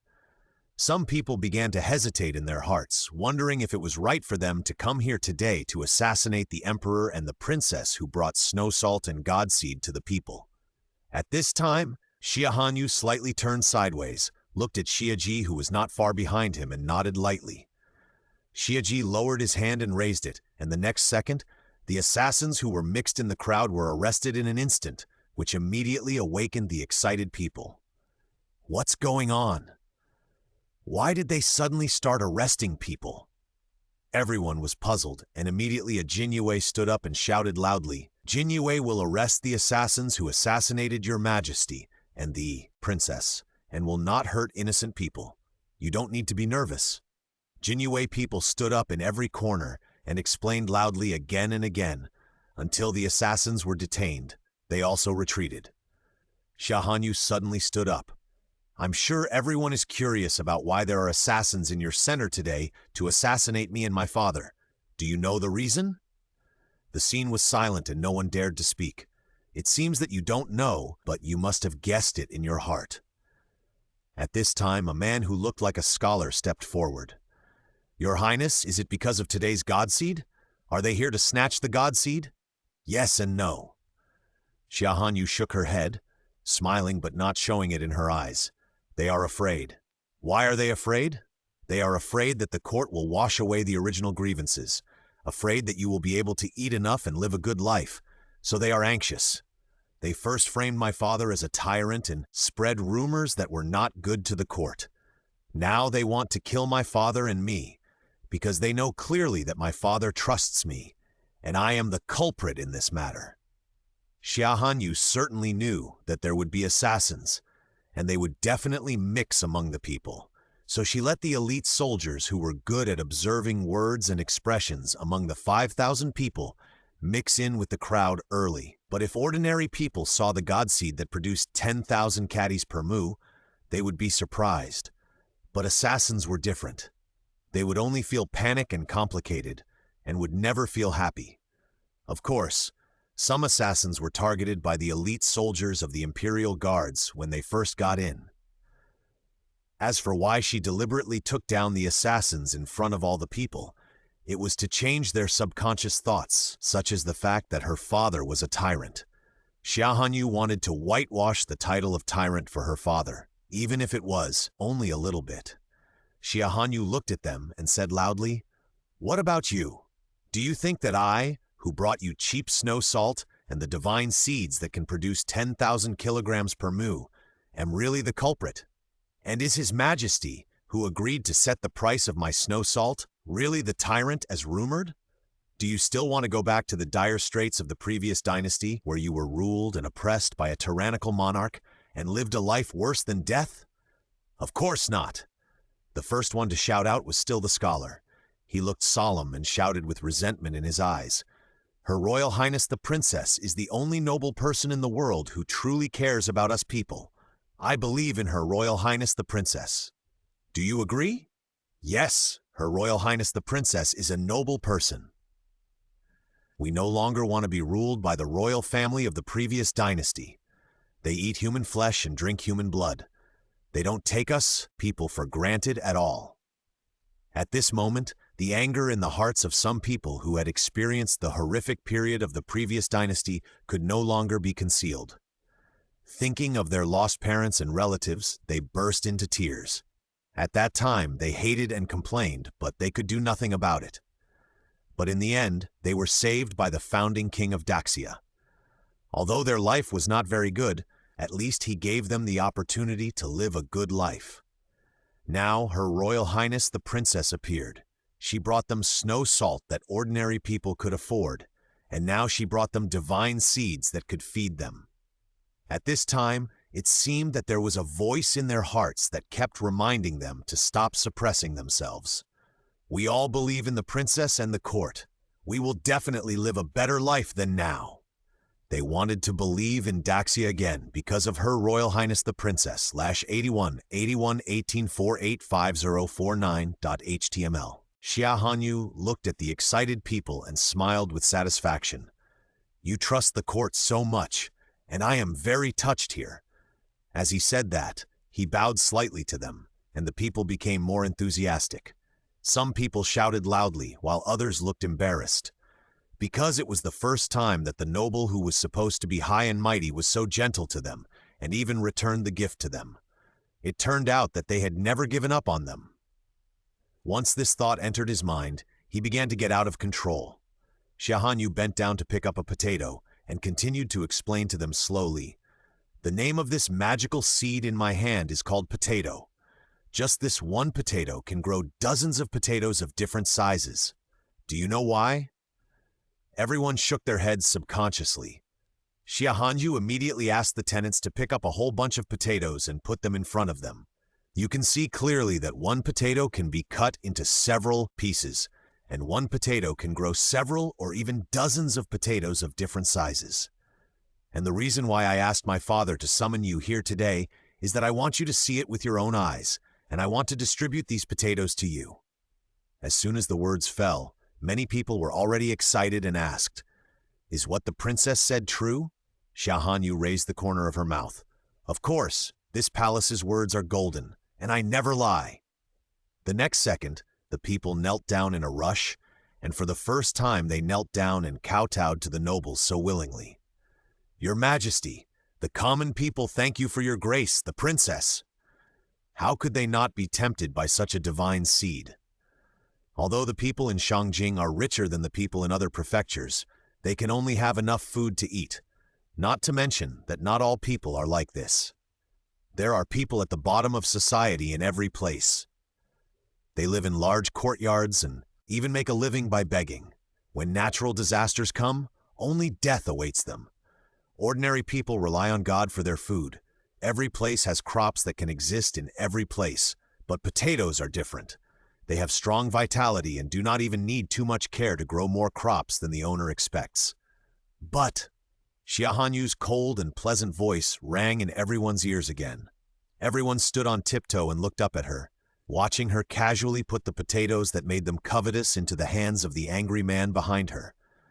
I can indeed give you the divine seeds for free without charging any money, but after you plant the divine seeds, you must return 1 kilogram of divine seeds to me for every 10 kilograms.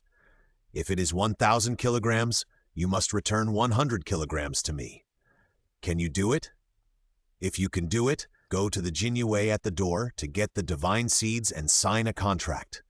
If you violate the contract, then I will take back all the divine seeds in your hands and not leave you a single one. However, at this moment, the emperor suddenly spoke, his voice heavy and oppressive. He looked at the people kneeling on the ground with an indifferent expression and took over what Xia Hanyu wanted to say next. This is the court's goodwill towards you. I hope you will not disappoint the court and the prince's good intentions towards you. Otherwise, my methods will never be as merciful as the princess's. After saying this, Xia Hanyu turned around and looked into the emperor's eyes. The emperor stepped forward and put his hand on her shoulder. You just needs to be the best princess in the world, and I will take care of the bad guys. Father? Xia Hanyu pursed her lips. Her father was always like this, because he didn't care about his reputation at all, which was why he was completely calculated by those treacherous ministers in his previous life. Xia Hanyu sighed in her heart, but said nothing more. Soon, the people stood up one after another and walked towards the door. Everyone's steps seemed extremely anxious, for fear that they would be late and it would not be their turn. Soon, several long queues formed in front of the door. The emperor turned around and looked at the officials who could hardly stand behind him and waved his hand. If you want to go, go, but you are not allowed to cut in line. Yes, we will take our leave. The officials soon lined up and their steps were hurried, no different from ordinary people. That was a divine seed who wouldn't want it. Bailai turned his head and looked behind him and stepped forward hesitantly. Your Majesty. He also wanted to go, but he couldn't just leave his Majesty behind. Xia Hanyu smiled at him. Eunuch Bai, don't worry. I have already asked someone to pack your share for you, so you don't need to queue up. Then this old servant would like to thank the princess. Although Bai Lai served in the palace, he still had family with him, but his family was not from the capital, and they were forced to sell him into the palace as a slave. Not only Bai Lai, but also the Jinyue, some of the guards responsible for protecting them and the shares of the 5,000 elite soldiers. She also ordered the tenants to pack them separately and distribute them to them after this time was over. Xia Hanyu turned around and supported the emperor. Father, I can't go back for a while. Why don't you go inside and sit down? Yes. The emperor nodded and took Shi Yan and Jiang Yan, who did not go to the queue, into the house. Almost every citizen who took the potatoes would turn around in front of the gate and kneel in the direction of Li Yaotiao before leaving with a smile. Jiang Yan looked at his sister's daughter with satisfaction, full of emotion. Your Highness, you really did a great thing for the country and the people this time. If the Queen saw it, she would definitely be pleased for you. And the prince, I just saw the prince personally helping to dig the divine seeds, and he didn't complain about the hard work at all. It really made me. I was filled with emotion. Until the last person left, the emperor and his entourage got up and returned to the palace. Shaji pressed the group of assassins back to the imperial prison and interrogated them for a day and a night. Except for those who committed suicide to prove their loyalty, all of them were pried open. The next morning, before the city gates were opened, Xiaji led the Jinyue and 5,000 elite soldiers to surround the village. After a while, one after another, the rebels were escorted out. Soon, Yu Xiao led his men from the back to Xiaji and bowed. Sir, we didn't find the general they mentioned, several deputy generals, military advisors, etc. It seems that they have guessed it long ago, and this place has been abandoned. So the remaining group of people were probably abandoned. Yeah. Xiaji was as dark as the night, filled with coldness and cruelty, and snorted coldly with a sneer. Take them all back for interrogation. Yes, Yu Xiao responded and turned around, raised his hand. Take them all back to the imperial prison for interrogation. The Jinyue then pushed down all the decadent people. Xiaji turned and left, took a few steps, but suddenly rushed towards a direction behind him at a very fast speed. WAP, A1, Friday 19375, HTML. He pulled out the embroidered spring knife and slashed at the man in the dark, fast and fierce with murderous intent. The man hiding behind the house staggered and barely dodged. Before he could react, he saw Shiji's knife slashing at his vitals again and again, leaving him with no choice but to dodge. He took the opportunity to draw his knife and barely caught his terrible blow. The tiger's mouth suddenly felt as if it was split open and hurt, and the whole person stepped back several steps. Xiaji did not give him the slightest chance to pause. After a few moves, he picked up the weapon in his hand, and the embroidered spring knife was firmly placed on his neck, leaving a thin, bloody mark. Yu Xiao quickly ran over with a pair of men and horses and arrested the man. Sir, I failed in my duty. I didn't realize that there was someone hiding in the dark. Get up, Xiaji said calmly. The other person is better than you, so it's normal that you didn't notice him. If the other person hadn't dared to come and investigate, he wouldn't have found him.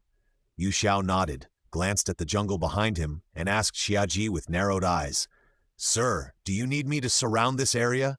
It's just a few stray cats that fled in panic. Cunning and timid, they ran quite fast. Xiaji snorted coldly, but his eyes exuded a strong sense of danger. Yu Xiao, take your people to keep an eye on Kai Sheng and the master's mansion, and take down any sneaky people you meet. This group of people suffered heavy losses, and they will definitely go into the city to discuss countermeasures with the two brothers and sisters in the master's mansion. Now that His Majesty and the eldest princess have been assassinated, the city gate is heavily guarded. If they want to go in, they will definitely ask Kai Sheng for help. Yes, Yu Xiao nodded. Then do you need me to arrange some people to keep an eye on this place to prevent them from coming back again? No, I'll arrange it here. His Highness's 3,000 men have nothing to do recently, so An San takes them to run a few laps here from time to time. The Jinyue forced them to leave the village completely.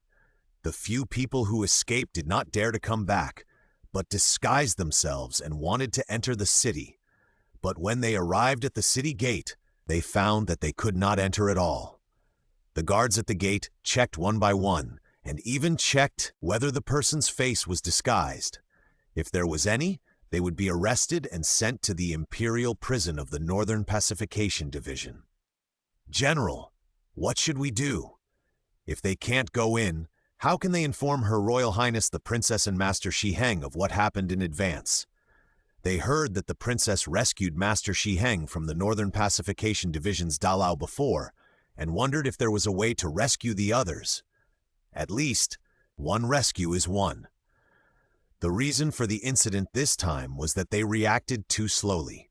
They thought that those people would never confess even if they were caught.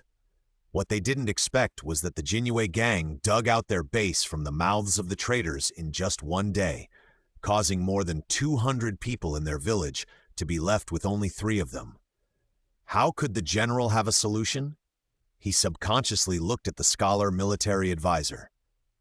If it weren't for him today, they might have fallen into the hands of Xia Ji, the hawkish dog thief. It's a pity for that stronghold. And the stronghold on the mountain was all destroyed by Xia Ji. He is now so angry with Xia Ji, including the last time they have escaped from Xia Ji's hands for the 2nd time. Some of them disguised themselves as bandits and occupied the mountain, while others disguised themselves as villagers and occupied the village. As for where the villagers and bandits in the mountain went, this group of people would do anything to achieve their goals, and their fate is already imaginable. The scholar Liu Pian shook the fan in his hand and reminded them, "Have you forgotten what the princess said in her previous letter, that Kai Sheng is now serving at the city gate? I almost forgot about him." The man called the general remembered the person he had despised before, and snorted, "Now he is only useful for this." It was really embarrassing for them that the tyrant demoted the censor to a city guard instead of doing his job well. But he decided to ask him for help. Kai Sheng has been serving at the city gate for more than 3 months. Since he was demoted by His Majesty, he felt that he was half alive, because he no longer had to choose between the court and the princess.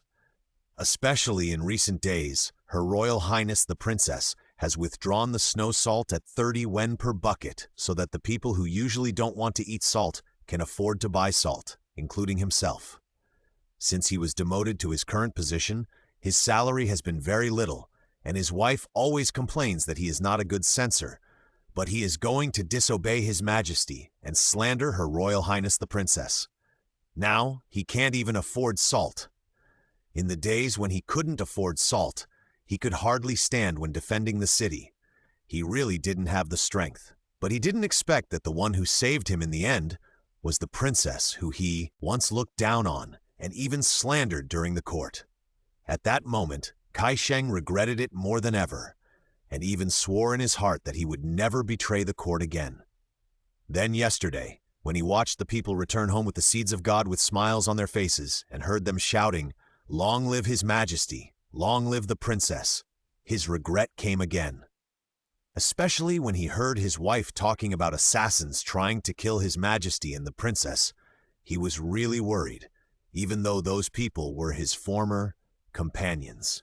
He watched the Jinyue pushing the rebels into the city in batches, and the moment the high-ranking Jinyue commander looked at him with his heavy eyes, he suddenly woke up. It turned out that Her Royal Highness the Princess had always, but she only let him go. Kai Sheng came to the dark under the pretext of going to the toilet, looking at the 3 people in front of him, frowning. "What do you want me to do? If not, I still have work to do." Liu Pian shook his fan. "Master Kai, we are here to ask you for help." Kai Sheng snorted coldly, very coldly. "You have the wrong person. I am not a master now, just an ordinary city guard. Don't you want to help us?" Rong Sheng, the so-called general, grabbed his collar with an angry face. Kai Sheng just looked at him coldly and reminded them, "This is the city gate, and you are assassins. If you are not afraid of causing trouble again, you can kill me."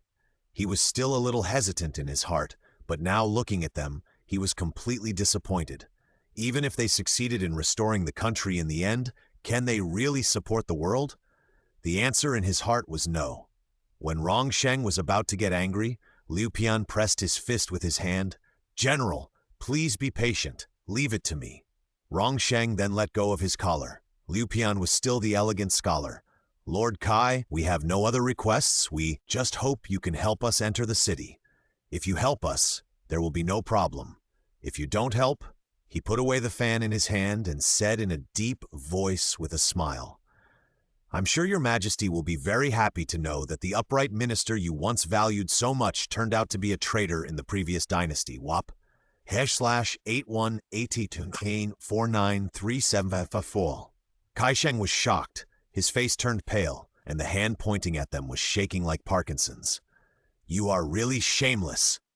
Okay. The scholar's eyebrows were curved and the corners of his mouth were raised, not caring about his abuse at all.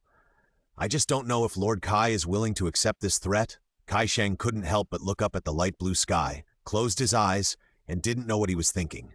After a while, he slowly exhaled. "Okay, I'll help you, but only this time from now on, I have nothing to do with you." Kaisheng finally helped them enter the city, but they didn't realize that all this had already fallen into the eyes of others. Before Rongsheng and his companions took a few steps inside, they were surrounded by the Jin Yue. In the end, only Rongsheng and Liu Pian managed to break through, and the rest were forced to the Northern Pacification Division. This incident soon reached Xia Hanyu's ears. Xia Hanyu lazily leaned on the soft couch, with her fair and slender hands placed on the table beside her, watching Fu Ling holding the impatiens and carefully dyeing her nails. She raised her eyes to look at Xia Ji, her voice clear and cold. "Have all the people been caught?" "Commander Rongsheng and military advisor Liu Pian are still on the run. I will arrest them soon." Xia Ji bowed and lowered his eyes, afraid to see the disappointment in her eyes. But she suddenly smiled.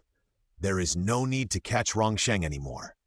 He raised his head suddenly, and his eyes seemed to be asking why. "That Liu Pian is my man. He managed to sneak into their group with great difficulty. If they hadn't been reckless and wanted to assassinate me and my father this time, I wouldn't have taken action against them. Next, you can have your people arrest them as a token of respect and find a chance to let them out of the city." Xia Hanyu believed that Rongsheng, a brainless man, would definitely take Liu Pian to the next stronghold. "Yes!" Xia Ji pursed his lips and said nothing more. There was even a hint of grievance in his eyes. "Your Highness thinks Liu Pian is her man." Xia Hanyu seemed to have sensed his unhappiness and waved at him. Her eyes were clear and crystal clear, but the corners of her eyes were naturally upturned, so seductive. "Xia Ji, come and take a look. Does my nail polish look good?" Xia Ji walked up to her and looked at her long, smooth, and soft hands. His ears felt slightly hot. After a while, he said in a hoarse voice, "It looks good." Her hands were originally beautiful, so naturally anything she put on would look good. "I also think it looks good. Our Fu Ling is really a skilled artist." Fu Ling blushed when she was praised. "Your Highness is really something." He always praises her and makes her feel embarrassed. Xia Ji carefully watched Fu Ling's technique as if she didn't want to miss even a little bit, and her fingertips moved slightly. At this moment, a palace servant outside called Fu Ling. Fu Ling put down the things in her hands and stood up. "Your Highness, I will be back soon." "Well, go ahead," Xia Hanyu said lazily, not caring. Fu Ling hurried out. Xia Hanyu put away her hand, blew it gently at her mouth, and raised her eyes to see that he was staring at her fingertips. She smiled immediately. "Xia Ji, do you want to apply this too? If you really want to, I will let Fu Ling make you one exactly like mine." "Your Majesty, I don't want to." Xia Ji shook his head, retracted his gaze from her fingertips, and fell on the box of impatience. Xia Hanyu seemed to understand his thoughts at this moment and stretched out her hand towards him. "How about you apply it for me, okay?" Xia Ji suddenly looked into her clear eyes, which revealed the innocence he had seen when she was a child, and her voice was full of tenderness. "What? You don't want to?" "I do." As he said that, he put aside the embroidered spring knife that he always kept in his hand and held up her tender hand with one hand, carefully cherishing it as if it were a treasure in the world. The calluses on his palms rubbed her palms slightly in the movement, bringing a little itchy and numb feeling, and for some reason, it actually made her heart feel a little bit of pain. He imitated Fu Ling's movements just now, which was a little clumsy, and he always made some, and then hurriedly wiped it for her until he became more and more familiar with it and smooth. Xia Hanyu looked at him. Besides that matter, is there anything else you want to report when you came to the palace today? He responded lightly. I also want to ask, Your Highness, how do you plan to deal with Kai Sheng? Everything is ready, only the east wind is missing. Once your Jinyue people send Rongsheng and Liu Pian out, you can deal with him. Speaking of Liu Pian, Xia Hanyu suddenly tilted his head and looked at Xiaji. Aji, do you know who Liu Pian is? How would I know who your highness's people are? Xiaji pursed his lips again, and he didn't believe that he had wiped out some of the juice of the impatience, so he quickly wiped it off carefully. Xia Hanyu looked at him helplessly. Have you forgotten that one of my secret guards is proficient in disguise? Xiaji paused. Your Highness, are you talking about N14? N14 is the best at disguise among all the secret guards. If he doesn't get closer, even Xiaji can't recognize him. So it's him. Xia Hanyu looked at him with a smile. Otherwise, why do you think I can clearly know where those assassins are standing so that you can arrange the personnel? Is it really based on observing their words and expressions? There are so many people, and there are only more than 20 assassins. How can she find them all accurately? In fact, N14 had already tampered with their clothes. So your Highness asked people to pay attention to the red lines on their cuffs at that time? No wonder, she thought it was the secret guards in the dark who noticed it. But she didn't expect that your Highness sent out N14 early. When did your Highness send N-Shisi out? Not long after you took over the stronghold. I felt something was not right, so I arranged for the secret guards to investigate. Finally, An-Shisi set his sights on that village and found a chance to sneak in. The two were applying nail polish while talking, but no one noticed that Fu Ling had returned. Seeing Xiaji applying nail polish for Xia Hanyu, Fu Ling naturally would not disturb him, so she quietly found a place to watch from a distance. The scene of your Highness and Lord Xia together is always not enough, especially now that your Highness seems to be more gentle to Lord Xia. Lord Xia is also like this, and whenever he is around your Highness, he becomes more smiling. After a while, Xia Hanyu's nails were finally painted, and she gently blew them, and Fu Ling went over to help stick on the small gems that had been prepared early. That night, Liu Pian and the other two left the city gate with Xiaji's help and ran to the next stronghold. Another day passed, and Xia Hanyu appeared in front of Kai Sheng on horseback, with obvious indifference in his clear eyes. Master Chai, I will take you to a place that will make you regret for the rest of your life. Harass? 81828-2696001. As soon as Xia Hanyu finished speaking, Xiaji had someone throw him into the carriage that had been prepared long ago and drove away in front of the stunned city gate guards. Not long after, the group arrived at the village where the rebels were arrested. Kai Sheng then got off the carriage tremblingly, and the bumpy road almost made him vomit the uncomfortable overnight meal. Xia Hanyu quickly found the empty place and called the Jinyue people over. Here, dig. The Jinyue people immediately picked up the shovel and started digging. Your Highness, the soil here is loose. It seems that someone has dug it up recently and buried it back. Yu Xiao felt this as soon as he used the shovel. He dug it again subconsciously before speaking. Xia Hanyu knew that the soil here had been moved. She walked in front of Kai Sheng with a sly smile on her face. Sir Kai, why don't you take a closer look and see what can be found in it? A terrible thought suddenly surged in Kai Sheng's heart. Your Highness, could it be? He didn't dare to think about it anymore. If it was really what he'd thought, then the loyalty of him and his father over the years would become a joke. Kai Sheng couldn't help but take 2 steps back, in Xia Hanyu's half-smile eyes. I dug something up! Yu Xiao suddenly shouted, and the next second, his face changed completely. Your Highness, don't come over! The things in here may pollute your eyes. He never thought that the bodies buried in this pit were all the bodies of the villagers. I'm afraid all the villagers in this village are in here. Yu Xiao subconsciously looked at Xiaji, But Xiaji had already stood in front of Xia Hanyu, preventing her from seeing the filth there and frightening her.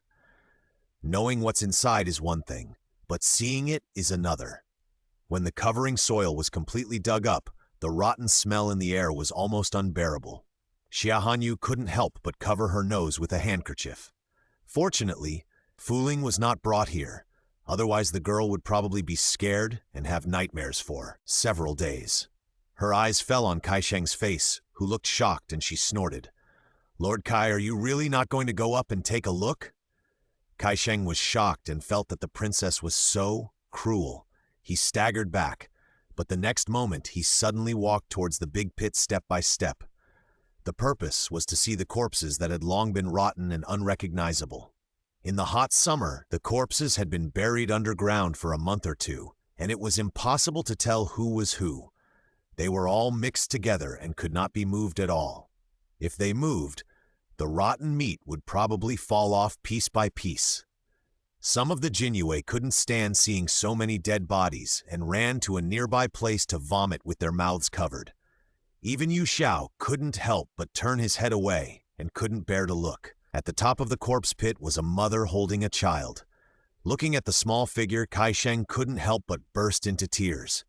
What was the loyalty he had insisted on for so many years? He studied hard every day and never dared to delay, just to become a good official who could make a living for the people. But now those people who were loyal to him actually treated the people like straw dogs and abused them at will.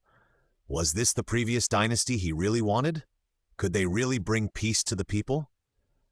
Kai Sheng knelt down in front of the rotten corpses and kowtowed hard. He felt guilty and disgusted by what those people did. He even felt that he was one of the executioners, and these people died because of him.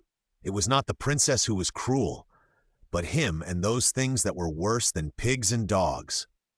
Xia Hanyu just looked at his back indifferently, without any sympathy. This was the last chance she gave him.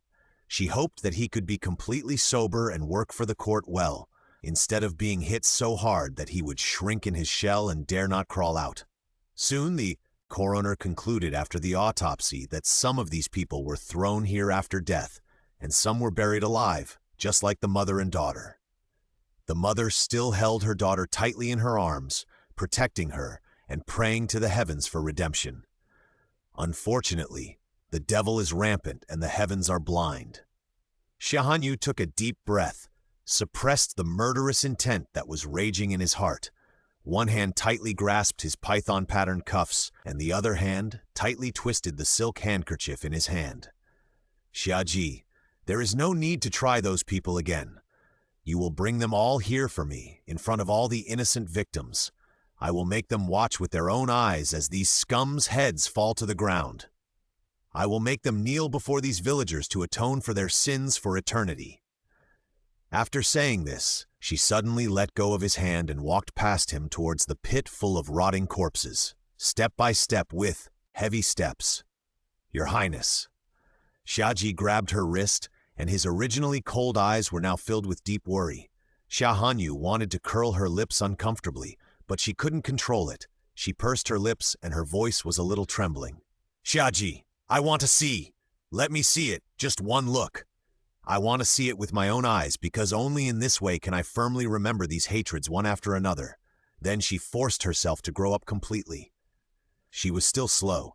If she had paid more attention that time, perhaps these people would not have died. Xiaji grabbed her hand and walked with her step by step to the villagers.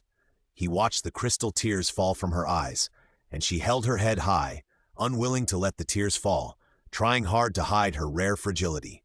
He looked at her sad and felt a pain in his heart as if it was being torn by a knife. Xia Hanyu stared at the scene in front of her, slowly squatted down, and said to them as if, chatting casually, "Don't worry, I will avenge you. Sooner or later, I will put the general's head in front of you. Now I can only ask you to charge a little interest." After saying this, she turned around coldly, but just after taking 2 steps, she suddenly fell down and fell into Xiaji's arms. Your Highness, wake up! Your Highness!" Xiaji called out to her anxiously, but she couldn't wake up. He was so panicked that he could only carry her on horseback and ride back to Shangjing. "Your Majesty." The princess was depressed and stimulated and couldn't vent it completely. She was so angry that she fainted suddenly. "It's okay. I'll give her 2 needles and she will wake up." Inside the palace, Zuozong took back his hand that was on Xia Hanyu's vein scarf and said this. Baiji on the side had already spread out the silver needle and handed it to her after a while. She couldn't hide her worry in her eyes. Zuozong looked at her, took it, and gave Xia Hanyu acupuncture. After 2 needles, she woke up. "You air?" The emperor watched her slowly open her eyes and finally breathed a sigh of relief. "You really scared me. I will punish you by not letting you step out of the palace for the next few days. You should take good care of your health. 8181882060. It is my fault that I have made my father worry." Xia Hanyu spoke in a hoarse voice. Her face was pale and bloodless. There were beads of sweat on her forehead. Her long hair fell on her chest, which made her look a bit morbidly beautiful. When Shiji saw her wake up, he took a step forward, but he did not dare to move. He just stared at her with his eyes, as if he was afraid that he would disappear without a trace. The emperor sighed. Of course, he had heard about the villagers from Shiji. He looked at Xia Hanyu. You should know that it's not your fault. It's those ruthless and shameless people who are at fault. You must not blame yourself for the mistakes of others. Do you understand?" "My daughter understands." She was just too sad and angry at the time. Looking at them, it was as if she saw the same fate as herself in her previous life. She couldn't bear the shock and fainted. The emperor looked at her, and he wanted to tear those people into pieces. He turned sideways to look at Shiji and ordered in a deep voice, "Do everything according to what the princess said before. Those people don't deserve to die. I will also announce this matter to the world to serve as a warning to others. Minister, obey your order." After looking at Xia Hanyu deeply, Xiaji turned around and strode away. The emperor stayed to talk with her for a while, and then gave her instructions for a long time before leaving, and went straight back to the imperial study. Fuling sent the emperor and the imperial physician away, and walked to Xia Hanyu with a pouty mouth, her voice still with tears. "Your Highness, you are really frightening me to death." When Lord Xiaji hurriedly carried the Highness back to the palace and asked them to invite the imperial physician, she felt as if the sky was falling. Fuling had never seen her Highness so vulnerable before. She thought that the Highness had been seriously injured by an assassin again. She suppressed the fear in her heart and hid aside to cry for a long time after doing everything. She stopped only when the emperor and the imperial physician came. "Silly girl, I am fine." Xia Hanyu looked at her soothingly and said in a gentle voice. Now, as long as she closed her eyes, she would see the pit full of rotten corpses, making it difficult for her to hide the depression in her heart. Fuling grabbed her hand. "Your Highness, don't do this in the future.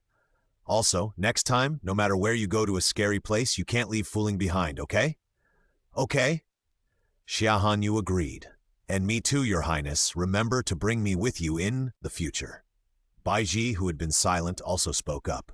Just after Zuozong left, he left her here to take care of the princess. "Okay, I will definitely take you with me next time." She would not joke with her life. The two were satisfied and kept saying this to her. About an incense stick of time passed. Xia Chengyun, covered in mud, rushed in from outside. Sister, how are you? They all said that you were seriously injured and fainted." When Xia Chengyun heard that Xia Hanyu had fainted in the imperial farm, he hurried back to the palace and did not even have time to change his clothes. He was almost stopped at the palace gate just now. Xia Chengyun rushed to Xia Hanyu and was immediately frightened when he saw her lying on the bed with a pale face. Sister, have you encountered assassins again? Tell me, I will send people to catch them all and let you vent your anger." "Of course not. I am not so unlucky that I always encounter assassins. Just saw something uncomfortable." Xia Hanyu smiled helplessly and ordered Fuling to quickly bring him water to wash.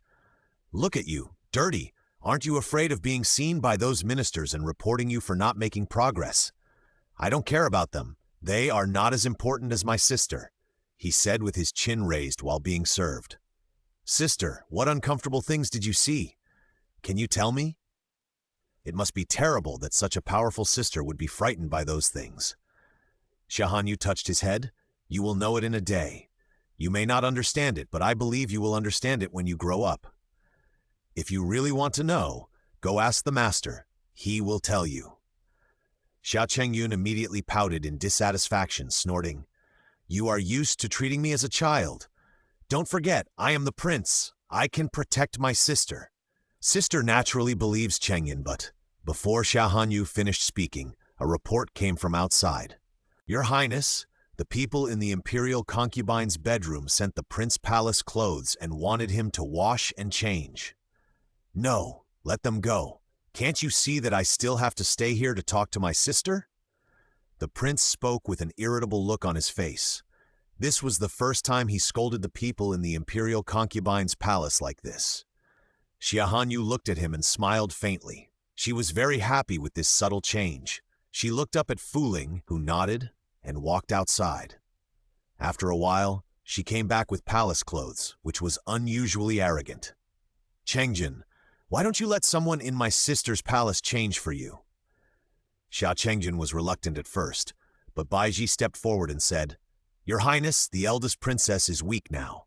You are wearing dirty clothes with the poison brought back from outside. If the eldest princess touches some of it by accident, the disease will become more serious. You don't want the eldest princess to never get better, do you? Is it really that serious? Xia Chengyun looked doubtful. Baiji nodded solemnly, and then Xia Chengyun was taken away by Fu Ling to wash and change clothes.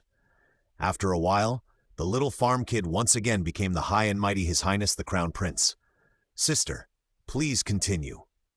Xia Hanyu had no choice but to talk to him. He did not hide what happened in the village from her.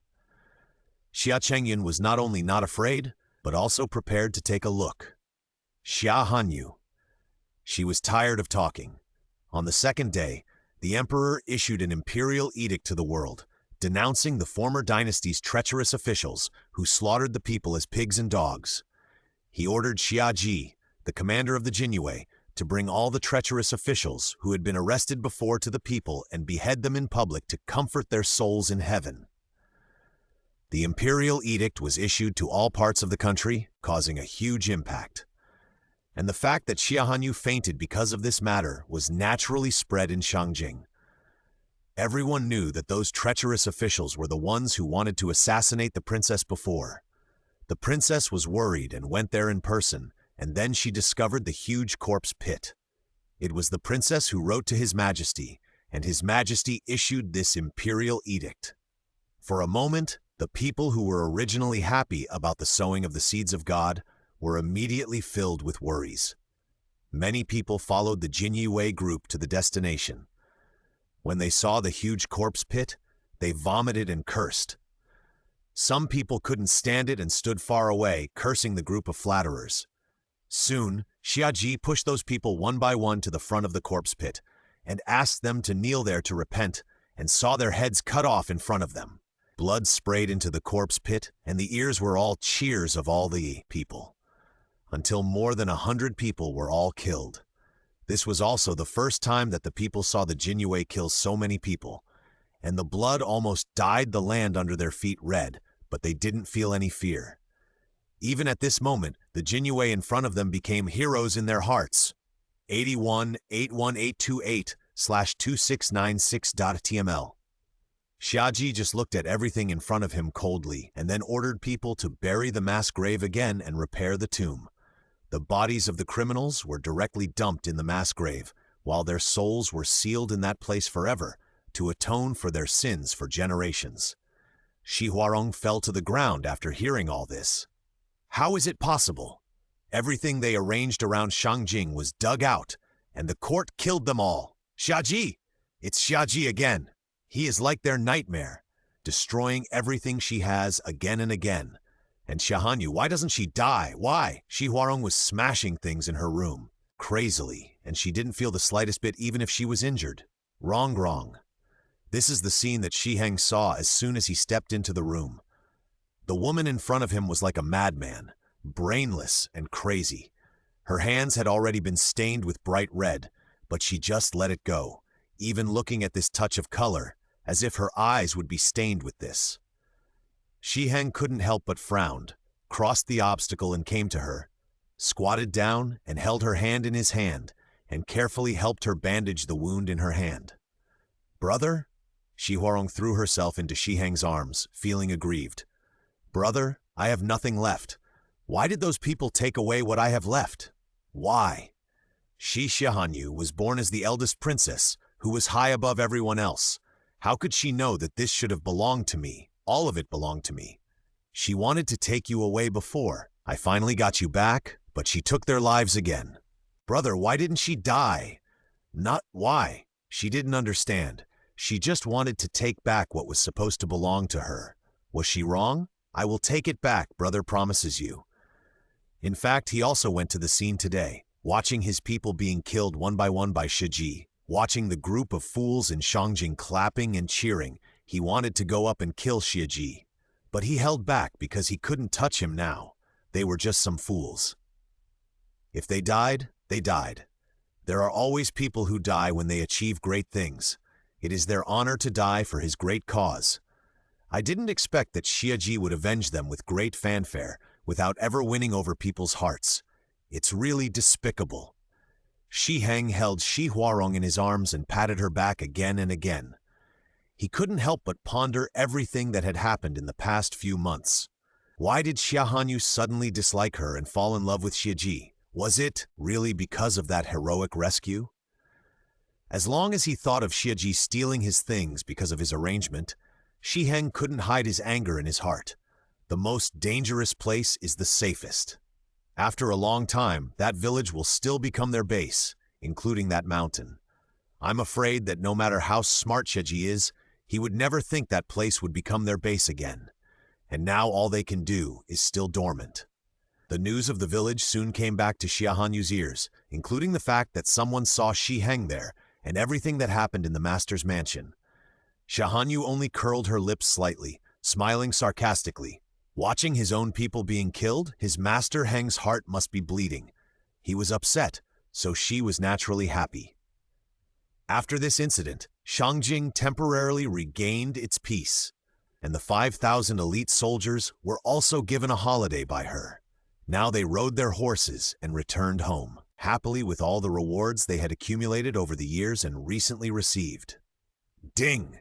Now issuing a side quest. Host, please complete the task of redressing someone's grievances within 1 month. If you complete it, you will receive 5,000 sets of system-made black armor. Specially made black armor? Could it be made of steel? Xia Hanyu was really envious, and this was obviously prepared for her 5,000 private guards. However, redressing someone's grievances? System, who do you want me to redress? She wanted to find that person earlier, redress them earlier, and complete this task. However, the system was as quiet as a chicken. It seems that she has to go out of the palace to find it herself. To seek justice, there must be people who want to seek justice. Now that she has a good reputation in Shangjing, if they want to seek justice, they will definitely find her. Xia Hanyu decided to go out of the palace from time to time, starting tomorrow. However, she didn't expect that before she went out to look for him, the person seeking justice had already found the Northern Pacification Office. The two old men knelt tremblingly in front of the gate of the Northern Pacification Office and happened to stop Xiaji, who was about to leave the house, and handed him the petition. Sir, we all saw yesterday that you sought justice for those people. You are a good official. I beg you to save my child and the people of Kangshan village. We are really about to die. Xiaji really didn't think that one day he would be stopped by someone to complain and seek justice, let alone say that he was a good official. Because of the novelty, he took their petition, but after seeing the situation inside, his face changed slightly, his eyes narrowed, with an unspeakable hostility. Come, sir. Take them in to rest. No one is allowed to leave the Northern Pacification Office until I come back. He paused and added, Don't scare them. Kangshan Village, he never thought that one day he would hear this name and see the people from that place. Xiaji had no feelings for that place. He just disdained to bully two unarmed old men. Yes. The two Jinyues invited the people away in a rare and kind voice. This young sir, can that sir really redress our grievances? They didn't know who to complain to at first, and they asked someone where the Sir was working yesterday, and a kind person brought them here. The Jinue brother hesitated for a moment, thinking of the nature of their place and thinking of Xiaji's attitude just now, and said vaguely, "As long as our Sirs want, there is no grievance that cannot be redressed." He was indeed telling the truth, but their Sirs generally would not redress grievances for others. Xiaji rode into the palace quickly, wanting to report the matter to the emperor first, but he met Xia Hanyu at the city gate, who was about to leave the palace to seek justice. Xiaji got off the horse and walked to Xia Hanyu's carriage. The curtain of the window was lifted, and Xia Hanyu looked at him with a slightly lazy voice. "Aji, are you coming to the palace now? Do you have something urgent to report to your father?" "Yes," Xiaji nodded, not hiding the matter from the old couple. "You mean they came here specifically to seek justice from you? It really came without any effort." A hand slowly came from the depths of the carriage, with slender jade fingers, as thin as scallion whites, and on them was the nail polish he had dyed for her that day, which made him subconsciously dazed for a moment. The next second, he heard her slightly soft voice. "Bring it here. Show it to me." 811820696 Ardal-TML. Xiaji handed the complaint to her without hesitation. Xia Hanyu opened the complaint, looked at the contents, and her beautiful eyes narrowed slowly. "It's actually a copper mine." No wonder the system gave her a month. It turned out that this injustice was not in Shangjing, and it was even more dangerous than the previous mission. All along, the copper mines in Daxia must be mined and smelted by the government. If anyone dared to mine copper mines, they would be convicted according to the crime. Unless they mined some relatively unimportant minerals, they could do so with the consent of the government and the payment of certain taxes. The copper mine in this complaint had a large mining volume and had been mined for more than 1 or 2 years. Whether it was true or false, it was a big deal. No wonder Xiaji wanted to go to the palace to report to his father. "I have received this petition. Xiaji, go report this to father first, and tell him that I will wait for you at the Northern Pacification Office." She handed the petition back to him. "I will take my leave first." Xiaji took the petition and put it away. He watched Xia Hanyu leave before entering the palace. Northern Pacification Office. The princess's carriage soon arrived in front of their door. It was still the same Jinue from before. He recognized the carriage and hurried down from it. "Your subordinate greets the princess. Stand up." Fuling lifted the curtain of the sedan chair, and Xia Hanyu walked out step by step to his front. The other party thought she was looking for Xiaji and hurriedly said, "Your Highness, the master has just entered the palace and is not in the mansion." "I know. I am not here to see him. Take me to see the old couple first." Xia Hanyu spoke directly. The other party was stunned, and then realized that it must be the matter that his master had talked about with the princess, and hurriedly led the way. "Your Highness, please come this way." In the Northern Pacification Office, the old couple was taken to a room and placed in a safe place. At this time, they were sitting upright and nervously on the chair. "Old man, do you think that master will really seek justice for us?" She was really not sure. "I think so." The old man couldn't say for sure. "At least that master didn't drive us out and ignore us, and he also brought us water and snacks." They felt kindness for the first time, but it was the master with a fierce face. Although they didn't understand, they also knew that the officials under the emperor's feet were more powerful than their officials. Since they were willing to invite them in, they should make the decision for them. If even he didn't care, then they would use their lives to sue the emperor. Just as the thought came to an end, the door was pushed open, and a female protagonist dressed in palace clothes and with a cold face walked in. Her skin was whiter than snow, and she was unattainable. The old man had never seen such a noble woman before, so he could only stand up carefully, not daring to look at her. "Why don't you meet the princess?" The Jinue beside them saw them standing there stupidly and said hurriedly. The two men's knees softened, and they knelt down immediately. "Princess, that's the emperor's daughter." The next moment, she found herself being gently held by someone's hand. Fuling looked pretty and kind as she supported them. "His Highness said that you two are old, so you don't need to kneel." The two old men were obviously unable to walk, so Xia Hanyu naturally wouldn't let them suffer like this. Besides, she didn't need anyone to kneel to her. She walked to a seat aside and sat down. Her cold voice sounded cold and majestic to the old men. Fuling, help them sit down and talk. Yes, Fuling helped the two men sit down, but they always couldn't help but stand up again after sitting down. After several attempts, Riri sat down uneasily. Don't be nervous, you two. I just met Lord Xia. He has delivered your complaint to my father. I believe it won't be long before Lord Xia returns here with the news. So, before that, you may need to tell me the whole story from beginning to end. However, when they heard her words, the two old men seemed to be frightened, and the next moment they were a little bit unbelievable. Princess, do you mean His Majesty? His Majesty is willing to take care of our affairs? If His Majesty would take care of this matter, his son would be saved. All the children in their village could be saved. That's right, Xia Hanyu nodded, not disappointing their expectations. Father will never let such a cancer continue to harm the people and the court. All, speak, I want to hear all the truth. Although the complaint was written quite clearly, she still wanted to hear them say it in person, and the details would definitely be different.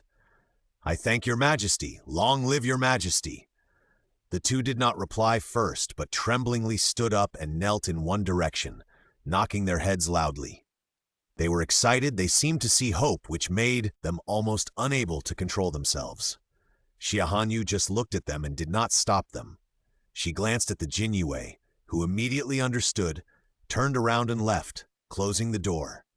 After a long while, when the two old men had calmed down from their excitement, Fuling and Baiji came forward to help them up. Because of what happened last time, Baiji decided that whenever Xia Hanyu left the palace, she must follow him, and at other times she would learn from Zuozong. Now she has been accepted as a disciple by Zuozong, and he would take her with him wherever he went. This was originally proposed by Xia Hanyu, but Baiji passed Zuozong's assessment herself. The two old men sat down again and talked about what they had encountered.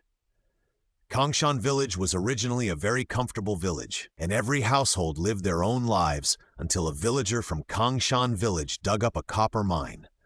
They reported it to the government, but what they waited for was a dark day.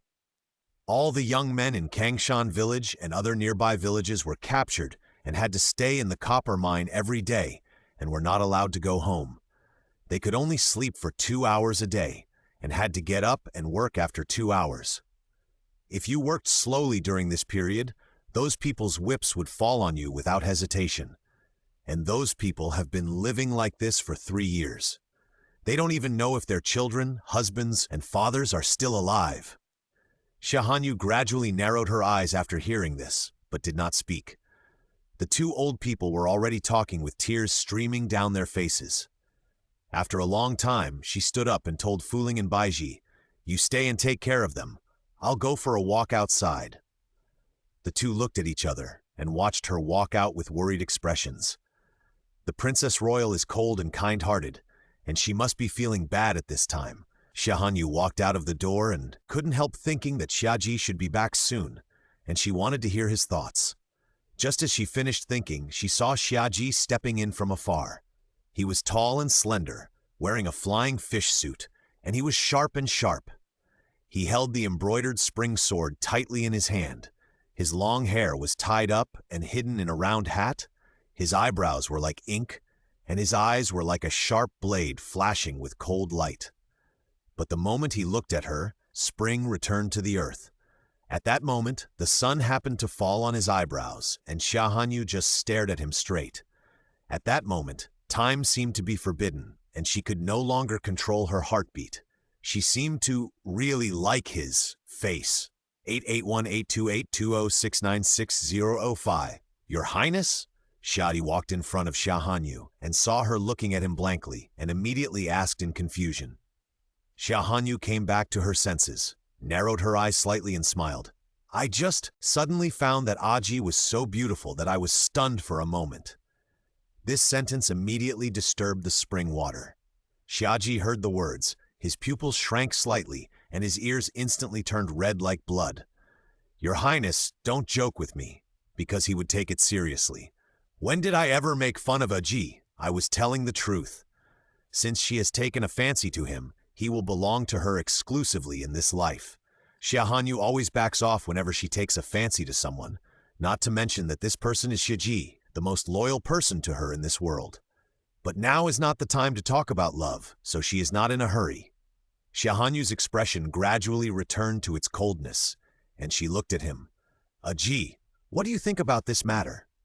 Upon hearing this, Xiaji pursed his thin lips and said, This matter is dangerous. I think your highness should not take the risk. She is always like this, disturbing his heart. Moment he thinks he has a chance, she takes it back indifferently, but he is always happy to do it. However, Xia Hanyu shook her head lightly, with an unprecedented seriousness in her eyes. Xiaji, I must go. It's not about going, nor about wanting to go, but about having to go. Xiaji knew that as long as Xia Hanyu had decided on something, even His Majesty could not convince her. Besides, father should have agreed to this, right? Xia Hanyu exposed what he was thinking. He nodded and handed her the Emperor's handwritten document. His Majesty only told your highness to remember to bring the Emperor's order. If you encounter danger, you can mobilize the border guards and kill without mercy. Xia Hanyu reached out to take it, opened it, and put it away again after reading it. I know. She had never planned to spare the lives of those people. But it's not appropriate to alert the enemy for the time being. Xiaji, come closer. Xia Hanyu suddenly hooked her finger at him. Xiaji subconsciously leaned closer to her and saw her leaning closer, speaking slowly near his ear on tiptoe. The warm breath accompanied by the faint scent of perfume on her body made his ears, which had finally calmed down, turn red again, and his Adam's apple rolled as if he was desperately suppressing the devil in his heart, fearing that he would hurt her accidentally. What do you think of my method? Is it okay? She looked at him with a charming look, as if waiting for his praise. Xiaji nodded slowly. It's not bad. Then it's settled. I'll go back and pack up in a while, and we'll set off for Kangshan village early tomorrow morning. After saying that, she turned back to the room and saw that Bai Ji had already written a prescription for the two old people and gave them silver so that they could get the medicine themselves. The two old people came to Shangjing on foot and met many kind people during the period. Those people helped them so that they had the opportunity to stand here. Xia Hanyu quickly took Fu Ling and the other two back to the palace. That afternoon, the two old men were thrown out of the northern Fuzi by the Jinyue. The two old men cursed the dog officials and then left the city with a look of despair. No one knew that there was a secret guard following them. It was specially arranged by Xia Hanyu to escort them home safely. The Jinyue also followed them to the city gates secretly. Looking at the other two people who followed the old couple secretly, they turned around and left, and returned to the northern Fuzi to inform Xiaji about it. At this time, the sound of horse hooves kicking the ground came from far away, and the man quickly turned over and got off the horse. My lord, this is the pigeon they just sent out. Xiaji took it, opened it, and took a look. The content was probably about the two people who went to the northern Fuzi to file a complaint but were thrown out. The northern Fuzi had a bad reputation, and such behavior was not strange in the eyes of others. Although they had just done something to redress the grievances of the people, in the eyes of many people, this was all the will of His Majesty. As the Emperor's lackeys, the Jinyue naturally did whatever the Emperor said, and all this had nothing to do with kindness. The Jinyue's reputation, which had improved a little, was restored to its original state. However, this was not what Xiaji cared about. The people and things he cared about were always related to that person. Xia Hanyu returned to the palace. As soon as she entered the hall, a little man rushed over and threw himself into her arms. Sister, I heard that you are leaving the palace. Take me with you. I haven't left Shangjing yet. Xia Chengyun acted coquettishly towards her. No, it's too dangerous this time.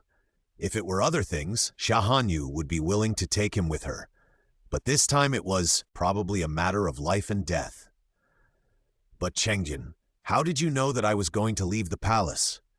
In addition to the Emperor and eunuch Bai, only she and Aji should know about this matter. Before Xiaji entered the palace, I happened to want to look for my father, and then I overheard it. but I didn't mean to eavesdrop. He just didn't like facing the Jinyue commander. This man always sticks to his elder sister, which is annoying. Xia Chengjun pouted in dissatisfaction, but still couldn't bear to leave Xia Hanyu's arms. Although concubine Shi had hugged him before, he felt that his elder sister's arms were the most fragrant, and he always didn't want to leave. Xia Hanyu's change also gradually changed Xia Chengyun from an arrogant prince to a little prince who loved to act like a spoiled child and was arrogant from time to time. Xia Hanyu touched his head and taught him, "Don't do this next time, understand? If you want to listen, you can go in openly. I believe that my father will not drive you out." If he really wanted to follow his father and learn the way to govern the country, how could his father not teach him? "I know, sister." Xia Chengjun nodded obediently. "Sister, can't you really take me with you? I'm not afraid of danger, and Xiaji is going with us too. He's so powerful, he can definitely protect us. If that doesn't work, there are still secret guards. It's no secret that Xia Chengyun and Xia Hanyu have secret guards around them. To be honest, Xia Hanyu was somewhat persuaded by him. But it's a big deal for the crown prince to leave the palace, and this requires the consent of the emperor. Well, if you can convince the emperor, I'll take you with me. As the next emperor, Xia Chengyun should really go deep into the people to take a good look. Maybe he can really understand what a prince and a king are. Although this time is dangerous, it is indeed appropriate. He can see with his own eyes what corrupt officials are and how serious the existence of corrupt officials is. Xia Chengjun was overjoyed when she agreed. "Sister, are you telling the truth?" Xia Hanyu nodded. "But this is a secret. No one in the palace should know the purpose of my going out. If anyone asks, you can say that we are just going to go out for fun for a while." "Got it." As long as he could get out, Xia Chengjun would do anything. He let go of her and ran out. The workers behind him were chasing him breathlessly. However, before he ran far, he saw concubine Shi coming from afar. When she saw him, she waved at him with a gentle face. "Chengjun, come to me 81882H269 Xia Chengyun hesitated for a moment, then walked over and bowed to her. "Royal concubine." "Chengyun, you used to call me mother. Why today? But what nonsense did some shrew whisper in your ear, which made you and me so distant?" As he spoke, Shi Chengjun's eyes gradually turned red, full of sadness and fragility. However, Xia Chengyun frowned a little when he heard his words, his face full of confusion. "Royal concubine, why do you say that? It was my fault to call you mother in the past. Father corrected it a long time ago. What's more, I am a legitimate son and have my own mother, who is the current queen. Although she is no longer here, I am her flesh and blood after all, so naturally I should not call you mother anymore." In fact, it was mainly because Xia Hanyu didn't like the royal concubine. If he continued to call her mother, he would lose his sister again, which Xia Chengyun absolutely didn't want to see. The expression on Shi Chengjun's face could hardly be maintained, and it looked hideous. "In that case, it's my fault." She changed the subject. "I just saw you rushing to the imperial study, but did you go to see His Majesty for something?" "I just came back from there. His Majesty was busy, and I haven't even been able to see him." "Prince, why? Don't you go there later, so you don't have to wait outside the door in vain? It will be too late later. What if my sister doesn't take me out of the palace to play?" Xia Chengjun wanted to go to the emperor right now. Besides, even if my father doesn't see you, he will definitely not see me and my sister. But I still have to thank the queen for telling me. Shi Chengjun twisted the handkerchief in her hand tighter and tighter, almost wanting to tear it apart, and her smile was forced. "Your Highness is right. He is indeed an ungrateful person who can never be tamed. She raised him with good intentions for so many years and gave in to him in everything, but he was still no match for Xia Hanyu in just a few months." At this moment, Xia Chengjun didn't care what she thought and immediately said, "I have something to discuss with my father, so I'll take my leave now." Then he started running again. He was really annoyed to be delayed for so long just now. But why? Did he find that the imperial concubine was so long-winded, and he felt that something was wrong with what she said? "Forget it. Don't think about it. It's more important to go see my father." Thinking of this, he ran faster, which was really pitiful for the group of palace servants behind him. Your Highness, wait for me. They really couldn't run anymore. On the other side, Fuling and others also began to pack up things for Xia Hanyu. You don't need to bring too much. Just bring some silver, some clothes for ordinary people, and a few sets of men's clothes. And Baiji, take my token to the Imperial Pharmacy later. And remember to bring more medicinal herbs. Bring some of all kinds of medicinal herbs. If there are no medicinal herbs there, let Fuling take you to my private storehouse to extract them. She has several life-saving medicinal herbs in her private storehouse. Xia Hanyu said, keeping the emperor's order and keeping it close to her body. If it is lost, it will be a big deal. Baiji said yes immediately. At this time, a palace servant came over and whispered a few words in Fuling's ear. Fuling was surprised and walked to Xia Hanyu. Your Highness, the Crown Prince just now. She was talking about the Crown Prince's encounter with Shi Qingjun on the road, and she laughed as she spoke. Your Highness, the Crown Prince seems to dislike that person in the palace more and more now. It can be seen from the trivial things in daily life. That's good. Xia Hanyu just smiled, but the smile did not reach her eyes. Sooner or later, one day, Qingjun will not only dislike them, but hate them from the bottom of his heart. About half an hour later, Xia Qingjun ran back happily. Sister, father agreed? Did father say anything? Xia Hanyu knew that father would agree, but she didn't expect him to agree so quickly. She originally thought that Xia Qingjun would have to stay in the imperial study for a while before coming back. Xia Qingjun thought for a while. Father told me to bring all the secret guards with me and not to hold you back. As a man, I have to protect sister. If sister gets hurt, he will never forgive me. He couldn't help but frown when he said this. Sister, does the emperor dislike me? Yes. Xia Hanyu was not going to comfort him. So if Qingjun doesn't want to be disliked by the emperor, he must be a good man, and even more so, a good prince. I will definitely work hard. In the past, Xia Qingjun didn't really understand why the emperor always doted on his sister, but was always harsh to him. It turned out that it was because his sister was so much better than him. Now he often hears people praising his sister outside. He hopes that one day they can say the same thing about him. Not only because his prince dare not offend her, but also because of him, Xia Qingjun. Afterwards, Xia Hanyu asked Fuling to go to the East Palace to pack some clothes for him. After arranging everything, Xia Qingjun slept directly in Xia Hanyu's side hall that night. He said that he was afraid that his sister would abandon him early tomorrow morning. Xia Hanyu didn't know whether to laugh or cry, so he let him do it. The next morning, a group of people got on an ordinary carriage, brought a few guards with them, and left the palace disguised as the sons and daughters of wealthy families. Xiaji and a few Jinyue changed into casual clothes and waited at the palace gate early. After watching them leave, a palace official ran back to Gongquan Palace and told Shi Qingjun what he saw. Shi Qingjun couldn't help but ponder. Are they really just going out of the palace to play? And Xiaji was specially arranged by His Majesty to follow the guards? She always felt that something didn't make sense. But on second thought, with His Majesty's favoritism for Xia Hanyu, and the fact that His Royal Highness the Crown Prince was also among them, it was not impossible for Xiaji to protect her. It is estimated that there are many people protecting her in secret. However, Shi Qingjun suddenly opened her eyes and waved to the people beside her. Ziyun, go and tell Shi Heng and others that Xia Hanyu went out of the palace to play. The queen hopes. Ziyun was a little unbelievable. Shi Qingjun curled the corners of her mouth coldly and said, I heard that there are a lot of refugees outside the palace. If the princess and the prince get hurt or die outside, they can't blame others. As for Shi Heng, he and that guy who occupied Xia Hanyu's nest must be hating her now. They will surely not miss such a good opportunity.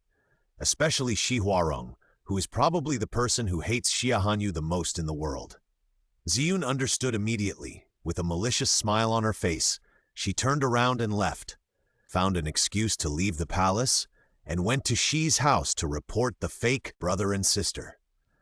Because the road was too bumpy, Xia Hanyu got on the horse directly after leaving the city gate, and got back in the carriage when she was tired of riding. In this way, Only Xia Chengyun was left in the carriage, and Fuling and Baiji were waiting inside. As for why Baiji was brought along, Xia Hanyu just felt that the journey was long, and a doctor had to be brought along, so it was better to bring Baiji with him in case of emergency. Slady 1 81828 206967.tm. In the carriage, Xia Chengyun was lying on the window with an excited look on his face, looking at the scenery outside, and occasionally lifted the curtain of the sedan chair. "Sister, the view in the carriage is better. Can you come and ride with Chengyun?" Xia Chengyun originally thought that he could stick with his sister in the carriage because the carriage was so small. He didn't expect that his sister would actually ride a horse directly, giving the cold-faced man of Jinyue a chance for nothing. Cold-faced man Xiaji? Xia Hanyu didn't bother to pay attention to him. "Xia Chengyun, if you make a fuss again, I will send you back and go play by yourself." Xia Chengyun quickly shut up. Fuling on the side couldn't help but cover her mouth and laugh. "Sir, you can wait until you rest and let Lord Xia teach you to ride a horse. Then you can ride with the girl." Xia Chengyun's heart moved when he heard it. But soon he couldn't help but snorted coldly. I don't want him to teach me. Sister said that you are not allowed to say I or this palace outside, and you are not allowed to tell anyone your identity. Otherwise, your life will be in danger." Fuling naturally saw that their crown prince really didn't like Lord Xia at all. As for why, she didn't know. Maybe, is it related to Her Royal Highness the Princess? There is no word for sister control in this world, so Fuling naturally doesn't understand it. The carriage went forward, all the way, and in the afternoon they saw the old couple at a pavilion. The two walked slowly and leisurely all the way, and they only got here. At this time, they were drinking a bowl of water on the side of the road. They saw them at a glance, and their eyes were full of excitement, but they held back, because Xiaji had explained that even if they saw them outside, they had to treat them as strangers. Xia Hanyu and his group dismounted to rest and bought some water by the way. After a while, a Jinyue came back, whispered a few words in Xiaji's ear, and then retreated. Xiaji looked at Xia Hanyu and nodded slightly. Xia Hanyu's arc was raised, and he was indifferent. The two tails following the old man had been dealt with by the secret guards. After drinking the water, the two old men walked away tremblingly. There was no other connection between the two sides, except for the eye contact at the beginning. They didn't get on their horses until the old man walked away, and they saw them again after a while. Xia Hanyu stopped in front of them and ordered, "Let them get on the carriage behind." If they walked alone, it would take less than a month, and she was in a hurry. Immediately, the Jinyue helped the two old men onto the empty carriage behind, and the group continued on their way. More than 10 days later, the group arrived at Qingshan County, where Kangshan Village belongs. Desolate. This was the first impression Xia Hanyu and his group had when they arrived here. "Let's find an inn to stay first," Xia Hanyu said lightly. As for the two old men, they had already sent them back to the vicinity of Kangshan Village. The group found the best inn here. The boss saw that they were dressed in rich clothes and hurried to greet them personally. When he met Xiaji's eyes, he paused immediately and quickly looked away to look at Xia Hanyu beside him. He was startled again, and it took a long time to come back to his senses. "Are you staying at the inn?" The innkeeper had run the inn for decades, but this was the first time he had seen such a gorgeous and noble woman. Even the two girls beside her were not bad-looking, but the guards around him were too scary, especially the black-clad guard beside the girl. When he looked into his eyes, he even thought he was already dead. It was really scary. Fuling took the opportunity to block his gaze and looked at him coldly. "Shopkeeper, we are staying at the inn. We need 3 upper rooms and 7 ordinary rooms. We will have to rest here for about 5 or 6 days before continuing on our journey." As she spoke, she handed him a silver note.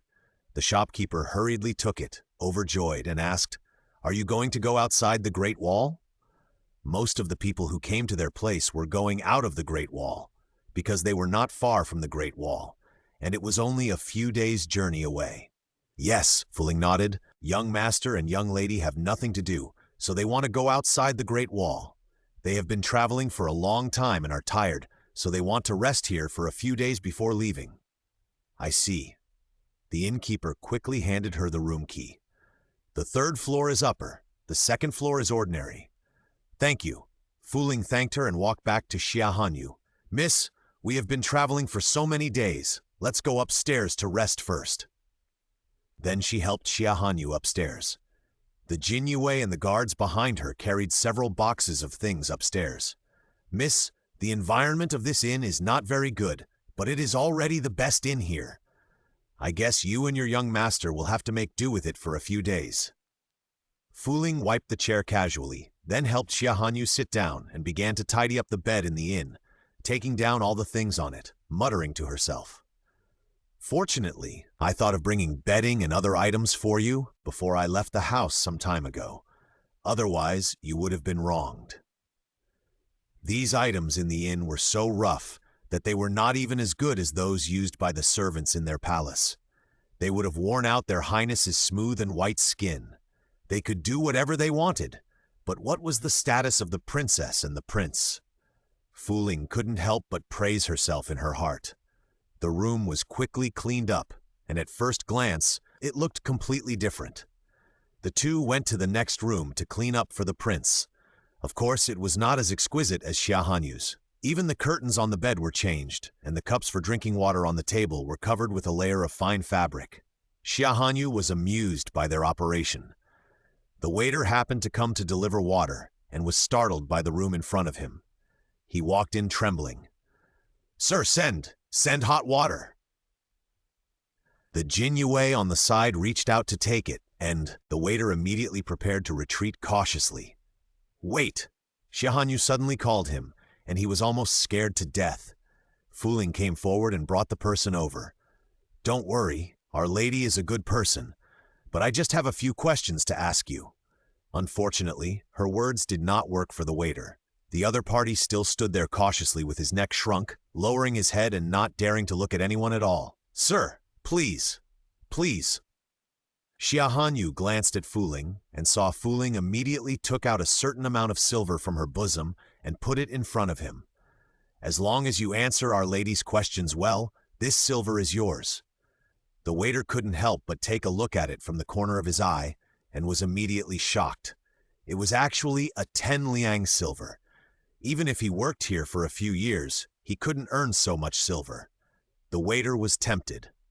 Xia Hanyu looked at the skinny kid who looked no more than 90 years old and asked gently, "When we just entered the city, we saw that there were only some old people and women, or kids of your age, on the roadside. I just want to ask, where have all the other men in your county gone?" Xia Hanyu felt that the county was frighteningly empty. However, just as she finished her words, she saw the boy in front of her kneeling in front of her with a plop, knocking his head hard, and began to speak nonsense. 81818228/2696008. Down.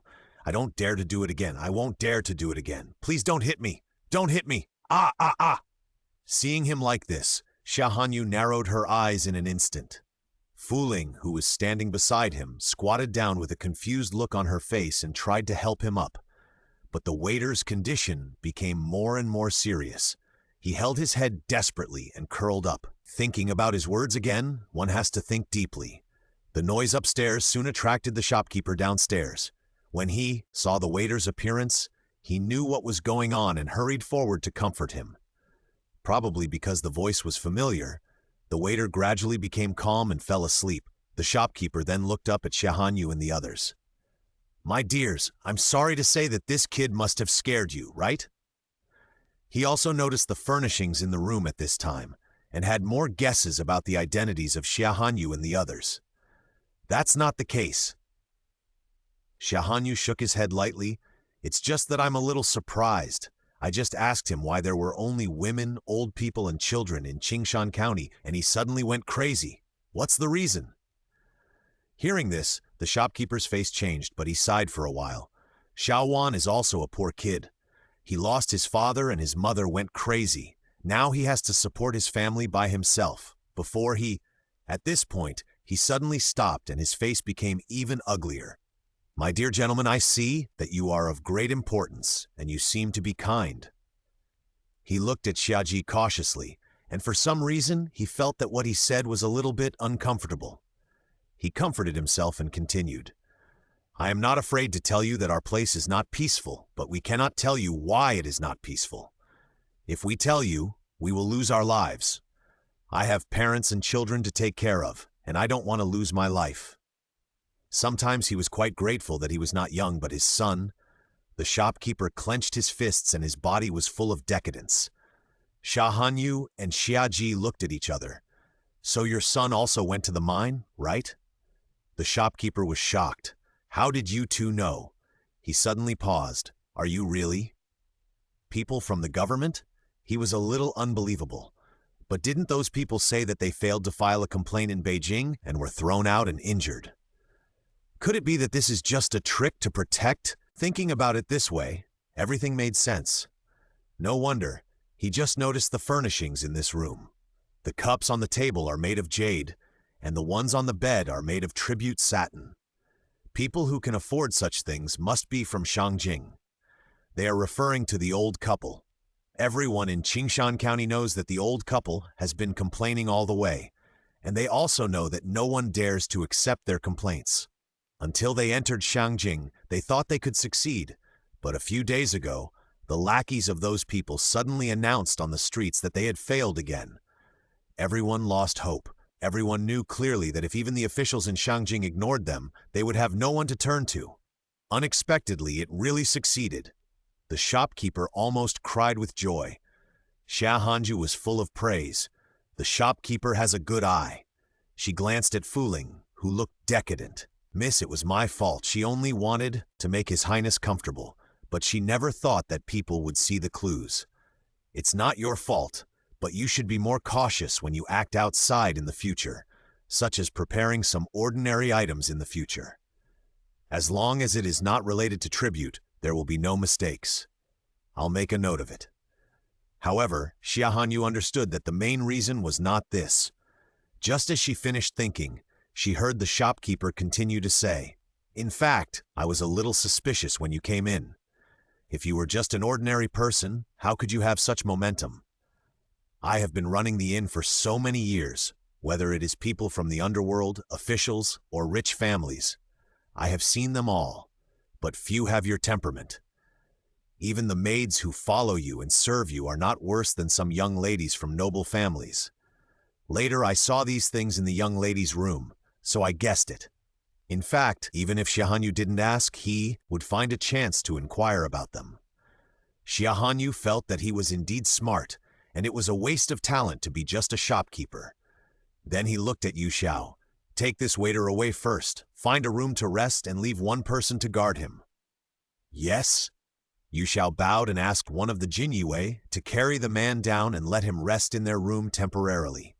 The other guards went out, closed the door, and stood in front of the door side by side. Go ahead, you know what we want to hear. Xia Hanyu spoke lightly, picked up the teacup beside him, took a sip, and put it down again. The next moment, the shopkeeper actually knelt down. Sir, please save the people of Qingshan County. We really can't survive. Since the mine was discovered, first Kangshan village, then the surrounding villages, and finally all the men in our entire county were confiscated, and once you go there, you can never come back unless you die. Xiaowan's father was carried down and thrown at their door after he died. Xiaowan's mother would go to the county to ask for an explanation at first, but she couldn't see the county magistrate at all. Every time she went, someone would come to her house and beat Xiaowan up over and over again. Later, his mother went crazy and Xiaowan became what you just saw. As long as it is related to that incident, he will do this every time. It seems that the situation in Qingshan County is really more serious than what is written in the complaint. For example, the situation of the elderly couple and the situation of Xiaowan's family are just one of them. And this shopkeeper, if it weren't for him having this inn to support him, I'm afraid it wouldn't be much better. This is not Qingshan County. This is simply a ghost county. The people inside are like zombies. There is no fireman at all. With a snap, the expensive jade quilt was thrown to the ground and shattered into pieces. Your Highness, Miss, calm down. If it was in the palace at this time, The palace maids would have knelt on the ground when your highness was angry. So you mean this matter is between the county magistrate of Qingshan County and the Xie family? Xie, on the other hand, made Xia Hanyu think of a person like a bamboo, warm and cold, the current head of the Xi family, Xi Yi. Is this person surnamed Xie related to the Xie family, the richest family in Daxia? If so, does the Xie family know? Does Xi Yi know? If he knows and commits a crime, don't blame her for being cruel. The shopkeeper thought for a moment and nodded. It seems that there is some connection.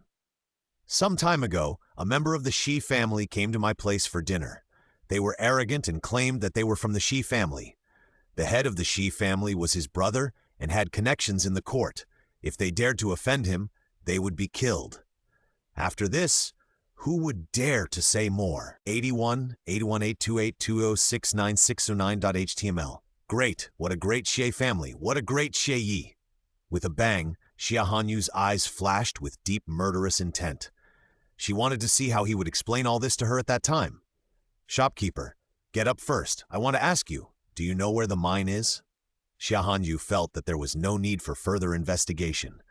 She went directly to borrow soldiers to flatten the place. Calculating the time, her 5,400 private soldiers should be on their way. The shopkeeper stood up and shook his head, saying, I don't know, but the mine was originally found by the villagers of Kangshan village. They may know it, but there may be more than that. What do you mean? As far as I know, everyone in Kangshan village who knew the address of the mine, regardless of gender or age, was arrested. And Kangshan village is also the worst village in Qingshan County. Not only do people from other villages blame them for not informing the county government about the mine, but there are really only old people and children left in their village now. Even some people of my age were arrested. I heard that there were many casualties. As for how they died, a doctor once secretly verified it. Either they were beaten to death, or they were exhausted to death. It looks like we have to go to Kangshan village first. Kangshan village is a relatively remote village in Qingshan County. It is surrounded by mountains, and there are not many fertile fields. Therefore, most of the villagers in Kangshan village rely on the mountains for their livelihood. Their daily source of income is to go to the surrounding mountains to dig some wild ginseng, Ganoderma lucidum, and other medicinal herbs to sell, or to be hunters, specializing in catching animals to eat or sell. It is precisely because of this that they accidentally discovered the copper mine, which eventually turned into a sudden disaster. After resting for a night in the inn the next morning, Xia Hanyu and Xiaji did not bring more people. Only Yu Xiao, Fu Ling, and Baiji rode to Kangshan village.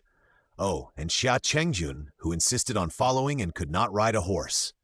Xia Hanyu threw him to the person he hated the most, Xiaji.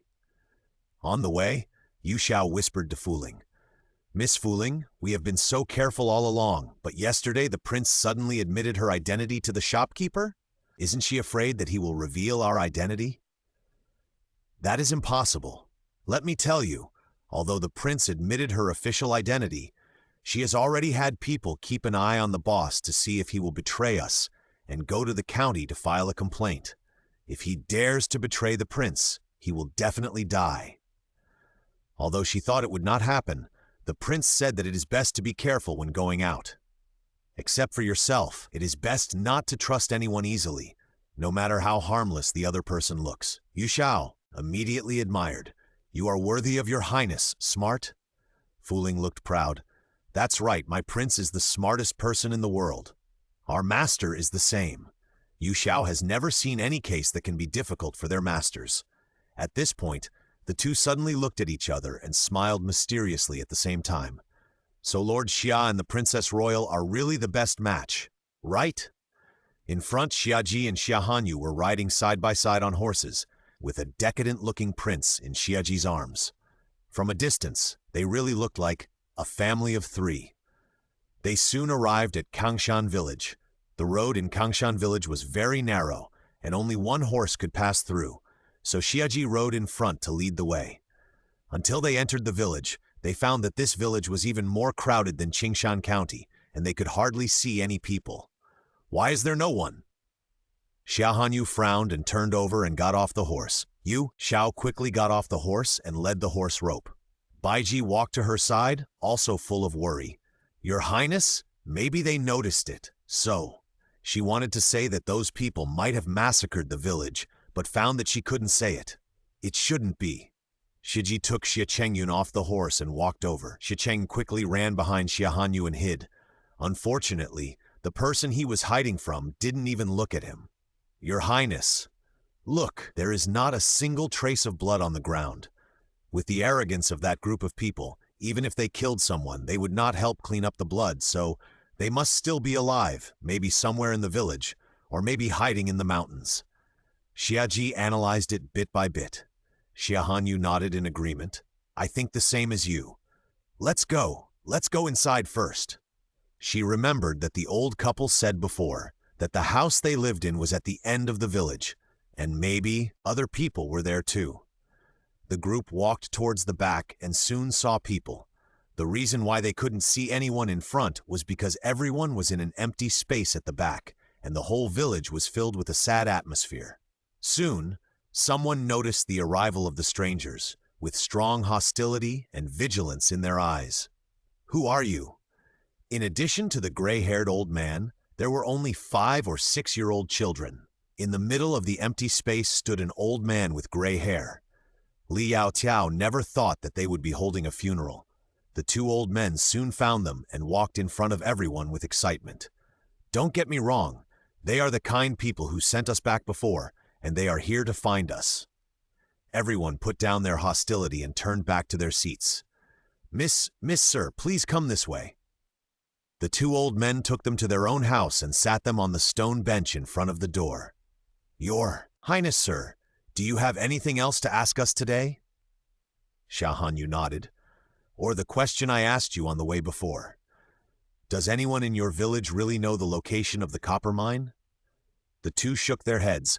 We asked around when we came back, and everyone said they didn't know. Originally, the old man Bai might know.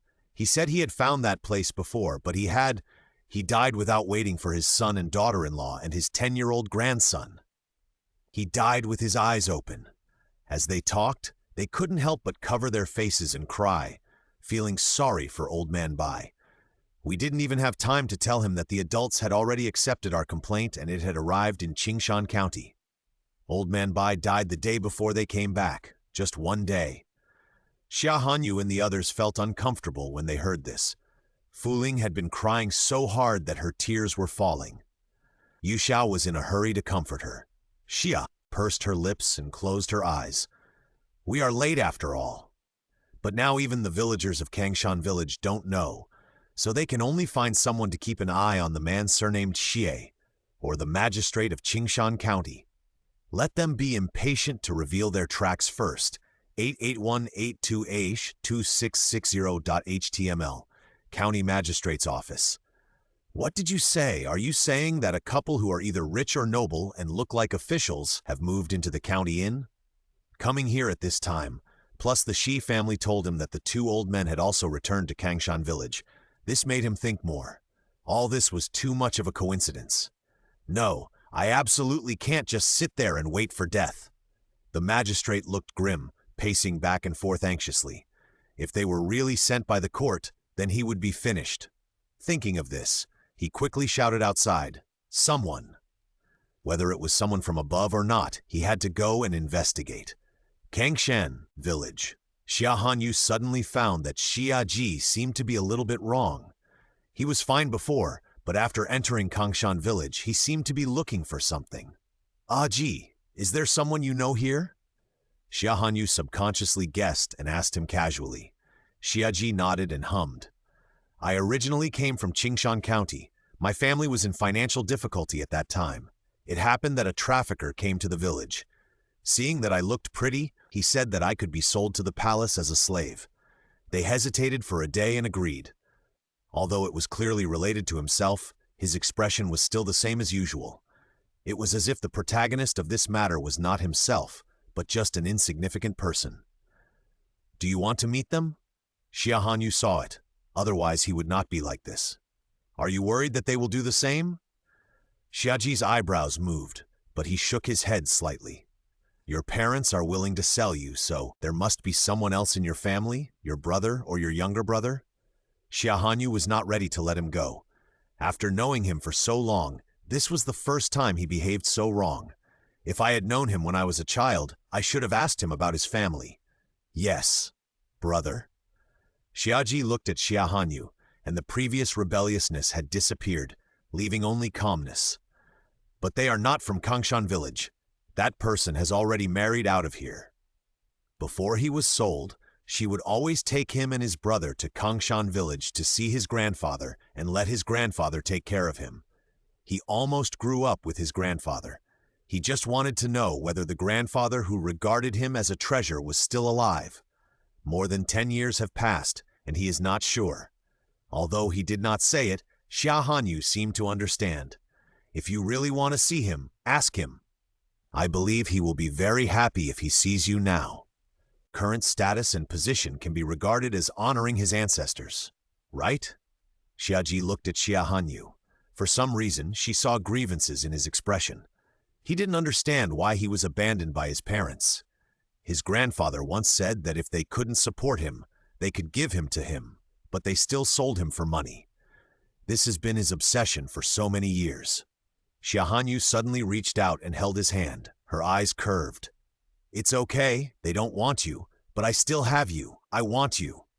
Xiaji's body trembled, her pupils shrank, and her dark eyes stared at her as if staring into her heart.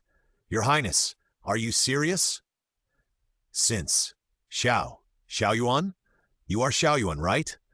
Xia Hanyu wanted to say that she was willing, but before she could say it, a trembling voice came from behind them, as if with disbelief and a little cautious but as if expecting, afraid that she had recognized the wrong person.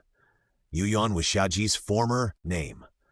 Although his name was a little ugly, this name was still much better than that of an ordinary farm child. Hearing this voice, Xia Hanyu obviously noticed that Xiaji was shocked, but he did not turn around. Xia Hanyu leaned her head out. Old man, who are you calling? Girl, I want to ask, is your husband called Yu Yuan? Although she knew it was impossible, she still wanted to ask. Maybe the trafficker didn't really send his grandson to the palace, or maybe he didn't sell him to a rich family, and he would live better than at home. As for why they were said to be husband and wife, it was because he saw their hands holding each other. This, Xia Hanyu looked at Xiaji, lowering his eyebrows and teasing. Master Xia, I'm asking you? So your full name is Yu Yuan, not Godan. Yes. Xiaji hummed, not ignoring that she had never denied their husband and wife relationship from beginning to end. The old man still stood there waiting for their reply, and Xia Hanyu didn't force him. It was difficult for an honest official to judge family affairs. No matter what he chose, it was up to him. However, Xiaji didn't hesitate for long and slowly turned around. The old man looked at his face, which resembled his wife's. His hands were shaking and tears almost fell on his wrinkled face. Are you really Xiaoyuan? Yes. Xiaji pursed his lips and admitted. Aunt, Xiaoyuan is back. Xiaoyuan, it's really Xiaoyuan. The old man trembled and rushed over. Xiaji hurried forward to support him and was hugged by him. It's good that you're back. It's good that you're back. Xiaoyuan, it's my fault. I didn't protect you well. When I heard that you were sold by your mother, I rushed over, but I was still a step late. This step made her regret for the rest of her life, and she would never see his unfilial daughter again. The old man kept hugging Xiaji and crying, and his clothes were wet. Xia Hanyu stood, far away, but the crying unknowingly attracted other old people. Especially the two old people who went to Beijing to complain. They were completely stunned. Old Yang, is he really your grandson who was betrayed? They actually found the grandson that Old Yang had been looking for more than 10 years. This is too incredible. Old Yang finally cried enough, and then let go of Xiaji, holding his hands tightly with both hands, his eyes red but with a proud face, looking at everyone who gathered around and introducing him. Come and see, my grandson is back, and he also brought back his grandson's wife, the old couple. Only Xia Hanyu chuckled, still did not deny it. The other old people who were still sad suddenly felt happy for him. Old Yang, your grandson's wife is so beautiful, like a fairy. That's right, my grandson is so handsome, and the wife he found is naturally handsome too. Obviously, he was sad just now, but now he is proud. But I don't know what he suddenly thought of and pushed Xia over. No, no, you have to leave quickly. Take your wife with you. Otherwise, those people will come and catch you to work in the pit soon, and you will never come back. Go! Well, 69601.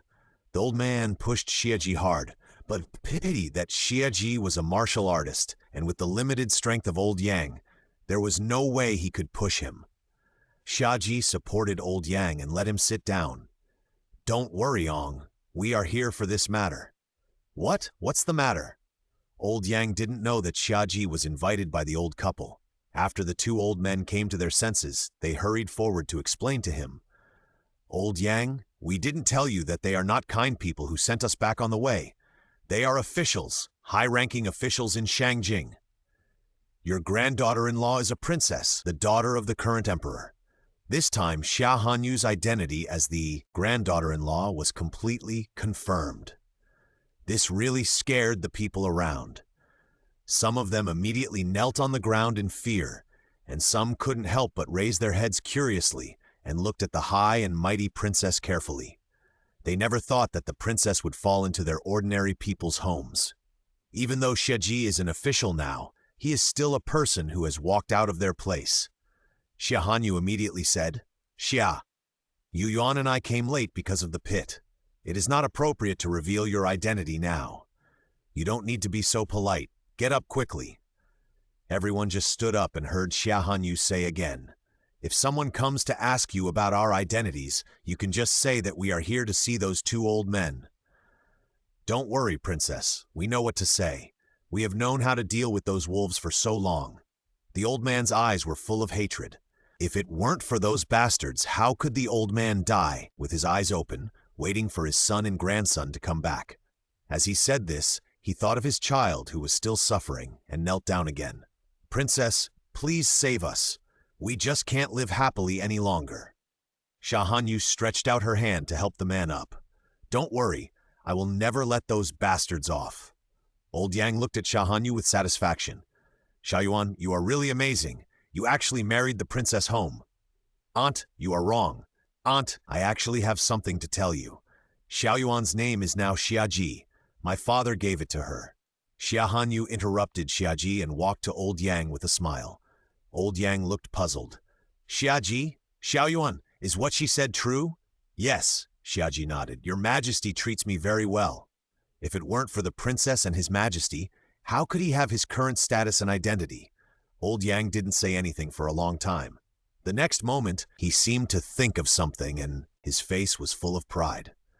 Okay, His Majesty personally named you, gave you the surname of the country, and even betrothed the princess to you.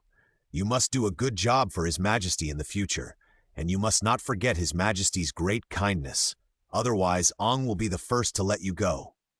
It was rare for Xia to be taught and scolded, which really made him a little uncomfortable.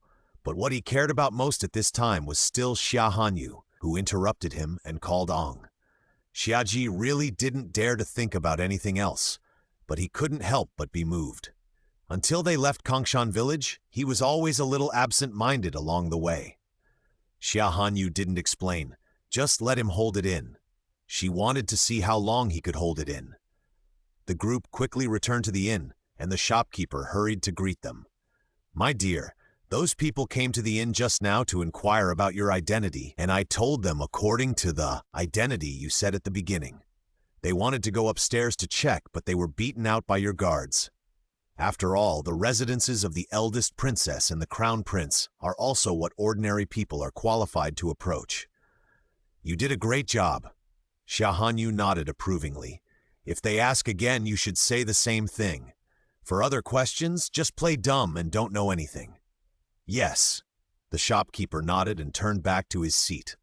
When they came back, they left 2 people in Kongshan village to protect them secretly, in case those people realized something and killed them to silence them. Fuling came forward at this time. Miss, you go upstairs and rest first. Baiji and I will go to the inn kitchen to make some food for you and your salary. Food that is past the mouths of the princess, and the prince must be prepared with extreme caution. Yes. Xia Hanyu nodded, took Xia Chengyun and went upstairs first.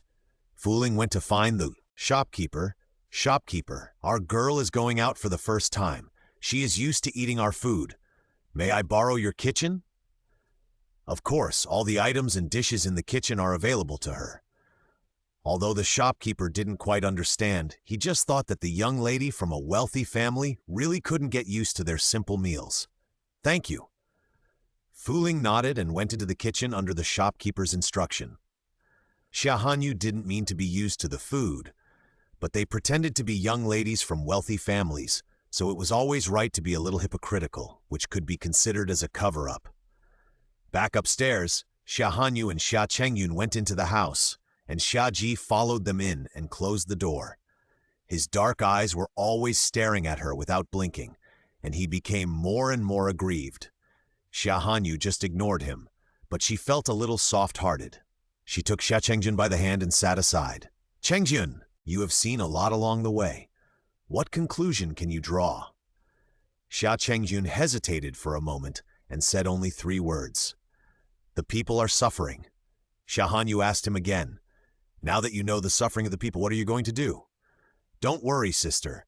After I return to the palace, I will study hard with my uncle, learn how to govern the country with my father, and learn everything with my sister. Xia Chengyun now admires his sister more and more, and feels that his sister knows everything. Although he did not stop for any reason along the way, he also took a short break in some places. He always heard about his sister's good reputation.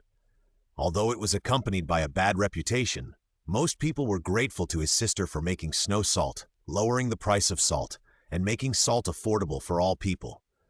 He wanted to be like his sister. He hoped that he could be a good prince, praised by all people, and a good emperor in the future. He did not want to be like his father and be scolded as a tyrant by the people. Although Xia Chengyun never thought that his father was a tyrant. What else?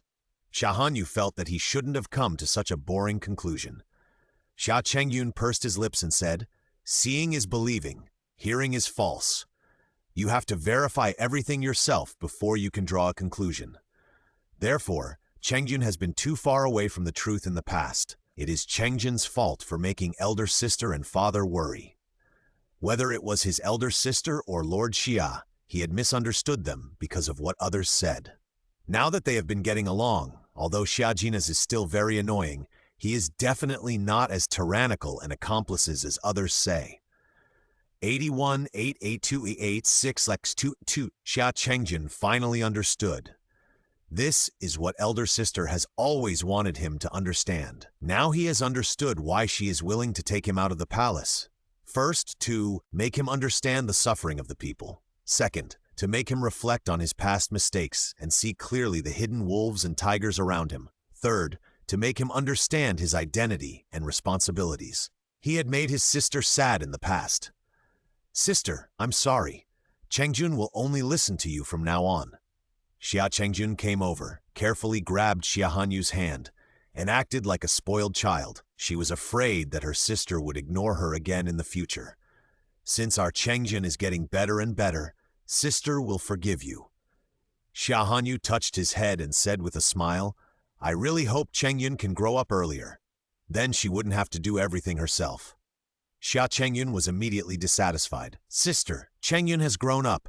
If you have any questions in the future, just tell Chengyun. Chengyun can help you. He often went to the imperial farm to help now, so he naturally knew the hard work of the common people to grow food and work hard in the fields. Okay. Xia Hanyu was somewhat relieved. Perhaps her younger brother was never as bad as she thought. He just needed someone to lead him to the right path. He was just a little childish, but he was always surrounded by those wolves and tigers who dragged him into the abyss of no return step by step. Moreover, she found that Chengyun was very dependent on her, so she naturally didn't mind getting closer to him, because he was the closest person to her besides her father and Aji. The two siblings talked, and Xiaji kept watching from the side. The more he watched, the more aggrieved he felt. Although he was still expressionless, Xia Hanyu knew that he was really aggrieved. Thinking of this, she felt very good. Not long after, Fuling and the others prepared lunch. "Miss, do you want to eat downstairs, or do you want me to bring the food up? Since you want to keep it secret, eat upstairs." Xia Hanyu thought about it and said, "Yes." Fu Ling bowed, turned, and went downstairs and soon brought up lunch with Baiji. It was considerate, and it was 3 servings. "Then, miss, you eat slowly. I will come up later to collect the dishes." Although Fu Ling wanted to go in and serve, she always felt that she didn't deserve to stay in there at this time. She sighed in her heart, as if her position beside His Highness had retreated a step. While eating downstairs, Fu Ling couldn't help but sigh. She cooked the eldest princess's meals and asked Baiji to watch the chef in the inn cook the rest of the meals. Baiji knew medicine, and ordinary people couldn't prescribe medicine under her nose. "What's wrong with you?" Seeing her so depressed, Baiji couldn't help but ask her. Fu Ling sighed again. "Baiji, do you think that the person the young lady is closest to in the future will not be me? So that's what you are lamenting about." Baiji smiled helplessly. "Of course, the young lady has reached the age of marriage now, and I think the master will soon ask her to choose a husband, and the person closest to her will naturally be the future son-in-law." "That's true." Fu Ling suddenly became even more powerless. "I don't know if the son-in-law will compete with me for work at that time." Baiji thought of the scene in Kangshan village today and chuckled. "It's really possible. If the future consort of the princess is Lord Xia, with Lord Xia's temperament, the princess's personal affairs will probably not be entrusted to others. After all, anyone with a discerning eye can see that Lord Xia loves the princess. And the prince seems to have become different towards Lord Xia recently, and today he did not even deny their husband and wife relationship. Maybe she had already had an idea, so she did so. I just don't know whether His Majesty will agree to what Mr. Xia and His Royal Highness Princess are doing. Even though Mr. Xia is His Majesty's favorite now after what she learned in the palace some time ago. His Royal Highness Princess is the most precious treasure in His Majesty's heart. Will he really be willing to marry His Royal Highness to Mr. Xia? Baiji didn't dare to think too much. Fu Ling didn't know that the sister opposite her had already thought of countless scenes. She snorted unwillingly. "I don't care. If the son-in-law doesn't let me, I will go and grab it." No one can stop her from getting close to His Royal Highness. At this time, Fu Ling didn't think that she had already made room for others several times. After lunch, Fu Ling took Xia Chengjin to the next room for a nap. Because Xia Hanyu didn't trust the palace servants in the prince's palace, Fu Ling had been responsible for taking care of him these days. After the two left, Xia Ji was the only one left in the room. Xia Hanyu got up, closed the door casually, and sat down on the bed. "You have been staring at me for the whole morning. Do you really have nothing to say to me?" She opened her cherry lips slightly and even winked at him mischievously. Her voice was soft and a little lazy. For some reason, he suddenly felt a surge of courage he had never had before. Xiaji couldn't help but take a step forward. His face was gloomy, but there seemed to be a strong flame burning in his eyes. He pursed his lips before speaking slowly. "Your Highness, why didn't you deny that you and I are husband and wife in front of my grandfather today? Why didn't you let me tell my grandfather the truth?" He wanted to know what she thought and wanted to know the exact answer, instead of being so worried about gains and losses like now. He knew that his status was not worthy of her who was so high above him, but every time he looked at her, his heart couldn't help but become more greedy. He wanted to get closer, closer, but it was still not enough. "I thought I had made it obvious enough." Xia Hanyu stood up and walked in front of him, looking up at him without blinking. "Xiaji, are you in love with me?" "It's me, not me." In fact, she always wondered why he was always different in front of her and in front of others. In the past, she always said that he was the most loyal dog in front of her. No matter what hurtful words she said, he didn't care and always protected her silently. If it was just because she was a member of the royal family, he treated Chengjun and anyone else in the royal family equally, except her and the emperor. Later, she knew his identity and knew that he was the little eunuch she had saved when she was a child. So she thought that he was so loyal to her. Until that time when she suddenly fainted, he anxiously carried her to the horse, holding her tightly with one hand and holding the reins with the other hand. Her ears were filled with her fearful breathing and rapid heartbeats. It made her suddenly seem to think of something, but unfortunately she got away before she figured it out. Until that day in the Northern Pacification Division, the Feiyu in the sunlight seemed to fly into her heart. Although Xia Hanyu did not dare to say that she liked him, she knew that she really liked his face at that moment. Since she knew that she liked him, she would definitely make him hers. WAP. /81812828/2096013TML. This is why Xia Hanyu chose not to deny it when Xiaji and Ong misunderstood her, and kept hanging on without explaining so that he would admit it in person. He liked her. Xia Hanyu liked to do everything upright and above board. If he dared to speak, admit, and not back down, she would not let him down. She would have to get married someday, so she might as well choose someone who was loyal to her, pleased her, and looked like someone she liked. Xiaji was the best candidate. Maybe she would not fall in love with him in the end, but she would definitely treat him well.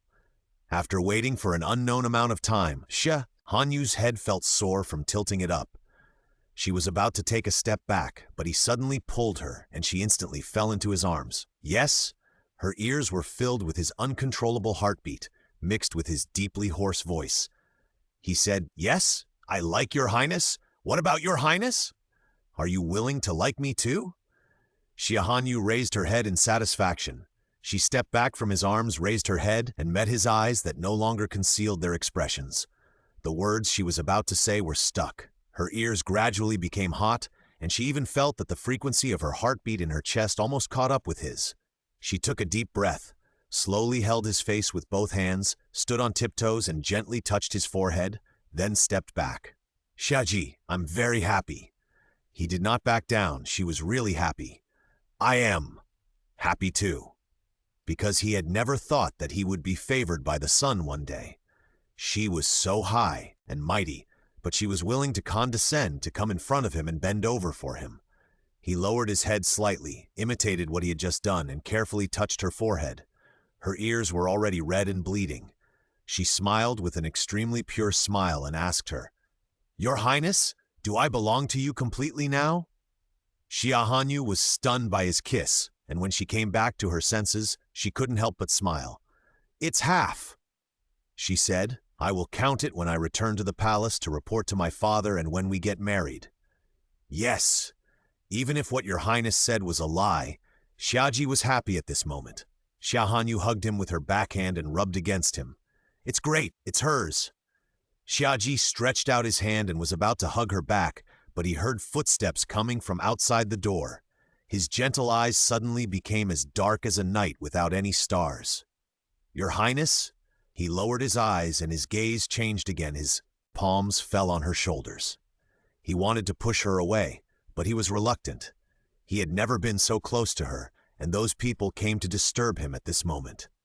If he hadn't been holding Xia Hanyu in his arms, Xiaji's murderous aura would have been almost unconcealable. Xia Hanyu withdrew from his arms the moment he spoke, took his hand, and gently hooked it in his palm as a comfort. Xiaji's Adam's apple rolled, and there was a look in his eyes that he had never seen before. She smiled, and his eyes were slightly red, as if he was reluctant to open the door. "Boss, someone is coming." He walked over reluctantly until the other party walked to the door and spoke. When he opened the door, he seemed to have returned to the original expressionless and calm Jinyue commander. But the chill emanating from his body made the Jinyue outside feel cold on their backs. Does the master seem very angry? The last time they felt this chill was in the imperial prison. Although they didn't quite understand, they suddenly felt a little sympathetic towards the people who came downstairs. They had offended the evil Yamaluo of their Jinyue. "What's the matter?" Seeing that he hadn't spoken for a long time, Xiaji asked in a cold voice. The person who came suddenly woke up and hurriedly said, "The person is here downstairs." Officials or businessmen. Xia Hanyu walked forward from behind, and everyone felt that the chill that had been oppressing them seemed to completely dissipate in an instant. To reply to the young lady, the person who came is from the Shea family, brought gifts, and only said that he wanted to see the young lady. The people of the Jinyue naturally knew about the Shea family. After all, it was their people who invited the head of the Xie family to Shangjing to meet the eldest princess. It seems that they are indeed suspicious of us, but they dare not come up to arrest people. They can only timidly come forward to inquire. Tut! Coward! Xiaji took over Xia Hanyu's words in time, which made him look approving. Suddenly, his fingertips curled up slightly with joy, and he had to hold it back and not show too much joy. Xiaji also knew how to maintain his image in front of his subordinates. Xia Hanyu looked at the Jinyue and said, "Go downstairs and tell them that I will not see you. Unless their master Xie comes in person, he is just a so-called relative who doesn't know where in the Xie family, so he is not qualified to see me. Just convey my original words." Yes. The other party left and the door was closed again. Yu went to the side and poured a glass of water for herself and Xiaji. One of the teacups had been broken, so it couldn't be a set, which was unlucky. Fuling had replaced the original white jade tea set with glass tea set early. Xia Hanyu placed the teacup in front of Xiaji. "Aji, what do you think about this? They are anxious, but Your Highness can't go to see them too quickly. If they want to investigate, they will never find out our identities unless someone betrays us. In one word, delay." If it were any other time, Shiji would not worry about these things, but he could not risk the safety of His Highness the Princess. "Your Highness, we must delay until our people come here before we can confront them. We can take this opportunity to find the location and then take them down, so as to avoid the news of this matter being reported to the court and damaging the reputation that Your Highness has accumulated with great difficulty." Although Xiaji did not know why Xia Hanyu wanted these good reputations, but if she wanted it, he would do his best to help her achieve her wish. "I think so too." Xia Hanyu nodded slightly. "It's easy to kill them directly, but to kill the court officials, it would be best to have evidence that would convince all the officials in the court. Moreover, since this matter was related to the Qingshan County Magistrate, it meant that there might be other higher-level officials above him, which was what she needed to explore. It is still unknown whether they want the copper mine for personal gain or because of the remnants of the previous dynasty. In that case, let's delay it. I will delay them for a few days and see what they will do next," Xia Hanyu said with a humph, with murderous intent in his eyes. Downstairs, the guards replied to the other party without changing what Xia Hanyu had said, which immediately made the other party's face extremely dark. He sneered. "Oh, since you dare to let our master come to see you in person, why don't you dare to tell us your identity? You are not qualified to know." The Jinyue people looked cold. Although they had suppressed their hostility, they were still different from the same group of guards, which made the other party a little taboo in their hearts. He immediately snorted and stood up without saying anything. He just flicked his sleeves and left. He wanted to see how long they could hold Chao. If they really found out that they were related to the court, then don't blame them for having to carry these people out of Qingshan County. WAP 81812828/20696014.html. Shi walked out of the inn and headed straight for the government office. After a while, he entered the county government office. Bang! He slapped the 8 Immortals table. "This is really too much. How is it? Did they see you?" County Magistrate Zhang Hua sat down opposite him, poured him a cup of tea and pushed it in front of him. The other party took it and drank it in one gulp. They saw their subordinates. They even arrogantly asked me to ask Xi to come and see them in person. This is not too much. Besides, even if he invited him, Xie would not come. He, a side branch, did not even have the opportunity to see the head of the family. So he wanted to make a name for himself and let those people who are arrogant no longer dare to look down on him. Are they really just rich kids who are just passing by to rest? Zhang Hua analyzed thoughtfully. If they were really sent by the imperial court, why would they be so arrogant to us? They would definitely keep a low profile and investigate us, but I didn't find anyone investigating us. You have a point. Xie snorted coldly. Since they are not from the government, why don't we? He pointed at his neck. This is absolutely not allowed. Zhang Hua hurriedly stopped him. At this critical moment, we must not act rashly, not to mention, Since they dare to mention the head of the Shi family, it means that their identities are not simple.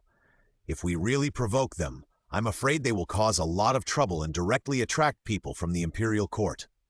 Xia didn't care at all, with an arrogant look on his face. Even if the imperial court comes, so what? A powerful dragon cannot suppress a local snake. In our territory, I tell them to coil around, so they have to coil around and not go anywhere. That being said, what if it's the Imperial Guards? The people from the Northern Pacification Division are all elites. They don't need evidence to arrest people. If they really come, they may not be able to afford to offend them. Even if they threaten the people of the whole city, the evil Jinyi Guards will surely not blink an eye. Xia opened his mouth, thought of something, and closed it again. You can't do this or that. What should we do? Are we just going to let him be so frustrated? Since Xia came here, he has never been humiliated like this. Zhanghua looked at him, and a sinister smile suddenly appeared on the corner of his mouth.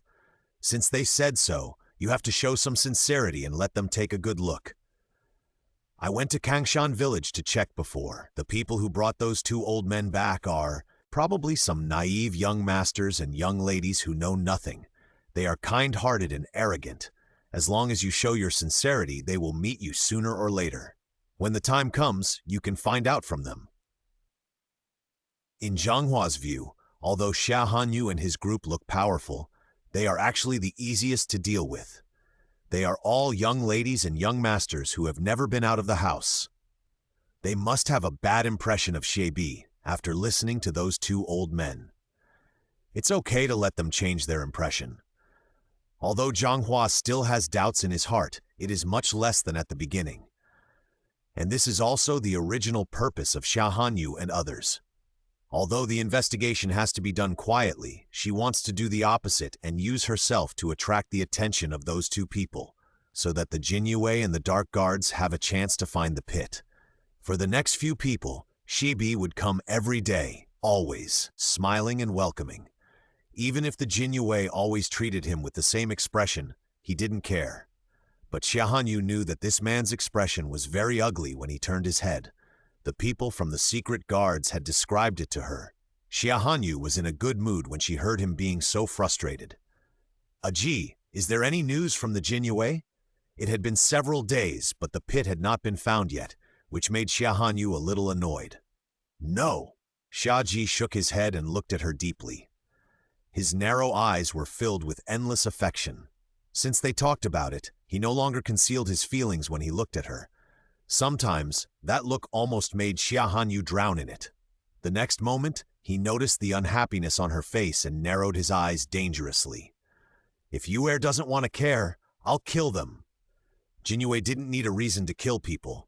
No matter if it was true or false, they would just be charged with the crime. Not for now. Xia Hanyu shook her head slightly, leaned towards him, grabbed one of his bony hands and played with it, stroking the thick calluses on his palm, which was exactly the opposite of her palm. Xia straightened up immediately, not thinking about his bold words just now. It should be about the same. Xia Hanyu thought, it's been a few days. If I can't find a place, no matter if it's Jinyue or Anwei, I will let Aji give them a good scolding when I go back. Anyway, he can do it. Outside the door, the scum Jinyue, who had been in charge of dealing with it, suddenly came up and stood at the door and said, Miss, that Xia is here again, and this time he brought a lot of gifts. I hope you can go down to see him.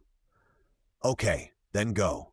After so much trouble, every time the other party just put down the gifts and left, it would be okay to meet him today. She just happened to go and see what this scum who killed countless people of Daxia looked like. WAP/A181A28/296015. Downstairs, Xia was almost impatient, waiting until Xia Hanyu and her group appeared at the stairs. He immediately stood up and looked at her. He saw a woman with a stunning face walking down with a child who looked a bit like Hurled. Although he hadn't gotten close to her, the invisible aura on her body had already arrived. He had only felt such a similar aura from a distance on Xi before. The next moment, a piercing chill suddenly filled the air. Xia soon noticed the dark figure behind the woman. His dark eyes were deep and cold, like a beast staring at its prey and ready to bite it. He shuddered. Xia swallowed subconsciously and quickly retracted his gaze. Xia Hanyu glanced sideways, and her originally cold eyes were filled with a bit of entanglement and smile. Aji, don't scare me first, or it won't be fun anymore. In just a moment, Xia felt that the pressure on him disappeared in an instant. When he looked up again, if he hadn't taken the initiative, he couldn't even feel the other person's breath, so he subconsciously ignored him. For some reason, Xia felt a thump in his heart, and he subconsciously told himself that no matter what the result was, it would be better not to offend these people. Xia Hanyu walked in front of him. Fu Ling quickly pulled the chair away, wiped it with a towel, and then helped her sit down. Every move told him that she was not an ordinary person. Xia Chengyun sat down next to Xia Hanyu, staring at the man in front of him without blinking. He didn't like him intuitively. Sister told him to follow him down to see what a bad person is and what a female servant looks like. And most female servants are sweet-mouthed. Xia had come back to his senses at this time and bowed slightly to Xia Hanyu. My name is Xia, a member of the Xia family. Nice to meet you, young lady. Yes. Xia Hanyu just nodded lightly, raised her eyes, and her cold eyes fell on him, looking at him. Your name is Xia? Who is Xia to you? He is my elder brother. But why haven't I heard him say that he has brothers? Xia Hanyu knew that Xia was an only child, so the man in front of him was probably a relative, a side branch. This? Xia had never thought that Xia Hanyu would be so direct, which made him stunned. He continued, Miss, what you said is very true. Although my brother is the legitimate son, the Xia family is so big that there are naturally other children. Oh, a side branch. Xia Hanyu sneered. You, a side branch? Dare to ask to see me? Xia's face froze. He hated it most when people said that he was a side branch of the Xia family, because he felt from the bottom of his heart that if he was not a direct descendant of the Xia family, they would not give him a chance, and he would not do worse than Xia. He had heard before that Xia had clearly received the imperial edict, but was unwilling to let the children of the Xia family participate in the imperial examination. He was really a selfish person. He knew that there were countless outstanding people among the children of the Xia family. He did that just to suppress them and prevent them from coming to the fore. Although he thought so in his heart, he did not dare to express too much in front of Xia Hanyu. He could only hold back his anger and put on a hypocritical smile on his face. I am sorry for being rude. I just heard that the master's friend was here, so I thought I should show some courtesy to the host. That's why I disturbed the young lady and the young master. Humph. Xia Chengyun said that he could see through his insincereness at a glance and looked down on him from the bottom of his heart. Xia's face did not change, but his hands, which were blocked by the table, were clenched tightly. The young master is so cute. I wonder which close friend of the Xia family he is. No, I will mention it to the master when I see him in the future. He is not a close friend. After all, although the Xia family is the richest in the country, they are not qualified to be close friends with the royal family. Xia Hanyu said lightly, My father does not know anyone from the Xia family. I have only met Xia a few times and admire him very much. As soon as the voice fell, a cold air came from behind, which made Xia Hanyu smile and stunned Xia for a moment. What are you looking at? Xia Chengyun snorted coldly. You, a member of the Xia family, dare to stare at my elder sister. Believe it or not, I will kill you.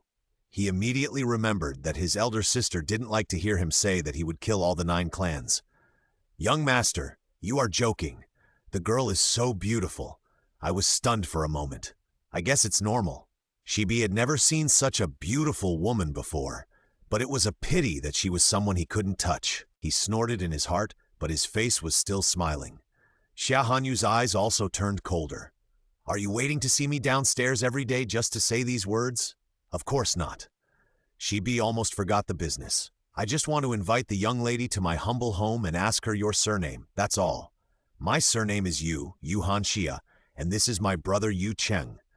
As for being a guest, forget it. Our Yu family is just a small family and cannot compare with the Xia family. I just hope that Mr. Xia will not come here to disturb us again. We will leave when we have enough rest. After saying this, Xia Hanyu directly pulled Xia Chengyun up and went back upstairs. "Farewell, young lady." Xie smiled and bowed to see her off, but he didn't care about her words in his heart. Yu family? He had never heard of any noble family with the surname Yu, so naturally, he would not believe what she said about a small family. How could a small family have such an aura and such dangerous subordinates? It was just an excuse, not wanting to be disturbed by him. It seems that we can't find out their identities this way. Thinking of the humiliation he just suffered, Xie's face flashed a gloom. Don't let him catch any handle.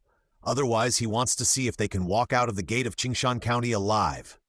WAP 81828/2069600. As soon as he returned upstairs, Xia Chengyun couldn't stand it before Xia Hanyu opened her mouth. "Sister, what kind of eyes is that? He dares to look at you with such a lustful look. He doesn't deserve it. If it was in Beijing, I would have someone dig out his eyes and feed them to the dogs." He was so angry that he kept spinning in the room. Xia Hanyu pulled him to the bedside and sat down. "Chengyun, sister knows that you can't bear to see sister being wronged, but as a prince, you can't say such words. If people hear it, they will impeach you again."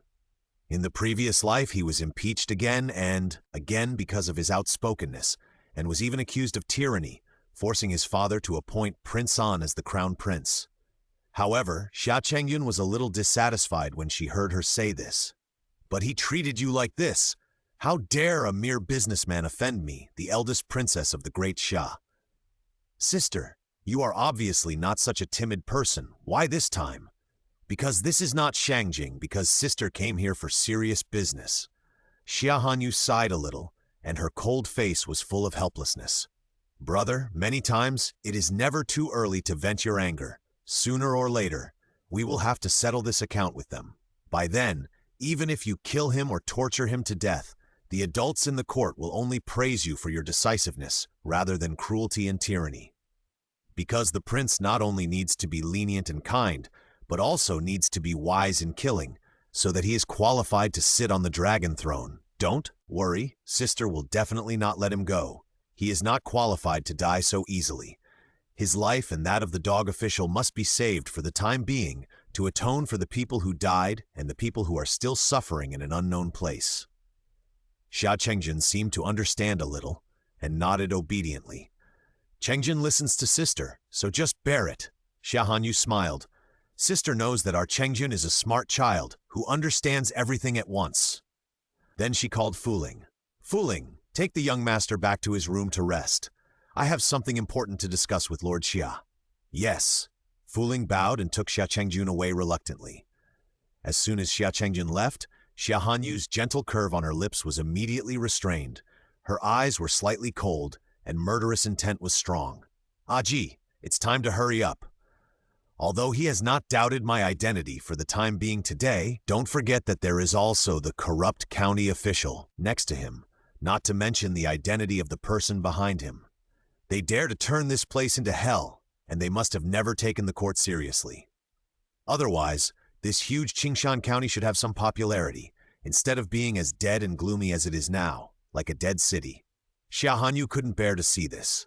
She felt uncomfortable and a little inexplicably guilty. Xiaji nodded, his dark eyes full of heartache. "Don't worry, Your Highness. I have sent out all the people in the dark, and I believe the results will come out soon."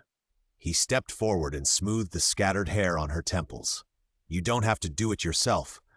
As long as His Highness wants to kill someone, Xiaji will never let him live a moment longer. Therefore, His Highness does not need to dirty his hands for those dirty people. He will feel distressed." Xiaji's eyes fell on her noble and delicate hands, and all that flashed through his mind was the tenderness when she held him. Xia Hanyu just hummed lightly, but no one knew what she was thinking. However, that afternoon, the secret guards suddenly brought a man to Xia Hanyu. The man had a sallow complexion, not a pound of flesh on his body, and his clothes were tattered to cover his body. He knelt in front of her tremblingly. "I am honored to meet you, sir. I did not mean to run away. I just really miss my wife and children at home. Please spare my life, sir." Xia Hanyu narrowed her beautiful eyes. "What's going on?" Han Yi stepped forward. I was originally ordered to find the pit. I found the place through some subtle things of those people.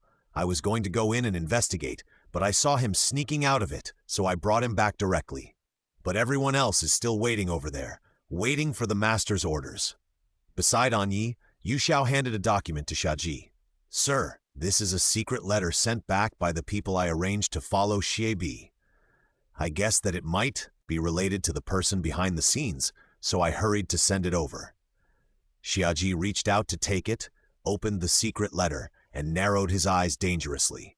Your Highness, he unfolded the secret letter and handed it to Xia Hanyu. It is indeed the same as what we thought at the beginning. Those people are still behind this pit. And these secret letters are the evidence that the person behind the scenes has been trapping Xie step by step. Stupid. After reading it, Xia Hanyu casually threw the secret letter back to Xiaji. You are so stupid and still want to snatch Xi's position as the head of the family? But those flatterers are really powerful. They have helped a fool step by step to rise to the top. I am afraid they just think he is easy to control. Then what is their purpose? Just for this copper mine? I am afraid not. I think it is for the golden nests behind the Xi family that make money. I wonder what Xie expression would be if he saw these. Xiaji, put these away first. Xia Hanyu ordered. Yes. Xiaji folded it and put it into his clothes. Xia Hanyu's eyes fell on the man who was crawling on the ground like a beggar, and he opened his red lips slightly. Stand up and talk. The other party hesitated for a moment, subconsciously glanced at Anyi, and when he saw that he agreed, he stood up tremblingly, but he also noticed something was wrong. You are not in the same group as those people? Do we look like they are in the same group? Xia Hanyu looked at him with a faint smile, and immediately received a surprised look, but quickly restrained it. This look made her subconsciously look up to him. The next moment, she saw him bowing slightly to them. I am Si Mingliang, the scholar of Qingshan County. I am honored to meet you all. Hearing this, Xia Hanyu could not help but raise his eyebrows. Why do you call us like this? Do we look so much like officials? Bearing. Si Mingliang's shoulders tightened and his back straightened. You have the bearing of officials. When I was taking the exam for the scholar, I met several officials, but they were not as good as you, so I made this guess. As he spoke, his eyes gradually fell on Xiaji beside him, his expression clear and upright. I guess this should be the commander of the Jinyue, Lord Xia. As if he didn't like the other person's eyes, Xiaji suddenly raised his eyes, and his cold eyes were sharper than a blade, which pierced into his neck, making him take a big step back in fear. WAP 81818282073218.html. Si Mingliang's face was pale, and his breathing was a little faster than before. Eyes admired. As expected of the commander of the Jinyue, Your Majesty, the Eagle Claw should have such momentum. Otherwise, how can you save the people from danger? Xiaji looked at him with sharp eyes, full of scrutiny. Who are you? The words were so cold that they could almost freeze the heat. I am Si Mingliang, just an ordinary person who has suffered a lot. Xiaji was about to say something, but Xia Hanyu gently pressed his arm, still smiling at the person in front of him. Si Mingliang, do you want to save others? I do. The other party spoke without hesitation. Since you want to, then cooperate with us and tell us what the situation is inside? Xia Hanyu said, motioning to the person next to him to move a chair over for him. Please sit down and talk. Si Mingliang looked at the chair behind him, looked at Xiaji, then looked at Xia Hanyu and sat down. Okay, I'll tell you. He saw that the one who was in charge here was not the commander of the Jinyue, but this woman. That is to say, this woman is of noble status. Even Xiaji cannot sit in front of her, and the only one who can make the commander of the Jinyue so obedient is the royal family. Si Mingliang's pupils shrank, and his legs suddenly softened. If he was not sitting on a chair to support himself, he would probably sit on the ground directly. Oh, my mother, my child has really opened his eyes today. But soon his eyes became serious again. Since you are all from the court, then I will not hide it from you. There are 3 groups of people in that mine. The first group is from that Dog County magistrate. The second group is the servants of that arrogant young master, and the other group is the border guards. I ran away originally to file a complaint in the capital, and now that you are here, I don't have to run anymore. Jinue, royal princess, did they come here by chance and find something wrong in Qingshan County, so they stayed to investigate? It seems that God has left a way out for the people of Qingshan County. Xia Hanyu sneered. It seems that all these monsters have mixed together. Aji, do you think the border is still the border town of our great Xia? Xiaji thought for a while and nodded. It should be. The general guarding this place, Zheng Gu, was once the deputy general under General Wang Hongdi. Later, he was sent here by His Majesty to guard because of his military achievements. He is actually a man under General Wang. Therefore, if General Wang died that day, Zheng Gu would be easily bribed. Thinking of this, Xia Hanyu broke out in a cold sweat. Xiaji didn't know what Xia Hanyu was thinking and continued, General Wang is a good man. He usually doesn't take credit for his subordinates' military achievements. Sometimes he even takes the initiative to give them opportunities to make meritorious deeds, so most of his subordinates are grateful for his kindness. Before rewarding him, Your Majesty had asked me to check all the details of Zheng Gu. He has a wife, children, and mother at home, and now they all live with him at the border. He has no reason to betray Daxia. I think it's the same as Fan Ren before. Xia Hanyu exhaled but couldn't help closing her eyes. The generals she met today all had a close relationship with Wang Hongdi. General Chengjing was a friend of Wang Hongdi, and Zheng Gu was also his old friend. What about the other generals who had received Wang Hongdi's kindness? Where are they guarding now? The intentions of the flatterers behind the scenes are really terrible. No wonder Daxia fell without attacking in the last life. It turned out that it had been infiltrated by those people long ago and could no longer be broken. Xia Hanyu's hand tightly grasped Xiaji's wrist, and it took her a long time to recover. Shi Heng, he is really vicious and scheming. Your Highness? Xiaji held her hand with his backhand, his cold eyes full of worry. Ximing Yang stared at the two people's clasped hands, unable to believe it, and suddenly realized it all in his face. No problem. Xia Hanyu shook her head, but her heart was full of relief. No wonder the system asked her to go to Qingshan County in person to redress the grievances of the people. Now everything makes sense. Xia Hanyu sat up straight. His gentle eyebrows were now full of coldness. Go on. Si Mingliang did not dare to hide anything until he explained everything he knew clearly. His mouth was dry. Fooling beside him handed him a glass of water. Thank you. Si Mingliang hurriedly took it, thanked him, and drank it in one gulp. Suddenly he felt alive. He looked at Li Yaotiao. Your Highness, I am a little worried about my parents in Kangshan village. I wonder if I can secretly go back to see them. Are you also from Kangshan village? Xia Hanyu had never thought that he was also related to Kangshan village, so he was one of the first people to be taken away. A weak scholar has survived in that terrible place of tigers and wolves until now, and can even rely on his own ability to escape from it. It's smart.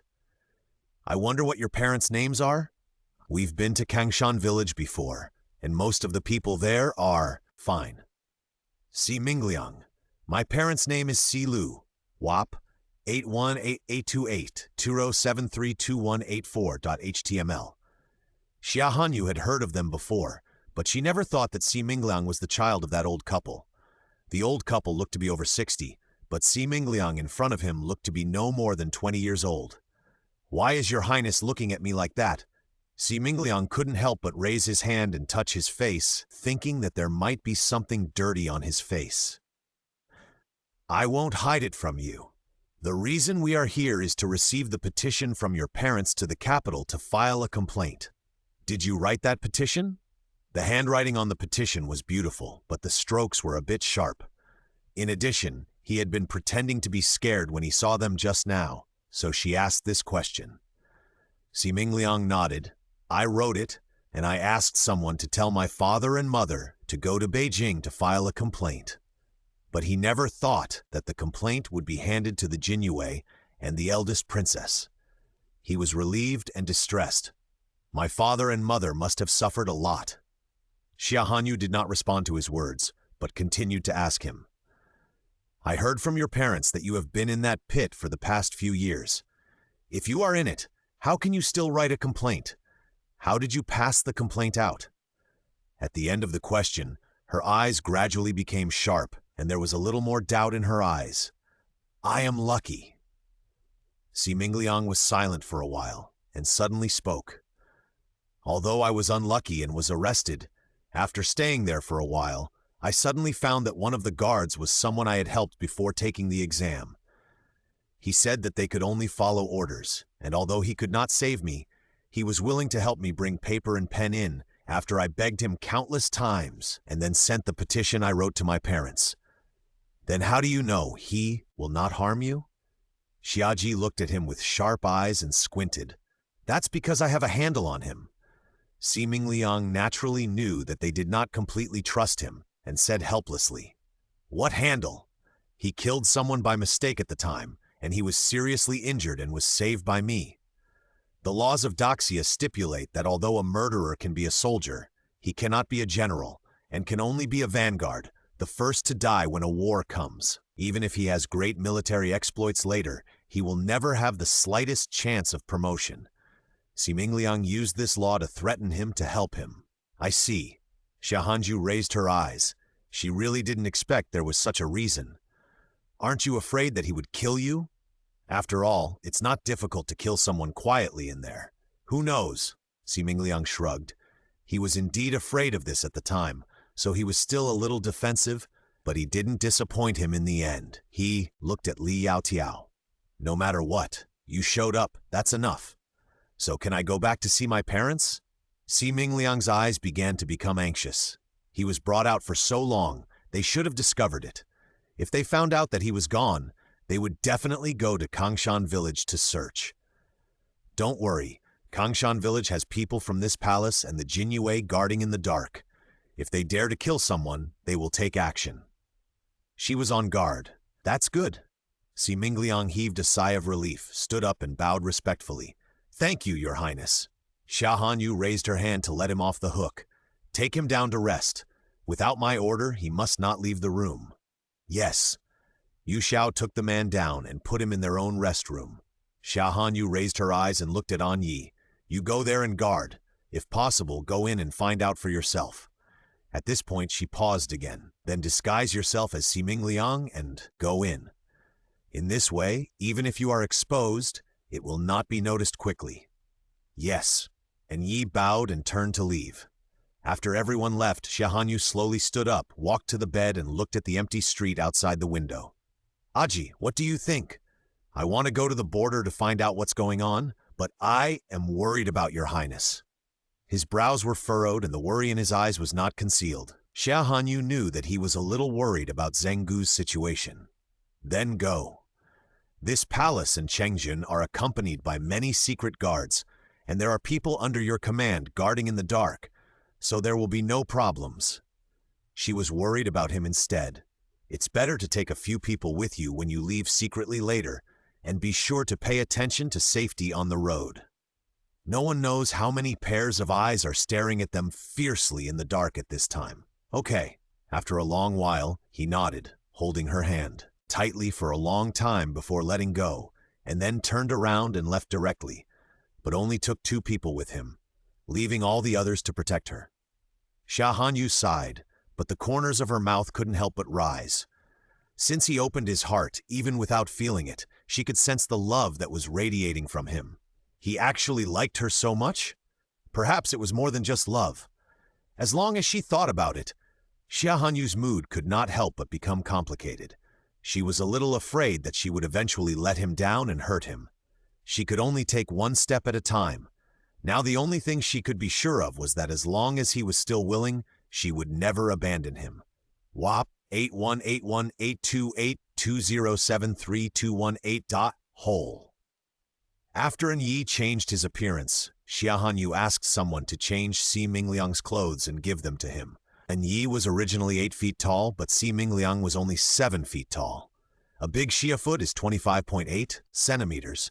An 8-foot man is more than 2 meters, and a 7-foot man is also 1.8 meters tall. The difference between the two is 20 centimeters. An Yi, who practices martial arts, is stronger than Si Mingliang, and ordinary people can see it at a glance. The reason why Xia Hanyu let An Yi replace Si Mingliang was because he had the skill of shrinking bones.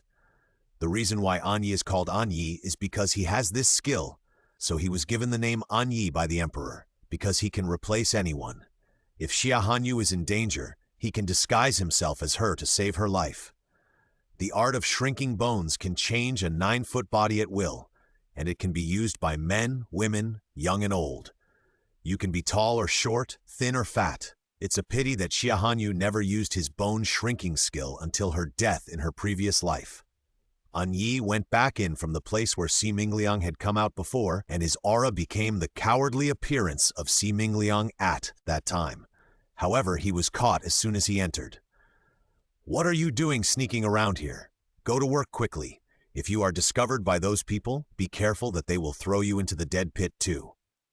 Small eyes, thick lips, and a mole on his chin, this person should be the guard who helped him in Si Mingliang's words, named Tian'er.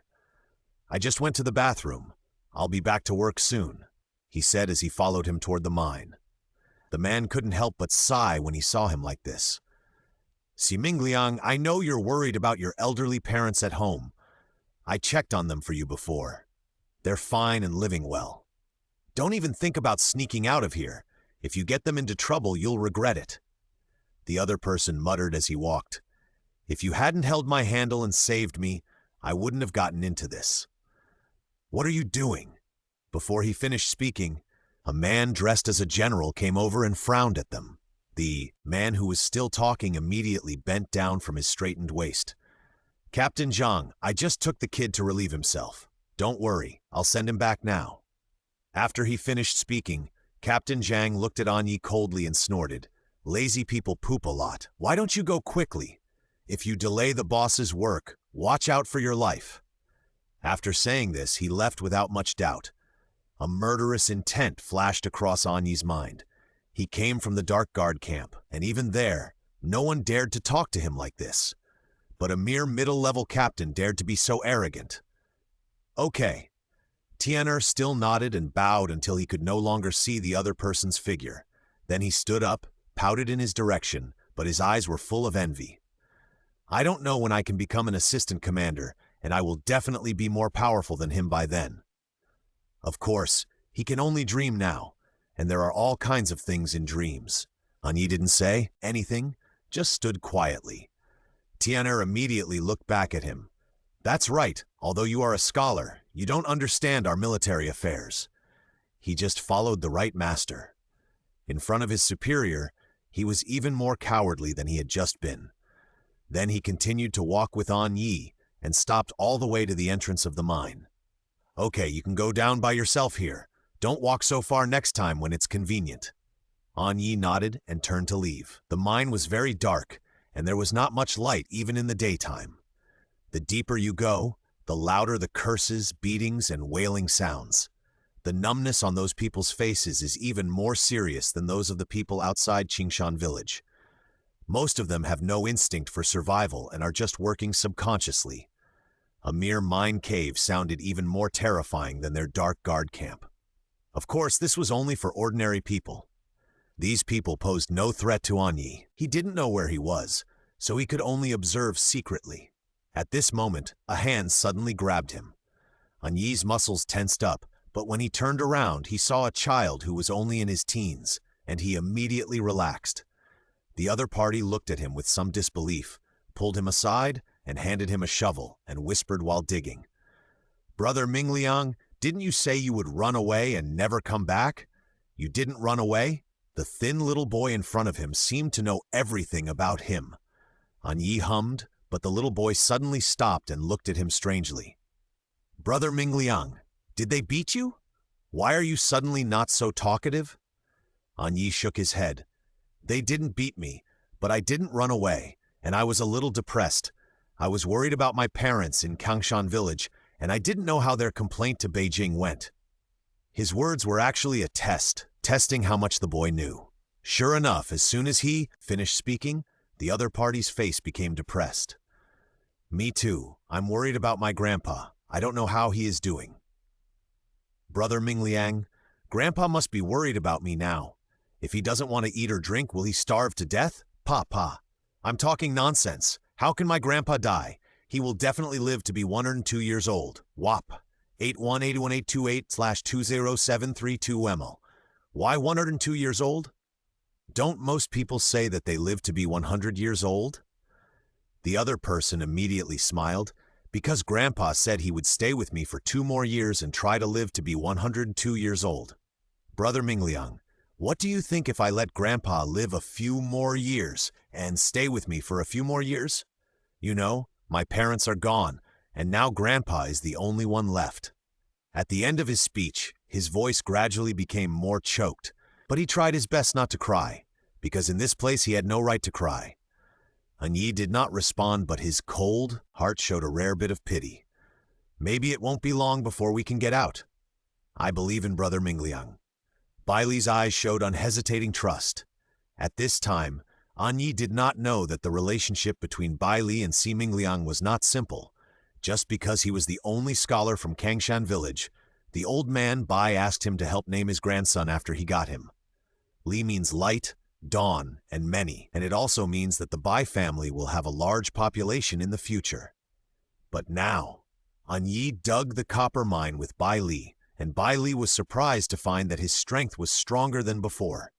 In fact, the copper mine does contain a lot of copper, even more than most of the copper mines in the court. After staying here for 2 days, Hanyu found that they transported some copper to a place almost every day, and the guards there were even more strict than the mine. He immediately decided to go and find out. That night, when everyone fell asleep, Hanyu left his mine and went to the place where he took out the secret. Perhaps because they thought their territory would not be in trouble, at night, the originally strict guards suddenly disappeared, and Hanyu easily entered the place where he took out the coins and saw that the ground was full of copper coins piled up like a small mountain. Some were piled in places, and some were packed in boxes. He took out the copper coins from the 2 places and compared them with the copper coins issued by the court. The ones on the ground could still show some obvious problems, but if you don't look closely, you can hardly see any difference between the ones in the box. But if you compare them 2 by 2, you can still feel some difference in weight. But if it were ordinary people, they would not be able to detect the weight difference of just a millimeter. If these counterfeit coins were mixed into the market, not only would these manufacturers make huge profits, but in serious cases, it would even affect people's livelihood and national economy. But if these counterfeit coins fell into the hands of those former court officials, the consequences would be even more terrible. It seems that there are not many copper coins here, and it is estimated that they will move them every once in a while. This matter needs to be reported to His Highness as soon as possible. Hanyu grabbed a handful of both types of copper coins and left quickly after restoring them all to their original state. He had just walked a short distance when he saw Bai Li sneaking towards him. He looked at him, his face very serious, his lips tightly pursed, his eyes alert. "You are not Brother Mingliang. Who are you?" Hanyu did not expect a child to be so alert. No one else in Kangshan village recognized him, but he noticed it. He was too anxious this time. He should have observed Xia Mingliang's words and deeds more before pretending to be him. Hanyu took 2 steps forward, but Bai Li subconsciously stepped back several steps. "Don't come over here. If you come over again, I will call for help. If they find you, they will arrest you." Bai Li actually had some guesses in his mind, but he was not sure. "Tell me, where is Brother Mingliang? What did you do to him?" "Don't worry, he's fine." And Yi spoke in his own voice. Bai Li subconsciously breathed a sigh of relief, and his voice softened a lot. "Who are you?" Hanyu was about to speak when he saw a patrol suddenly walk out from a distance. They narrowed their eyes, stepped forward and covered his mouth, and took him to the dark. "Woo-woo." Bai Li struggled, and Hanyu looked down at him. "Someone is coming. If you don't want to die, don't talk."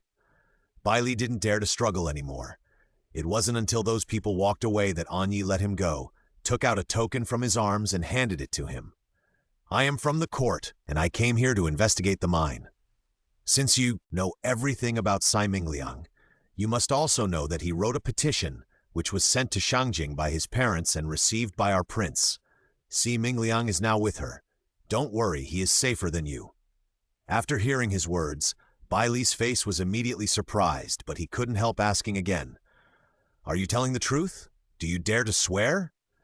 Hanyu ignored him, but took him out carefully along the previous path and handed the things in his hand to the dark guards guarding around. Hand these over to His Highness right away. Yes? Hanshi took them and left quickly. Bai Li stared blankly at the people who suddenly appeared, and then at them who suddenly disappeared, his eyes full of admiration. He had completely believed in An Yi, because only he and Brother Mingliang knew about the complaint, and An Yi looked so powerful. Brother, when will your highness come to rescue us? He didn't know what a highness was, but he knew that the highness must be very powerful, because An Yi and his men looked very powerful. Soon, An Yi thought, estimating that it would not take a few days. Just look at Lord Xia rushing back from the border, and the 5,000 elite soldiers under His Highness. They will be here soon. Over there, Xia Hanyu soon received the fake copper coins that An Yi had sent back. One was very obvious, and the other did not need to be compared at all. The corners of her mouth rose slightly, and her fingertips casually passed over the copper coins on the table. Casually, but with infinite coldness. Everyone present pursed their lips, and no one dared to speak first.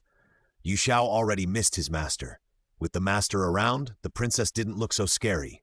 Yu Xiao.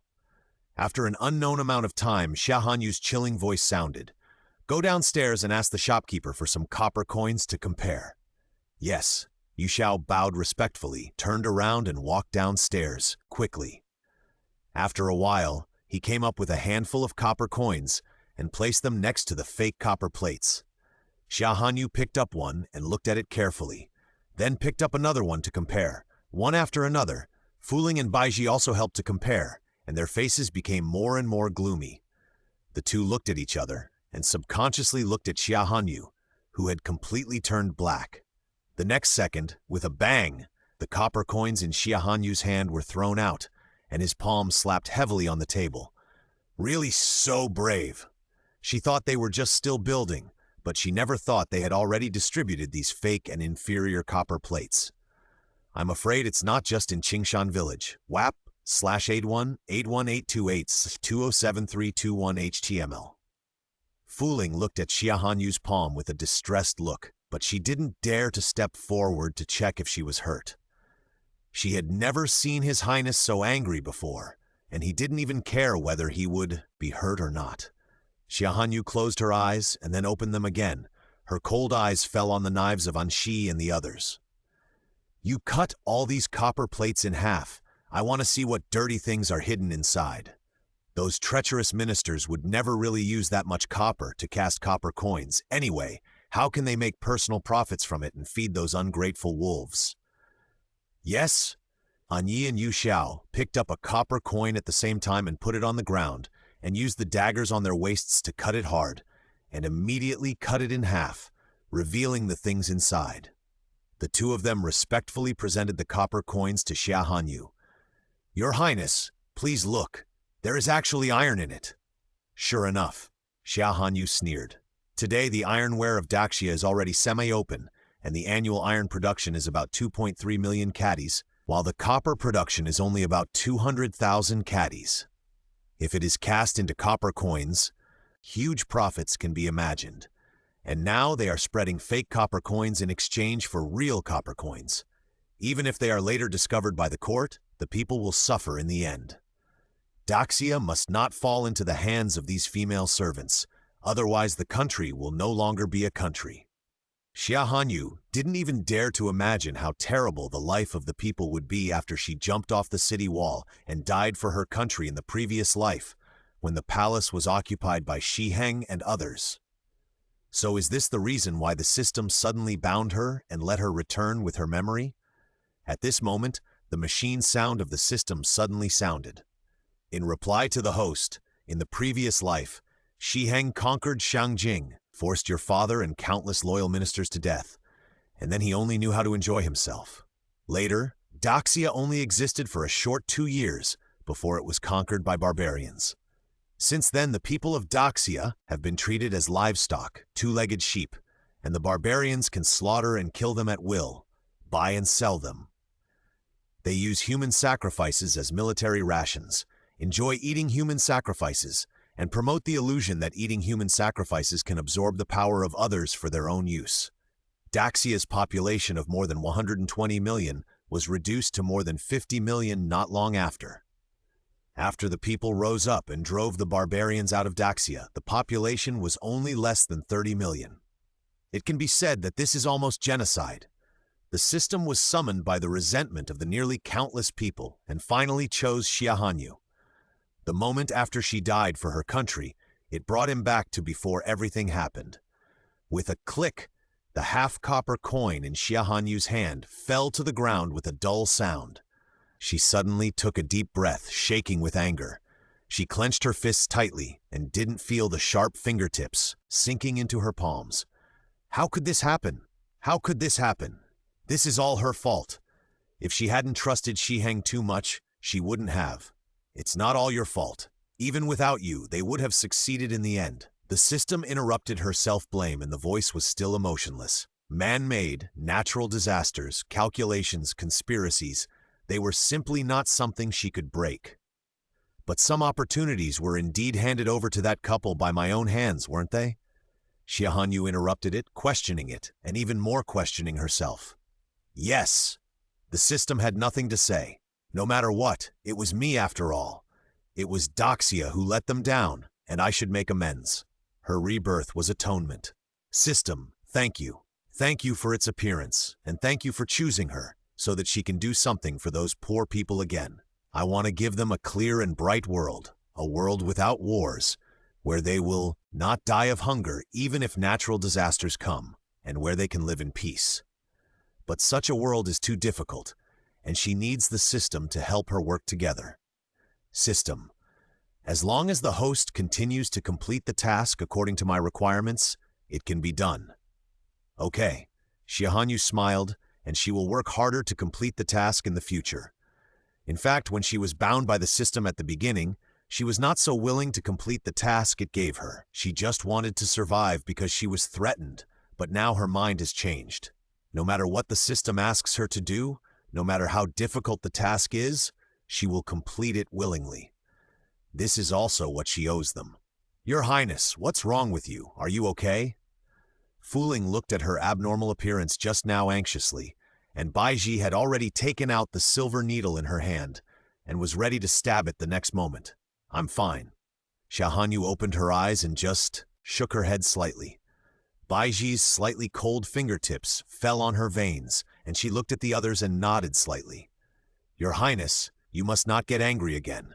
Otherwise, you will hurt yourself. Last time, Your Highness fainted because of anger, and her body was already damaged. Now she is angry again before she is fully recovered. It is really not good for her body. Baiji was lucky that she followed Xia Hanyu out this time. Otherwise, if she fainted because of anger again, it would be more dangerous than last time. I know. Xia Hanyu looked at her and curled his eyes lightly.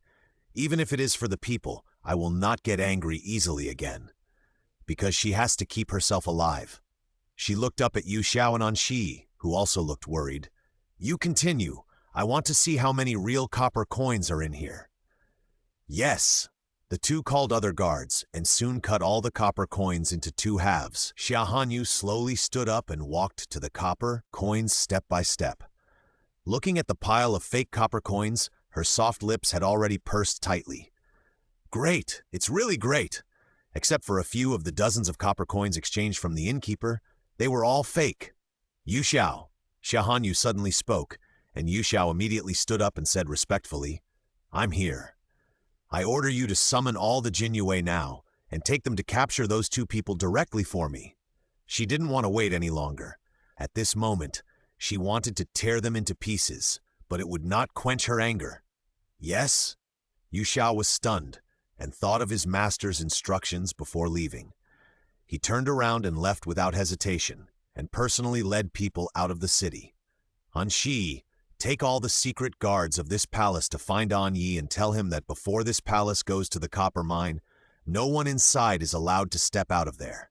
If this is not possible, let him go back to the secret guard camp to rebuild. Yes, Anshi turned around and left quickly. Xia Hanyu's face was no longer smiling. After so many days, those people must have noticed something and thought it was time to take action. Sure enough, before Yu Xiao brought the Jinyue back, the city gate had been closed and strictly guarded, and no one was allowed to enter or leave. The inn where Xia Hanyu was staying was also surrounded by soldiers. WAP 818182H27722188, Your Highness. Hanren, a captain of the Jinyue, ran up from downstairs, his eyes full of anxiety. That dog official surrounded the inn, saying that he wanted to invite Your Highness to come down and talk. How can he be worthy of seeing Our Highness? Fu Ling's face was dark, and she was angry for the first time, but she was also a little anxious. Sister! Xia Chengjin heard the noise and ran over from next door. Xia Hanyu reached out and held his hand. It's okay, believe me, sister. Xia Chengjin shook his head, slightly. Don't worry, sister. I promised my father that I would protect you. Xia Hanyu couldn't help but smile after hearing this, easing the coldness in her eyes. She raised her eyes and looked at Han Ren. How many troops did the other side bring? Probably no less than 2,000. He is really bold. With only more than 2,000 people, he dared to appear in front of me so arrogantly. It seems that he is sure that there is no one around me who can be used. Xia Hanyu sneered, and her bright eyes gradually became deep. Apart from the people she had arranged to go out, there were still about 50 to 60 people in the main palace, including her secret guards and the Jinyue left by Xia Ji. There was no problem with the other party's yamen runners, but she was not sure whether the other party had any backup plans. Thinking of this, Xia Hanyu slowly stood up, her proud chin slightly raised. Since they want to see me so much, why not go downstairs to meet them? Downstairs, Zhang Hua stood quietly in front of the door waiting, and Shibi followed him. Both of them looked unhappy. They originally thought that Yu Hanxia and her group were just wealthy merchants passing by, but they never thought that she would be the eldest princess. Yesterday at midnight, they were resting well, but suddenly they received a secret letter from a mysterious person telling them that Xia Hanyu was the most beloved eldest princess of the current emperor, and the man with a deep face who was following the eldest princess was the commander of the Jinyue, known as the Evil Yama. Xia Ji. The petition of those two old men was actually accepted by the court, and the person who accepted it was the princess. If they were allowed to walk out of Qingshan County alive, the consequences would be unimaginable. On the second floor, Si Mingliang naturally heard the noise downstairs. The Jinyue needed to protect the princess first, so they